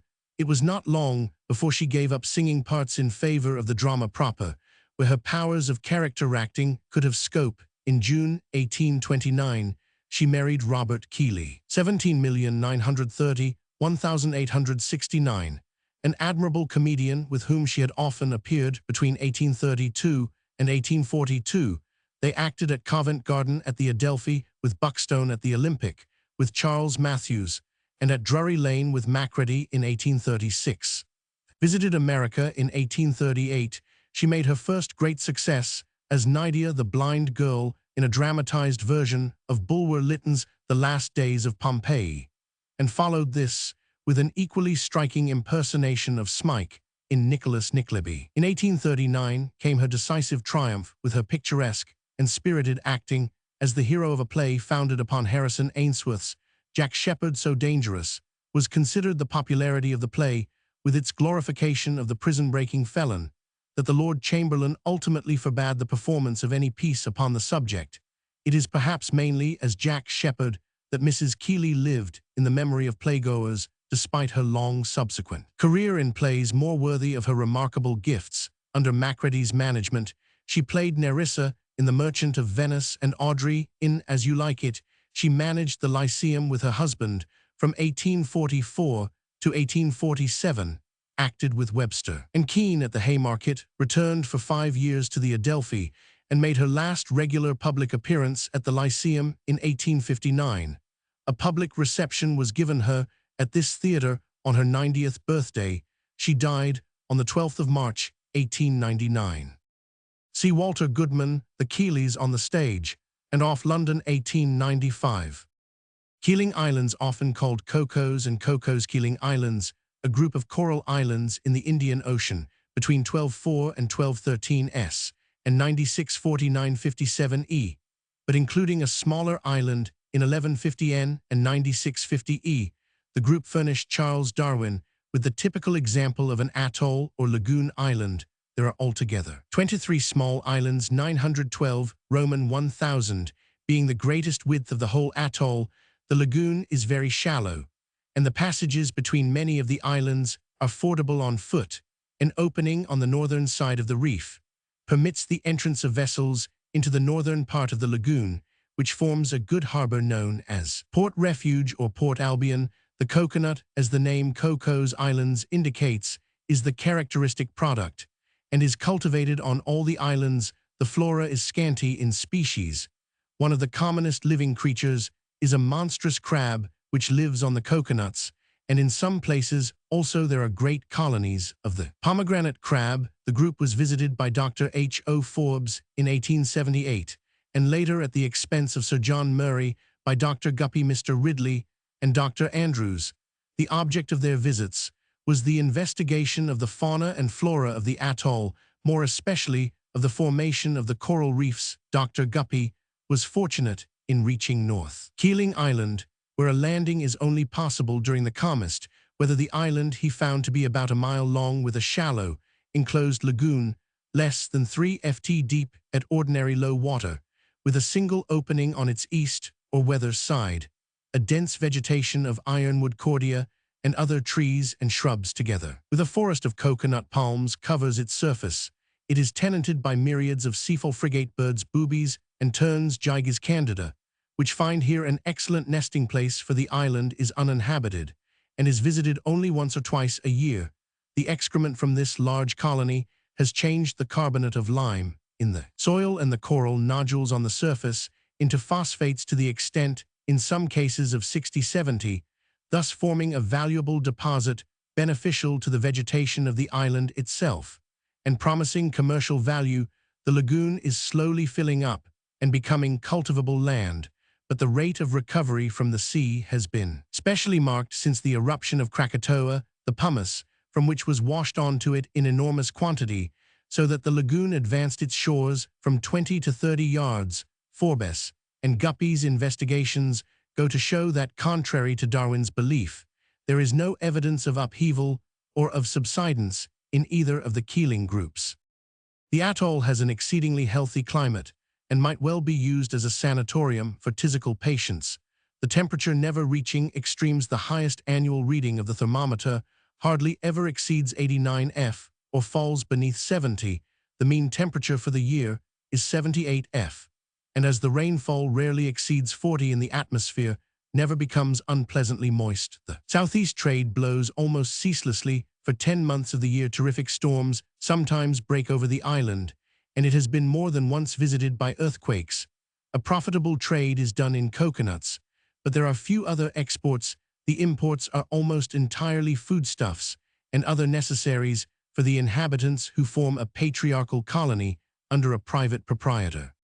The islands were discovered in 1609 by Captain William Keeling on his voyage from Batavia to the Cape. In 1823, Alexander Hare, an English adventurer, settled on the southernmost island with a number of slaves some 2 or 3 years after a Scotchman, J. Ross, who had commanded a brig during the English occupation of Java, settled with his family, who continued in the ownership on Direction Island, and his little colony was soon strengthened by Hare's runaway slaves, the Dutch. Government had in an informal way claimed the possession of the islands since 1829, but they refused to allow Ross to hoist the Dutch flag, and accordingly the group was taken under British protection in 1856. In 1878, it was attached to the government of Ceylon, and in 1882 placed under the authority of the governor of the Straits Settlements. The ownership and superintendency continued in the Ross family, of whom George Clunies Ross died in 1910, and was succeeded by his son Sidney. See Roman 100 Darwin Journal of the Voyage of the Beagle and Geological Observations on Coral Reefs. Also Henry O. Forbes, A Naturalist's Wanderings in the Eastern Archipelago, London, 1884. H. B. Guppy, The Cocos Keeling Islands, Scottish Geographical Magazine, Vol. Roman 5, 1889. Keel molding in architecture, a round on which there is a small fillet somewhat like the keel of a ship. It is common in the early English and decorated styles. Keene Charles Samuel, 18,230,1891, English black and white artist, the son of Samuel Brown Keene, a solicitor, was born at Hornsey on the 10th of August, 1823, educated at the Ipswich Grammar School. Until his 16th year, he early showed artistic leanings. 2 years after the death of his father, he was articled to a London solicitor, but the occupation proving uncongenial, he was removed to the office of an architect, Mr. Pilkington. His spare time was now spent in drawing historical and nautical subjects in watercolor. For these trifles his mother, to whose energy and common sense he was greatly indebted, soon found a purchaser, through whom he was brought to the notice of the Whimpers, the wood engravers. This led to his being bound to them as apprentice for 5 years. His earliest known 713 design is the frontispiece signed Charles Keene, To the Adventures of Dick Boldhero in Search of His Uncle Roman 100 Darton, Co. 1842.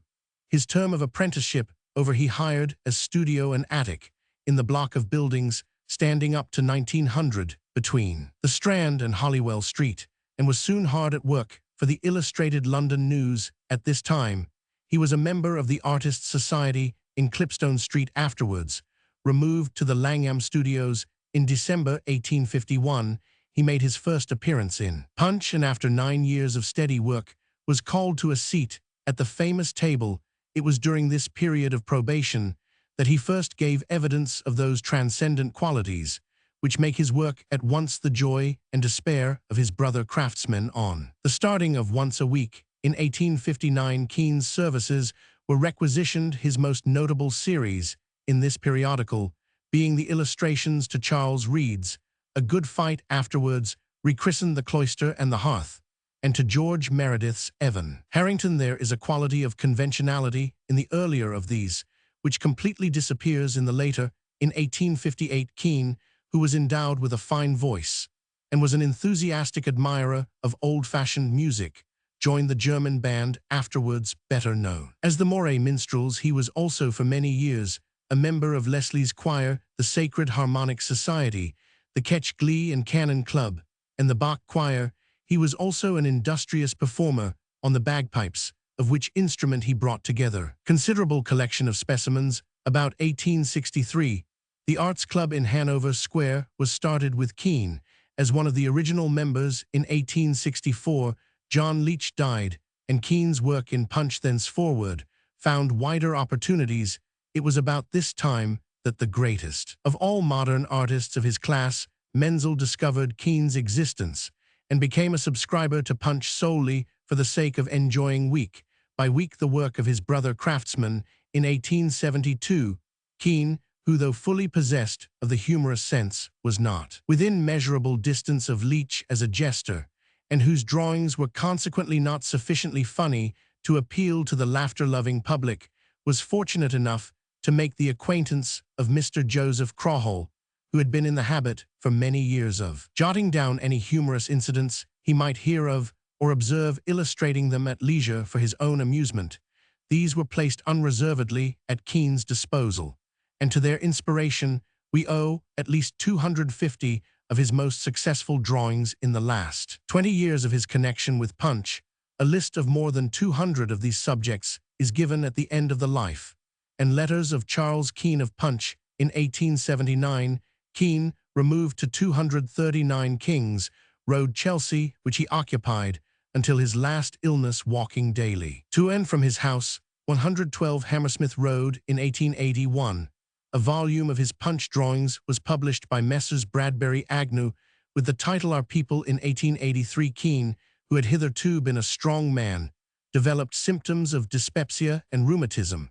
By 1889, these had increased to an alarming degree, and the last 2 years of his life were passed in acute suffering. Born with the greatest courage, he died unmarried after a singularly uneventful life on the 4th of January, 1891, and his body lies in Hammersmith Cemetery. Keane, who never had any regular art training, was essentially an artist's artist. He holds the foremost place amongst English craftsmen in black and white, though his work has never been appreciated at its real value by the general public. No doubt, the main reason for this lack of public recognition was his unconventionality. He drew his models exactly as he saw them, not as he knew the world wanted to see them. He found enough beauty and romance in all that was around him, and in his Punch work enough subtle humor in nature seized at her most humorous moments to satisfy him. He never required his models to grin through a horse collar as Gilray did, or to put on their company manners, as was Du Maurier's wont. But Keane was not only a brilliant worker in pen and ink. As an etcher, he has also to be reckoned with, notwithstanding the fact that his plates numbered not more than 50 at the outside. Impressions of them are exceedingly rare, and hardly half a dozen of the plates are now known to be in existence. He himself regarded them only as experiments in a difficult but fascinating medium.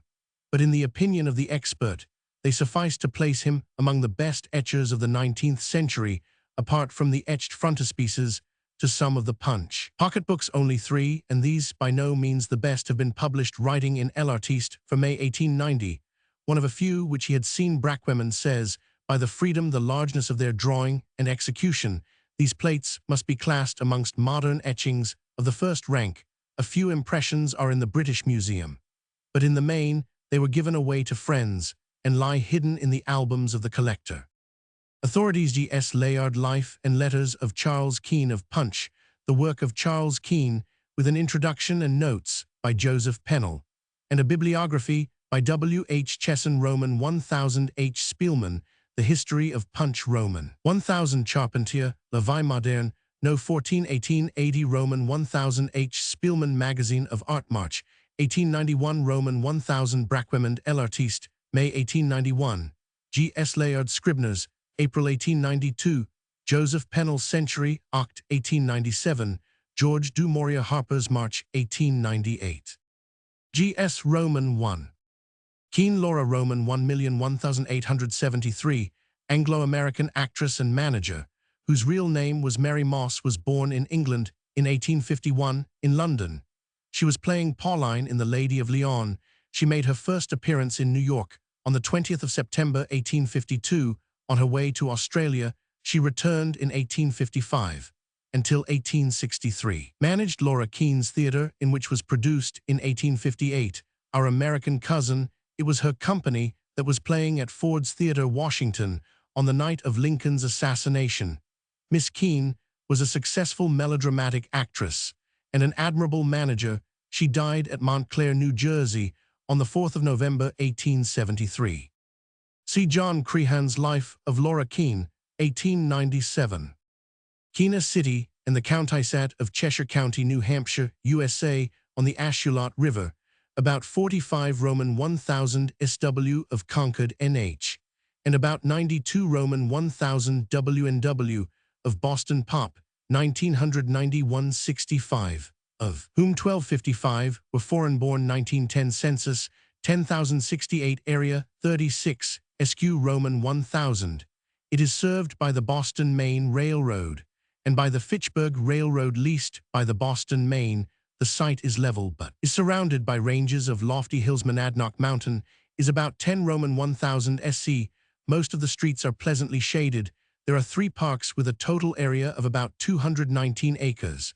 And in Central Square stands a soldiers' and sailors' monument designed by Martin Milmore and erected in 1871. The principal buildings are the City Hall, the County Buildings, and the City Hospital. The public library had in 1908 about 16,300 volumes. There are repair shops of the Boston, Maine Railroad here, and manufacturers of boots and shoes, woolen goods, furniture, especially chairs, pottery. Roman 100. The value of the factory product in 1905 was $2,690,967.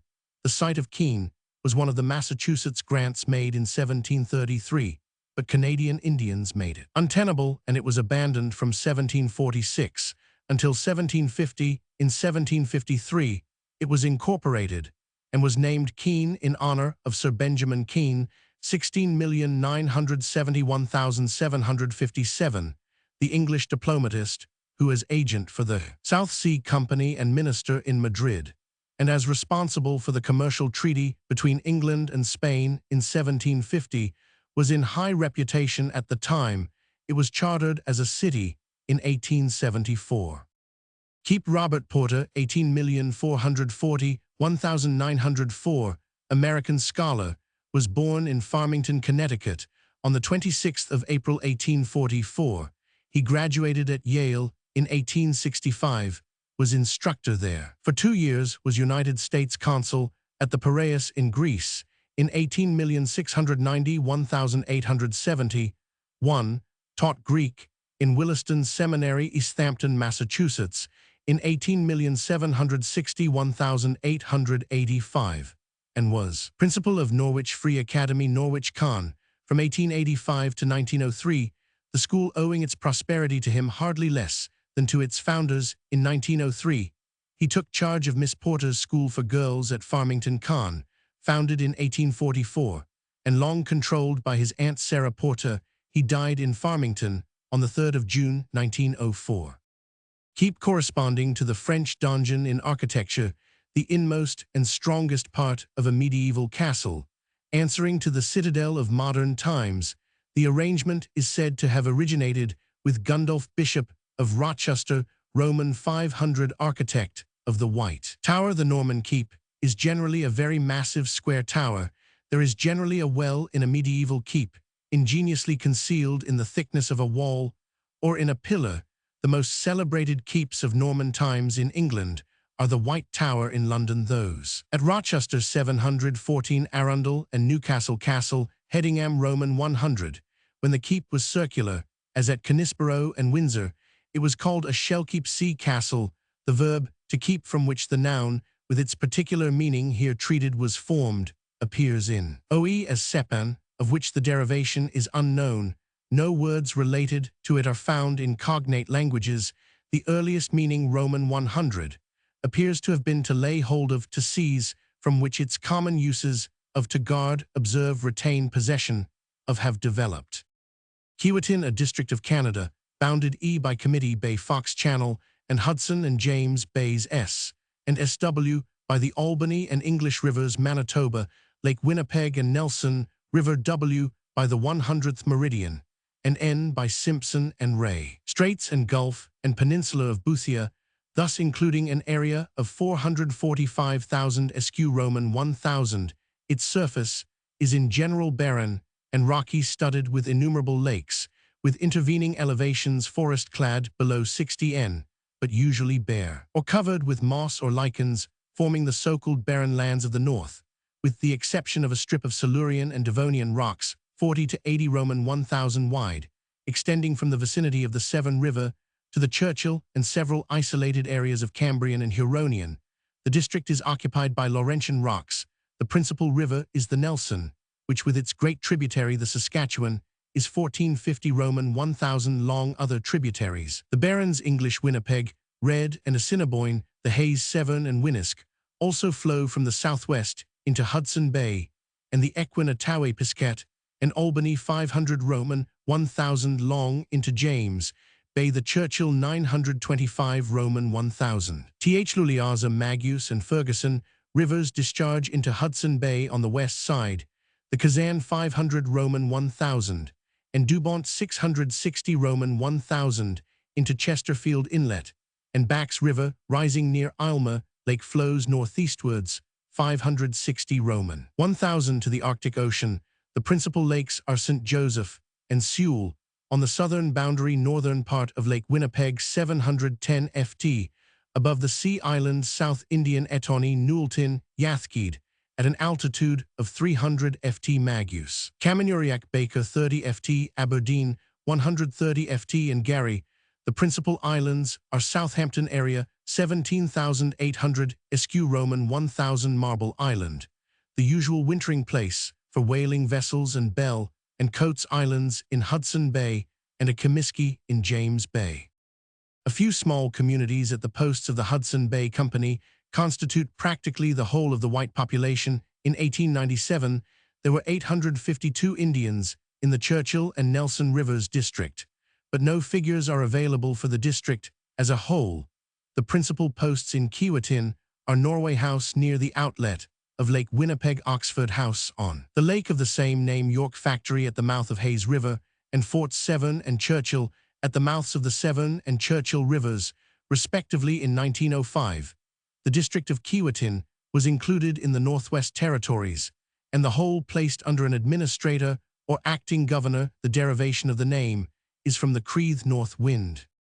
Kef, more correctly El Kef, the rock, a town of Tunisia, 125 Roman 1000 by rail SSW of the capital, and 75 Roman 1000 SC of Bona in Algeria. It occupies the site of the Roman colony of Sicca Veneria, and is built on the steep slope of a rock in a mountainous region through which flows the Meleg, an affluent of the Medjugorje, situated at the intersection of main routes from the west and south. Kef occupies a position of strategic importance. Though distant some 22 Roman 1000 from the Algerian frontier, it was practically a border post, and its walls and citadel were kept in a state of defense by the Tunisians. The town, with its half-dozen mosques and tortuous, dirty streets, is still partly walled. The southern part of the wall has, however, been destroyed by the French, and the remainder is being left to decay. Beyond the part of the wall destroyed is the French quarter. The Casbah, or citadel, occupies a rocky eminence on the west side of the town. It was built or rebuilt by the Turks, the material being Roman. It has been restored by the French, who maintain a garrison here. The Roman remains include fragments of a large temple dedicated to Hercules, and of the baths. The ancient cisterns remain, but are empty, being used as part of the barracks. The town is, however, supplied by water from the same spring which filled the cisterns. The Christian cemetery is on the site of a basilica there. A ruins of another Christian basilica excavated by the French, the apse being intact, and the narthex serving as a church. Many stones with Roman inscriptions are built into the walls of Arab houses. The modern town is much smaller than the Roman colony Pop, about 6,000, including about 100 Europeans, chiefly Maltese. The Roman colony of Sicca Veneria appears from the character of its worship of Venus Val Max, Roman 215, to have been a Phoenician settlement. It was afterwards a Numidian stronghold, and under the Caesars became a fashionable residential city, and one of the chief centers of Christianity in North Africa. The Christian apologist Arnobius the Elder lived here. Ch. Barth die Kustenländer des Mittelmeers, 1849, Corpus, inscript Latval Roman 8 Sombrun, in Bull de la Soche de Dieu de Bordeaux, 1878, also Cardinal Newman's Callista, a sketch of the 3rd century, 1856, for a reconstruction of the manner of life of the early Christians and their oppressors. Kehla town in the Grand Duchy of Baden, on the right bank of the Rhine opposite Strasbourg, with which it is connected by a railway bridge and a bridge of boats pop 4,000. It has a considerable river trade in timber, tobacco, and coal, which has been developed by the formation of a harbor with 2 basins. The chief importance of Kells is its connection with the military defense of Strasbourg. To the strategic area of which it belongs, it is encircled by the strong forts Boos, Blumenthal, and Kirchbach of that system. In 1678, Kells was taken from the imperialists by the French, and in 1683, a new fortress built by Vauban was begun. In 1697, it was restored to the empire and was given to Baden. But in 1703, and again in 1733, it was taken by the French, who did not, however, retain it for very long. In 1793, the French again took the town, which was retaken by the Austrians, and was restored to Baden in 1803. In 1808, the French, again in possession, restored the fortifications, but these were dismantled in 1815, when Kells was again restored to Baden. In August 1870, during the Franco-German War, the French shelled the defenseless town. Keighley, locally Keighley, a municipal borough, in the Keighley parliamentary division of the West Riding of Yorkshire, England. 17 Roman 1000 W&W of Leeds, on branches of the Great Northern and Midland Railways, Pop. 1901 40 1564. It is beautifully situated in a deep valley near the junction of the Worth with the Aire Canal between Liverpool and Hull, affords it water communication with both west and east coasts. The principal buildings are the parish church of St. Andrew, dating from the time of Henry Roman I, modernized in 1710, rebuilt with the exception of the tower in 1805, and again rebuilt in 1878, and the handsome Gothic Mechanics Institute and Technical School, 1870. A grammar school was founded in 1713, the operations of which have been extended so as to embrace a trade school, 1871, for boys, and a grammar school for girls. The principal industries are manufactures of woolen goods, spinning, sewing, and washing machines, and tools. The town was incorporated in 1882, and the corporation consists of a mayor, 6 aldermen, and 18 councillors. Kells Islands, Key, Roman 100 native Uaba group in the Dutch East Indies, in the residency of Ambona, between 5 and 65 s, and 13150 and 13315 e, and consisting of 4 parts: Nuhu Iat, or Great K Roa, or Little K, the Tayanda, and the Kerr group, Great K. Differs physically in every respect from the other groups. It is of tertiary formation, Miocene, and has a chain of volcanic elevations along the axis reaching a height of 2600 ft. Its area is 290 sq Roman 1000, the total land area of the group being 572 sq Roman 1000. All the other islands are of post-tertiary formation and of level surface. The group has submarine connection under relatively shallow sea with the Timor-Laut group to the southwest, and the chain of islands extending northwest towards Ceram deep water separates it on the east from the Aru Islands, and on the west from the inner islands of the Banda Sea. Among the products are coconuts, sago, fish, trepang, timber, copra, maize, yams, 715, and tobacco. The population is about 23,000, of whom 14,900 are pagans and 8,300 Mohammedans.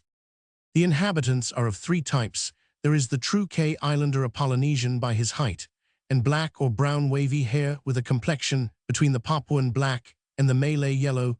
There is the pure Papuan, who has been largely merged in the K type. Thirdly, there are the immigrant Malays, these distinguished by the use of a special language and by the profession of Mohammedanism, are descendants of natives of the Banda Islands who fled eastward before the encroachments of the Dutch. The pagans have rude statues of deities and places of sacrifice, indicated by flat-topped cairns. The Kells Islanders are skillful in carving and celebrated boat builders.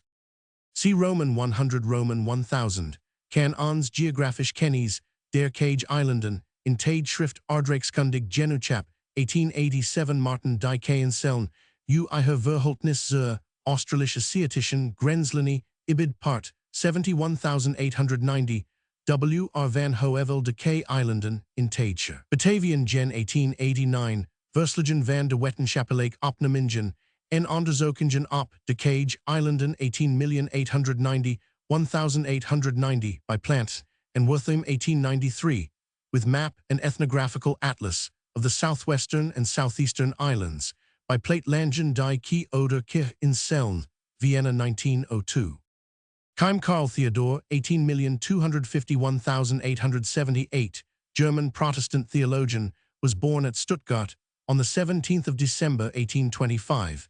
His father, Johann Christian Keim, was headmaster of a gymnasium here.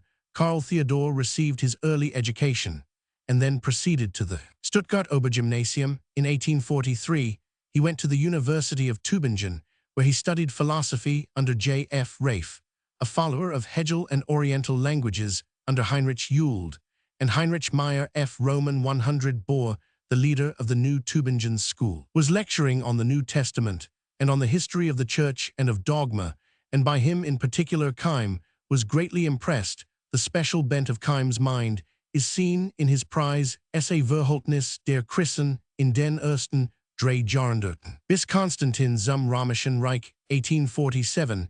His first published work was Die Reformation der Reichsstadt Ulm, 1851. In 1850, he visited the University of Bonn, where he attended some of the lectures of Friedrich Bleek Richard Roth Roman 100 Roman 1000 Arndt and Isaac Dorner. He taught at Tübingen from June 1851 until 1856, when, having become a pastor, he was made deacon at Esslingen-Württemberg. In 1859, he was appointed archdeacon, but a few months later, he was called to the University of Zurich as professor of theology, 18,591,873, where he produced his important works. Before this, he had written on church history, for example, Schwäbische Reformationsgeschichte bis zum Augsburger Reichstag, 1855, his inaugural address at Zurich on the human development of Jesus, Die Menschliche Entwicklung Jesu Christi, 1861, and his Die Geschichtliche Wort Jesu, 1864, were preparatory to his chief work, Die Geschichte Jesu von Nazareth, in ihrer Verkettung mit dem Gesamtalben Sens Volks, 3 vols, 18,671,872, Eng Trans Jesus of Nazareth, and the National Life of Israel, 6 vols, 18,730,1882. In 1873, Keim was appointed professor of theology at Gießen. This post he resigned through ill health shortly before his death. On the 17th of November 1878, he belonged to the Mediation School of Theology.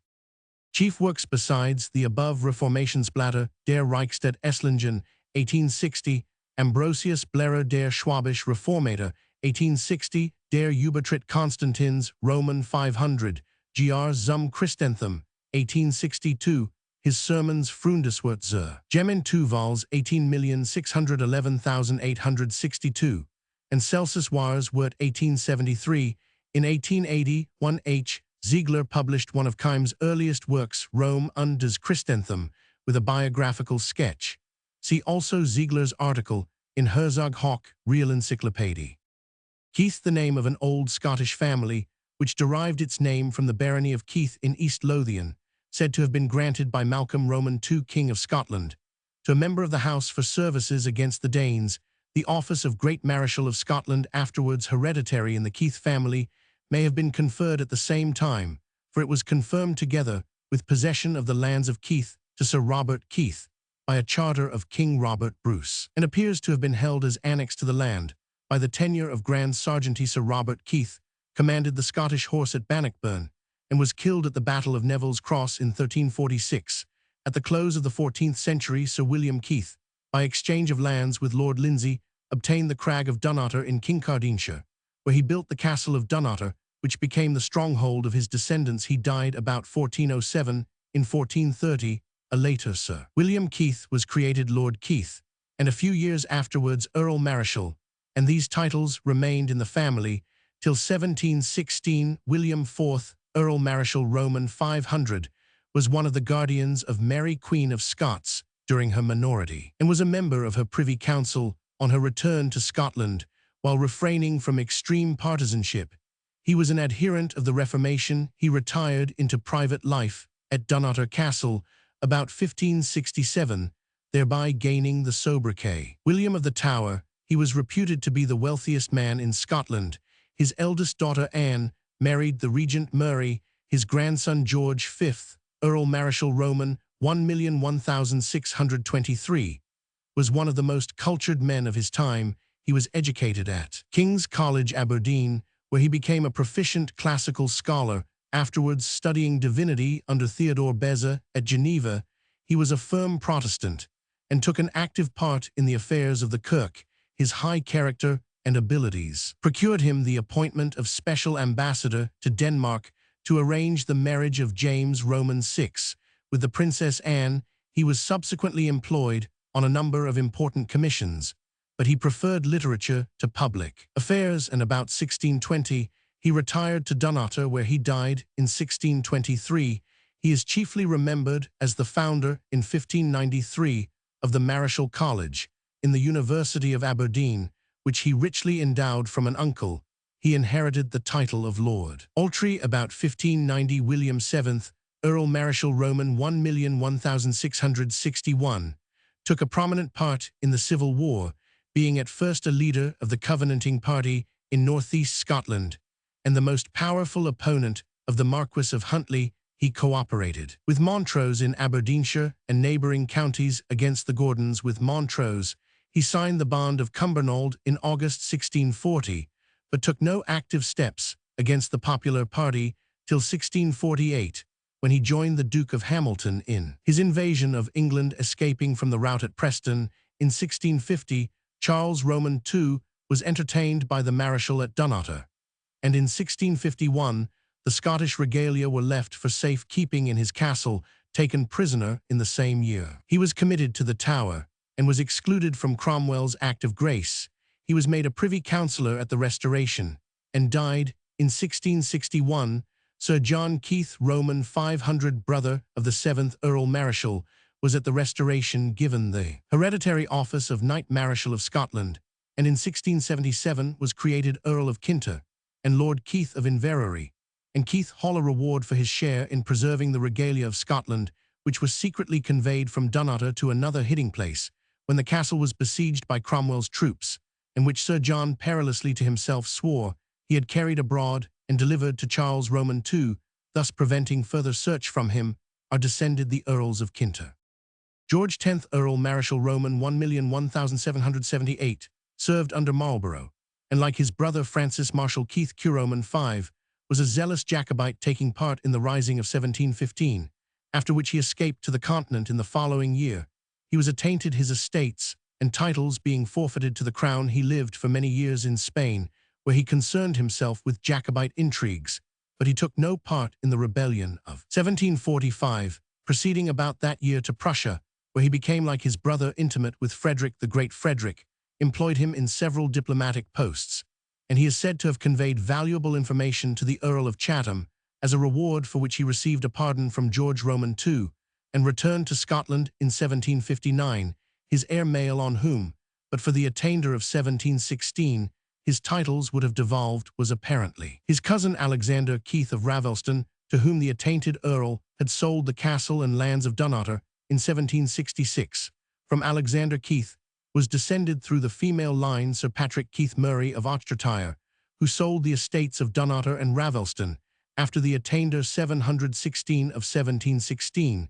The right of the Keiths of Ravelston to be recognized as the representatives of the Earls Marischal was disputed by Robert Keith. 16,811,757, Bishop of Fife, a member of another collateral branch of the family. The bishop was a writer of some repute. His chief work, The History of the Affairs of the Church and State of Scotland, Edinburgh, 1734, being of considerable value for the reigns of James Roman V, James Roman VI, and Mary Queen of Scots. He also published a catalogue of the bishops of Scotland, Edinburgh, 1755, and other less important historical and theological works. Robert Keith Roman 500, descended from a younger son of the second Earl Marischal, was British minister in Vienna in 1748, and subsequently held other important diplomatic appointments, being known to his numerous friends, among whom were the leading men of letters of his time, as Ambassador Keith. His son Sir Robert Murray Keith, 17,301,795, was on Lord George Sackville's staff at the Battle of Minden. He became colonel of a regiment, the 87th Foot, known as Keith's Highlanders, who won distinction in the Continental Wars, but were disbanded in 1763. He was then employed in the diplomatic service, in which he achieved considerable success by his honesty, courage, and knowledge of languages. In 1781, he became lieutenant general. In 1789, he was made a privy councillor. From the Keith family through the female line was descended George Keith Elphinstone, Baron Keith of Stonehaven Marischal, and afterwards Viscount Keith Curoman V, whose titles became extinct at the death of his daughter Margaret Baroness Keith in 1867. See Calendar of Documents relating to Scotland, edited by J. Bain, 4 vols, Edinburgh, 18,811,888. Peter Buchan. An account of the ancient and noble family of Keith, Edinburgh, 1828. Memoirs and Correspondence of Sir Robert Murray Keith, edited by Mrs. Gillespie Smythe, London, 1849. John Spalding, Memorials of the Troubles in Scotland, 16,240,1645. 2 vols. Spalding Club, Pubble, 2123. Aberdeen, 18,501,851. Sir Robert Douglas, The Peerage of Scotland, Edinburgh, 1813. G. Roman 100, Complete Peerage, Vol. Roman 4, London, 1892. R. J. Roman 1000. Keith Francis Edward James, 16,961,758, Scottish soldier and Prussian field marshal, was the second son of William IX, Earl Marischal of Scotland, and was born on the 11th of June 1696 at the castle of Inverugie near Peterhead. Through his careful education under Robert Keith, Bishop of Fife, and subsequently at Edinburgh University, in preparation for the legal profession, he acquired that taste for literature which afterwards secured him the esteem of the most distinguished savants of Europe. But at an early period, his preference for a soldier's career was decided. The rebellion of 1715, in which he displayed qualities that gave some augury of his future eminence, compelled him to seek safety on the continent. After spending 2 years in Paris, chiefly at the university, he in 1719 took part in the ill-starred expedition of the Pretender to the Highlands of Scotland. He then passed some time at Paris and Madrid, in obscurity and poverty, but eventually obtained a colonelcy in the Spanish army, and it is said took part in the siege of Gibraltar 172,627. Finding his Protestantism a barrier to promotion, he obtained from the King of Spain a recommendation to Peter Roman II of Russia, from whom he received 1728 the command of a regiment of the Guards. He displayed, in numerous campaigns, the calm, intelligent, and watchful valor, which was his chief characteristic, obtaining the rank of General of Infantry, and the reputation of being one of the ablest officers in the Russian service, as well as a capable and liberal civil administrator, judging, however, that his rewards were not commensurate with his merits. He in 1747 offered his services to Frederick Roman II of Prussia, who at once gave him the rank of Field Marshal. In 1749 made him governor of Berlin, and soon came to cherish towards him, as towards his brother the 10th Earl Marischal, a strong personal regard. In 1756, the 7 Years' War broke out. Keith was employed in high command from the first, and added to his Russian reputation on every occasion by resolution and promptitude of action, not less than by care and skill. In 1756, he commanded the troops covering the investment of Pirna, and distinguished himself at Lobositz. In 1757, he commanded at the siege of Prague. Later in this same campaign, he defended Leipzig against a greatly superior force, was present at Rossbach, and while the king was fighting the campaign of Leuthen, conducted a foray into Bohemia. In 1758, he took a prominent part in the unsuccessful Moravian campaign, after which he withdrew from the army to recruit his broken health. He returned in time for the autumn campaign in the Lositz, and was killed on the 14th of October 1758 at the Battle of Hochkirch.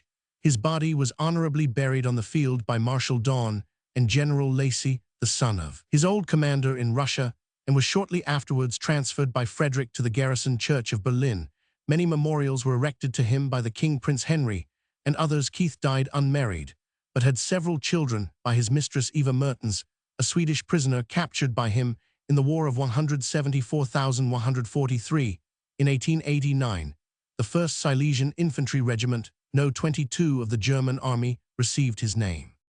C.K. Varnhagen von Inse Biografisch Denkmal Part 7, 1844, fragment of a memoir of Field Marshal James Keith written by himself, 17,140,1734, edited by Thomas Constable for the Spalding Club, 1843 T.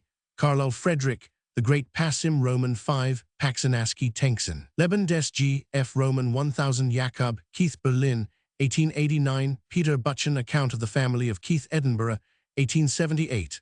Anon Memoir of Marshal Keith Peterhead, 1869, Pauli Leben Grosser Helden Part Roman 4 Keith George Roman 1,001,716, British divine, was born at Aberdeen about 1639, and was educated for the Presbyterian ministry at Marischal College in his native city in 1662. He became a Quaker and worked with Robert Barclay Roman 5 after being imprisoned for preaching in 1676. He went to Holland and Germany on an evangelistic tour with George Fox and William Penn. 2 further terms of imprisonment in England induced him 1684 to emigrate to America, where he was Surveyor General in East New Jersey, and then a schoolmaster at Philadelphia. He traveled in New England defending Quakerism against the attacks of Increase and Cotton Mather, but after a time fell out with his own folk on the subject of the atonement, accused them of deistic views, and started a community of his own called Christian Quakers or Keithians. He endeavored to advance his views in London, but the yearly meeting of 1694 disowned him, and he established a society at Turner's Hall in Philpot Lane, where he so far departed from Quaker usage as to administer the 2 sacraments in 1700. He conformed to the Anglican Church, and from 1702 to 1704 was an agent of the Society for the Propagation of the Gospel in America.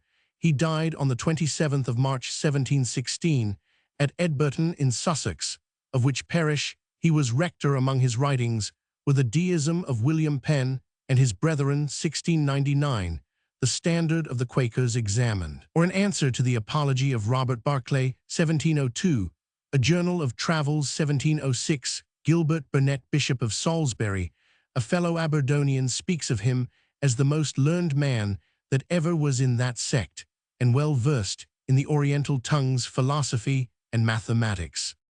Keith George Keith Elphinstone, Viscount, 17,461,823, British Admiral, 5th son of the 10th Lord Elphinstone, was born in Elphinstone Tower near Stirling on the 7th of January 1746. 2 of his brothers went to sea, and he followed their example by entering the Navy in 1761 in the Gosport, then commanded by Captain Jervis, afterwards Earl St. Vincent. In 1767, he made a voyage to the East Indies in the company's service, and put 2,000 lent him by an uncle to such good purpose in a private trading venture, that he laid the foundation of a handsome fortune. He became lieutenant in 1770, commander in 1772, and post-captain in 1775. During the war in America, he was employed against the privateers, and with a naval brigade at the occupation of Charleston S. Roman 100 in January 1781. When in command of the Warwick 50, he captured a Dutch 50-gun ship, which had beaten off an English vessel of equal strength a few days before. After peace was signed, he remained on shore for 10 years, serving in Parliament as member first for Dumbartonshire, and then for Stirlingshire. When war broke out again in 1793, he was appointed to the robust 74, in which he took part in the occupation of Toulon by Lord Hood. He 717 particularly distinguished himself by beating a body of the French ashore at the head of a naval brigade of English and Spaniards. He was entrusted with the duty of embarking the fugitives when the town was evacuated in 1794. He was promoted rear admiral, and in 1795 he was sent to occupy the Dutch colonies at the Cape of Good Hope, and in India he had a large share in the capture of the Cape in 1795, and in August 1796 captured a whole Dutch squadron in Saldanha Bay. In the interval, he had gone on to India, where his health suffered, and the capture at Saldanha was effected on his way home, when the mutiny at the Nore broke out in 1797, he was appointed to the command and was soon able to restore order. He was equally successful at Plymouth, where the squadron was also in a state of effervescence. At the close of 1798, he was sent as second in command to St. Vincent. It was for a long time a thankless post, for St. Vincent was at once half incapacitated by ill health and very arbitrary, while Nelson, who considered that Keith's appointment was a personal slight to himself, was peevish and insubordinate. The escape of a French squadron, which entered the Mediterranean from Brest in May 1799, was mainly due to jarrings among the British naval commanders. Keith followed the enemy to Brest on their retreat, but was unable to bring them to action. He returned to the Mediterranean in November. As commander-in-chief, he cooperated with the Austrians in the siege of Genoa, which surrendered on the 4th of June 1800. It was, however, immediately afterwards lost, in consequence of the Battle of Marengo, and the French made their re-entry so rapidly that the admiral had considerable difficulty in getting his ships out of the harbor. The close of 1801 and the beginning of the following year were spent in transporting the army sent to recover Egypt from the French, as the naval force of the enemy was completely driven into port. The British admiral had no opportunity of an action at sea, but his management of the convoy carrying the troops and of the landing at Aboukir was greatly admired. He was made a baron of the United Kingdom, an Irish barony having been conferred on him in 1797.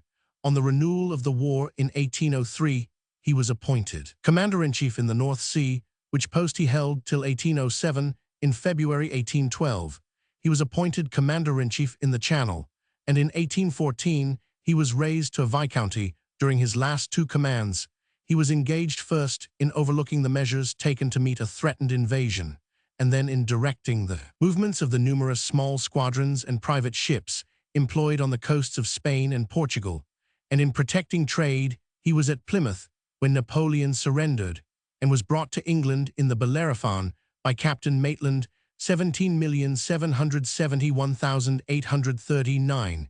The decisions of the British government were expressed through him to the fallen Emperor. Lord Keith refused to be led into disputes, and confined himself to declaring steadily that he had his orders to obey. He was not much impressed by the appearance of his illustrious charge, and thought that the airs of Napoleon and his suite were ridiculous. Lord Keith died on the 10th of March 1823 at Tullyallen, his property in Scotland, and was buried in the parish church. A portrait of him by Owen is in the Painted Hall in Greenwich.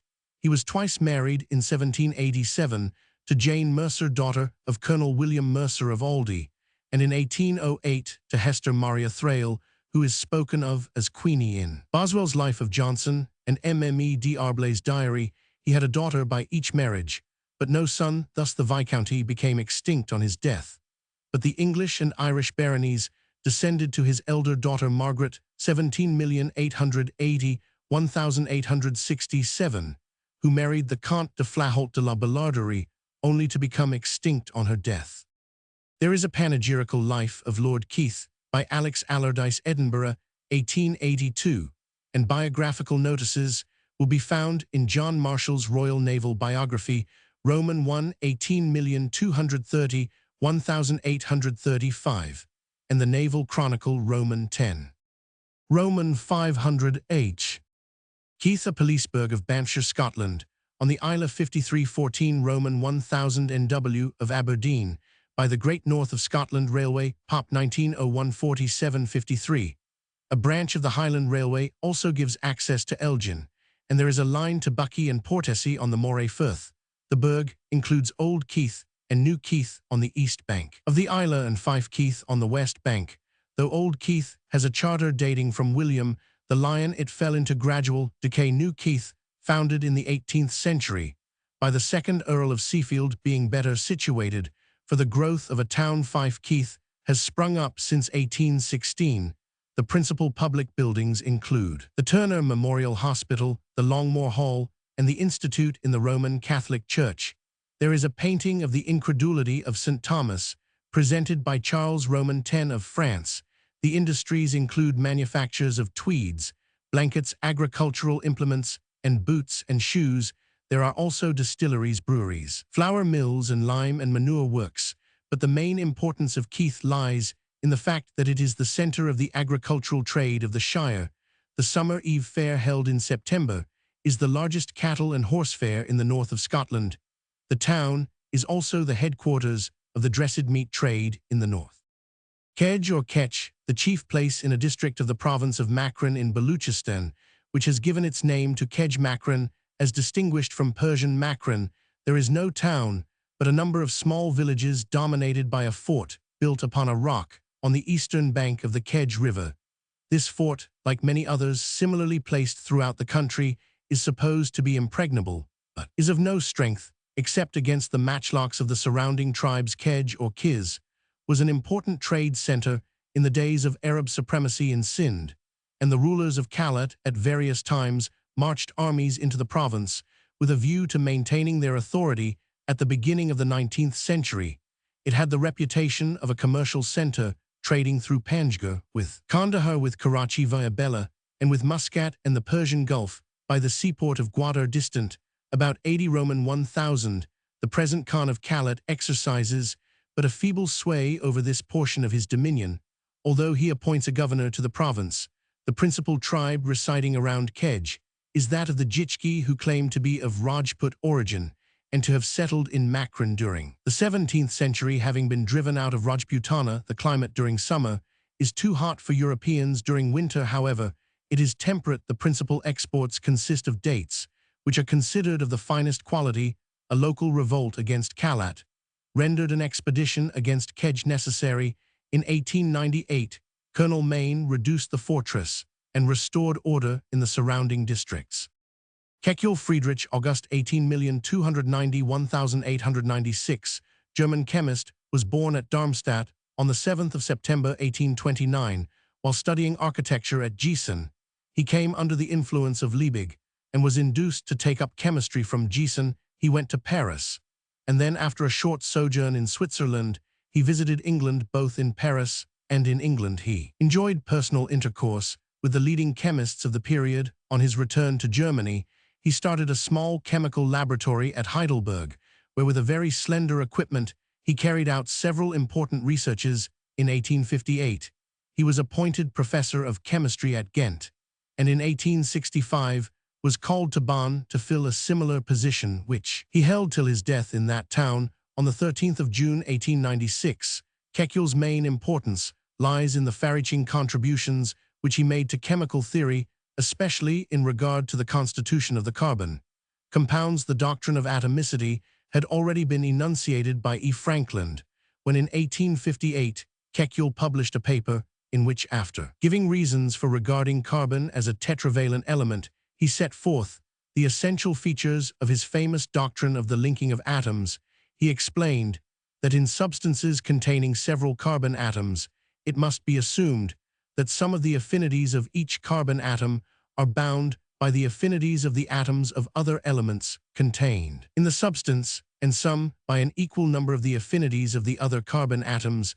The simplest case is when two carbon atoms are combined, so that one affinity of the one is tied to one affinity of the other. Two, therefore, of the affinities of the two atoms are occupied in keeping the two atoms together, and only the remaining six are available for atoms of other elements. The next simplest case consists in the mutual interchange of two affinity units, and so on. This conception led Kekule to his close chain or ring theory of the constitution 718 of benzene, which has been called the most brilliant piece of prediction to be found in the whole range of organic chemistry, and this in turn led in particular to the elucidation of the constitution of the aromatic compounds, and in general to new methods of chemical synthesis and decomposition, and to a deeper insight into the composition of numberless organic bodies and their mutual relations. Professor F.R. Japp, in the Kekule Memorial Lecture he delivered before the London Chemical Society on the 15th of December 1897, declared that 3/4 of modern organic chemistry is directly or indirectly the product of Kekule's benzene theory, and that without its guidance and inspiration, the industries of the Coulter colors and artificial therapeutic agents in their present form and extension would have been inconceivable. Many of Kells' papers appeared in the Annalen der Chemie, of which he was editor, and he also published an important work, Lehrbuch der organischen Chemie, of which the first 3 volumes are dated 1861, 1866, and 1882, while of the fourth, only one small section was issued in 1887. Keller Albert, 1845, German painter, was born at Guise in Switzerland. He studied at the Munich Academy under Lenbach and Ramberg, and must be counted among the leading colorists of the modern German school travels in Italy, France, England, and Holland, and a prolonged sojourn in Paris helped to develop his style, which is marked by a sense of elegance and refinement, all too rare in German art. His scenes of society life, such as the famous dinner 1890, are painted with thoroughly Parisian esprit, and his portraits are marked by the same elegant distinction. He is particularly successful in the rendering of rustling silk and satin dresses and draperies. His historical and imaginative works are as modern in spirit and as unacademical as his portraits at the Munich Pinakothek is his painting Jerry Tochterlein 1886, whilst the Königsberg Museum contains his Roman bath and the Liebig collection in Reichenberg. The audience with Louis Roman 15, the first picture that drew attention to his talent, among other important works.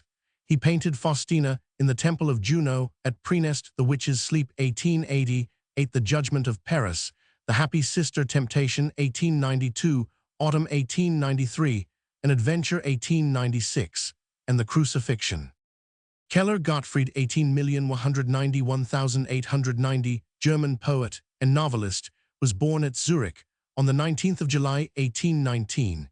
His father, a master joiner, dying while Gottfried was young. His early education was neglected. He, however, was in 1835 apprenticed to a landscape painter. Subsequently spent 2 years, 18,401,842, in Munich learning to paint. Interest in politics drew him into literature, and his talents were first disclosed in a volume of short poems, Gedicht, 1846. This obtained him recognition from the government of his native canton, and he was in 1848 enabled to take a short course of philosophical study at the University of Heidelberg from 1850 to 1855. He lived in Berlin, where he wrote his most important novel, Der Grüne Heinrich, 18,511,853, revised edition, 18,790,1880, remarkable for its delicate autographic portraiture and the beautiful episodes interwoven with the action.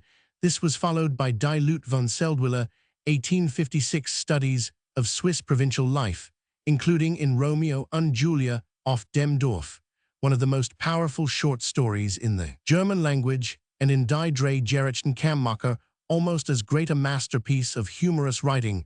Returning to his native city with a considerable reputation, he received in 1861 the appointment of secretary to the canton. For a time, his creative faculty seemed paralyzed by his public duties, but in 1872 appeared Sieben Legenden, and in 1874 a second series of Die Lute von Seldwyla, in both of which books he displayed no abatement of power and originality. He retired from the public service in 1876. Employed his leisure in the production of Zürcher Novellen 1878, Das Sinnendicht, a collection of short stories 1881, and a novel Martin Salander, Berlin 1886. He died on the 15th of July 1890 at Hottingen. Keller's place among German novelists is very high. Few have united such fancy and imagination to such uncompromising realism, or such tragic earnestness to such abounding humor. As a lyric poet, his genius is no less original. He takes rank with the best German poets of this class in the second half of the 19th century. Keller's Gesamelt work were published in 10 vols, 18,891,890, to which was added another volume, Nachgelassene Schriften und Dichtungen, containing the fragment of a tragedy 1893 in English. Appeared G. Keller, a selection of his tales, translated with a memoir by Kate Freiligrath Croker, 1891. For a further estimate of Keller's life and works, CFO. Bram, 1883, E. Brenning G. Keller nach seinem Leben und Dichten, 1892, F. Baldensperger G. Keller Savai et ses Ouvres, 1893. Frey Erina Rungen and Gottfried Keller, 1893 Beechtold Keller's Lebensbrief, Untagebücher Berlin, 18.940.1897, Acoster G. Keller, 1900 ed., 1907, and for his work as a painter H. E. von Berlepsch Gottfried Keller als Maler, 1895. Keller Helen Adams, 1880 American blind deaf-mute, was born at Tuscumbia, Alabama in 1880. When barely 2 years old, she was deprived of sight, smell, and hearing by an attack of scarlet fever at the request of her parents, who were acquainted with the success attained in the case of Laura Bridgman Kuroman V, one of the graduates of the Perkins Institution at Boston. Miss Anne Roman 1000 Sullivan, who was familiar with the teachings of Dr. S. G. Howe Kuroman V, was sent to instruct her at home. Unfortunately, an exact record of the steps in her education was not kept, but from 1888 onwards at the Perkins Institution, Boston, and under Miss Sarah Fuller at the Horace Mann School in New York, and at the Wright Humason School, she not only learnt to read, write, and talk, but became proficient to an exceptional degree in the ordinary educational curriculum. In 1900, she entered Radcliffe College and successfully passed the examinations in mathematics Roman for her degree of AB in 1904. Miss Sullivan, whose ability as a teacher must be considered almost as marvelous as the talent of her pupil was throughout her devoted companion, the case of Helen Keller is the most extraordinary ever known in the education of blind. Deaf-mute see deaf and dumb, add fin her acquirements including several languages and her general culture being exceptionally wide. She wrote The Story of My Life 1902 and volumes on optimism 1903 and The World I Live in 1908, which both in literary style and in outlook on life are a striking revelation of the results of modern methods of educating those who have been so handicapped by natural disabilities. Kellerman François Christophe, de 17,351,820, Duke of Valmy and Marshal of France, came of a Saxon family long settled in Strasbourg and ennobled, and was born there on the 28th of May 1735. He entered the French army as a volunteer and served in the 7 Years' War and in Louis Roman XV's Polish expedition of 1771, on returning from which he was made a lieutenant colonel. He became brigadier in 1784, and in the following year Marechal de Camp in 1789, Kellerman enthusiastically embraced the cause of the Revolution, and in 1791 became general of the army in Alsace. In April 1792, he was made a lieutenant general. In August of the same year, there came to him the opportunity of his lifetime. He rose to the occasion, and his victory of Valmy, see French Revolutionary Wars over the Prussians in Goethe's words, opened a new era in the history of the world. Transferred to the army on the Moselle, Kellerman was accused by General Custine of neglecting to support his operations on the Rhine, but he was acquitted at the bar of the convention in Paris and placed at the head of the army of the Alps and of Italy, in which position he showed himself a careful commander and excellent administrator.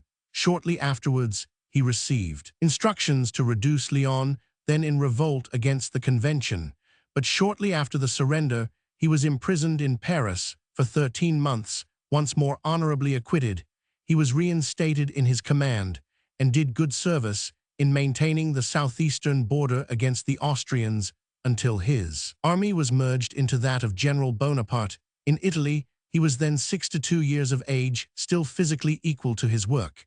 But the young generals who had come to the front in these 2 years represented the new spirit and the new art of war, and Kellerman's active career came to an end.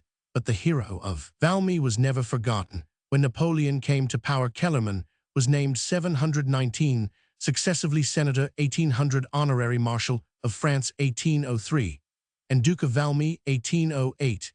He was frequently employed in the administration of the army, the control of the line of communications, and the command of reserve troops, and his long and wide experience made him one of Napoleon's most valuable assistants. In 1814, he voted for the deposition of the emperor and became a peer under the royal government. After the 100 Days, he sat in the Chamber of Peers and voted with the liberals. He died at Paris on the 23rd of September, 1820. CJGP de Salve, Fragments historiques sur Roman 1000 Le Merchel de Kellerman Paris, 1807, and de Beautedu Esquisse de la carrière militaire de F. Roman 100 Kellerman Duc de Valmy Paris, 1817.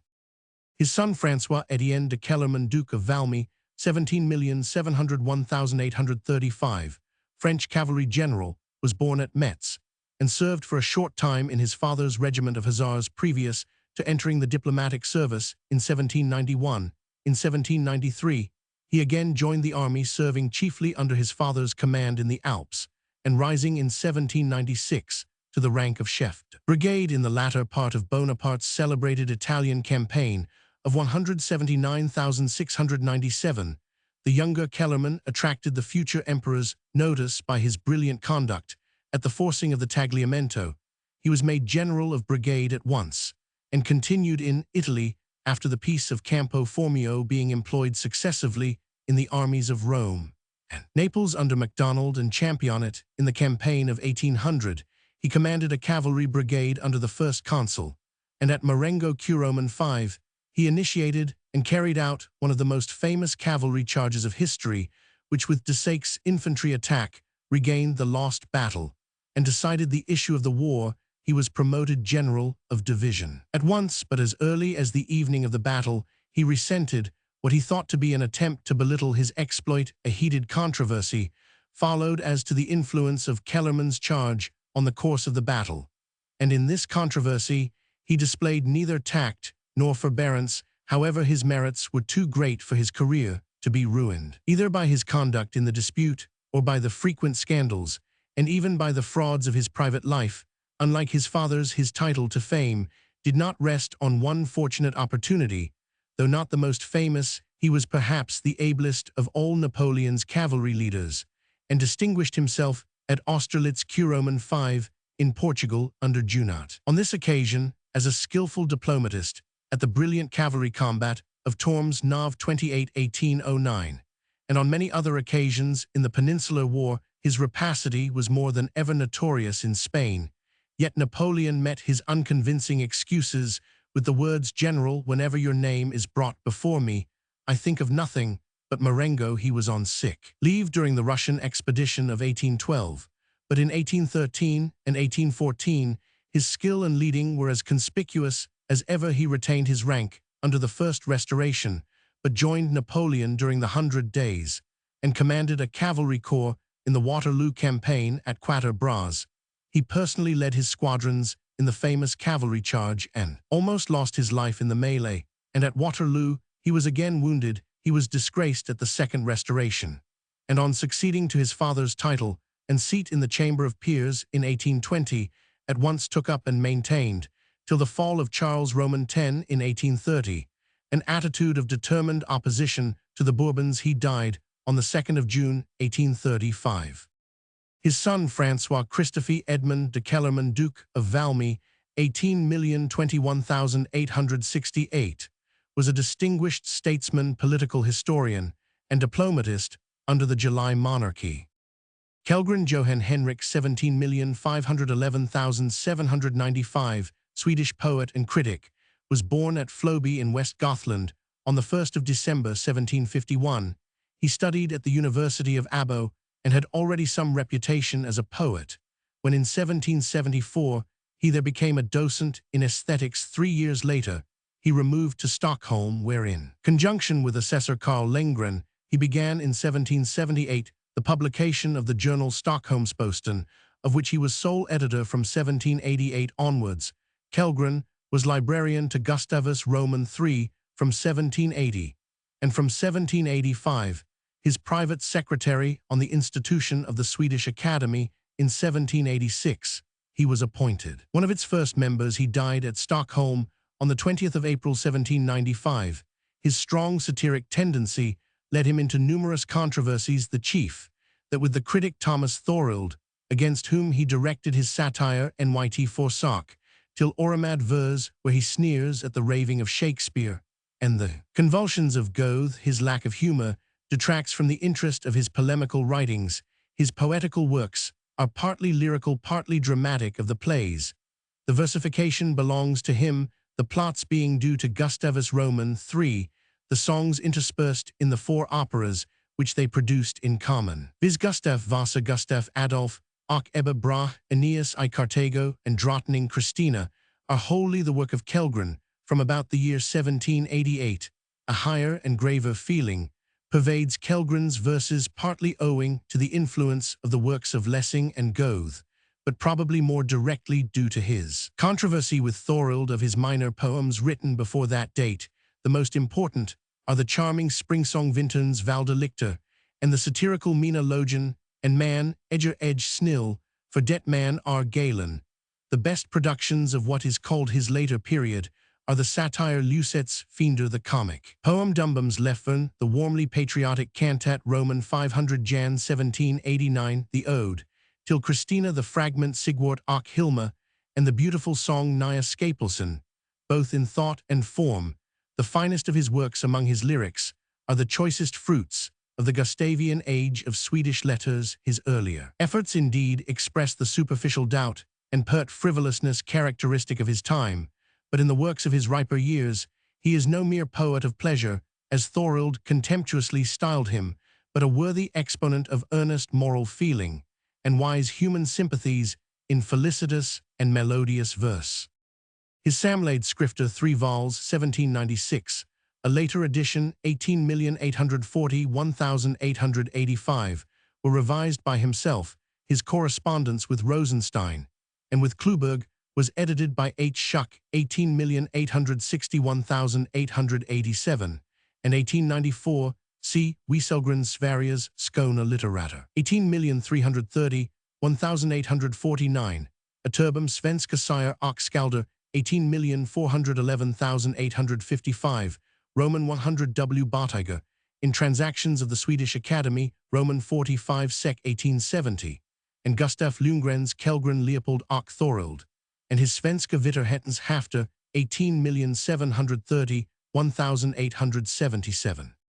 Kellogg Clara Louise, 1842, American singer, was born at Sumterville, South Carolina, in July 1842, and was educated in New York for the musical profession, singing first in opera there in 1861.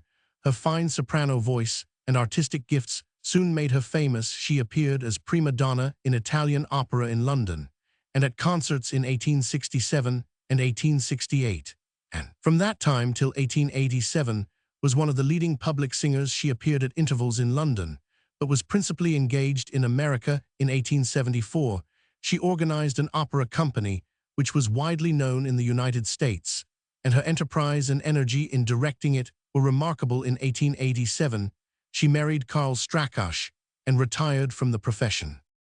Kells, a market town of County Meath, Ireland, on the Blackwater 934 Roman 1000 NW of Navan, on a branch of the Great Northern Railway POP of Urban District 1901-2420.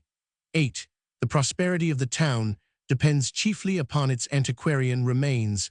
The most notable is St. Columkill's house, originally an oratory, but afterwards converted into a church, the chancel of which was in existence in 1752. The present church is modern, with the exception of the bell tower rebuilt in 1578.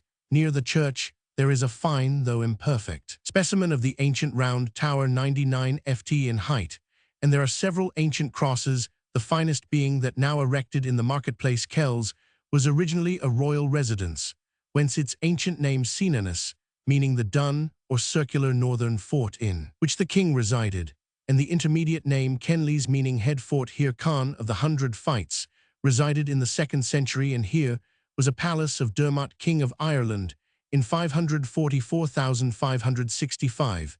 The other places in Ireland named Kells are probably derived from Sela, signifying church. In the 6th century, Kells, it is said, was granted to St. Columkill of the monastery, which he is reported to have founded. There are no remains, and the town owes its chief ecclesiastical importance to the bishopric founded about 807 and united to Meath in the 13th century. The ecclesiastical establishment was noted as a seat of learning, and a monument of this remains in the Book of Kells, an illuminated 720 copy of the Gospels in Latin, containing also local records dating from the 8th century.